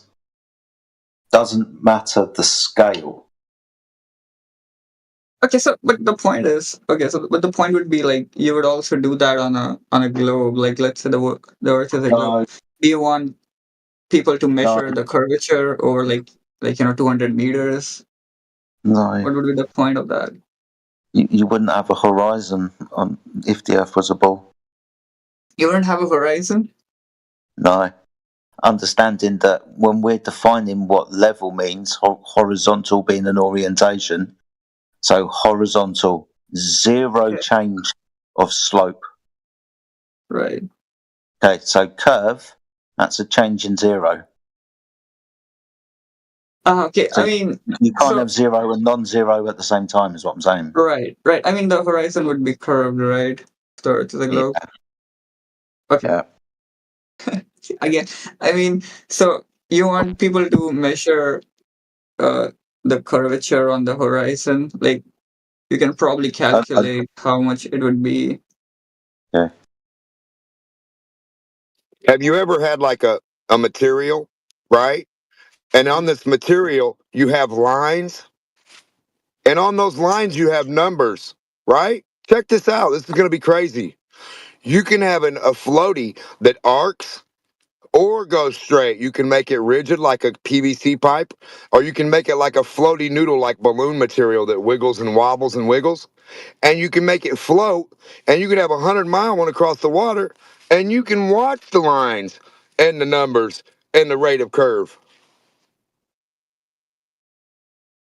With a floating material that drops down below itself.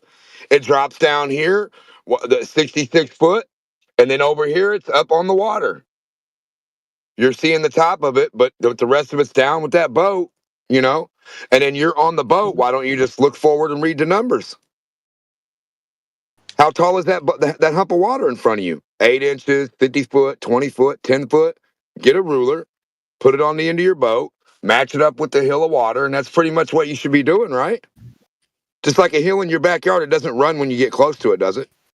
Doesn't take off. Doesn't stop being a hill. Yeah. You. I think that would be. I mean, you'd probably not be able to get the radius of the Earth using that. You got to get a side view. You're not doing it right. Quit trying to look down the edge of the ruler, dipshit. Look down the side view. If Chicken Newton told you that the sky was falling, right? Chicken Newton told you 9.8 meters a second squared. Even if it wasn't, you still go crawling back again, which is fucking crazy. So NASA, Newton, Einstein, all these dudes tell you everything that's not true, and you know it's not true, but yet you keep asking them for the answers. How dumb is that? That's like going to Chicken Little after the sky didn't fall. What's Wait, going to why happen do- tomorrow, Chicken Little NASA? Have you seen Chicken Little boats Newton. disappear bottom up? What happened? Have you seen boats disappear bottom up? No, I've never seen a boat disappear. Bottom up, no? I've seen them sail away. Unless you're David Copperfield, they don't disappear. What are you I talking mean, about? like when they go bottom up over the horizon. No, I look from the side. I've never seen that. I don't look the way you guys look. I look from the other side. I let my buddy look the way you goopballs are looking, then I get the side view. And I say, nope, you're an idiot. Not happening. Wait, Not I have dropping. a picture. Hang on. Oh fuck! It's not on my Well, computer. you're an idiot if you think it's Wait. dropping. I'm telling you it's not. I'm at the side view. You're imagining shit. Stop Why doing does that, it bro. drop? So why does it look like that though? It does look I don't like fucking know. Why does it look like it's not to me? It's changing elevation, is it? Right? No, it's on a Wait, perfect wait. horizontal. Side view. Elevation. I mean, Is if that you're boat on the changing? boat, of course your boat is not sinking, but It can't change elevation on sea. On the sea, the boat can't change elevation. Globe mathematics. Correct? Sea level is sea level. How do you change the fucking... yes. Man, I'm going But to you're tell you what. What you're So saying how is are you it just dropping to nowhere? you're saying is You it just claim a looks boat like is dropping to nowhere, Mhm. and it didn't go anywhere, but it dropped. so it just looks like it's right? Looks like that. That's what I'm asking. Why does it look like that? Yeah, it just looks like that. It's not actually like changing elevation. Of course, it's not drowning in the ocean. It's perspective.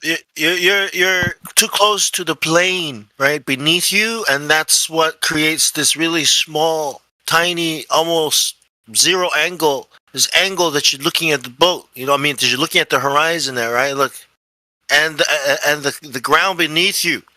Now, if you go up, that angle increases. You see more. No, You but see the wait, boat again. Oh, and the boat. There's the boat. It didn't sink. I knew it didn't sink. Perspective, right? Wait. That's not how perspective works. The That things that are is how below you would ramp up, right? Like the farther the thing is, it would start ramping up. So the boat should also on a go up, plane. but it goes down. Remember, you're thinking about a plane, okay? God. You're thinking about a plane, okay? That's how planes work. That's how the horizon You should exists. always be able to Right? see the boat. Airplanes don't appear. Airplanes Wait, don't hold appear to on, be. Yeah, hold on. Because this guy, you're thinking you're on a plane. You're doing this while you're on the plane, but you're thinking the boat's disappearing behind a curve. So you need to think about one thing, okay? Either a ball and why it's disappearing, or a plane and why it's disappearing, because things disappear over a plane as well. Okay, things are always streetlights disappear on a plane. You know that. They go Railroad out of your tracks. view. They go out of your view on the flat Earth. On a globe, they dip down under something. There's two different things going on. An optical illusion is not anything going down the hill in my backyard. Because I see an optical illusion far away from my house, and my backyard, my hill looks like it's got water on top, and I know it doesn't. And I know there's like it's not wiggling and waving when I get home. It's never done that. Do you understand? You're asking us like a really dumb fucking question, like why stuff happens to be what it's gonna do. Why does the air act weird? Why does the air make you see weird shit? Because it just does, brother. And unless you're the one who made the fucking air, then you're never gonna have the answer to that question. You'll never get an answer to that question. Why does stuff do this? And because it does is the best fucking answer for you. Because the air and the way your sight works and the way the water works in a long distance away from you, the distance of the terrain cuts the thing off. It's pretty fucking simple. There's no way it couldn't. It doesn't happen in an airplane like that. An airplane doesn't get cut off bottom up, does it? There you go. No, it doesn't. An airplane goes in the fucking air at 35,000 feet and you see the belly of it. The bottom never gets cut off, son. Okay, I just posted a The picture. bottom never gets cut off of an airplane. Just look No at the globe. picture. Oh my The God. airplane has to do the same as the boat. Explain this picture. Where the boat is curving, the airplane has to curve down. Do you understand? Stop spiraling. No, you are. Do you understand the boat and the fucking airplane are supposed to be connected to Earth dropping at the same rate? Are you too dumb? Don't fucking spiral and tell me I'm spiraling, weirdo. How do you explain this picture? The airplane is above the boat. Is it not dropping down? Or is it flying horizontal? Stupid fuck. Oh my God. God damn, dude. Hey, Fry, you have to explain how there is another one in the background where Sorry, it what? seems to be. You have to explain how there's another one beyond that, and its Oh, okay, cutoff so point. right. No, wait. So that's Wait, its apparent cutoff point is Uh-huh. above the apparent cutoff point of the first one that you're going to point. wait. Hang on. So this is so the one on the left. That's I have added it. Okay, that's not a real. I have photoshopped it to show you the real size of the windmills. And as you can clearly see, there's 80% of the windmill is missing.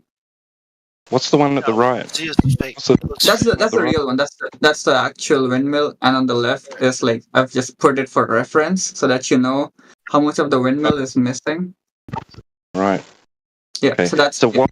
So Where's the cutoff point of the one on the right above the horizon? wait, what do you mean? Can't you see there?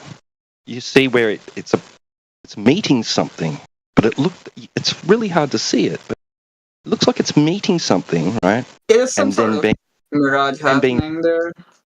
right. So Yeah. shouldn't the cutoff point be what you're going to point out as? Are you looking at a water wall? Is that wall of water higher than you, Fry? How tall is that wall of water? About 52 feet? Are you looking at the flat ocean in front of you like I would be looking, or are you looking at a You're 52? missing the point. You're missing. Why can't I see? I'm looking at that hump of water. It looks really tall. Yeah.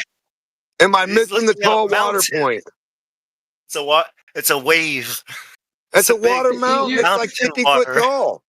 It's like 20 foot tall or some shit. Okay, just answer where is Dude, that's the biggest tsunami wave I've ever seen. where's the pole? And you Where's the don't know pole that's of there? this? You Hey, can't tell that the Fry. water's there? Fry, The I'm just pole. having a quick look at your image because I've just dropped in on this. Yeah. Why is the water not directly cutting it off, and why is it miraged? You're asking me a Why is question. the I'm water asking climbing you where's along the the hill? pole? That's what I'm saying. It looks It's like your you're image, down Fry. lower at an Demo, angle. hold up. It's your image, Fry. When I Go look at on. that, I can see that the X or wannabe X on the right hand side, which you claim is windmills, that's fair enough. Now, why is it miraged at the bottom? Why doesn't it join at the turbine and be cut off cleanly by the water? As it should be if it's a ball Right. tide. Being reflected by a Some surfer. sort of. I mean, I have no idea, honestly. I would say some sort of mirage. So what I happening think you're doing here is I think you're manipulating images, right? And then you're trying to see if we can pick up if it's a real one or not. It's not fair. Is this There's a even video a real for this. image? I mean, Because you're saying you've photoshopped the little one. Okay, Yes. now what are we supposed to believe? That everything else is real? Photoshop There's the an left one. explanation. Of course, there's an explanation for the missing pole. Okay, and that's what That's what I'm Dimok was explaining I'm to asking. you. That's all I'm That's what asking. Dimok was trying to explain to you. How the boat was disappearing bottom. There's an explanation. Okay, but what is this photo? You have to be honest with us. What were you trying to do? That's a Trying to windmill. show us That's a video of a windmill. I just took a screenshot and I added the actual windmill a little from the thing. video. Okay, Yes. Fry. Yeah, and what's the your question? Only issue I've got with that is, did you allow for perspective as per the given distance of your new windmill that you've inserted from the distance from the observer? Did you allow So- for perspective or not? So I did make it smaller, of course. Like you can see So the you made it blades. smaller. So let me get Yes. this straight. So you're deliberately being deceptive. You've made something smaller, and we all know, as per perspective, things get smaller as they get further away. Now you've brought it closer and made it smaller. Why are you trying to deceive us? And the windmill in the windmill in the photo is farther away and 50 times bigger. It's not even small. It gets widened after it goes. So for perspective, without air, everything would shrink. Perspective and how the air works on our flat Earth, the fucking shit can get bigger too. It can also get magnified after a certain point of shrinking, and that's what you see. You see magnification. And that's why those look 50 times bigger than the one that he's putting in front of him. Right. Which is me ask, is this a crop? Forget about the maybe it's not like super accurate. I mean, if you look at the blades, of the windmill, mine is clearly smaller than the one in the. But okay, it doesn't matter. Honestly, I'm just asking where the pole is. That's my only question here. Has this been cropped? Sorry. The white windmill doesn't even look real. It almost looks transparent. Also, do you Oh my notice God. that? No, God, not God. You're focusing on everything apart from the pole, which is my only question here. Right. Listen, T-Dub's trying to say something. Yes. Am I coming through like low or something? You're a little bit choppy, but other than that, you're still coming through. All right. I'm asking, has this image been cropped? Has this image been cropped? It might have been. Yeah, I mean, it's kind of a crop. Yes. Show us before it was cropped. Hang on, let me find it. Honestly, it might be hard because I did not save the original video. But let's see. But I don't know how does that matter. So Just asking context. where the pole is. Yeah, I want That's context. I simple want other things surrounding it, not just that partial piece of the image. I want more context. Zoomed in on one windmill. You know, there's a reason why you don't. Well, there's a reason why they say not to use, stars or stuff below 15 degrees near the horizon because of all the shit, that's causing, all the effects that happen, because of all the air, They don't want you to look towards. They also want to keep you off the horizon because they know stars don't go fucking below it. So that's the problem for them. Yeah. Stars need to go below. But go ahead with the crop image. The stars generally don't go below 15 degrees. If the horizon's at 0 degrees and they say that stars go below the horizon, it's very rare, if at all, you see a star below 15 degrees. Right. And what they tried to do is trick you and say 2 degrees is the lowest they'll get to. Have you ever heard that? T-Dub, I've posted a video. It's not the exact video, but it's basically the Then same it's no one. good. Why is that no good? Because it's not the exact video. We want the one where you got your image from. Oh, the full one. Okay, yeah. I mean, the reason for that is your image has miraging in it. I can tell just by looking at it. Yes, it is. Right. So if it's mirage, why are you using it as some kind of anything? But wouldn't the pole also mirage? Where's the pole? It's getting the optical effect of the mirage clears the pole out of the way. I posted up a video for you. Where are we? 7 past the hour. It's called The Empty Horizon. It's 11 minutes long. Take your time, go and watch that, and you'll see some optical effects in there. And you'll have a better understanding. Did he just acknowledge the miraging? Is there miraging there?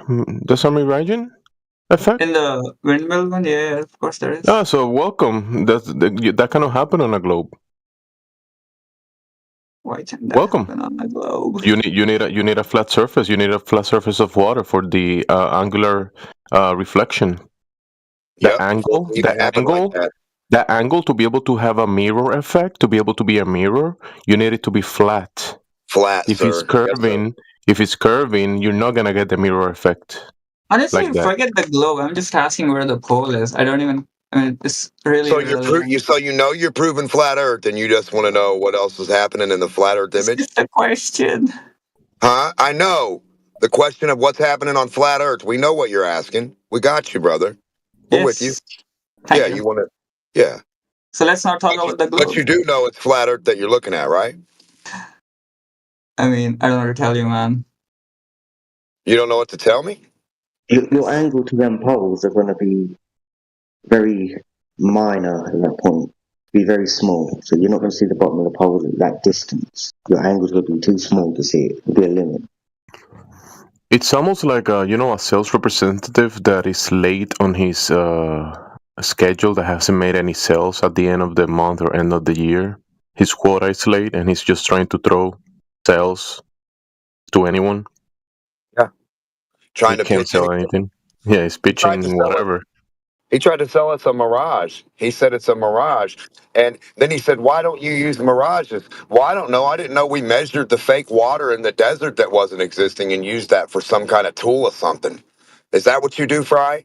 You say, we're going to look at these mirages in the desert of water we know is not there, and we're going to use these to tell you how stuff works, how it's a Fine, globe. did you got told by the Globers that you're kind of like behind in the quota?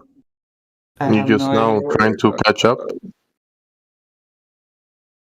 Because you've been kind of playing around, just playing. Oh, I don't know anything. I don't know anything. Now you know stuff. Now you know what's happening here. Trying to prove something or what? This video is way too long, and I mean, it's kind of a similar mirage happening over these The boats. video's way too long. The globe video's too long. No, the one that Just buy it. To prove flat Earth. That's crazy. It's Just buy 8 it. minutes. Just buy it. It's too long. Just buy it. But hang on. So even in this video, though, you can kind of see the boat. I mean, Do so you much have of the boat has disappeared. Right? Doesn't Right? make Are sense. you listening to what the lady is saying in the video? Yes or no? Oh shit! I muted her. Oh, okay, there's someone talking. Oh shit, it's not just a optical only. There's Oh, audio okay, too. I see. There's a reason why I wanted you to watch that, mate. Okay, let me defend here. Yeah, good idea. That'll give us some peace. We've got 11 minutes, guys.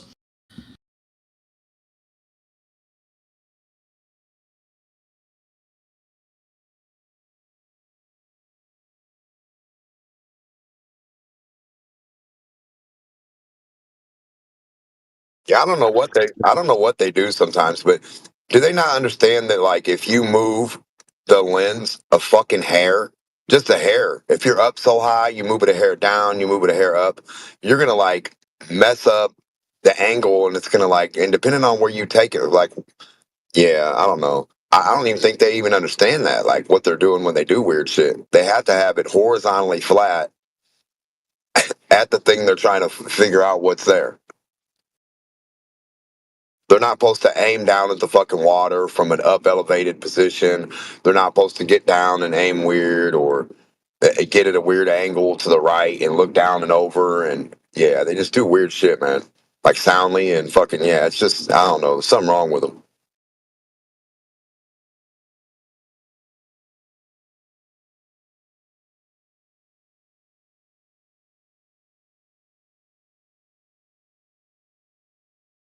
They don't even know they wouldn't be able to get the weird angles if they weren't on flat Earth.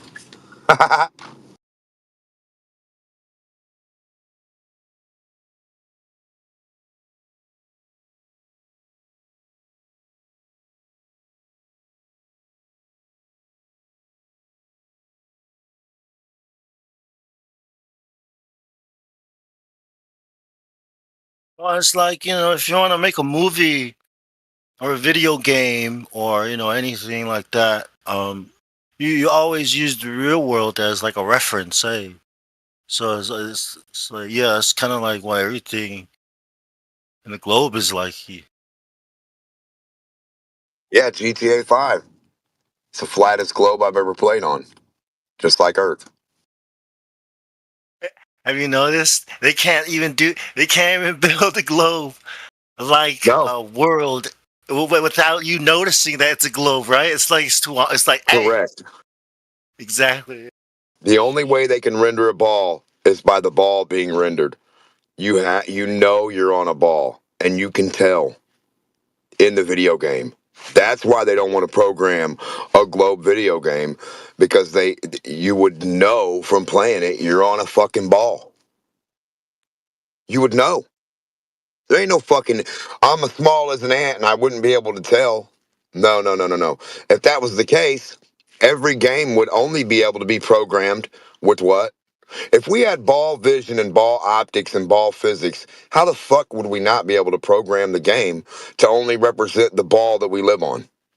How would it be the opposite? Does that? But it renders everything great. So flat screen, flat angles, flat edges, flat sides, flat distances, flat measured everything with the computer, guaranteed. And somehow that means globe.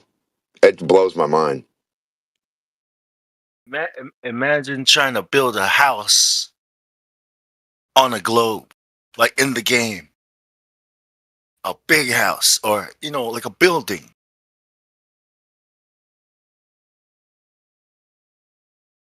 Everything would have to be a curve. Like, you know what I mean? Like when you stretch a line, when you pull a line, it has to curve like automatically into the right curve. You know what I mean? That's how it has to be. But then you got straight lines, so I don't know, man.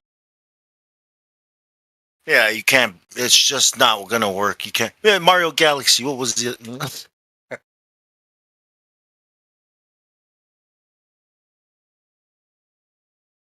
I never played Mario Galaxy. I stopped. I stopped at Mario World.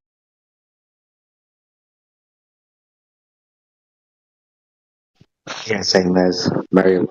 That's fun. But yeah, they turned Mario into space now, haven't they? Running around loads and stuff. Yeah, imagine being that programmer and you're told, "Hey, we're gonna build this ball game, but you can only use straight lines, horizontal lines. But make sure it's a ball, but only horizontal lines.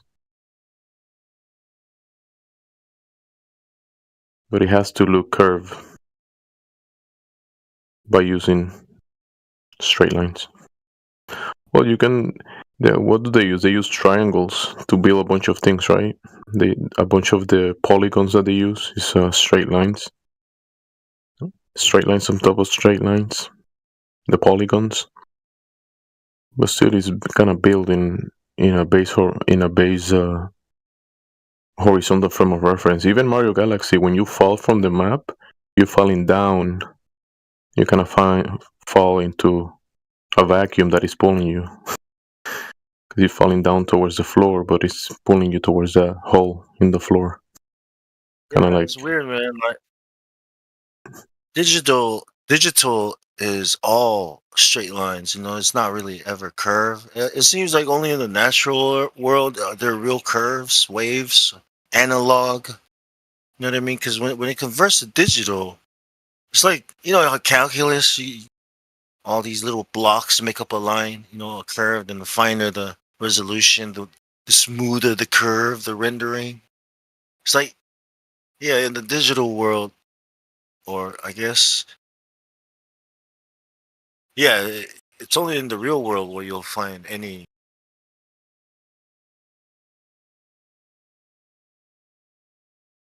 I mean, is this cup really curving?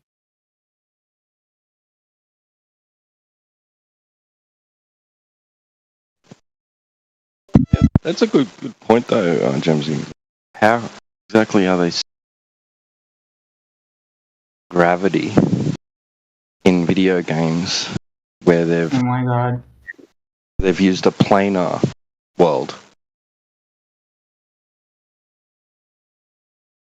Oh, the Matrix map. is still there. I mean, this Unfortunately for lady you. talked a lot, but honestly, I don't see how this proves anything. The entire board is missing apart from the mask, and it's like a bit of its reflection. But where's the boat?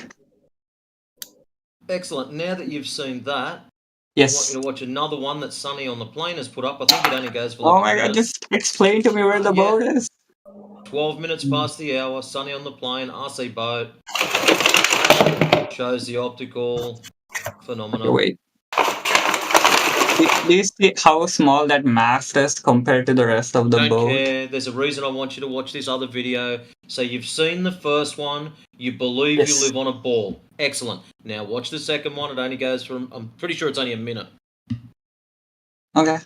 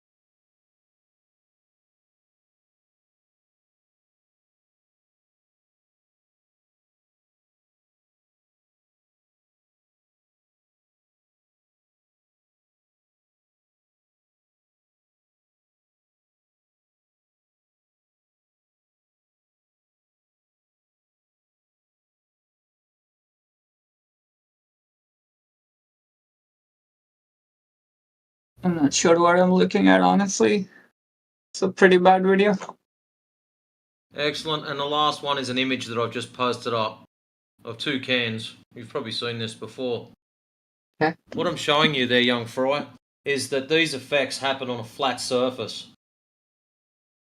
So, you claiming these effects are because of a ball is fallacious, because we've proven that it happens on a flat surface. The same But effects that's what I'm that you asking. claim is ball How? only. But they. There's no That's what. parts. The cans. See the bottom of the can missing? Flat surface. That's it, man. These Why does that effects happen? on flat surfaces. Okay? So do you understand that? That bit alone. Yes or no? I would disagree with that, honestly. Like, even So you're this. telling me in the image that I put up there of the two cans, the Yes. bottom can does not have a piece of the bottom missing, i.e. Oh, it does. disappearing bottom up. I'm not saying it doesn't. It does, but it's just It does. most The likely. floor is a flat surface. Okay? We can prove to you quite comfortably that these effects happen on a flat surface. So, Hang on, have you taken now these have photos multiple yourself? options. When Have you you see taken ship these? disappearing, Fry, when you see ships disappearing, you now have to question, is it an optical effect? Your lone excuse was, this happens because of ball. Well, now you've got another factor in the equation. Is it an optical effect? Now you have to test for this. Yes, I agree. So I have a question for you in this. Have Excellent. you So taken? your windmills and shit disappearing, are they curvature? Yes or no? Okay, we cannot determine that then, I guess, right? Because it's happening on a flat So you're just surface as gonna well. wave that? Yep. Good boy. I'll take No, that as I just told concession. you. I just told you, yeah. Because according to you, it happens on a flat surface. So that clearly Well, we explains can the prove that. windmill. So yeah, so let's that's what I was asking. Have you taken these photos yourself? Tried to, Because but I don't have enough room. okay, that's fine. That's fine. Honestly, that's fine. Because like I honestly feel But like I these do know the photos. person who took it. And is he in today? No, he's not. But next time AI Overlord is in here, feel free to ask him. Oh, okay. He's the one. Yeah, that's what I'll ask him. What? You've done similar effect by using magnifying. There's I can't find my that film. I can't. Breaking up, T-Dub, dropping in and out. I don't know if it's just me or... Drop out. Drop out.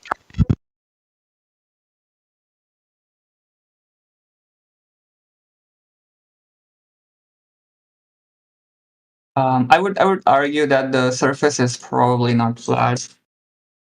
That's You can the only try to, but I reason. don't think that'll come off too good for you, mate. Brothers and sisters, This how are you? observation is supposed to be impossible on a flat surface. It's supposed to be impossible, or it's right there in front of you and you just can't accept it. I'm not even kidding. Like, if you guys can prove this, there's a Nobel Prize in the reading. That optical effects happen. Yeah, We can all you hear know me now? optical effects happen. That's what I'm asking. What's blocking the bottom part of the can? Can you explain that? Perspective, angular resolution together. And your convergence That's not point. how perspective. Why would perspective Makes outstrip the things bottom smaller part? as they get further away. Yes or no? Right. Excellent. Right. So we're all happy Yes. with that bit. Yeah, Angular but it also ramps. resolution. As But things it also get ramps further things up. away, your angle to resolve them becomes smaller. Yes or no? Yeah. Yes. The floor that's actually presented in your face is blocking the rest of the floor. Because the part that's in your face is the part you're staring at with your eyeballs, and you can't see along the horizontal thickness of that through the floor. So the floor stops you from seeing through the floor. So in that case, like just that little hair of blur, and you looking at the Possible. floor block it. That's just what happens, brother. It's not possible, my friend. Hey, how's this? Am I coming through okay now? Yeah. 100%. Yeah. So there's another way to achieve this effect too, with a magnifying glass. You've probably seen the example posted before. You can use like a lens, right? Have you seen that one where the guy's got the candle? For the And Fresnel it's lens. right, and it's representing the sun, and as it moves away across the flat surface, in the viewfinder of the camera, it looks like it's going below the surface, but it's not. So there's another. With a There's another magnifying way. glass, there might be some. You guys love to appeal to the way what you call refraction, right? You guys love to appeal to light distortion in air, right? But you won't consider that one aspect of it. So is it enough if somebody, whether it's like through like on a lake with an RC boat, whether it's with a lens, achieving this apparent effect, is that enough for you, right? Like I would. So here's the thing. So this can one, I can pretty much debug. That's not possible. No, down there with the buildings in the guy's perspective, you see those lines? The guy looking at the building, he's got one line horizontal, looking straight ahead at that portion, and then the angular, the line from the angle from the bottom of the building. So But what happens is the more you back up from that building, that bottom line meets the horizontal. It just meets the horizontal. It closes the gap from your perspective to see that bottom portion. Yeah, but you should always be able to see the bottom. No. Stop saying what you should do. You're not an eyeball and you're not a brain. Your name is Fry, and you don't tell me how and what I should do. It's a straight line. How It's a reality straight works. line from your eyes to the bottom No, of you're the one with the building. problem with reality. Reality doesn't have a problem with you. You have a problem with reality. You don't understand reality. We agree with you that it is a straight line between you and the bottom. The problem is from your eye line, horizontal, to the bottom, that angle is so fine that your eyes can't differentiate what it is. It can't tell what it is because it's so compressed. That angle is so small. That's the problem. As you get further back, that angle closes, like Demok just said, and when it gets to a certain point, you can't tell what it is. It's just how your eyes work. That's all. Okay, I have a question. So, if someone's firing a laser from the bottom of that building, will it reach your eyes? Yeah, we've shown you examples of this, dude. Laser tests across large bodies of water like lakes. So a laser can reach you from the bottom of the building, but so what's blocking? There's nothing that's blocking it, right? Well, it just depends on the Here's my question. So take the matrix scan photograph, and put a laser on the bottom of the can. Will that laser be captured in the photograph? Yeah, a laser is a little bit different to what you're viewing. If you put a laser and shoot energy directly at yourself, you're going to burn your fucking eyes out. I mean, just light. You can just put a light. You don't even need a... So matrix, this can photograph, if you put like lights on the bottom of the can, will they not reach the camera? I don't understand what you mean. Like you just put like a torch. Okay, I mean, Fry, have you seen the videos where they slide the coin along the table and the coin disappears bottom up? I've seen that. You've seen that. That's nonsense. It is not nonsense. It actually works. You can do it yourself. I have done it myself. One of your friends and get them to do it for you, and you can witness it with your own eyeballs. Anyways, one of the other chaps that pops in here every now and then decided he would do that same trick, but instead of using a coin, he used a laser pointer at the table, and then afterwards claims that it doesn't work because you can still see the light. Now the problem is you've got this thing called reflection. The light reflects off of that surface. That's why you would see it. So I don't know why you need to worry about lasers getting pointed back at you. I don't know what that's going to prove, other than the fact that light is getting directed at you. Yeah, and Sky Free, YouTube content creator. So wait, hang on. I genuinely have a question. Yeah, you hang on one sec. I just want no, I was speaking. You interrupted me. Sorry, go ahead. So, Sky Free YouTube content creator, right? That you which was where the RC boat on the lake came from.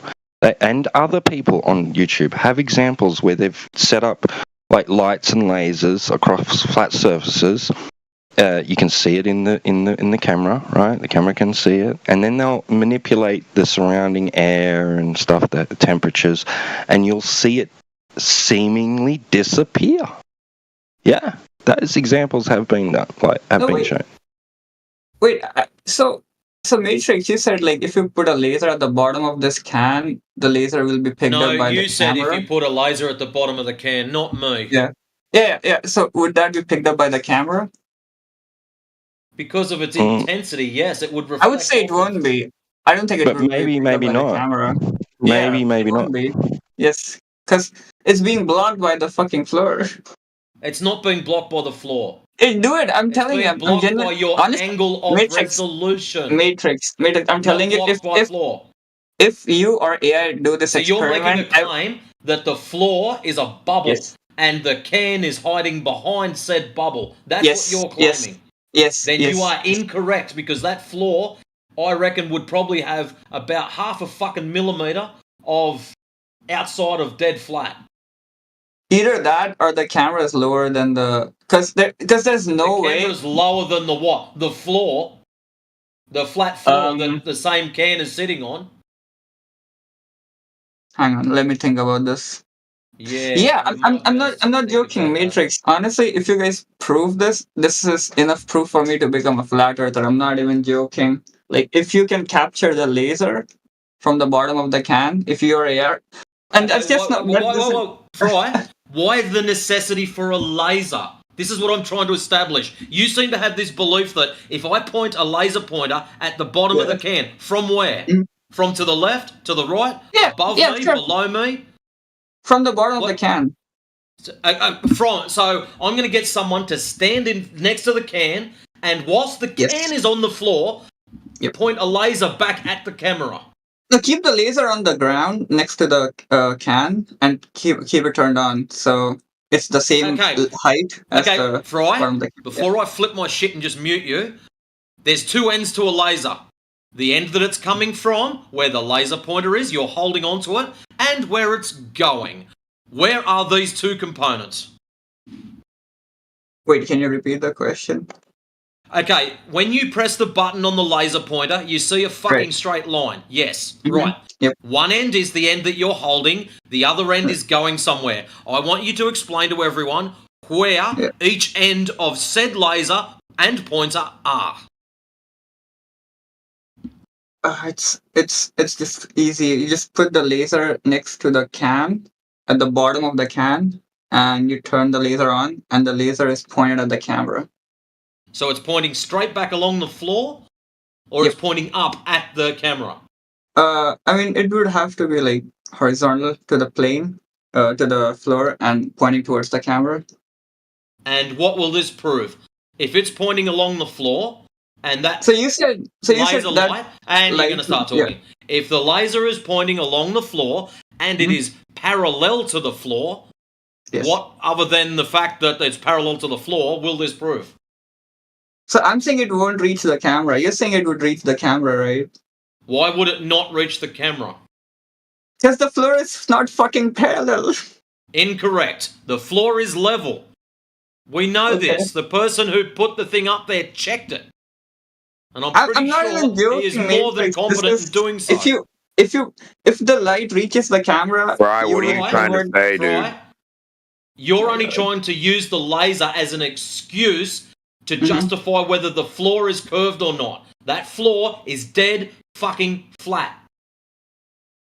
Yeah, your laser doesn't matter at this point. You asked where's the bottom of the can, and you're saying it can't work over a horizontal. This has been shown over a horizontal, and an angular limitation is blocking that can. What more do you need from that? And how close you are is crazy as fuck compared to how far those the windmills are. So take that can where the windmills are along a horizontal, and you won't even see the can anymore. Don't be stupid, Fry. Fry, that photo, I'm pretty sure he said it was 22 feet. Which photograph? The one with the cans. That's 22 feet away. Correct. Yeah, that's. I mean, honestly, that's I don't what? think I have floors in my house that I can guarantee are parallel over 22 feet. But maybe AI's houses like that. So that's why I said point a laser, and if the laser is not blocked by the floor, you've changed my mind. I'm a flat earther. Not even joking. Well, Just how do the about this? experiment like When AI comes in, you ask him to Yes. replicate his canned picture, and he might even do it because he's normally pretty nice. It'll probably Yeah, cost you see, something though. is there another Glober here? Yeah, sorry, go on. I don't know. Interrupt you. And when he's in here next, you can ask him nicely to replicate his can thing, but get a laser pointer and shine it next to the can or across it or in front of it, and just to satisfy your beliefs. Yes, and I think most Globers, I don't know, maybe I'm the only Glober here, I guess, but I think that would convince so many people. You have no idea, because that's basically impossible. I'm pretty sure it's impossible on a flat plane. You should always be able to see the bottom of that can. You assume that. Why do you assume that? Yeah. how can it be impossible on a flat plane when all we do is talk about the flat plane that we do everything on? How can you say it's impossible on a flat plane when we can't find curvature anywhere or any evidence that the Earth is a ball? Everything you do, you're told to assume it's flat and non-rotating. So your question is invalid. He's not thinking about it from my point of view. He's asking for the explanation. We're trying to give it to him, and he's saying that it's impossible. That we can happens on a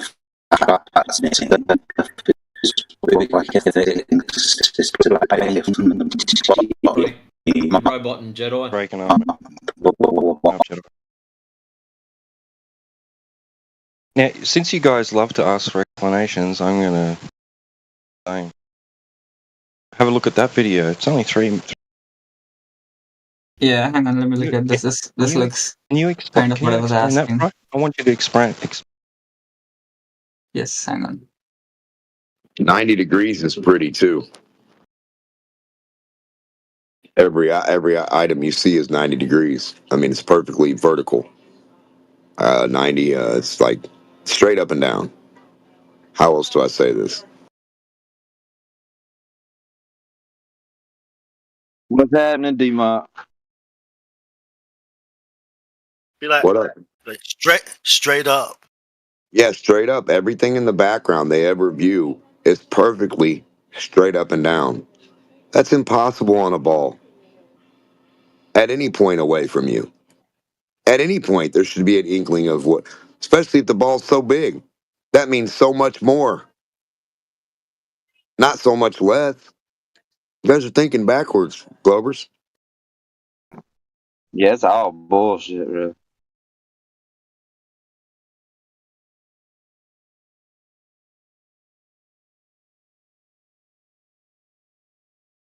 Like you guys aren't looking for tilt, but you're looking for curve.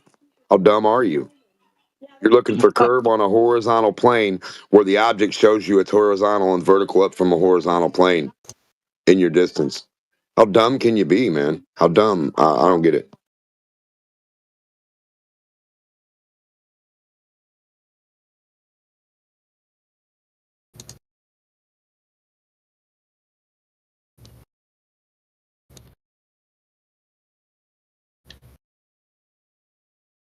It's not your fault. I used to be dumb, but now I'm not. Oh, is that right? That's right. I once was blind, but now I see. Once lost, Oh, okay. but now I'm Amazing found. grace. Amen. Amazing grace. Yeah. Yeah, that This ball is saved so big that you a can't see wretch. something tilt. This ball is so big, everything presents itself as a beautiful horizontal plane. But there's the curve right there in front of the windmills.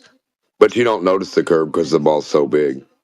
You couldn't detect the curve from a horizontal because that's what all the specialists tell you. But Fry's going to show you, or whoever, there's a hill of water in front of you that no fucking human in the world's ever seen in real life, ever. Well, guys, just to let you know, I made a video to illustrate what I think about the flat earth, all right? So when you ever have free time, you can check it out on your own time, all right? And I want to say thank you to everybody in here for schooling me on what it is to be a flat earther and to believe that this place is flat. But you know your boy, I can't get with that.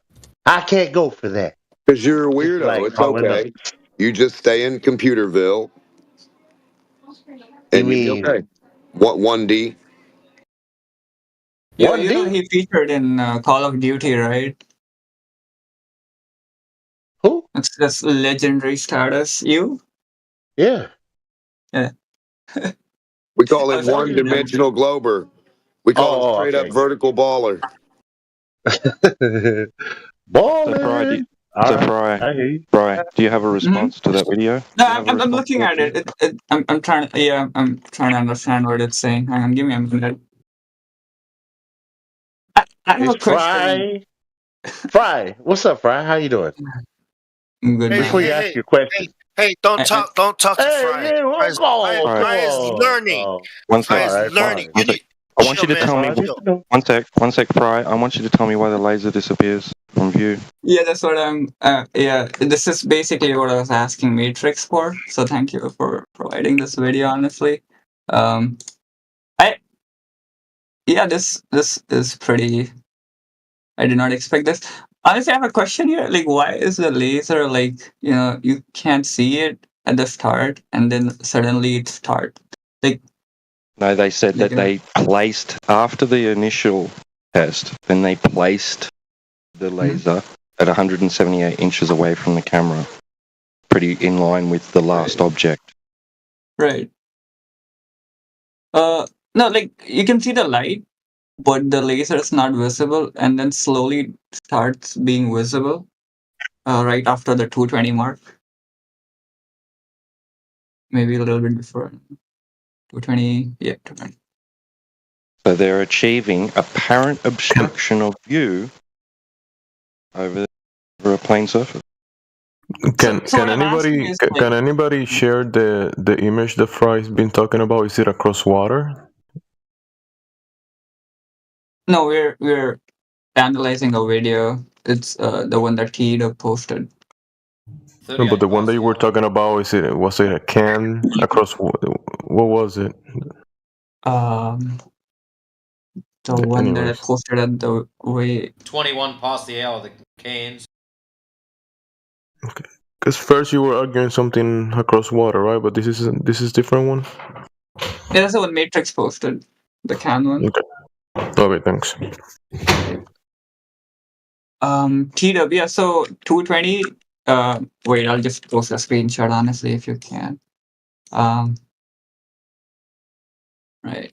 So, I mean, I'm not like, I'm just wondering why does the light become brighter as the video goes on? Like you would assume that the light would stay the same brightness. Is there any particular reason for that? Honestly, I couldn't tell you what, like the whys and the hows exactly. They're manipulating the temperature of the air. Oh, are they? Yeah, they're opening and closing a door, allowing the room temperature to change. I see. And it's causing visual, optical effects, apparent effects, like obstruction of view of a light. I mean, if that's all you need to know that there's an alternative way to achieve the apparent obstruction of view, there you go. Done. It looks like the light is lower. What's the yellow Yeah. thing Okay. on the right next to the? What's the yellow? The yellow thing next to the light, right? Is lower than the floor, and it looks like the light is down there And with also, it, wherever it that's also at. looks like that line is curving down, That's an apparent just like horizon. in Pontchartrain. I think the floor is a bit curved here as well, or like maybe the camera is a bit lower, and when they pass like hot air or like whatever the temperature changes, uh there's some sort of refraction happening where it's like going over Exactly. the bend. That's, Because you can that's clearly where the see, most refraction happens. Yeah. yeah, you can clearly see in the first photo, the yellow blocks that he's posted are not as high, but in the second one where the light is visible, the yellow blocks are higher. So this is basically a point for But the you know globe what as we mean opposed by to the flat. refraction, right? You know what we mean by refraction, right? You know when it's really hot and you look at the road and it looks like the steam thing, like it's you know what I'm talking about? Like the Yeah, heat so is heat up, honestly, this proves the the moisture. globe argument honestly more than the flat argument. Dude, 'Cause- no, dude, listen. How the shit did Whether you come to that conclusion? I don't, he's Okay, open. listen. Allow me to explain. Allow me to explain. So I've posted two screenshots. On the first screenshot, you can clearly see that where the light is not visible, the yellow what are those Lego blocks are not as high, but when the hot air passes over it, the yellow blocks get higher, and so does the laser light gets higher, and that's why it's What do the brighter. blocks look like on a ball away from you? Each block is tilted. They're not vertically up. The only block vertical is the block you would be standing on if you were on the Oh wait, sphere. wait. What I'm saying is, teed up. For this to prove your point, the light in the second screenshot should have been visible while the yellow blocks are lower, not like higher as they are in this photo. They're not higher. They're not lower. They're higher. They're the same. They're clearly higher. Come on, man. You They're can clearly see clearly they're higher. higher. What's the point? They didn't move the camera. You do know that. They left the camera still, and all they Yes. did was open the door to the room. They opened the door to allow the temperature to change, therefore showing how temperature has an effect on optics. They didn't lift the Lego blocks up. They didn't push them down. They didn't lift the camera Exactly, up. They didn't push it down. Yes. They opened the door. Yeah, but Matrix, what I'm saying is like when they So the open the door. cause, no Wait. fry, no My God, fry, Demok, broke wait. brain, Demok, no. broke No, brain. Demok. Fry. Demok, no. Yeah. Listen, please, Matrix. See, when they open the door, you can clearly see the Lego blocks are higher. Like the one at the very the one at the One at very the very back. back. Yes, That's yes. excellent. That's what you should be looking at. Yeah. So this doesn't prove. I mean, So that what would be they're like proving, Fry, I want you to use your brain. Yes. Before the doors opened, you can see the floor is flat. Before the doors opened, you can see the perspective of the yellow blocks getting smaller as they get further away. Are we both with each other here? Yes. Excellent. When they open the door, all of a sudden, the ones at the back look like they start bending down. And The they ones get at the smaller at back? the back. Yeah?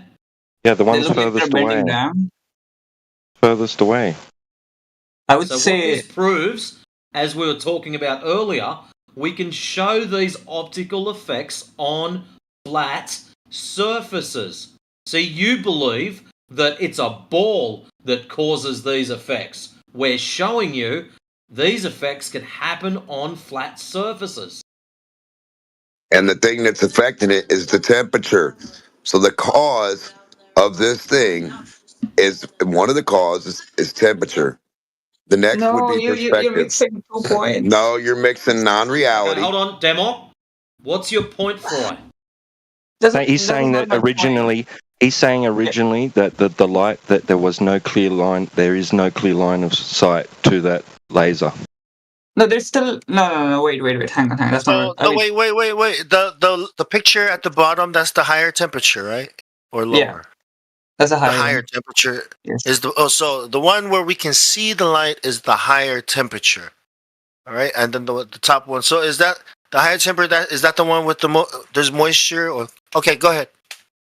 Yeah. So what I'm saying, like, basically, that's not the challenge that I posted for Matrix. To prove Matrix's point, the yellow block should have been lower, the same height, and then the laser should have been visible. That would have proven that, it's It not was. reaching. When The the reg. door was opened, that's when the laser disappeared. Okay, I mean, okay. Yeah, you're thinking about So it the backwards. stuff. Yeah. Oh my God. What were? Is this atmospheric lensing? Atmos lensing? I'm trying to. Temperature lensing. Just the Is that temperature what? was Yeah. manipulated. Okay. Yeah. So the stuff that was in the air left, right? He wants it to be that there was originally no clear line of sight to the laser, that there is a physical obstruction, and that when they change the temperature of the air, that allows the optics to see the light. So that means you've just proved to yourself that the curvature did not obstruct the light, right? That the light was obstructed on a plane, virtual plane. You can level your floor if you that. I don't. Fry needs to put it on a ball and then show us Yeah. his version of opening the door and how that laser just automatically points him in his eye socket now. Hey, Fry. So now you isn't it, can cross this out as this is not curvature. Isn't it I interesting, understand what's Fry, happening here. how your so-called refraction just made it harder for you to see? It reduced your distance by bending the light out of the way. I think you guys have got a problem. How about we put the Black Swan image up again and you can have another good look at that?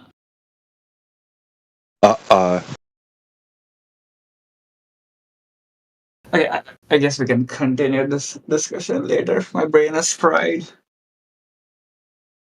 What was that? It's supposed to be an example of the image you put up. Anybody? For me? Yeah. What was it supposed to be? The image I'm looking at. The laser ones? Yeah. Yeah, so what I'm saying is, if you look the brighter red one, the Lego blocks way at the back, they are taller than the one in the first image. That was all my point. What, the Lego blocks? Yeah. So what are you saying, dude? I don't get what are you aiming at? Is this you? Are you doing something? What's being proven here? I'm not doing anything. I'll catch you up to speed. What I was saying is, if you do the same experiment with hang on, I'll repost this image. Matrix posted this image, and I said, if you can reproduce this with the laser at the bottom of the can, and so I mean, you can answer this question yourself as well, Alpha, if you want. If you put if you put a laser at the bottom of the can, would the laser light reach the camera? You're talking about the laser light, right? Yeah. Just put it at the bottom of the can, right next to it. Would it reach the camera? Well, that would depend on the conditions of the temperature outside, because that always distorts the light that it travels through. So I mean, I'll give you an example. So looking across the horizon on a hot day, I can just show you an example. How things look really wavy and distorted. So the light is being distorted from the thing that you're trying to see beyond a far distance.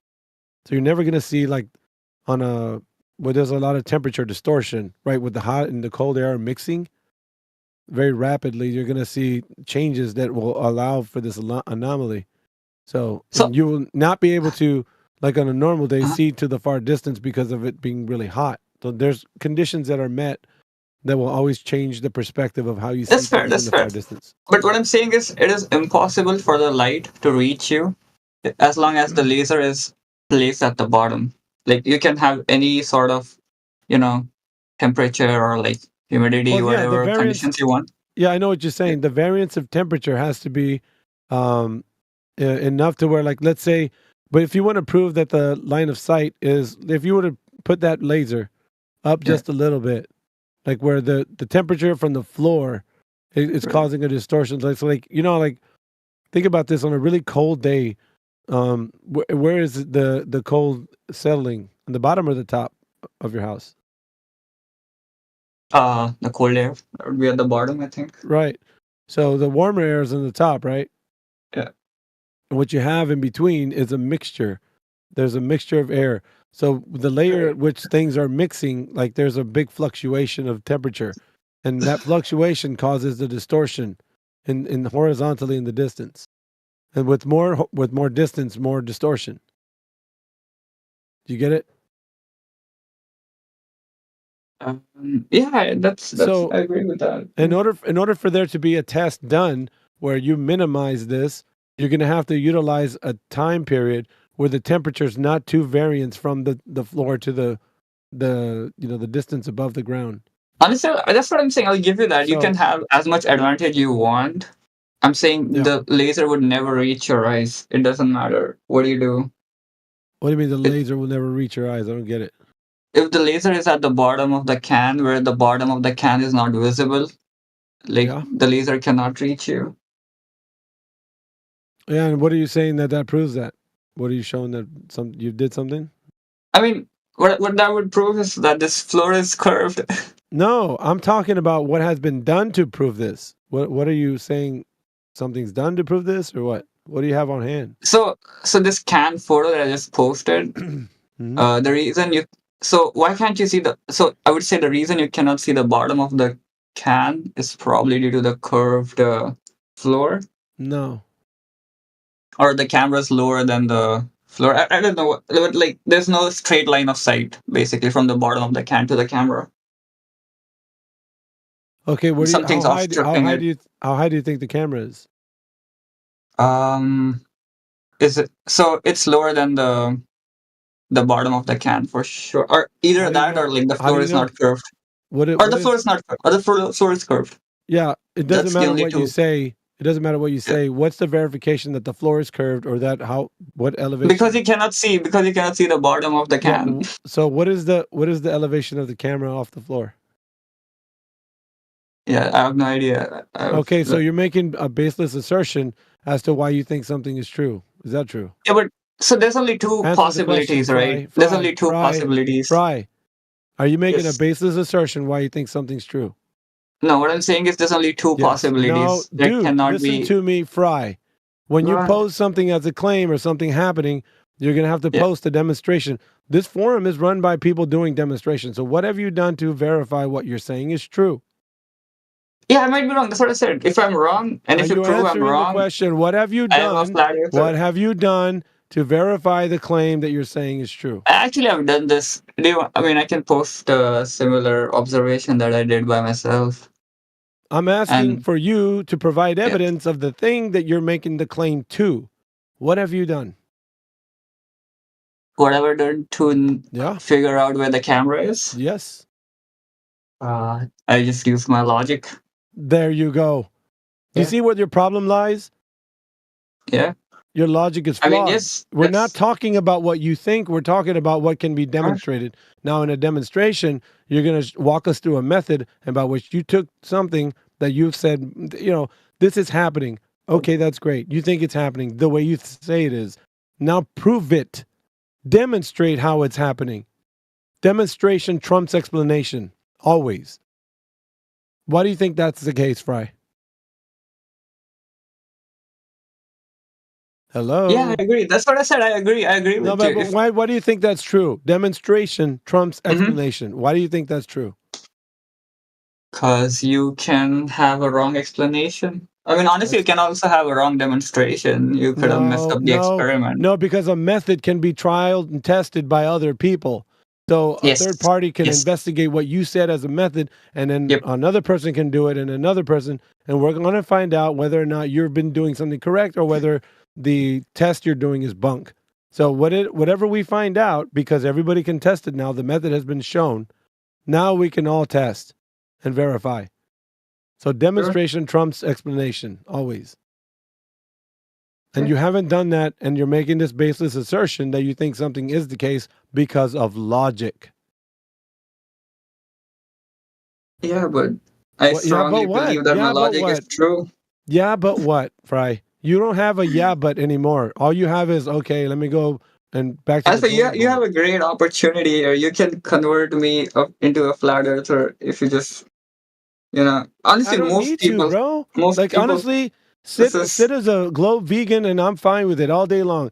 The convincing needs to happen when you take some self-reflection into what's being said here, and you test against what you might think is the truth and verify or falsify any of the claims of the globe.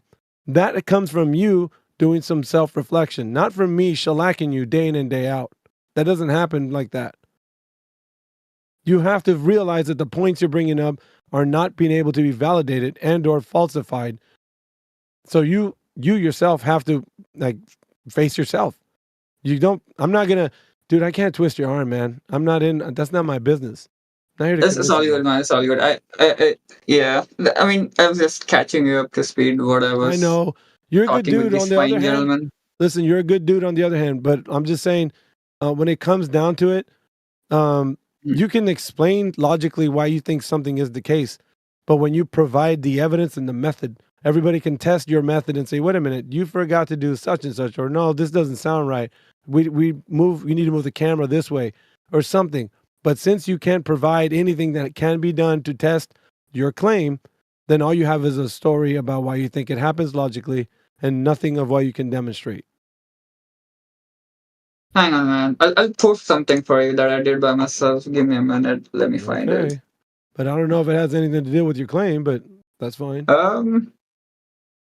Because then you know me, dude. I'm going to follow you everywhere you go. If you're going to drop something and say it has something to do with your claim, I'm going to ask you relevant questions about what it has to do with your claim. So if just detach it from your claim, and I'll be fine. If it's something else, that's great. Good. It's related to this exact same thing that You we were want it to talking be, about. don't you? So bad. You want to have some evidence that you did something. I can feel it in my bones. I have it. I feel it in my honestly don't know where I bones. kept it. You think that there's something that validates what you're talking about. You know, try it out, man. I mean, all you can do is try it out. If it doesn't work, you'll find out. What do you got for us?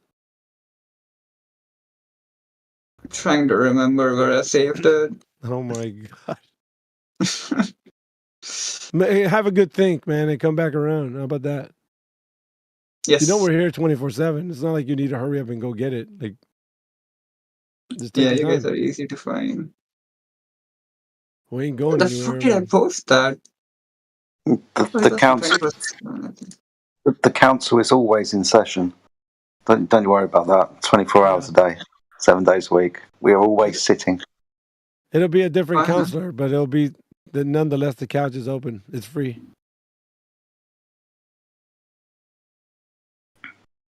It's funny because, some people that are on the globe side, they really are convinced that there is some sort of logical consistency, and they find out that it's not just good enough to think something's logical, but to also you have to, bring the testing of the method of which how you've deduced this is the case. Because it's not just good enough to say, well, this makes sense to me. Yeah, that's great, dude. But it's just not going to pass the smell test when it comes down to people actually understanding if this is knowledge that they can obtain or if it's just some idea they can adhere to based on a model or something. Super important. It's crazy because he's saying, when I can see the laser, there's no clear line of sight. Yeah. When I can't see the laser, there's still no clear line of sight. Yeah. It's kind of funny too, because in his head he has it all worked out. But when it's time to okay, show your cards now, show and tell, right? You told us, now you're gonna show us. Then he's coming up tits, and I'm like, dude, why? Didn't you have two aces? Like, isn't that what you were saying is going on? And it turns out you didn't. It's all smoke and mirrors, man. At the end of the day.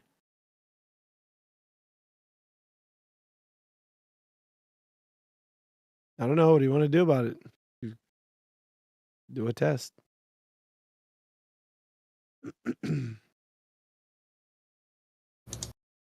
Just got this like 2-day conversation about what the word atrocity means.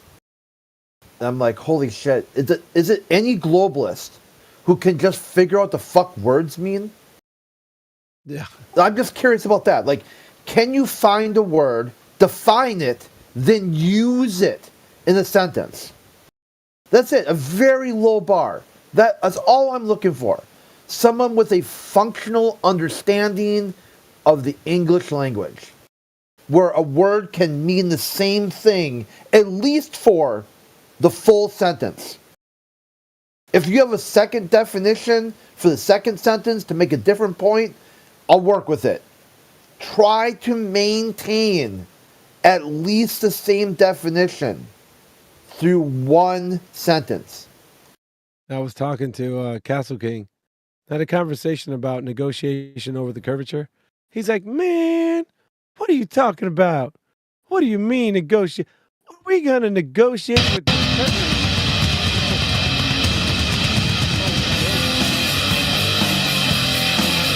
Damn, what's going on? Did that scare you, Quetz? I was like, Alpha's putting on the show. Yeah, get ready. Get ready, man. The ultimate globe destruction.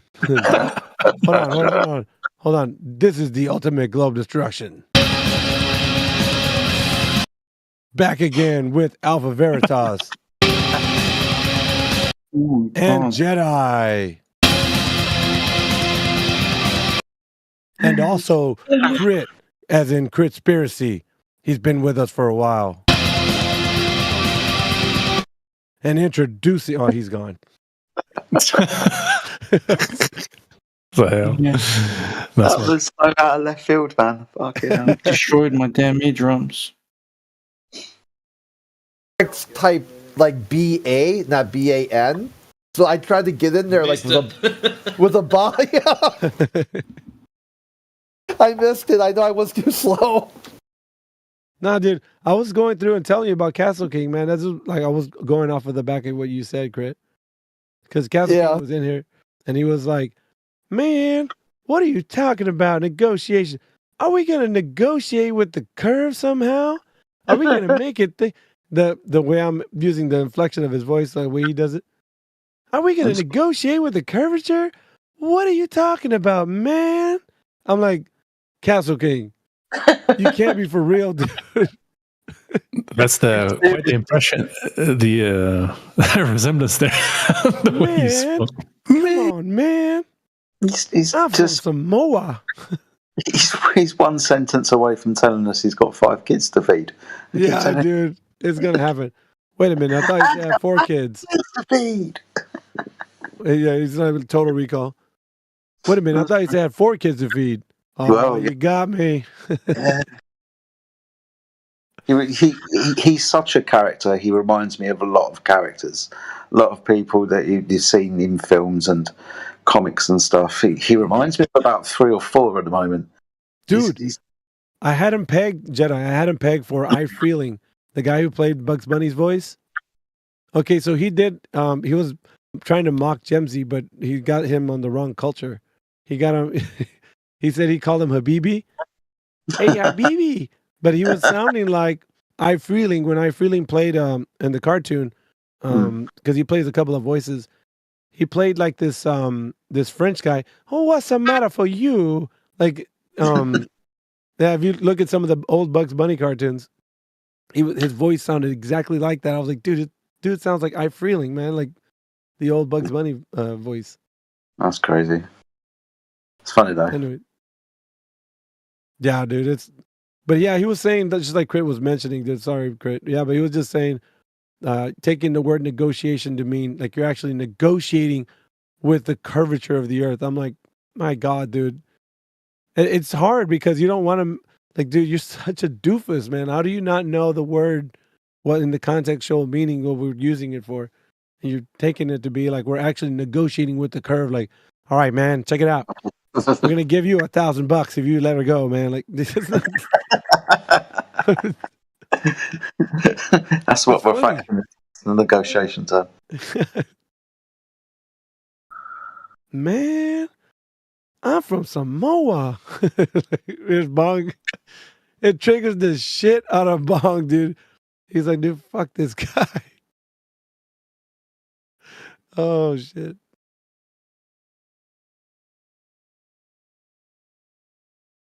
Yeah, for a couple of days, man, it got Bong pretty hot.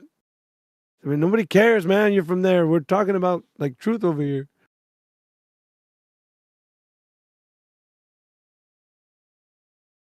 But he said he's got a face that's in Call of Duty, so there's that. He's one of the characters they use, or they modeled after him. Oh, okay. Did he leave or did he get banned? Castle King. The guy that was mic spamming? No, Castle King.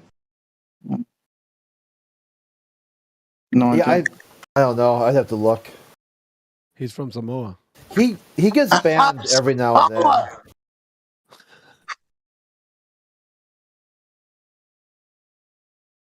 I'm telling you, man. Bong is fucking stir crazy over there every time he's in here. I know. Poor Bong. He's probably feeling how I feel when English people come in here, or you guys from America hear you speak. If you check Castle King's account, he has his YouTube linked into it, and he made a new video about you people. Damn. He released a new video about you people. He does that. Like he said, like everyone should make a YouTube account. And I'm like, why? Wait, he made a video about flat earthers? Yeah, about you people. What do you mean, you people? That's what he said. You people. You people. I mean, he says that whenever he speaks to you people, he's like he's talking to the transgender community and the atheists. He feels like it's the same thing. But he fucked up with Gemsy, though. I'll tell you that much.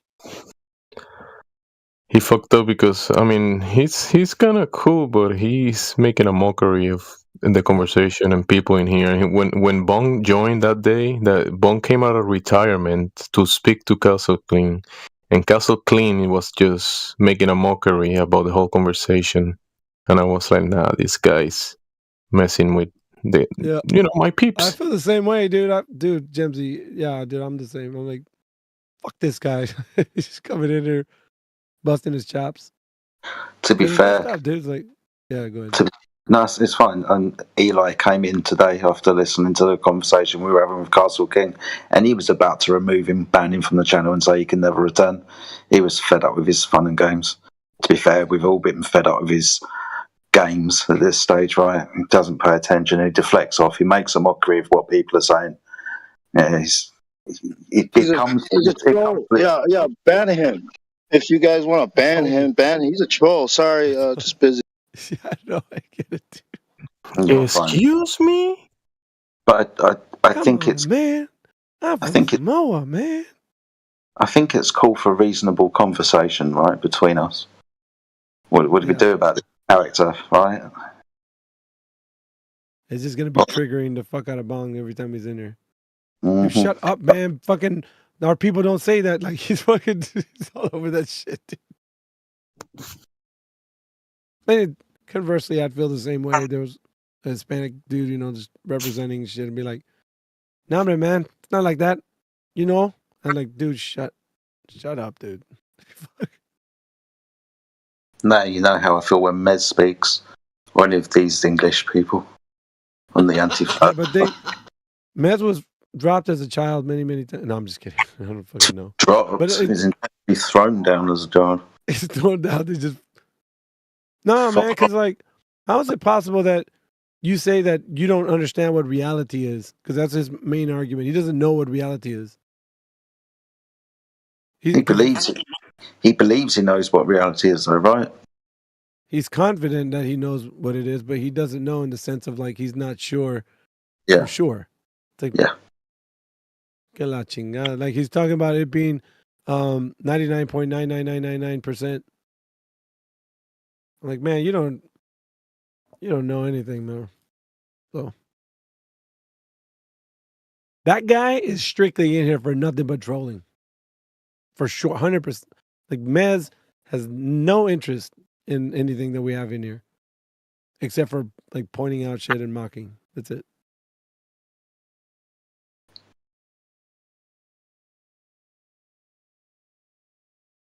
He just wants to blurt when other people are talking too. Like he'll never start a conversation or be part of it. Wait till someone else is talking and just insert quips. And then he goes on about random nonsense for like 30 minutes. Hey, you're back. Welcome back. He's back. Yeah. My back. No, oh, I thought your name was changed, but it's still the Russian name. Hello, Alpha Veritas. Yeah, what's up, man? Good to hear you back in your voice. Yeah. You don't want me to turn back to the Russian? Nah, dude, I like this guy. Yeah, don't do that. Why? You're creeping Jedi out. Just weird.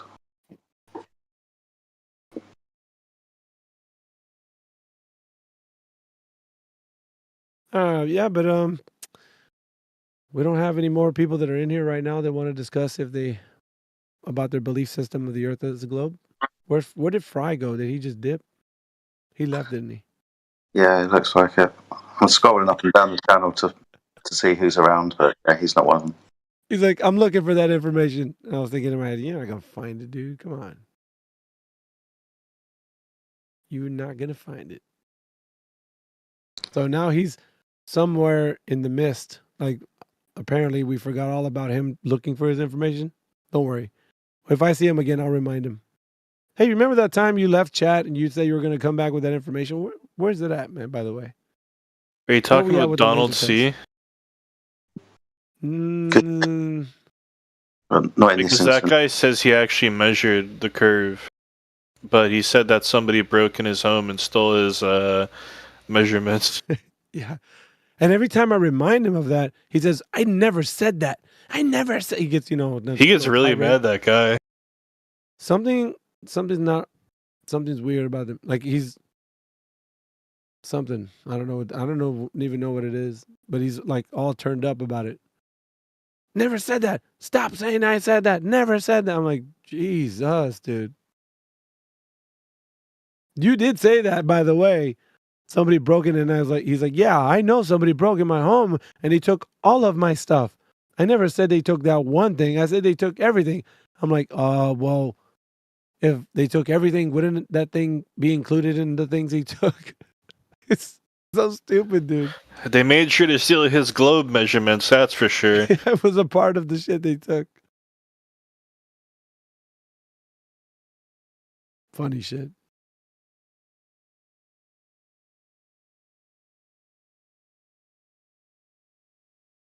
Did that Castle King really make a video? If he did, dude, that's gonna be the fucking break. You're gonna chase down. You're gonna call together the elders and be like, "Look, man, we're gonna have to sort this shit out, man. We got a rogue agent in fucking Hollywood. Find this dude's family.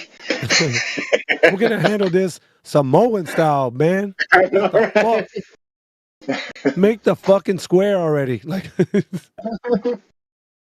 I'm just kidding, dude. No, because I'm pretty sure he sounded like he lifts weights and whatnot.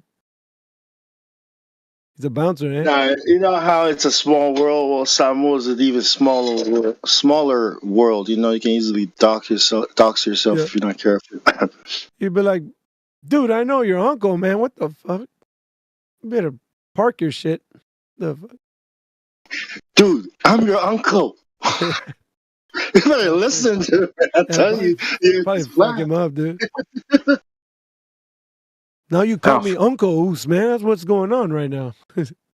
Now, how would you say it in Samoa, Uncle?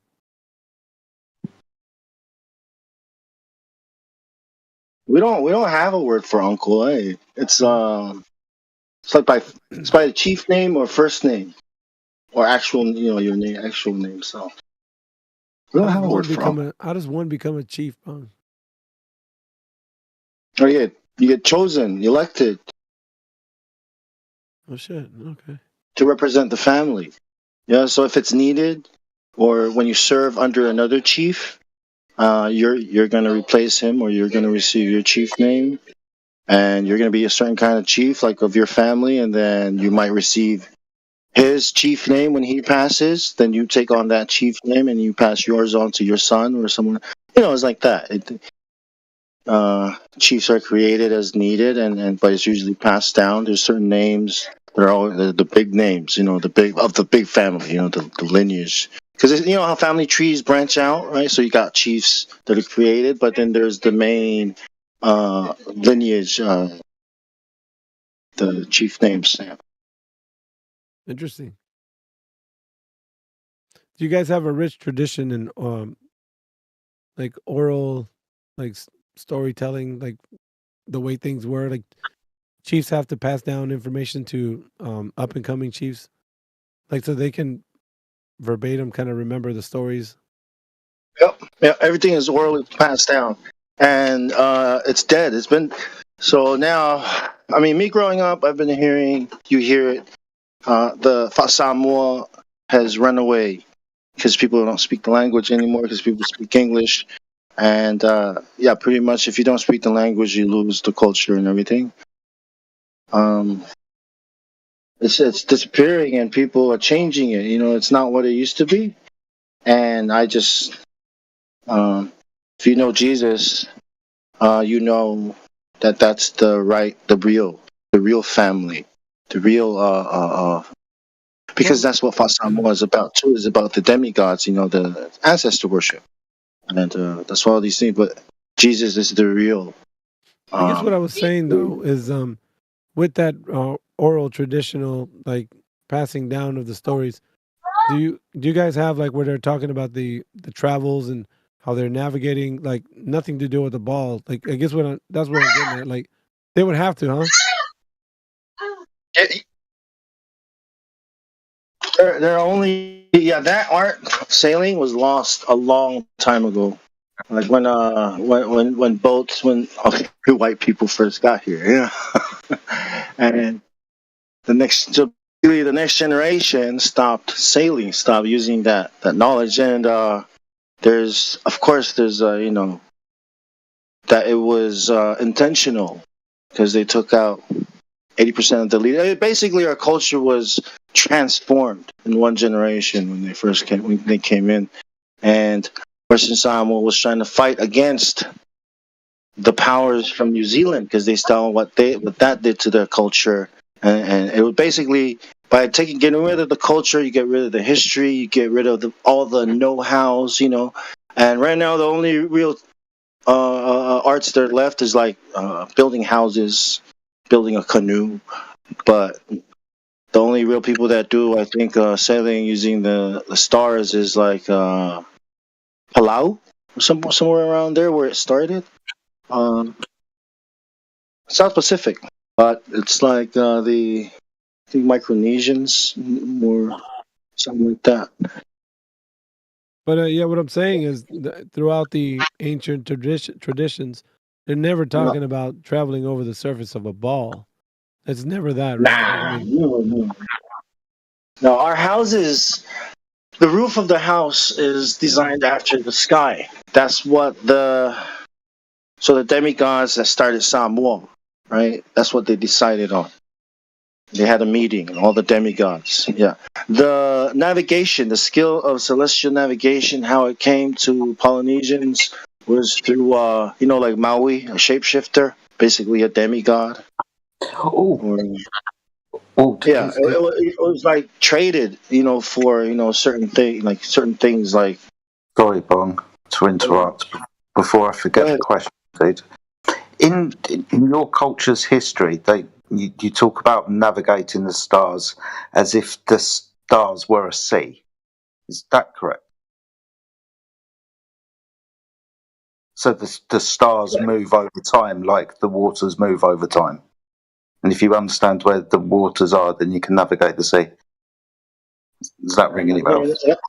I haven't heard that, but that sounds cool.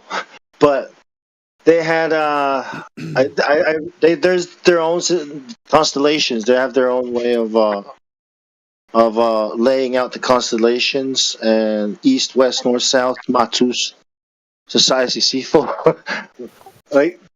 But it's pretty much the same ideas. You know, east is where the sun rises, right? The celestial sphere, you know, that's a thing, and elevation angles to the stars.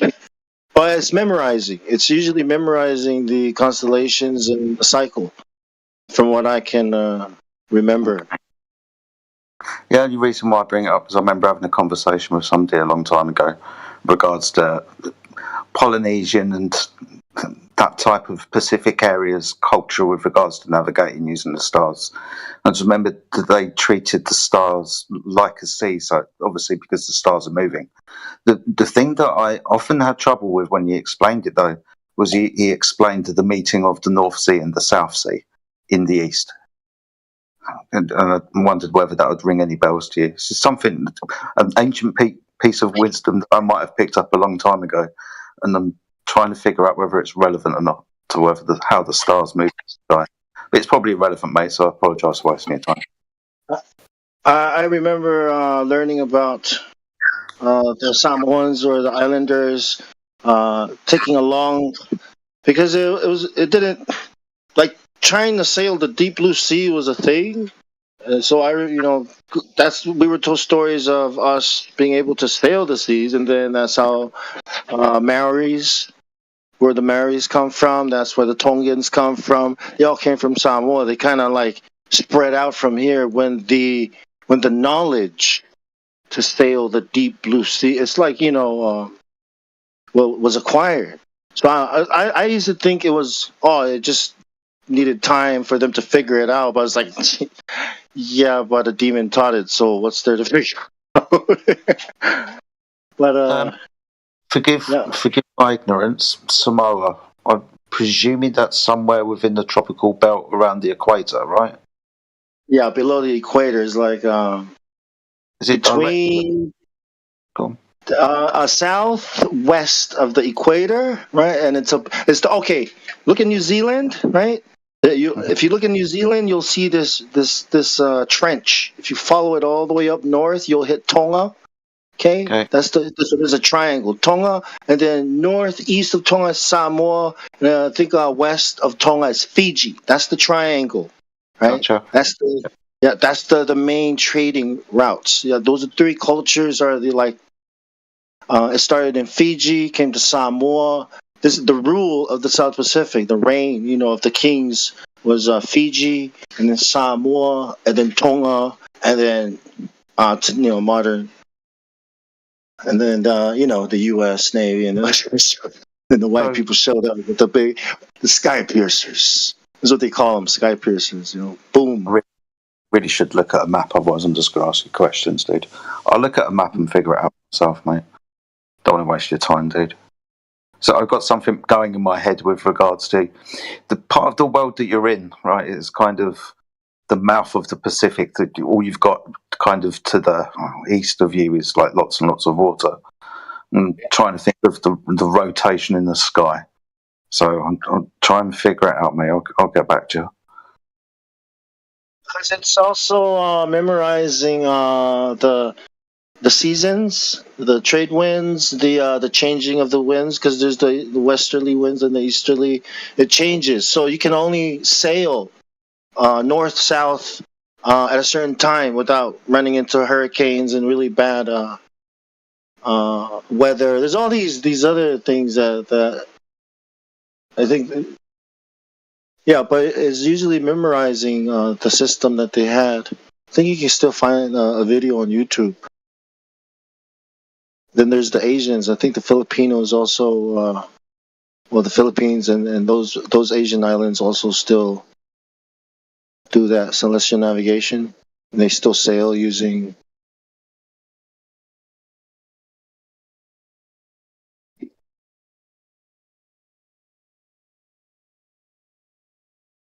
Yes, it was trying to cross the deep blue.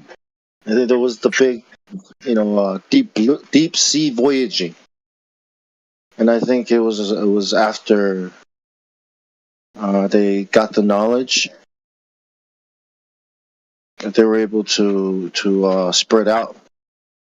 But the Maoris, they're the closest to Antarctica, so at the South Island.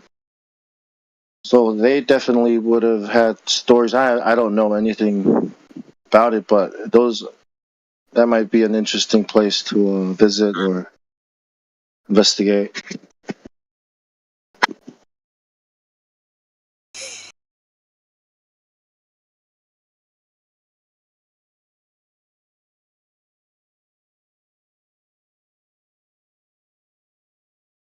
Today, we don't know anything about. We don't have any of those skills. We rely 100% on technology and modern knowledge of navigating and doing things. But yeah, Castle King definitely wouldn't be interested in learning any of this stuff unless he had a reason to, like every other NPC. It's exactly how I described him earlier. Just after one of his little rants, I turned around and said, "You are the definition of an NPC." Yeah, couldn't agree with you more, Bong. Exactly, yeah. Just It's another not one like of you're throwing around. I'm Psalm 1. I'm like, oh, get ready for Come on, cringe. man. You're like, shut up, dude. Damn. But it's the ignorance of our cultures, man. Our cultures they're steeped in ignorance, bro. Yeah. The challenge is to figure out how to, I guess, undo.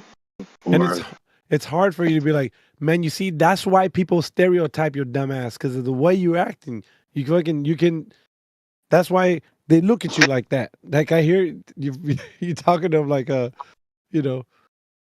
like a coach would be trying to get his people to understand something. You can't think for yourself. That's your issue. scary, isn't it? Oh man, he said Don't think for themselves. he he watched a little bit, and then he's like, "Man, this is bullshit. That's cognitus. That's like severe cognitus." Yeah. Man, what the hell am I doing watching this bullshit? Man, fucking flat earthers. Man, fuck this. Yeah. It's funny. I mean, he's an interesting character to have around because he displays classic behaviour when being confronted with this type of information, cognitive dissonance being one of them. Yeah, and then he tries to belittle the information. Yeah, it's just kind of classic, dude. It's funny. Makes me laugh. Don't try to talk to him because he's gonna play a fucking video game in the middle of your conversation. Mm-hmm. And then he won't retain shit that you said. What'd you say, man? Sorry, man. I was in the middle of a game. Fucking dude. Seriously, just want to punch him in the face. I'm gonna pour my fucking heart out with this speech, and here you go, fucking half-stepping with listening and shit. That was a pretty good freaking castle, impression, Mickey. You had the freaking yeah. You had the little high part. Yeah. Yeah, man. Now you gotta make it sound creepy, like yeah. You know how it is. Come on. What's going on, man? Gonna fucking haunt me. Yeah. Bro, I'm gonna have nightmares. Come on, stop it. It's gonna follow me. Yeah, man. Go to sleep, man. Happy dreams. Speaking of nightmares, how did that Aussie fella go a couple of hours ago, Jedi? He went down under. Which one? I missed it. What? Who was it? Is it dogs are gods again? Again? No. Again? Aquila. What was his name? Aquila, was that right? Yep. He was a dick. Yep. I think I can't remember. Somebody will have to remind me. But he ended up sneaking out the door because of something else. Somebody else distracted. Usually, Yeah, I think so. Yeah. some like obscure left field glober that's never been in here. Hey, but I have a. Can I ask you this one question? And there goes that guy out the fucking back door, and then this guy. Oh, no, that's not really important anymore. And you're like, dude, fucking. I can't even remember the conversation that we had with this Aquila guy. To be fair, Matrix, do you remember what we were even talking about before you left? We'll just leave it. Don't worry about him. It's all good. I'm not bringing it back up. Oh, because it's something. Is it triggered? It was just a menace. That's all right. I've destroyed so many people within the last 12 hours or so. The names are kind of blurring together, and the instances are just all merging into one. I can't differentiate them. So these people are like conquest. The big lumpy clay of numpties, all mashed up. Pretty much, mate. It's been a productive day on that behalf. Lots of idiots. The standard has not been high. Let's be fair. Do you know? Yeah. Do you believe? Well, I believe that I know. Like, fucking hell, dude. You know the difference between belief and knowledge? Yeah. So some people think that good logical reasoning is believing somebody just on the claim that they make. Yep. Like the one that when I said you can have a unicorn shitting strawberry flavored candy floss. If I just tell you that's true, is it true? It just melted down, man.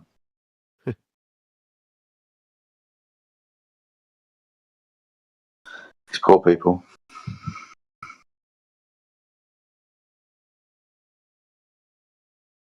Globe Earth, box of chocolates.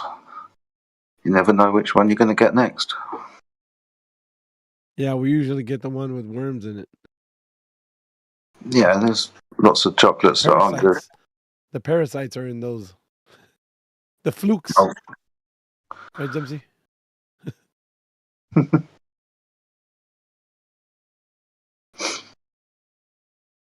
I made some fucking oil of oregano. I had some oregano in my spice cabinet, and I put a strainer and some hot water through it with some honey and some lemon.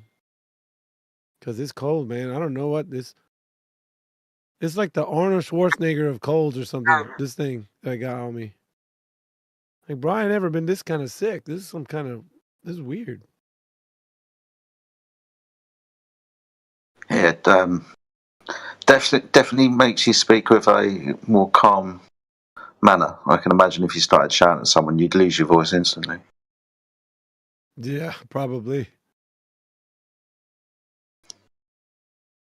Yeah, how long has it been now, man?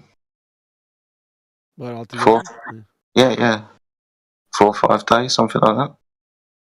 Since, let's see, the beginning, Been like it was a like week. Sunday. It was like Sunday. Yeah, like a week, yeah. Dude, whatever it is, it's going around. I mean, I hear people everywhere. So honestly, it could be just like a severe temperature change that's causing that reaction for people to get, ill. Like, I don't know. You can all be detoxing at once, man. It's good. It's good you feel this way, Miggy. What, feeling sick? It's helping you. Yeah, dude, the terrain theory guys freaking go pretty deep into it. There's one guy over at Geos that says he'll eat animal shit, and it's good for him. So, yeah. That's the terrain theory guys. The heavy guys, the heavy guys. Yeah. They think that it doesn't matter. There's no bad bacteria, and eating as long as the wild animal isn't vaccinated, it doesn't have any freaking hormone injections. It's fine. It's fine. You can eat Can you whatever, imagine? and it's all good for you. Can you Isn't that imagine your crazy? insides? It must look like a freak show in there, man, with the kind of parasites that live in them. It's it's a veritable soup of fucking parasites of every single. You could categorize this parasites that people have in them. Like, I'm serious, dude. Like, parasites are no fucking joke. Like, seriously, they're fucking.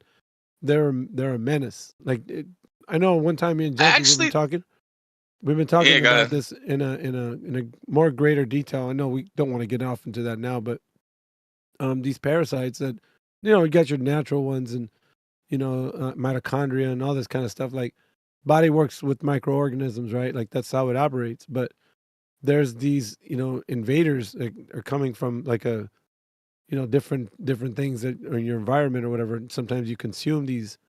They take a ride on some of the stuff you eat, and that's how people get like these weird illnesses, right? And some of the stuff you eat also feeds them while they're in you, because when they're parasites, they could start controlling the mind, right? Because in order for them to get fed, they have to connect to the host, and the host has to want to give it their food source. So sometimes that's what cravings are, right? Cravings are like what people desire, like lots of sugar and just unhealthy shit. Sugar parasites, right? Yeah, and then that's their main food source, right? So the more of that you eat, the You more could they. start feeling weird. You're like, oh man, I think my sugar parasites are acting up. No, Did you but ever it's seen that stupid you ever seen the damn it, the freaking praying mantis with the freaking worm in him that makes him go Yeah. to freaking drink water? It makes him go drink water, and that's where the thing escapes back yeah. into the water. So that's the Freaking thing. wild. That's the thing, though. Like with these are bringing people back to like the bad shit. The after effects of that are it causes people to be really lazy and just trashy and like they don't want to clean.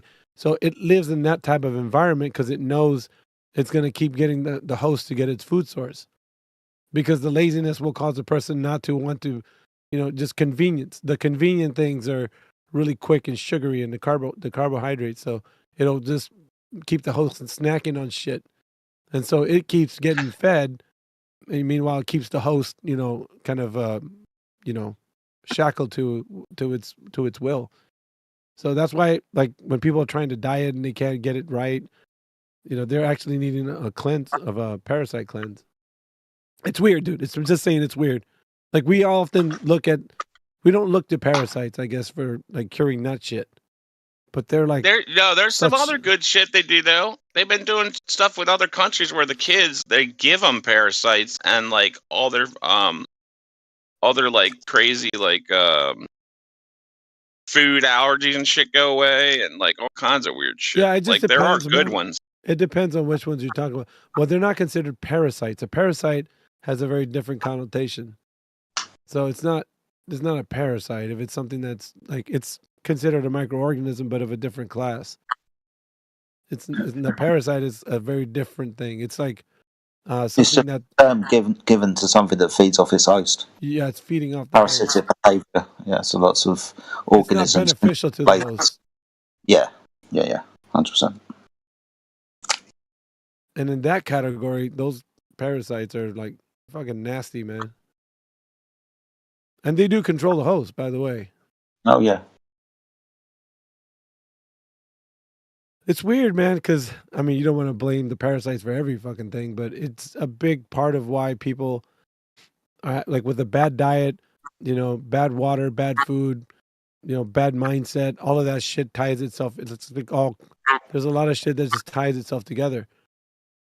You know what I mean? Like, you can see somebody in poor health, like really not giving a fuck about anything else. Oh yeah, That's 100%.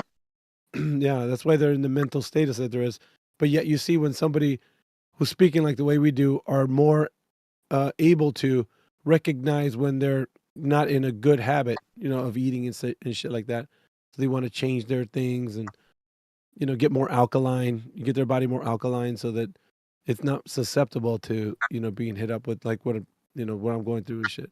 Or at least find,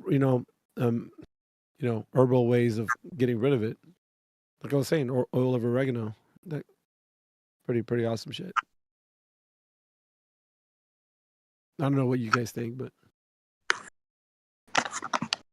I think the whole study of it is just really interesting, man.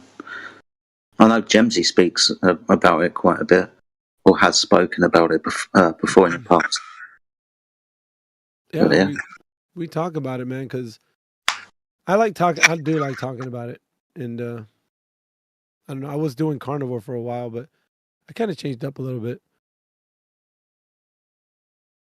because I mean, the only thing I didn't want to become was like what's in the lineage of my family is type 2. So all I gotta do is I'm monitoring my health habits of like what I eat, what I consume, and so long as I stay within a range, I'll be good. But I can't go hard in the paint when it comes to like what you eat. Just like just eat like when I was in my 20s. Can't do that Yeah. shit, man. Yeah, no, I understand that. But also, I'm doing that carnival diet, man. Funnel cakes and cotton candy, Dude. man. Yeah, it's like a shotgun. You're gonna be shotgunned into death, dude. Like seriously, if you keep that path, you might. It's like a fucking torpedo into the grave, man. Like you might as well fucking just start digging now. You know, like I'm just saying, like for people who are just like devil may care attitudes, like I don't know, man. I'm like, yeah, I know, like we have our like traumas and shit in life, like with our bodies, like something happens with our limbs or you know something that gets cut out or taken out or whatever. That's different. What I'm saying is things that you can control, like stuff you put in your face, that kind of stuff. Yeah, for sure.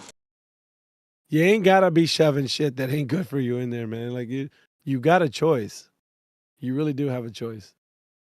It's just that the cheaper shit that's more I was abundant. kidding. I was fucking kidding. I bad. don't do that.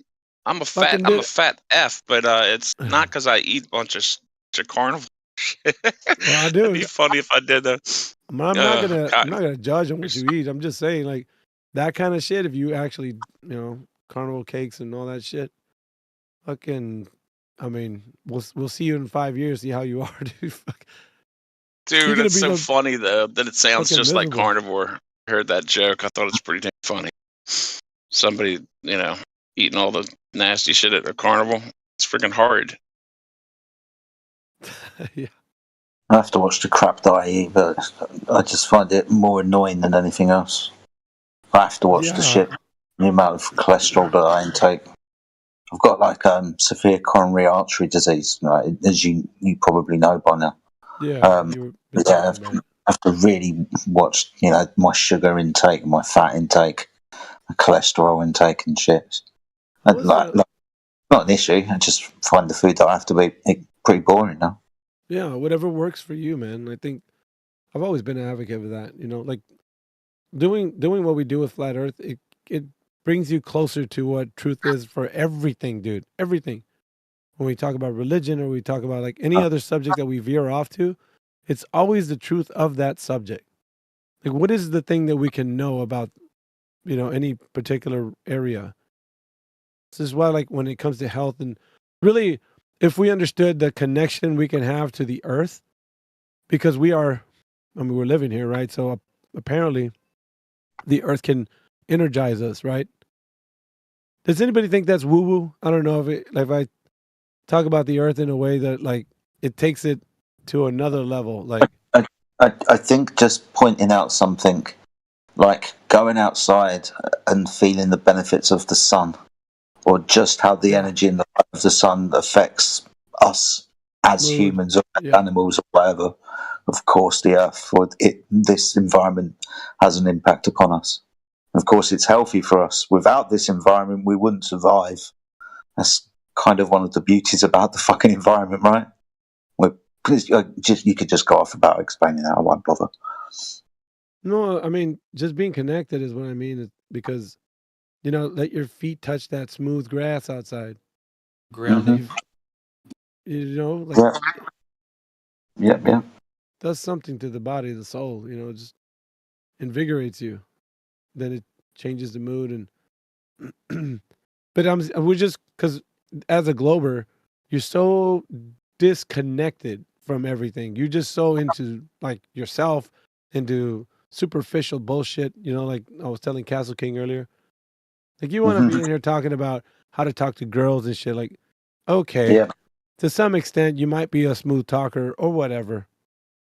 But That fuck- what intrinsic value is that going to bring to your day to day? You know, how's that? You know, it's more like a, it's like a, yeah. To what end? I mean, yeah, it's great.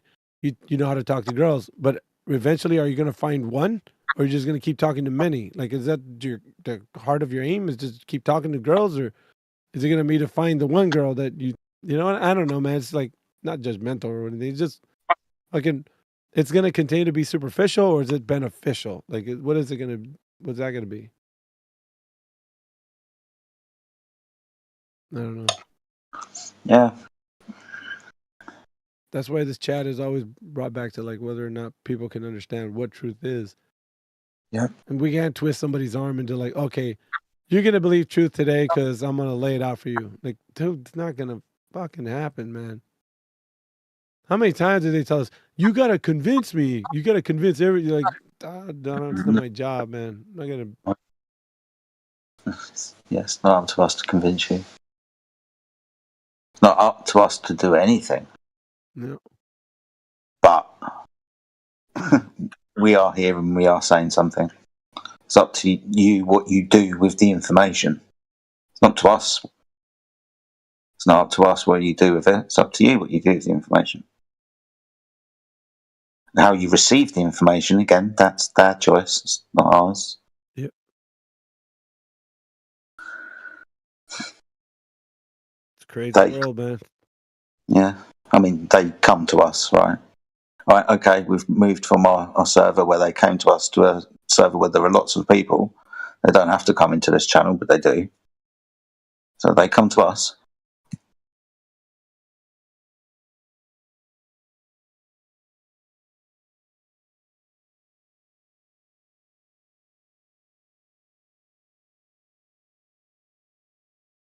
Right on, right on.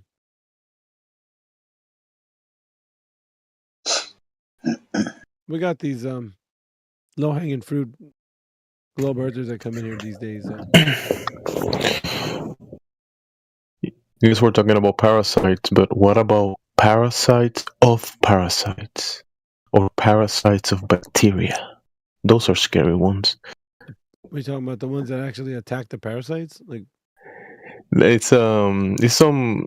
I only seen like images of them, or there's drawing. I never seen like an actual like photograph or microscope looking at it. But they call them bacteria shapes, and they look like androids. Like actual, it looks like almost like a spider, but kind of like it looks like a little robot.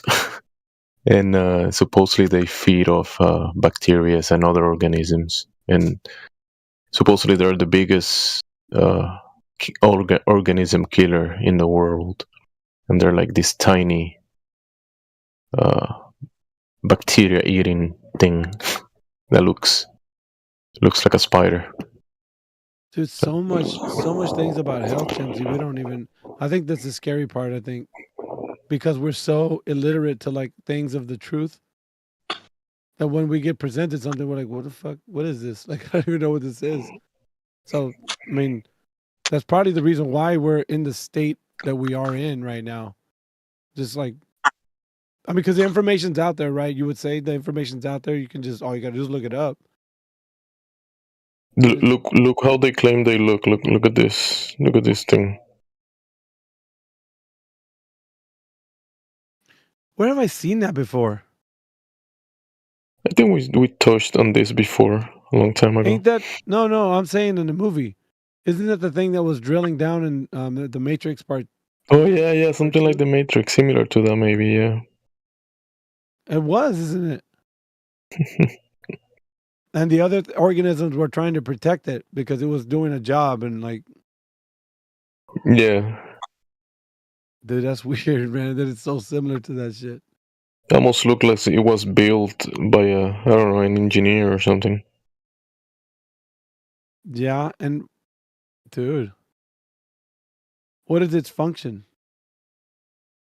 Apparently, it invades organisms like bacteria, and it introduces its DNA, and it basically kills a bunch of organisms. It only in the host. It needs a host to survive supposedly, and it attach itself to a certain type of bacteria. It will kind of like just attach itself to this type of bacteria, and it will just wreak havoc inside of. It will copy itself inside of the bacteria, and it will copy itself so many times that it will just burst out. It will make the bacteria just basically vomit his way into death. Let me ask you It a will question, vomit Gypsy. the copies. Go ahead. Do you think that, even in the biblical terms, like, I don't know if where you're at with that, but when they talk about demon possession and things like this, do you think it has more to deal with this kind of thing? Like there is something to it because there is you say control, but Yes. the control might be maybe the ends of the maybe there's something to it, but they call it in the science term or the study they call it parasitic or host manipulation. So the organism will release certain chemical and it will play chemical warfare with the host to be able to get something. So if he wants sugar or alcohol or whatever he wants, it will kind of play with the chemistry of the body and do things so the host will do what the organism wants. So I was right, like cravings. Yeah, cravings. Yeah, It gives definitely. it cravings. Like, man, I don't know why, but I feel like eating an apple right now. Like, that kind of shit. Like, what the fuck do I feel like eating an apple right now? Like, I got this. Have you heard of people say, I'm jonesing for a Snickers bar or like an ice cream or whatever? Well, I mean, a sweet tooth. Yeah. You say cravings, right? And you're talking about like parasites. And okay, maybe we can look at a maternal mother, like a mother who is pregnant with something else inside her body that gives the mother cravings because that fetus, that child, requires those nutrients. And those cravings can come in all types of fucking forms, even from eating things like coal and mud and that type of stuff. So it wouldn't be a surprise that something else gets into a system and can mimic or display that type of parasitic behavior where it gets the host to consume what it desires. So what if the people long ago didn't understand what demon possession was? Like they saw it as something in the etheric realm when it was really this. Well, you can actually also look at I think it's the Japanese Parasitic Museum. I have to find the term, but they found like inside of people like these beings. They dissect people, and inside of people they might find like a twin of you, like basically an organism that looks like a tiny you, or maybe a face or an arm or something or another. Yeah, like these organisms did these things inside of people, and there's organisms. Bullshit on that, man. Where did you see that bullshit, man? What Check the Japanese Parasitic Museum. I think you could check that term, but it's like different organisms that they find inside of people, and some of them look like actual like bodies, like actual like almost like another person inside of you. Well, that just like kind of is what I've been saying though, because I see like shit happening, and they were showing. There was have you ever seen that show House? Yeah. With that really brilliant doctor. There was one episode I think where the person had eaten, like the kid had eaten like from a sandbox, and the sandbox had like a raccoon poop or something. And the raccoon poop had like, or it was raccoon poop or it was pigeon poop, one of the things, but it had like some parasite that was in it, and it got into the person's eyeball. Like, I don't know if you've seen the episode. And he was trying to figure out what it was. They thought it was something chemical. They thought it was some kind of ailment that the person was going through. They couldn't figure it out. And that's what like the show House is about. They're trying to diagnose the patient to see what's causing it, because he's a brilliant doctor who thinks out of the box. Like he figured it out. It was like, what the person ate. Oye, encontré los headphones, pero no tenían el cosito. Lo iba a usar, pero si no, no lo veo por ahí. Traté de I thought he was buscarlo. talking to us. You're hot mic Jim's. But and what did you bring up? Demons and parasites. Why did you link that together? because it seems like whenever somebody, have you ever seen somebody with a tapeworm? Yeah. Like, and they show like people that will have one. It looks like they're zombies, bro. Like they're barely hanging in there. Like it's the parasite has complete control over this human, Okay. and So, it's feeding. It's getting its foods, like it's making the host do whatever it needs to, but the yeah, host is like drained like like a vampire is living inside of them. I get you. And so it's, you know, on the You- onset, the people don't know because they're looking at the person, you know, displaying these characteristics of, you know, craziness. But it was just controlled by a parasite all along. I don't know. It's, you know, and of course in the case for a demon, it would be the same thing. It's like a parasite, really. Yeah. Yes, I understand what you're saying. I'm wondering, and this is so far outside the box, man. You can rein me back if you want to. So we understand the biblical narrative about the Nephilim, for example, the disembodied demons that still roam the earth, that Jesus had to cast out and cast them into pigs, right? And they jumped off the cliff because they can inhabit bodies. I was wondering whether there is a restriction in the size of the body that can enable consciousness or whatever, or however small that can get.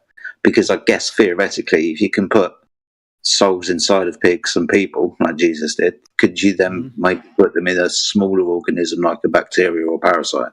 Yeah, and that would be the vehicle by which they can travel into something like that. But I guess.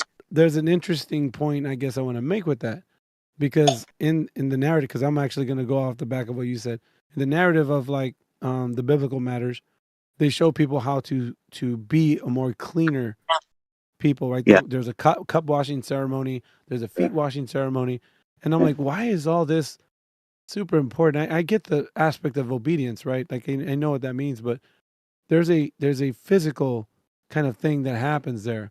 You're actually washing somebody's feet, whereas in those days, you know, feet must have been pretty dirty, right? Like living in those times. Yeah, And yeah. through the feet, man, there's all kinds of manner of things can go through there and into the body. So The Bible goes into lots of description about how to keep healthy, right? How to cook your food, what food to eat, how far away you can ship from camp, that type of stuff. dude, isn't that amazing that it was showing that if you live by the word, right? If you live by the word and you're doing the things that you know God would ascribe to you, okay, look, this is what you need to do if you're going to follow me. Just do this. He's doing it for the benefit of the body because he knows that the thing he made works in a very specific way, and if you infringed on the way and do it any way you want, there's going to be consequences, which means that people can get these parasites, which will then turn into ailments and turn into like possessions of demons. Like it turns into all this shit, or gives them, you know what I mean, an alleyway to, I don't know, man. Like that. It's. I'm not saying it's all parasites, but it's just, you know, like. No, yeah, of course. We're not saying everything is the whole. We're just pointing out to a part of the whole. That's all. Yeah, I get you. But what I mean, when we talk about truth in here, and we ask people to look into stuff, and when we say things like, you know, okay, everybody just believes the narrative, man. Is what I'm saying. The narrative is the thing that's on top of everything else. So as long as we know that our schools are telling us the truth, our doctors are telling us the truth, all this shit, like we're getting the truth from everybody, and we don't question anything. But I was trying to lay it out to Castle King when he was in here. It's like, dude, even though he was not listening to me, I was like, dude, man, if you realize that it's how you think is what's keeping you from being, you know, a person who actually understands that the earth is flat. How you think. You're not applying any critical thinking to the fact that you just believe the earth is a globe. There's zero critical thinking, man. That's why I made the analogy. It's like a desert and when you see one tumbleweed just rolling across. Like there's nothing there. It's vacant. Weird you bring that. Yeah. No, I completely agree. It's weird you bring that phrase up, like being a critical thinker. It's a question that I've been asking people recently when they come in. After they've displayed that they're fucking stupid usually. I just asked them because they want to be intelligent and smart, right?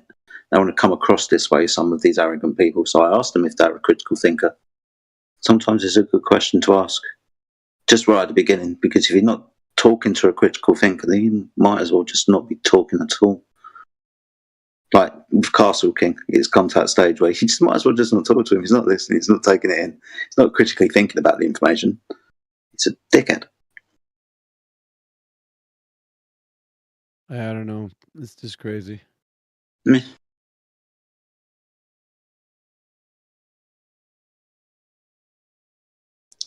I wonder if you got any Globe Earth critical thinkers in the chat. I wonder. I do We wonder. got some people in here. You got Alfrey right at the top, just underneath yourself. You a globe earther? You a flat earther? You a critical thinker? Do you know what a straight line is? All that type of stuff. We got somebody called Ghost in the chat. What's up, Ghost? Good to see you. I see you, Ghost. You're not gonna scare me. Lots of the usual subjects, lots of flat earthers. And apart from those two, mate. Skybound Explorer, that's the third one. Name I don't recognise. Yeah, there's only about 3. Critical thinking skills, guys. It's like I'm fishing. Yeah, you're gonna like that image that I just posted, or at least Gemsy is. Check it out, Gemsy. Look at one guy posted on that. It was on the my Twitter, one of the Twitter feeds that I have.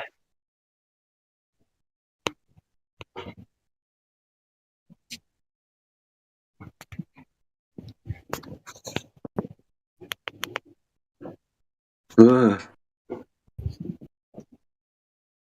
Matrix is muted again.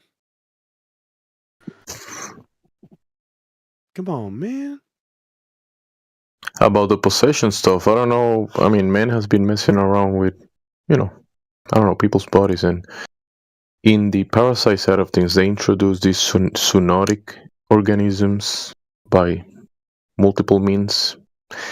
And also, they combine some of these animals, zoonotic DNA, zoonotic diseases DNA with human DNA. So it's kind of like, I guess they make these chimeras organisms and then put it inside of people, and then they say these people behave like animals.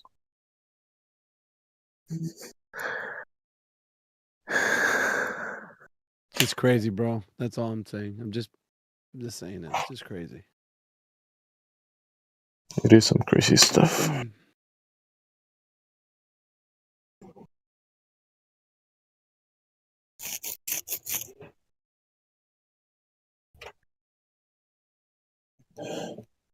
What else we got in here? You check. I tagged you guys with the video. I mean, Kazakin made a new video. His latest release for the first, I think, 2 or 3 minutes. It's just like making weird noises and laughing, like I don't know, some weird laughter, and then he shows the depiction of the flat Earth and the globe Earth next to each other, or whatever that is, and just some depictions, and he's laughing at that. So not the Jedi I know, but the other Jedi. What did you just post in the text channel? Matthew 17:21, and this Genos proceeds not except in prayer and fasting. Is that like referring to the demonic Demons. possession and? Yeah. It's one of the, I guess you would say, most revised verses from biblical translation. In the NIV and the RSV and the ESV, as well as the New American Standard Bible, it is removed. It's also keynoted that it's removed due to newer understanding. Okay. Just like, modern science removes the understanding of a flat Earth. Let's find out. What is it in the KJV? Yeah. Sorry. Let me see what that means. Please, Alpha. KJV would be, howbeit this kind goeth not out by prayer, but by prayer and fasting. So kind. If you go into the... It's a bit ambiguous. Well, kind the interlinear, but this kind, G3756, not nowhere, not surely, not verily.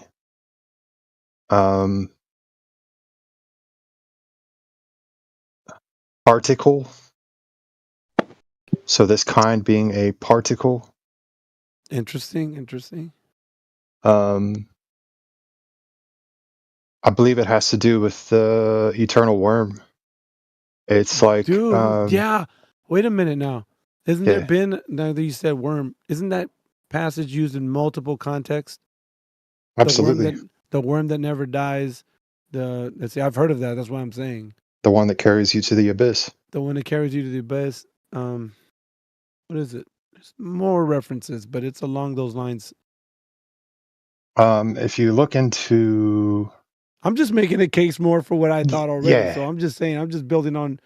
And that's why I was asking Jemsy about it, because it's like, it sounded to me like when a parasite takes control of a host, it displays different characteristics other than the host's normal characteristics. Like it's the chemical, biological, like information is like it's rewritten. There's code that's changed. I've heard it referenced as two minds. You have the mind that is upstairs and the mind that is downstairs. I'm not trying to like bring in like esoteric knowledge I know into what you this. mean. No, trust me. It's like your gut I'm with you. controls how you think. You were mentioning earlier how you have a craving for a Snickers bar. So it sends a signal through your heart to your upstairs and says, hey, I want the Snickers bar. Or like the pregnant woman wants sauerkraut, or whatever it may be. So it's the upstairs controlling the downstairs, but just as well the downstairs controlling the upstairs. It's like I've recently gone through some changes myself at 40, being recently diagnosed with ulcerative colitis, and it's been one hell of a trip, I tell you. Painful. It also destroys the mind. If you don't have control of your gut, it absolutely destroys the mind. Yep. You can get sucked into short-term memory loss. You can get lost in debates. So it's not uncommon for that idea to carry over to like how having certain ailments, you could say a part of the whole parasite world, cause effects to like the reactions of like the host, like the Absolutely. human. It's a complete control and shutdown. It makes you go down possibly a different path than you may have actually chosen for yourself through discernment. Maybe your gut is trying to lead you a different direction, kind of like the man that allows his dick to walk him. That's what I'm talking about. Like, so here, let me just bring another topic. I know we're gonna go way out. We can bring it back, but I was talking about like the man that has that porn addiction. Like, don't you think that has all tied into like that same, that there's a hook in that person. It's not just, it's outside of like a person, like a person who's, let's just say well balanced in diet and is getting a lot of exercise and stuff. Their thought processes are at a different vibration. I'm going to get esoteric. At a different vibrational level than the guy who's thinking of just nothing but getting drunk and porn and all that shit. Like, it's like a different mindset, right? Right.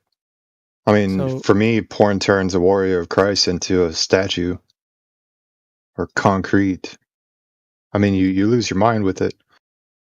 Yeah, that's why it's there. And then going back to what I'm saying, because you're being controlled by this thing, right?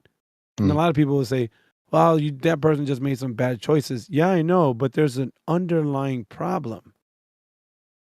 That problem still is going to exist, even if the person says, okay, I changed my mind. I want to just change my mind. I think there's more to it. Do you get what I'm saying?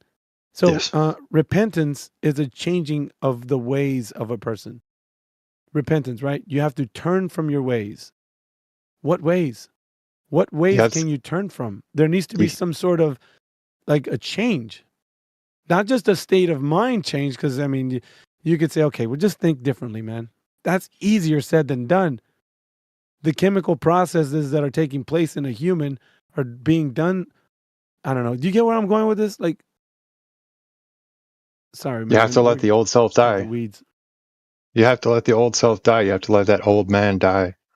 Yeah, but what's being killed off? Think about this, man. What's something is getting killed off. So, okay, so you know when a parasite cleansing happens, what happens? And people don't have, I know you don't probably look into this, but parasite cleansing is when you get the body more alkaline. Yes. And the thing that was, the things that are causing you to make those bad choices and stuff, when there's a fog of the mind, you're confused, like there's a bunch of shit that's attached to it. And once you get rid of that stuff, you're focused, you're energized, you're in tune. It's different, man. The world seems different. I remember when I was doing, just for myself, nobody else, when I was doing the carnivore diet thing, when I first started, I went from like just trash diet, dude, just eating whatever, into this. And then I saw a change, dude, within like a month or two. I was like, dude, I've got energy like for days. I feel great. I can think. I remember my arguments became extremely sharp, dude. I could like take people down like no other. Then it was just, I mean, I Yeah, liked it. I liked the feeling. So you know what I mean? It was just, you want that more and more versus the way you used to be. And then that old way that you used to be, it starts to go away, starts to die, even though it pops up every now and again because you were so used to it, like old habits and shit. But then as you progress, you need it less and less. And even though that you what do you call it, backslide or whatever, you still move forward into like, you're able to, I don't know. I can't explain it, I guess, like in the way of like the word repentance, like turning away and actually the old self dies and then the new one's reborn. I get it now. I know what that means. It's actually it's a function of a state of a change, state change within a human. You don't just say, "Oh, okay, today and tomorrow I want to be better." Well, how can you be better if you're still doing the same things? You can't just say you want to be better in your mind. You have to actually do something, right? Different. Right. That make any sense? Yeah, but yes, I'm I'm kind of against the idea that parasites are like demons. I mean, I understand what it means. I mean, what those people are trying to say, but posted some things. I mean, Jesus was kind of, it was someone's son that was possessed, because he was acting like a lunatic, throwing himself in the fire. So I don't think that was health related. And also, Jesus said, "It's not what a man puts in his mouth that makes him unclean, but what comes out of it." So I'm just speaking for like the Pharisees. Yeah, but that has more to Hey, do. why don't your disciples wash their hands? Like how they say that. And Jesus said that outside they're like whitewashed tombs, but inside, he said clean inside the cup, and the outside will be clean too. You know what I mean, type of thing. But I just wanted to, kind of challenge that idea. Yeah, that's that good, man. diseases. But the way I see it too, man, is like, even though it's not what you put into your mouth that causes you to be defiled, but it's what comes out of the man's mouth that causes them to be defiled. I think Come out of her, my people. I think the context also of that one is, it's not so much the type of diet, that's gonna cause you to fall away, but I think it's the things that you do as a part of that diet, because the things in the diet, right? Like eating pork, that stuff is gonna have like more of you're susceptible to having more of the parasites that are in that food versus eating the stuff that's not that. I don't know. It's different. The cleaner foods, because they call it cleaner foods. The clean and the unclean. Yeah, Leviticus 11. But they're that way for a reason, no? Because those They're animals God's are eating, vacuum cleaner. those like if you eat the sea bugs, like shrimp and all that stuff, they're eating the dead things off the floor. Those are they not, like shrimp and lobster, and they're eating dead things? or you don't. Bottom feeders. Yeah, they're. And then people are eating the things that eat the things. I don't know, man. It's all this stuff about parasitic. We're way off the mark, though. I mean, if we see somebody new coming in here, man, we got to switch immediately. I'm just throwing some conversation up. That's all. I've been saying that for a while. Like, if God wants his realm clean, why not tell people don't eat the oysters, don't eat the shrimp, don't eat pigs, all the vacuum cleaners, right? Then your realm's clean. I don't know. Garbage in, garbage out, right? It's that Yeah, simple. And then it goes a step far beyond that. It's not even the bad things that the bottom feeders. It's just actually chemical junk, stuff that was made up. I heard pigs. Chemical things. I heard people taste like pigs. I come from a culture where not too long ago we were cannibals, and they call the man the long pig for a reason. That's one reason why I can't eat it, because it's like and plus the Bible, plus toxins. Skin for like grafting to like heal people's skin injuries, like burn injuries or something like that. So that's kind of funny. Really? Yeah, it's funny that he'd say that, and we do that, and they taste alike. And also, I just heard on the radio just like an hour ago that there's some woman walking around for like the last 2 weeks or 3 weeks that has a kidney, like a pig kidney in her, and she's like doing well. Isn't the pig fetus look like the human fetus? Like they're the same? I don't know about that, but probably. What's it before the fetus? Like they're right before they're born, or they're in the embryo stage. They look similar, the pig and the human. Yeah, man. Their face. If you ever looked at a pig's eyes, it looks like a freaking human eye, man. It's like, oh, what's up, man? Wink. So if they were so similar, do you think that's the reason why the demons wanted to go in the herd of pigs? Weird, Of right? course.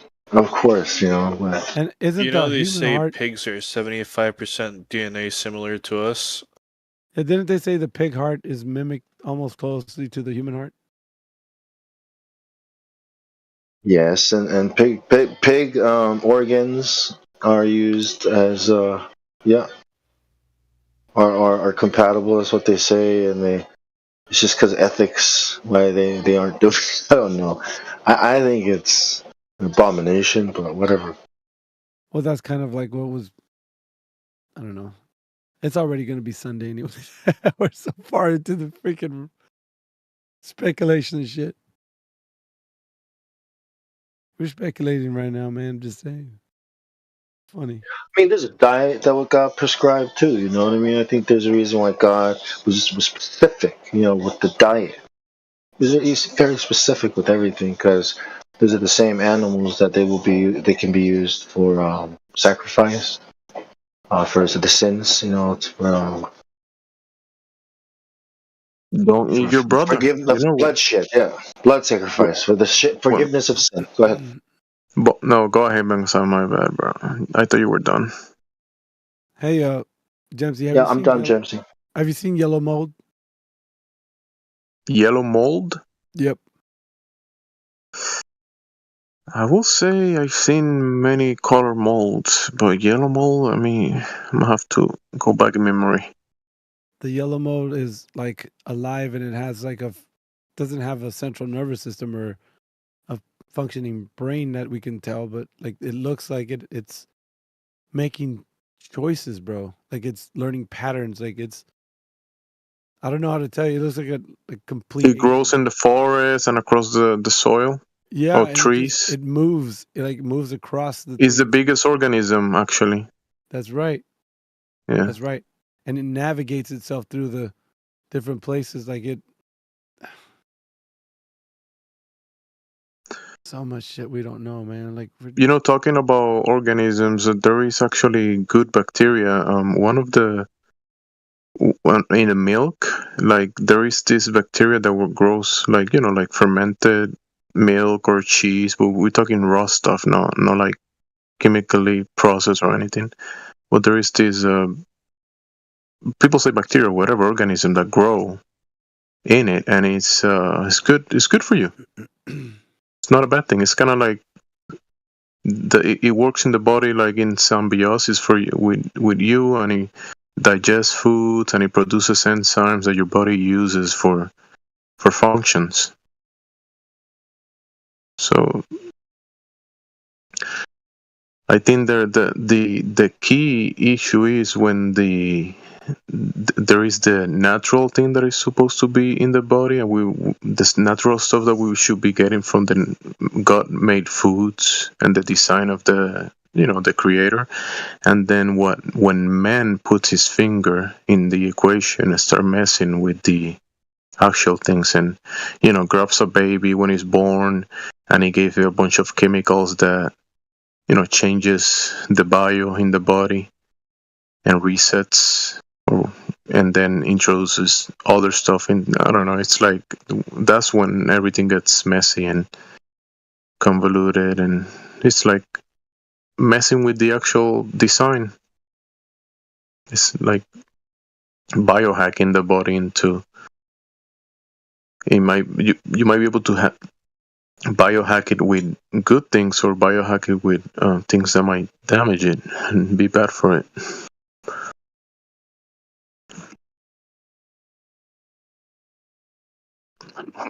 Bone crack me up when he say, looking at the pig's eye and say, "What's up, bro?"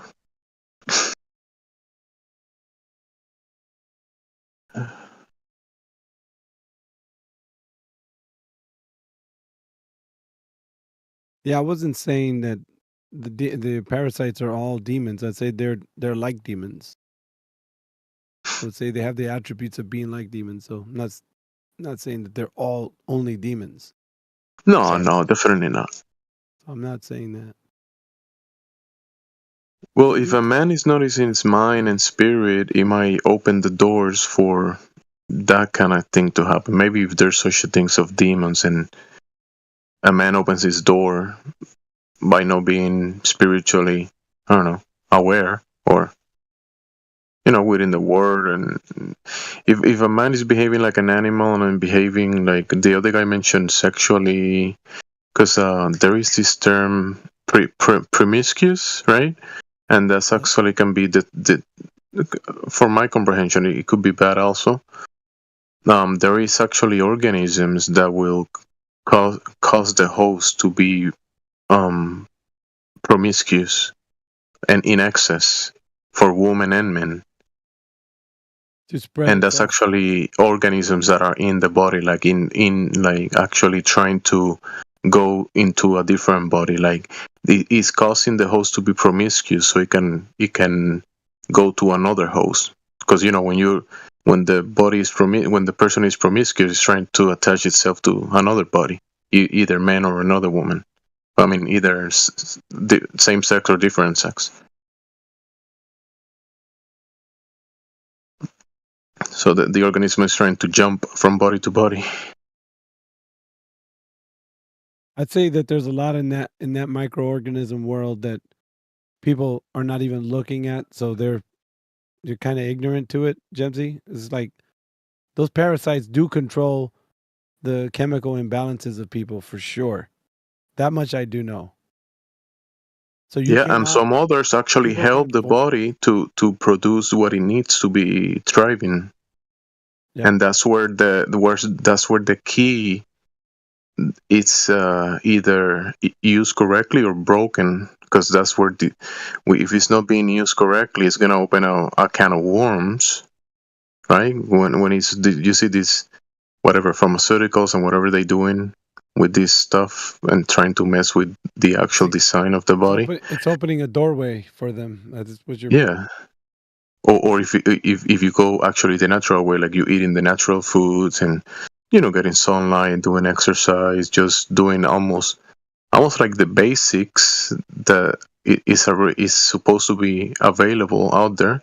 Like food from nature that it's obviously you can eat and be fine with it. Your body will be okay. You thrive. But if it's done the other way, it's a recipe for suffering, especially when actually it brings me back to grabbing children and doing to them without their permission, like doing doing things to the children without their consent, like when they're born, and say, hey, look, God sent you to the world through your father and your mother, but you're missing all of these chemicals that we're gonna put in you now. You're missing something. Let's put it in you. Instead of just allowing the mother to be healthy and produce the mother's milk and the first meal and give that to the child, they go against that. No, don't give don't give the breast to your child. We have a formula. We have something else. And now it's shown that damages long term for the rest of their life. It damages the digestive system of the children. Those artificial formulas, instead of just having a healthy father with a healthy seed and a healthy mother with a healthy womb, and the mother producing the good milk, the first meal, to give it to the child, and the child will be healthy. They're messing with the father seeds, with the mother's womb, and then with the first food that the child gets. That's a recipe for disaster, talking about health. And with then the health will go to, if the child grows with bad health, then it's not going to be as functional for society that it could be, and be a functional part of society as a healthy man or healthy woman.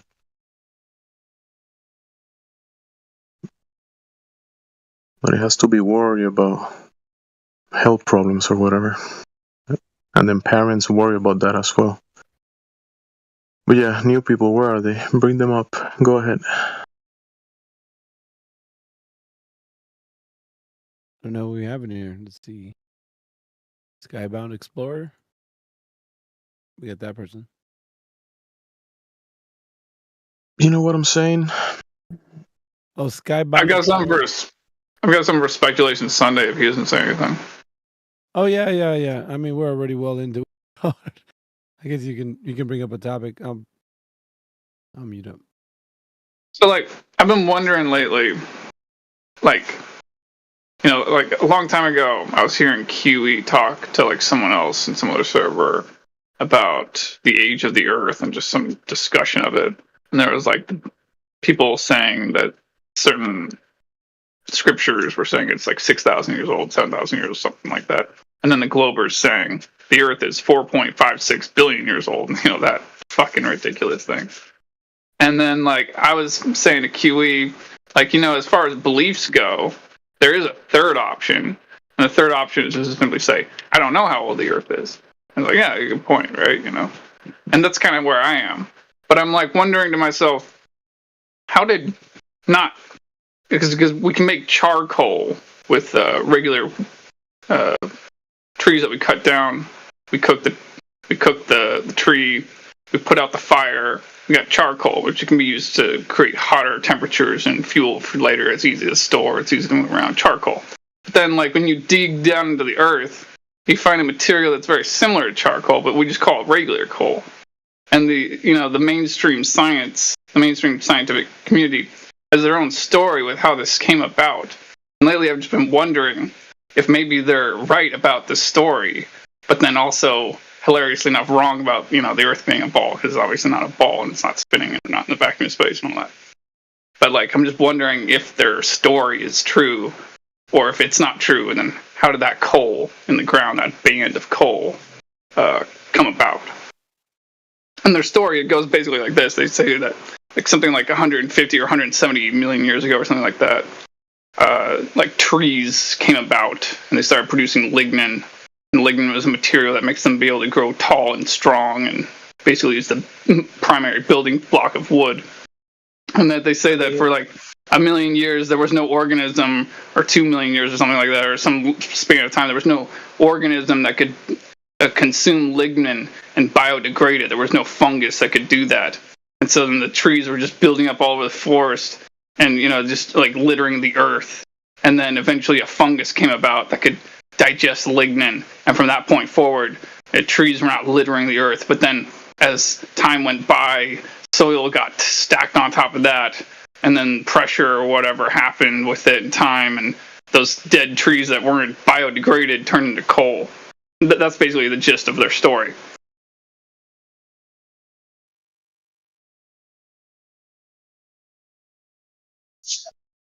I mean, the Bible story might make a little bit more sense if you think about how much bigger and how much more, the trees were before, and then I guess a flood, and then it's like a year goes by, the flood recedes, they come out. I guess all of that would have turned into coal, or depending on how much is buried, or I think that makes more sense, but yeah.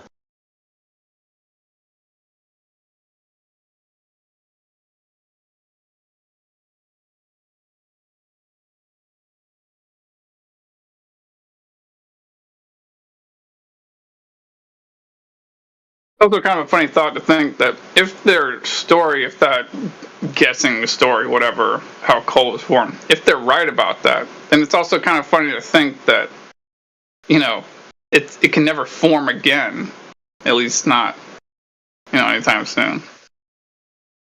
Like, it's unlike other things, like, volcanoes will still erupt, but other things won't be formed, if they're right about that.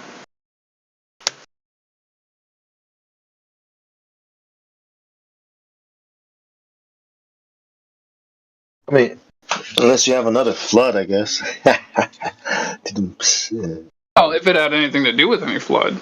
I mean, their story had nothing to do with the flood. Their story just had to do with, there was just simply a period of time where there were a lot of trees growing and dying and falling down, and simply nothing that could eat the lignin, nothing that could eat the tree trunks. So the tree trunks were just stacking up, and then eventually some kind of fungus came about, and a lot of the fungus or whatever, that digest dead rotting trees today from that fungus.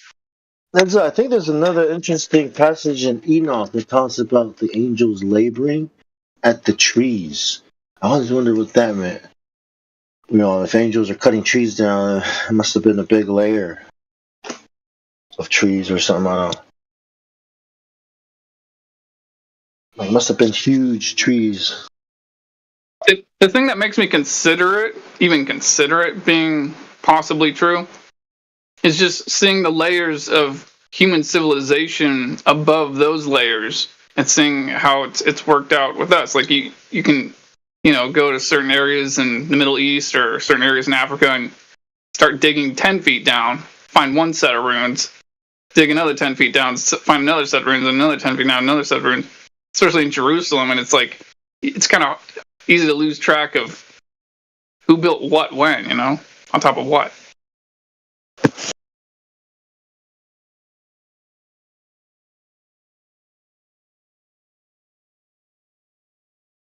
Well, that's why you have archaeology, so they can retell the stories as they find them.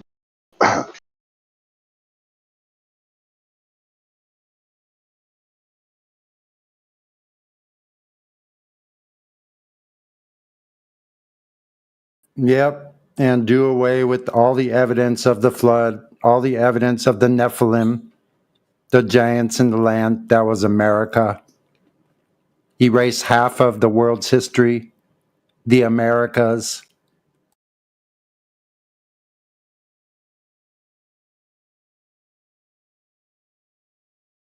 Yeah, archaeologists are pretty much there to retell the stories, but on a ball. Yeah, gatekeepers.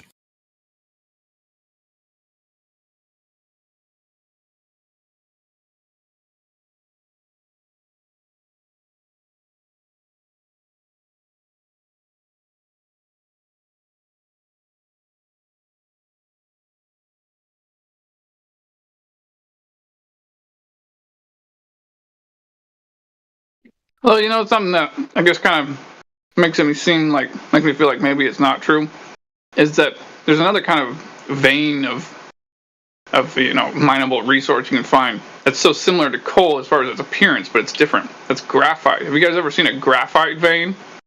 It's one of the craziest looking things you can ever find inside the earth. Like it's like perfectly straight usually for the most part, like seemingly as it appears to the eye. It's like usually like 4 inches thick, 6 inches thick. But just imagine like going down in a mine, just moving around regular rocks, regular dirt, and then you come across this vein of graphite, natural graphite, and it's like just all the way from your head to your toes, and it's moving in front of you. But it's just like 6 inches thick, and just graphite, just black graphite, just through the earth. And it's like when I see those graphite veins and how they're forming, it just makes me wonder, like, how the hell did this place come about? How did that come about? Just carbon in that weird form?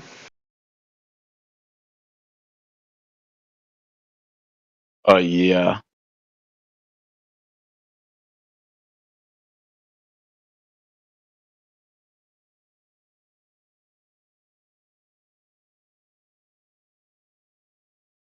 I mean, what makes you think anything else would have to create it?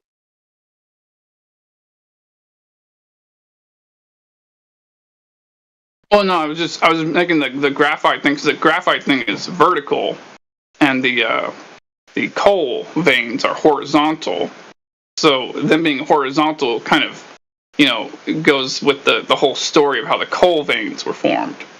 But I guess I haven't actually looked up how they say that the graphite veins are formed. They just seem so similar to me. The one's horizontal, one's vertical. You ever seen like sedimentary rock in the Grand Canyon or anything? They're No, not about like it. perfect. They're not like perfectly horizontal. All the different layers of sedimentary rock because they get heated up and bent under all the pressure.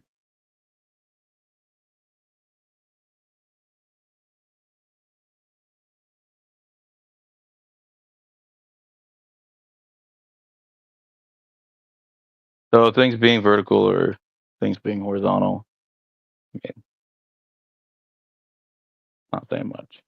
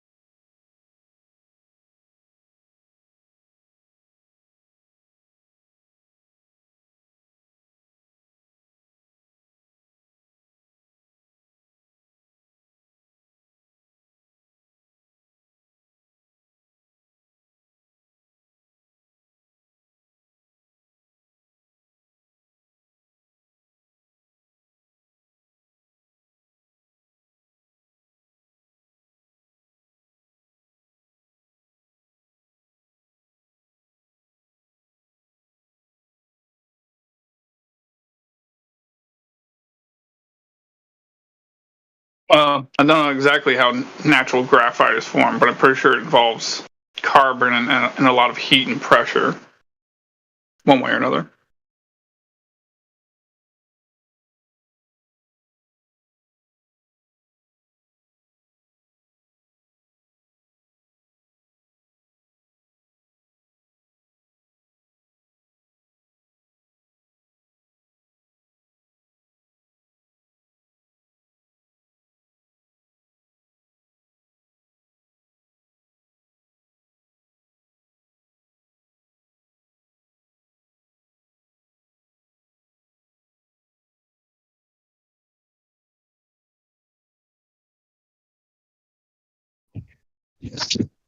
Any reviews on Castle King's video of you guys? Yeah, the demonic laughing in the beginning of the video. That sounds about right. I didn't hear one Samoa in the whole video though, so it must have been something else.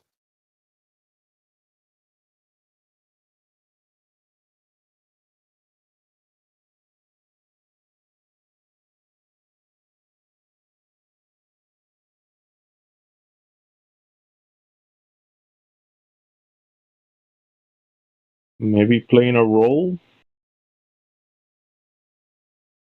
The guy's an actor, or an extra, or a background actor for Hollywood and video games companies.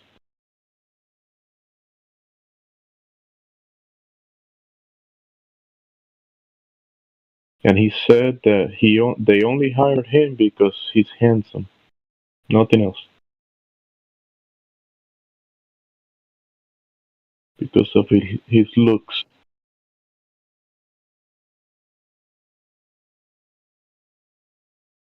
Yeah, that laughter. I mean, it was first like some type of noise. He was singing or some type of whistle sound, and then laughter, demonic laughter.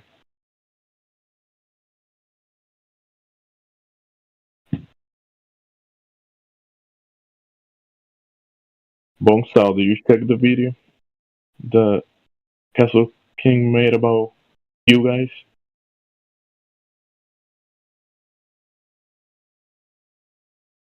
No, what? Really? Where?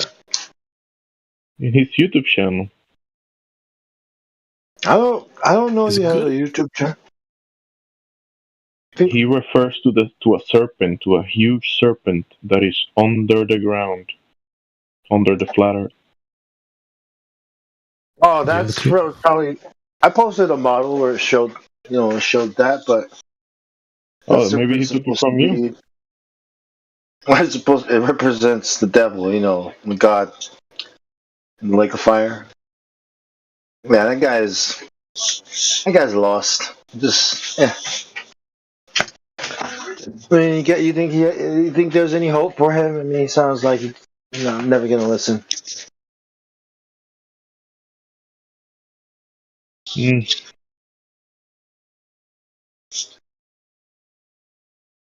Yeah, I haven't seen the I don't video. know. Sounds stupid. What is it about? Is it a documentary? Is it a video he made? It You sounds can like DM there's me. some demonic entity talking to the mic. Can you DM me the link? He probably tried to do some voice effects or something. All I hear Let him me saying send is, it to you. you guys are just not believing the authorities. Right? You guys, man. You guys are just on here not believing the authorities, and I don't know what the problem is. I don't know. He talks weird. Samoans don't talk like that. Okay, Sonny's is the worst one yet. Sounds EV's was pretty good. The Bong is pretty good, or whoever that was just did one. Holy shit! Yeah, I but think we don't I talk think like James's that. is the We don't best. talk the way he talks. I mean, it's because he's got a range. He's a singer, so he's always experimenting with his voice. Sounds like. Dude, you guys sound similar, but he's got the inflection where he goes up real high, and Bongsal, it's just check the chat, disturbing. Bongsal. Yeah, he's a singer. That's why he does that. I think. I'm very monotonish, Yeah. Or he may be, possessed by something.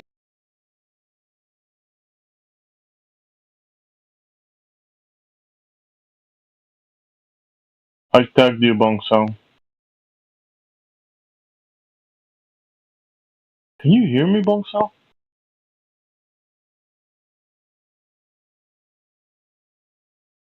Yeah, I can hear you. I'll check it out now.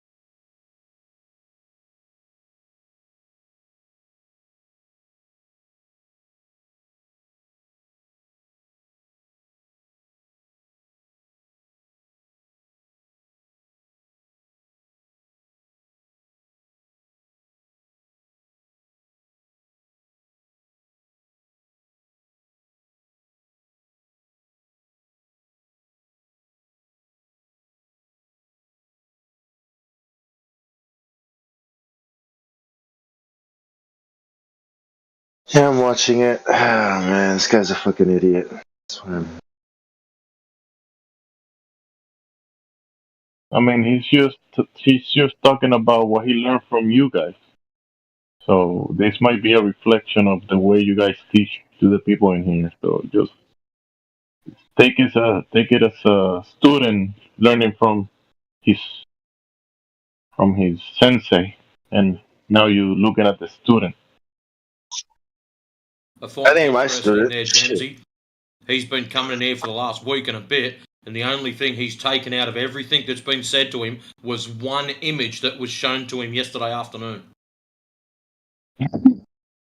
He's a fucking dumbass. Where is he? Comes back in here. I don't know. Keep him muted until I get back or something. I don't fucking know shit. Stupid. Fire Society. That's what he's thinking. You know, like every other zombie. Wait, you're not Mark Sargent? Only on the weekends. It's 9 minutes. Do I want to? I'm gonna go listen to this. I can yell at him.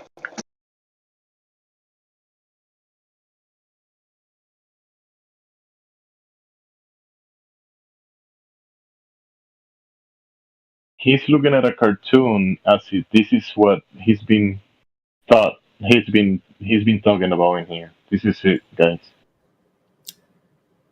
I actually met Mark Sargent. Are you talking about what he's doing lately? I don't ever watch his material.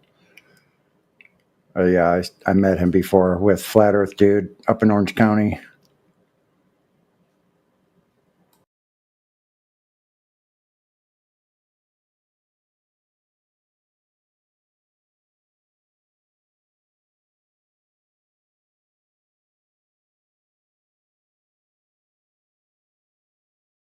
He was up there with his whole gay entourage. Oh, wait a minute. Did I say gay? I didn't mean that. I didn't mean gay. I meant mostly happy.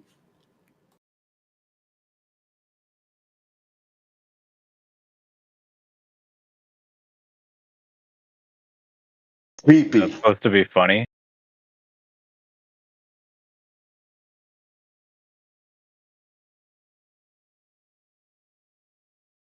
Yeah, that's why it's so funny, because it's not funny. It's a new form of comedy I must not be aware of.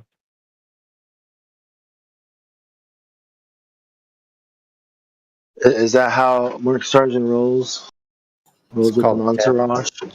It's called deadpan comedy. Rolling deep. Yeah, the only problem with that is in order to do so, you need good delivery.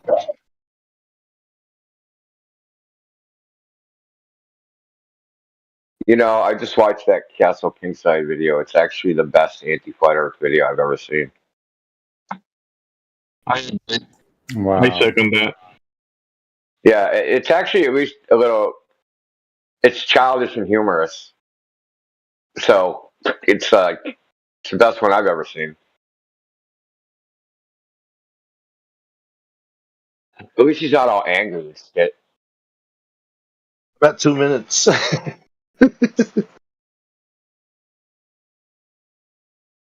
Yeah, you notice that, Bong? You notice that, like he's up and down, dude. He's calm, he's happy, then he's angry. He's got some mood swings going on. I know, right? What about the demonic laughter in the beginning? You're woke. He started with some making some music, like calling the spirits, and then the spirit kicked in and laughed like, "Hey, I'm here! Ha ha ha!" That's that 2001. That's that 2001 Space Odyssey. Yeah, he was doing. Kubrick. NASA aesthetics. What's up with that squealing in the beginning of his video? It's some kind of squealing, man. I was like, wow.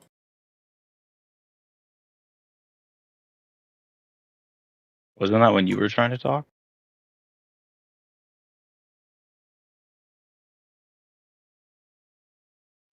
Squealing and then demonic laughter, just like you guys were saying. You were correct. It's weird because he said he was a Christian, dude, and like, how does someone like that? How can they be a Christian? Like, what does he do to like They practice believe his in faith? they believe in the death, burial, resurrection of Jesus Christ. That's how. I don't even know if he. I think he just says like he's a Christian. Like it's one of those types of Christians. Parents are Christian. Like to them, it's like a heredity thing. It has nothing to do with an actual like religion and shit.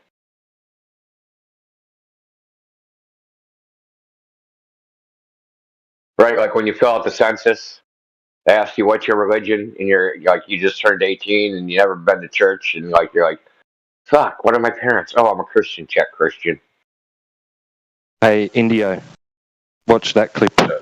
Or listen to that clip I just posted. Oh, Jesus Christ.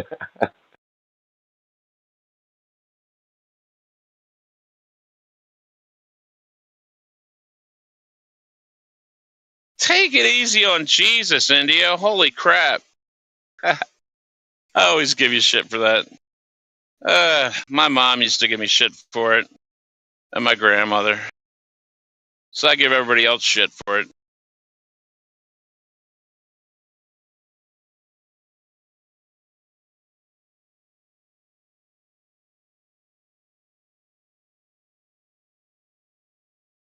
What the heck? The optical illusion that my eyes project to me when I look outside. Wow. Okay then. You guys are obviously captured by the optical illusion. It's almost like the character that he's been playing in the video games just jumped into his body and took over. No, maybe like the video game character is like they're the ones like operating him. That's what I'm saying. Oh yeah, yeah. I'm with you on that one, man. And then from his perspective as a cartoon fantasy thing, he's saying you guys don't see the reality. The reality is that the fantasy is the truth, and whatever you guys are looking at, that's fake. Your reality is that you actually the glob Earth that you have to imagine. All this shit was predicted, man. That people's minds would turn to mush like this. It was predicted. Yeah, I saw it in that prophetic film, Idiocracy. No, it was predicted by Jean Boudreau in Simulacra and Simulation. No, I think Nostradamus said it first. No, so like he was a French, he's a French philosopher. He might still be alive. You know, in The Matrix, when he opens his book to get the floppy disks to give to people, that book is Simulacra and Simulation, hollowed out. So it's about like it becomes like we have reality, and then we have models of reality which are imperfect, right? But then it goes to we end up with hyper realistic models of reality, where they're like idealized models of reality, and then we eventually go to models of the unreal, hyper realistic, abstract ideas, right? So it's like it just reflects back. It doesn't even reflect back on reality anymore. It reflects back on the abstract ideal of reality. It's a simulation of that. It's one step. It's like it's a simulation of a simulation, which is, and that's Castle King. What?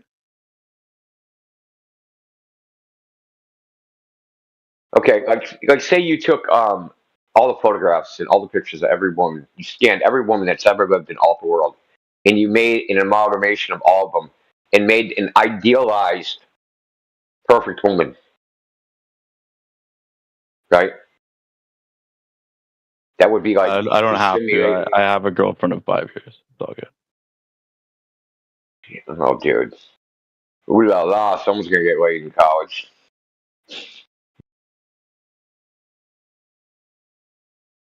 What a simp, dude. Was she sitting there? Is that why you said that? No, she's at work. Yo, if you want to get laid tonight, try to go back and play the clip, dude. See, honey, I think you're the most beautiful girl in the world. It's only you. She's like, fucking simp.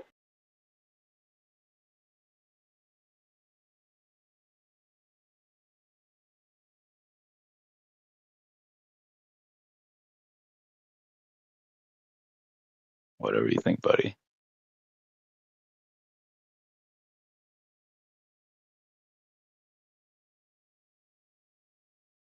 Why aren't you married? It costs a lot of money. We're To get already, married, it's like $25. we're already common law, technically. So we get all the benefits of it without being. So, I mean, I thought that's 7 years. it depends where you live, right? 7 years is like the minimum, right? That's what I thought. It depends where you live, right? No, because it's common law, and in the common law there was one rule, so it's not a I'm statutory. pretty Like, they sure don't. common law status Common, even varies between states.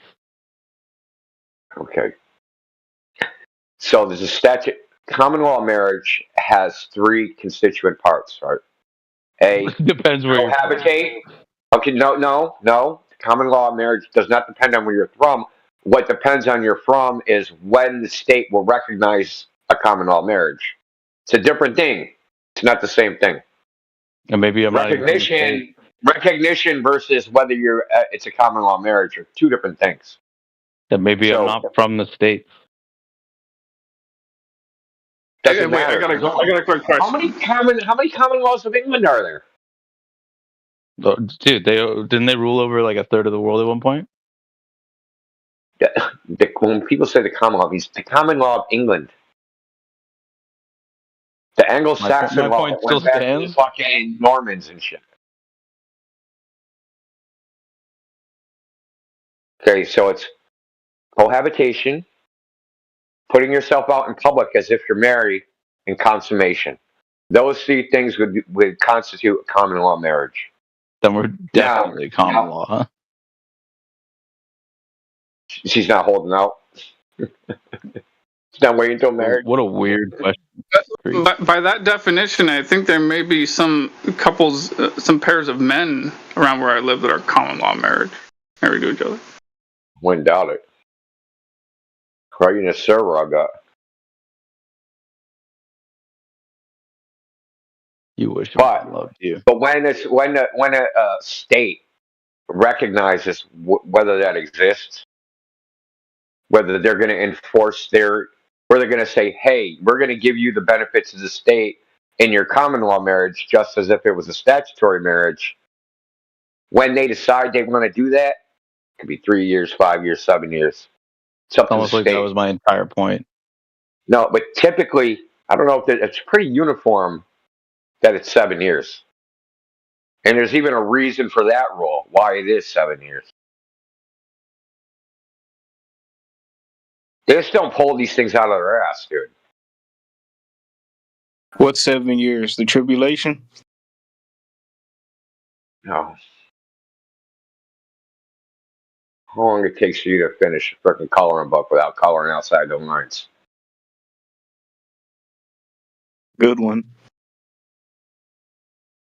I probably color on the front cover and the back cover and none of the pages.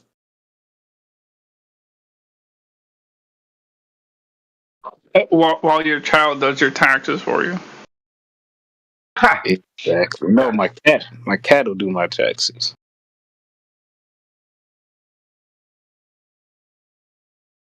Well, your cat's the one that has a job, so. Exactly. He's got to watch over me.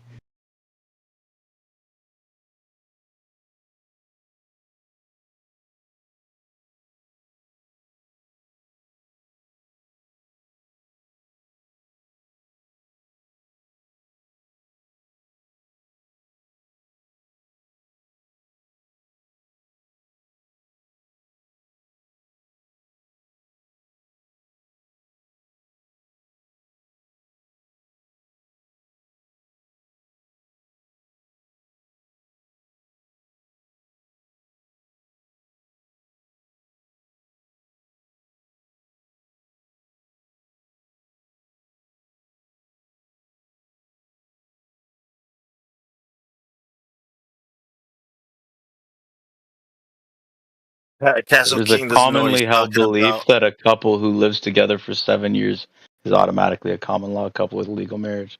It's a myth in every state. No, there's no Rich. common law marriages in Massachusetts where I live. That just means that you automatically get it if you've been together for 7 years. That's not the case. No. Yeah, I explained in detail what the difference is between what a common law marriage is and when the state will recognize it. They're not the same thing. You might not be in a common law marriage because you might No, not we have put definitely yourself are. out as From man where and I'm wife. from, we definitely are. So it gets imposed on you against your will? No, we chose to become common law married. By doing what? Filing our paperwork that way. You file common law paperwork? Yeah, unlike you, I pay my taxes. That's not the flex you think it is, dude. Pointing out the obvious. Unlike you, I make a sucker out Imagine of bragging myself. about I'm paying my taxes. Go ahead. Pay my Doesn't the taxes. Black too. Law Dictionary tell you not to pay your taxes? I pay all the taxes I'm obligated to pay. None.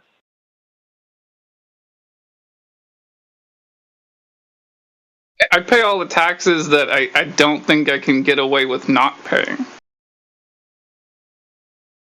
Yes, tax evasion is illegal. Yeah, I don't avoidance pay is extra taxes, if that's what you're thinking. I pay the taxes that I need to pay as well. Could you structure your finances, right? How you gain monetary value? Could you structure that in such a way as that you would pay the least amount of taxes possible? Yes. Do you think your life is structured that way right now? Of course. Maybe it's not the perfect way to pay less taxes, but I'm doing a good job. Nice, man. As compared to what? A complete. No idea. Someone else who maybe isn't as physically responsible. Dude, you went out, you got a job, you signed I'm an employee, fucking they take your income tax. You do everything the way they say to do it. You think they're telling you to do it the way I work for a company. Big whoop. You don't get it, dude. No, I don't. I don't own my own like septic tank and drainage company. Bro, imagine being a company owner of shit. A septic tank company. Isn't that what shit goes into septic tanks? Well, there's shit water and there's levels, so. So that's very funny that you're complaining about companies that deal with taking shit away from you. What do you want to keep it? I prefer to just not I work with prefer, main lines living in a city, having plumbing. Yeah, Shaz here thinks that somehow he can just immunize himself from plumbers or something. Like he's better than them. If it wasn't for them, you'd be knee deep in shit. They can clean There's my a lot shit. that a It's cool. homeowner could do on their own without needing a plumber. I just don't want to be the company owner of the shit things. You Yeah. know? He doesn't It's want my like the personal shit choice. hose, the shit truck. Exactly. Yeah, man. I just don't want to drive around in some shit. Because then he's gonna wear shit clothes. Come home with some shit shoes to my shit wife. Mm-hmm. No, thank you. Maybe some shit flowers. But I just That dog is a Shih Tzu. Well, just keep doing what you're doing. Keep just saying want fries with that, and you're good. I'm not a. Oh, that's funny though. It was, but I wouldn't be working at McDonald's. No, I'd be. I want to work with money, isn't that? I like money, so I want to be among the money and touching the money and being a part of it. Like, bro, imagine if I was in the gold industry, I'd be making a lot of gold. Or I'd be among the gold. I'd become the gold. So mining it or what? That's a great question, man. Maybe I should invest into gold mining technology. Okay, I knew the vault manager for Citizens Bank in Boston, which is their main branch. Maybe So you he can manages the tie in with vault. some gold. He dealt with $1 million bundles of $100 bills. He fucking hated it because he said the money smelled nasty. So if you want to work with What a little money, bit.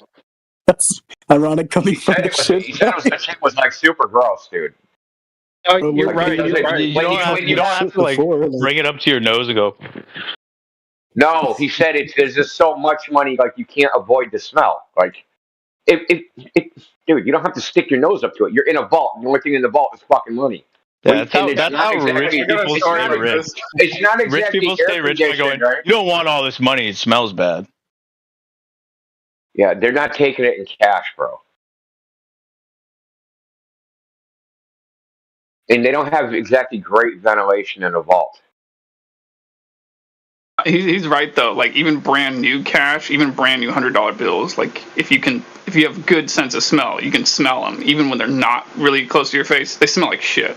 They really do. Brand new cash smells like shit. Oh Even brand yeah, new well, $1 bills, they I smell don't awful. associate my money with absorbing weird smells. So It's because you've never had enough. You're misunderstanding. my It didn't say country's absorb it, money like, is no, waterproof. you're misunderstanding. Like it doesn't absorb it after. Like it comes out of the factory smelling That's bad. fine. I doubt that's the same for money where I'm from. Where the hell are you? England? All you need to know is it's plastic money. That's even worse. It's just because it can't get ruined by water. No, because I don't know if you've ever been to a plastic factory, like where they make plastic products, but they reek, right? So if you have $40 million in the bank, or more than that, in your bank vault, and you have bricks of $1 million fucking bundles, and that's the only thing in the vault. It's gonna smell like plastic. Aren't the bricks already going to be wrapped in plastic? I came here to talk about the flat Earth. Why are you talking about stinky money? This is off topic. This is a DQ. Where's Crit when you need him? Okay, Mez, I know when we talk about money, you get triggered. Sorry. You know that? How'd you know that? Because Well, you just got molten triggered. coins are level. So.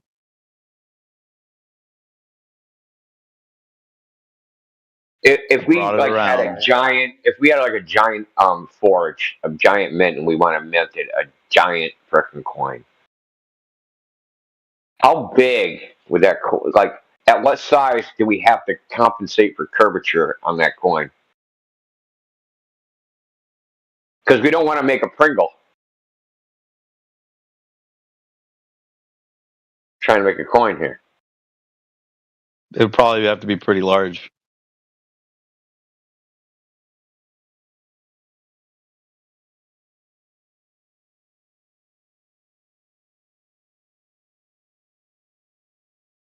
In terms of building something and having to, account for curves, I think the scale of like 17 Home Depots end to end is always a good visualization.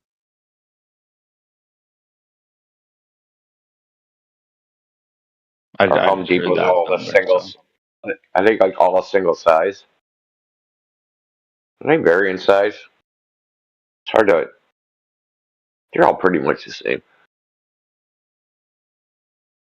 Well, I do know. Well, it's a dude Ron. He's from Detroit, right? So in Detroit, they make automobiles. Used to more than less now than they used to, but they have factories where they make the glass, and they have a big long trough that's like a quarter mile long where they pour the glass in, and then it goes up on rollers, and then they stack the sheets. So if they had cooled with the curvature of the earth, right, when they stack the sheets, they'd smash because they'd have uneven curve, right? We're talking a solid piece of glass. Yeah, it can be too curved. Yeah. Yes, the glass must smash when they stack them, right? There have been times. They're on rollers. So the thing is, they're on rollers. They're like kind of conveyor rollers where they just roll down the. So the rollers make them flat.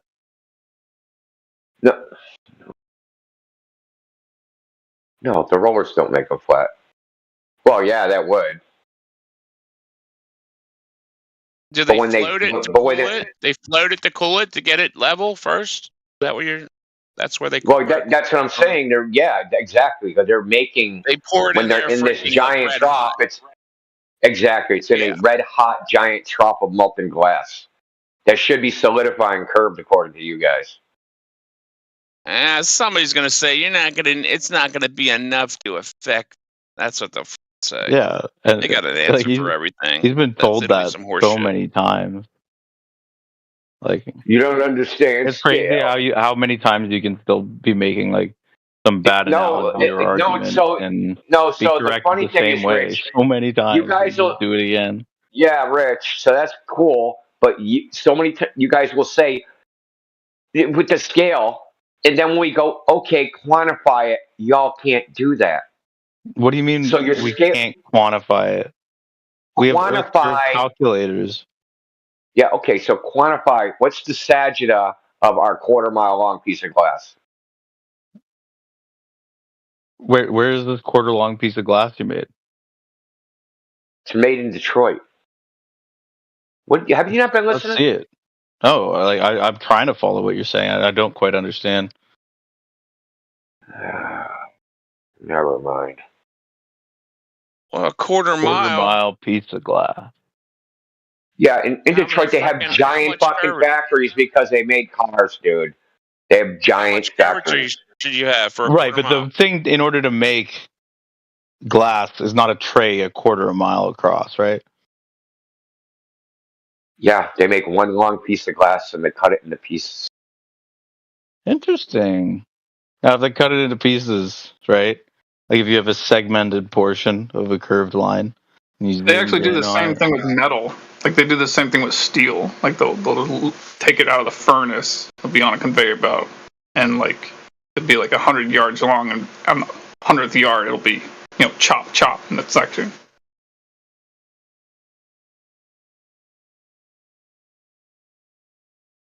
I can't find anything about a quarter mile like piece of glass that they make though. There's an art installation called the quarter mile. When a dude named Fibonacci comes in here, ask him. You're not selling it. You're not selling a I'm not quarter mile expecting long them piece to of have it glass. on their website to purchase, sir. I'm saying that I don't have any record of this being a thing at all. Oh, sorry, because you don't know about an industrial process. It doesn't exist. Well, I would just like some So literally nothing in your house exists. So literally nothing in your house exists. How could that possibly mean that? It does, because you don't know how any of that shit was made. So the factory that they made it at can't possibly exist. No, it's just that if you told me that my TV was cut out of a mile long, how's the plastic made? A mile long. Frame made? It doesn't matter. Yeah, yeah. I'm not the one making a claim of how it's made. You made a claim of how it's made, and I'm trying to get some validation that that's how it's made. Tell me about plastic mold injection. Why would I? It's an industrial process. Your ignorance is not required. Or your ignorance doesn't matter. Yeah, stating that plastic mold injection is an industrial process doesn't change anything about what I was just talking about. Yeah, dude, it's called a reduction to absurdity. You have been reduced to absurdity because you just brought in plastic mold injection like it was somehow a defeater or somehow meaningful to the conversation. It's just ridiculous. No, I reduced your argument to absurdity. No, you just said they take a quarter mile piece of glass and cut it. And I asked, how could I possibly verify that? And then you said plastic mold injection. The only way you could verify that is to go to the factory. Which factory? I'll ask Ron when he comes in here. Yeah, wait for Ron. You can ask him yourself. That's funny. You just believe Ron? Oh, that's funny. Yeah, You why? believe NASA? It's not an absurd claim. Hey, I'm not the one who has to be hyper skeptic over claims of other people there, Charles. So what's the longest? You are the ones in that path. I'm not hyper skeptic. See, I actually just differentiate the types of claims people make.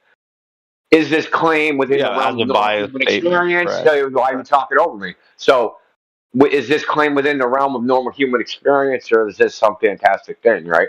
Oh, I saw Bigfoot. Yeah, cool. I saw a deer. Yeah, cool. Right? So those claims aren't equal.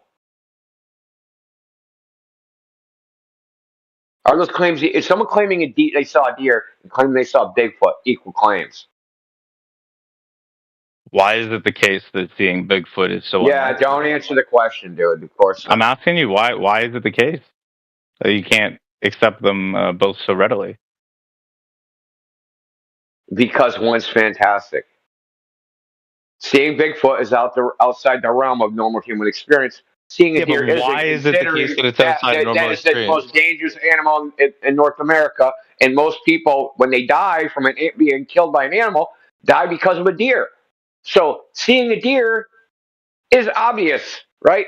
Human beings do it all the time, especially in North America. Seeing Bigfoot. What about seeing a Komodo dragon? If I saw a Komodo dragon in New York City, yeah, I'd need some evidence. No, it doesn't matter where, right? Yeah, it Like does seeing matter one at where. all. See, you Isn't just that don't a bit want of to a distinguish. fantastical statement to someone who lives in New York City?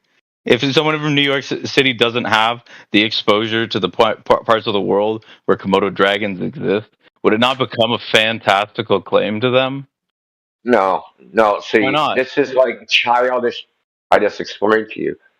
It's childish reasoning. You're trying not to distinguish things and make universal freaking applications of ideas. Right? Oh, I saw a Komodo dragon. Komodo dragons are fucking rare. Therefore, it must be a fantastic claim. Or, if you can distinguish, right? I saw a Komodo dragon on top of the Empire State Building. Ridiculous. I saw a Komodo dragon in the zoo. Not ridiculous.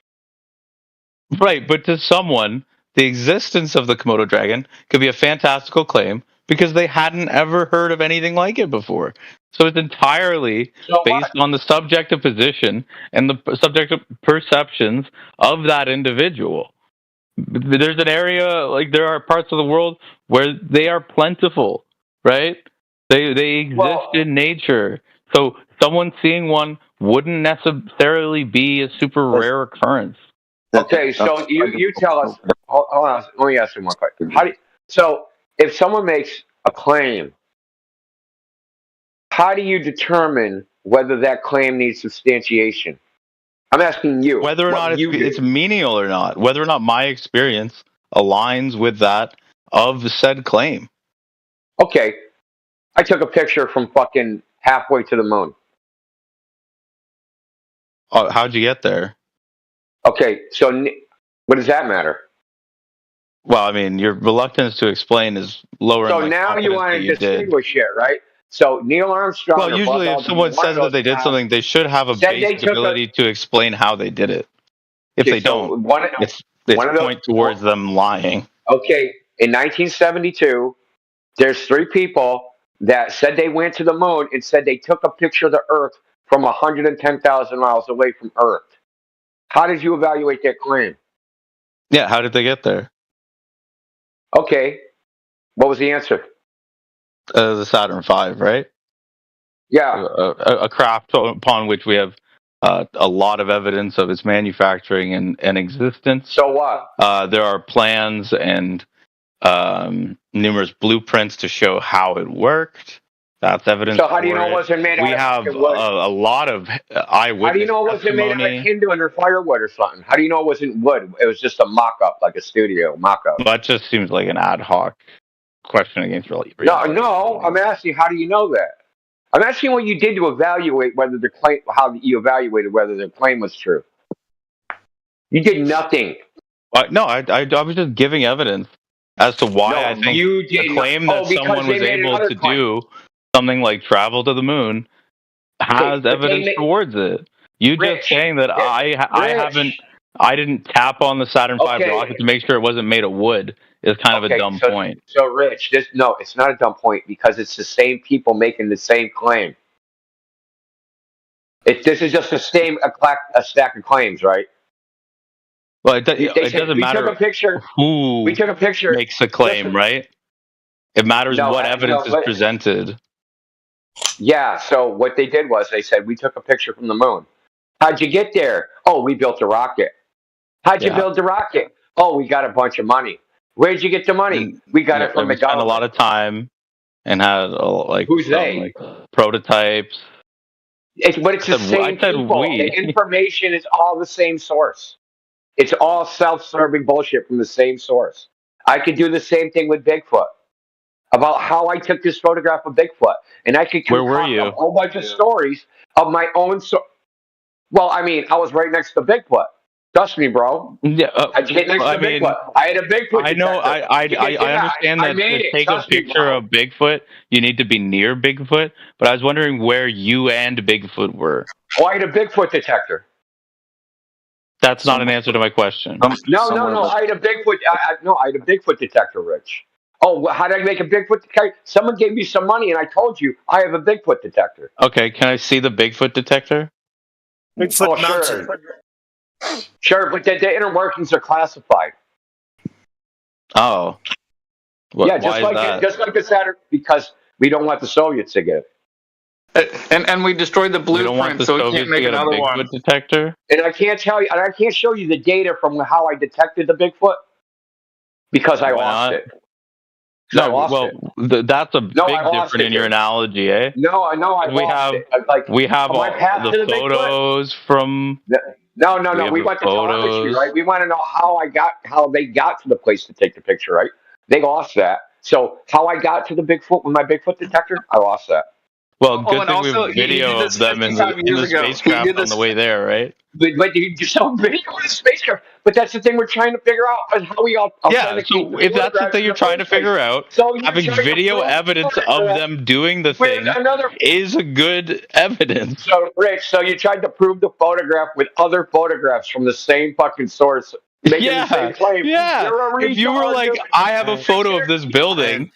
Do you have any more evidence that exists? Yeah, here's a bunch more photos of the same building. If I just said, no, I only have this one photo, it's not very Conveniently- convincing now, is it?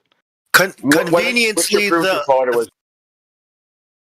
the Van Allen belts were not as strong as they are today. Conveniently, so there was that window of opportunity, right?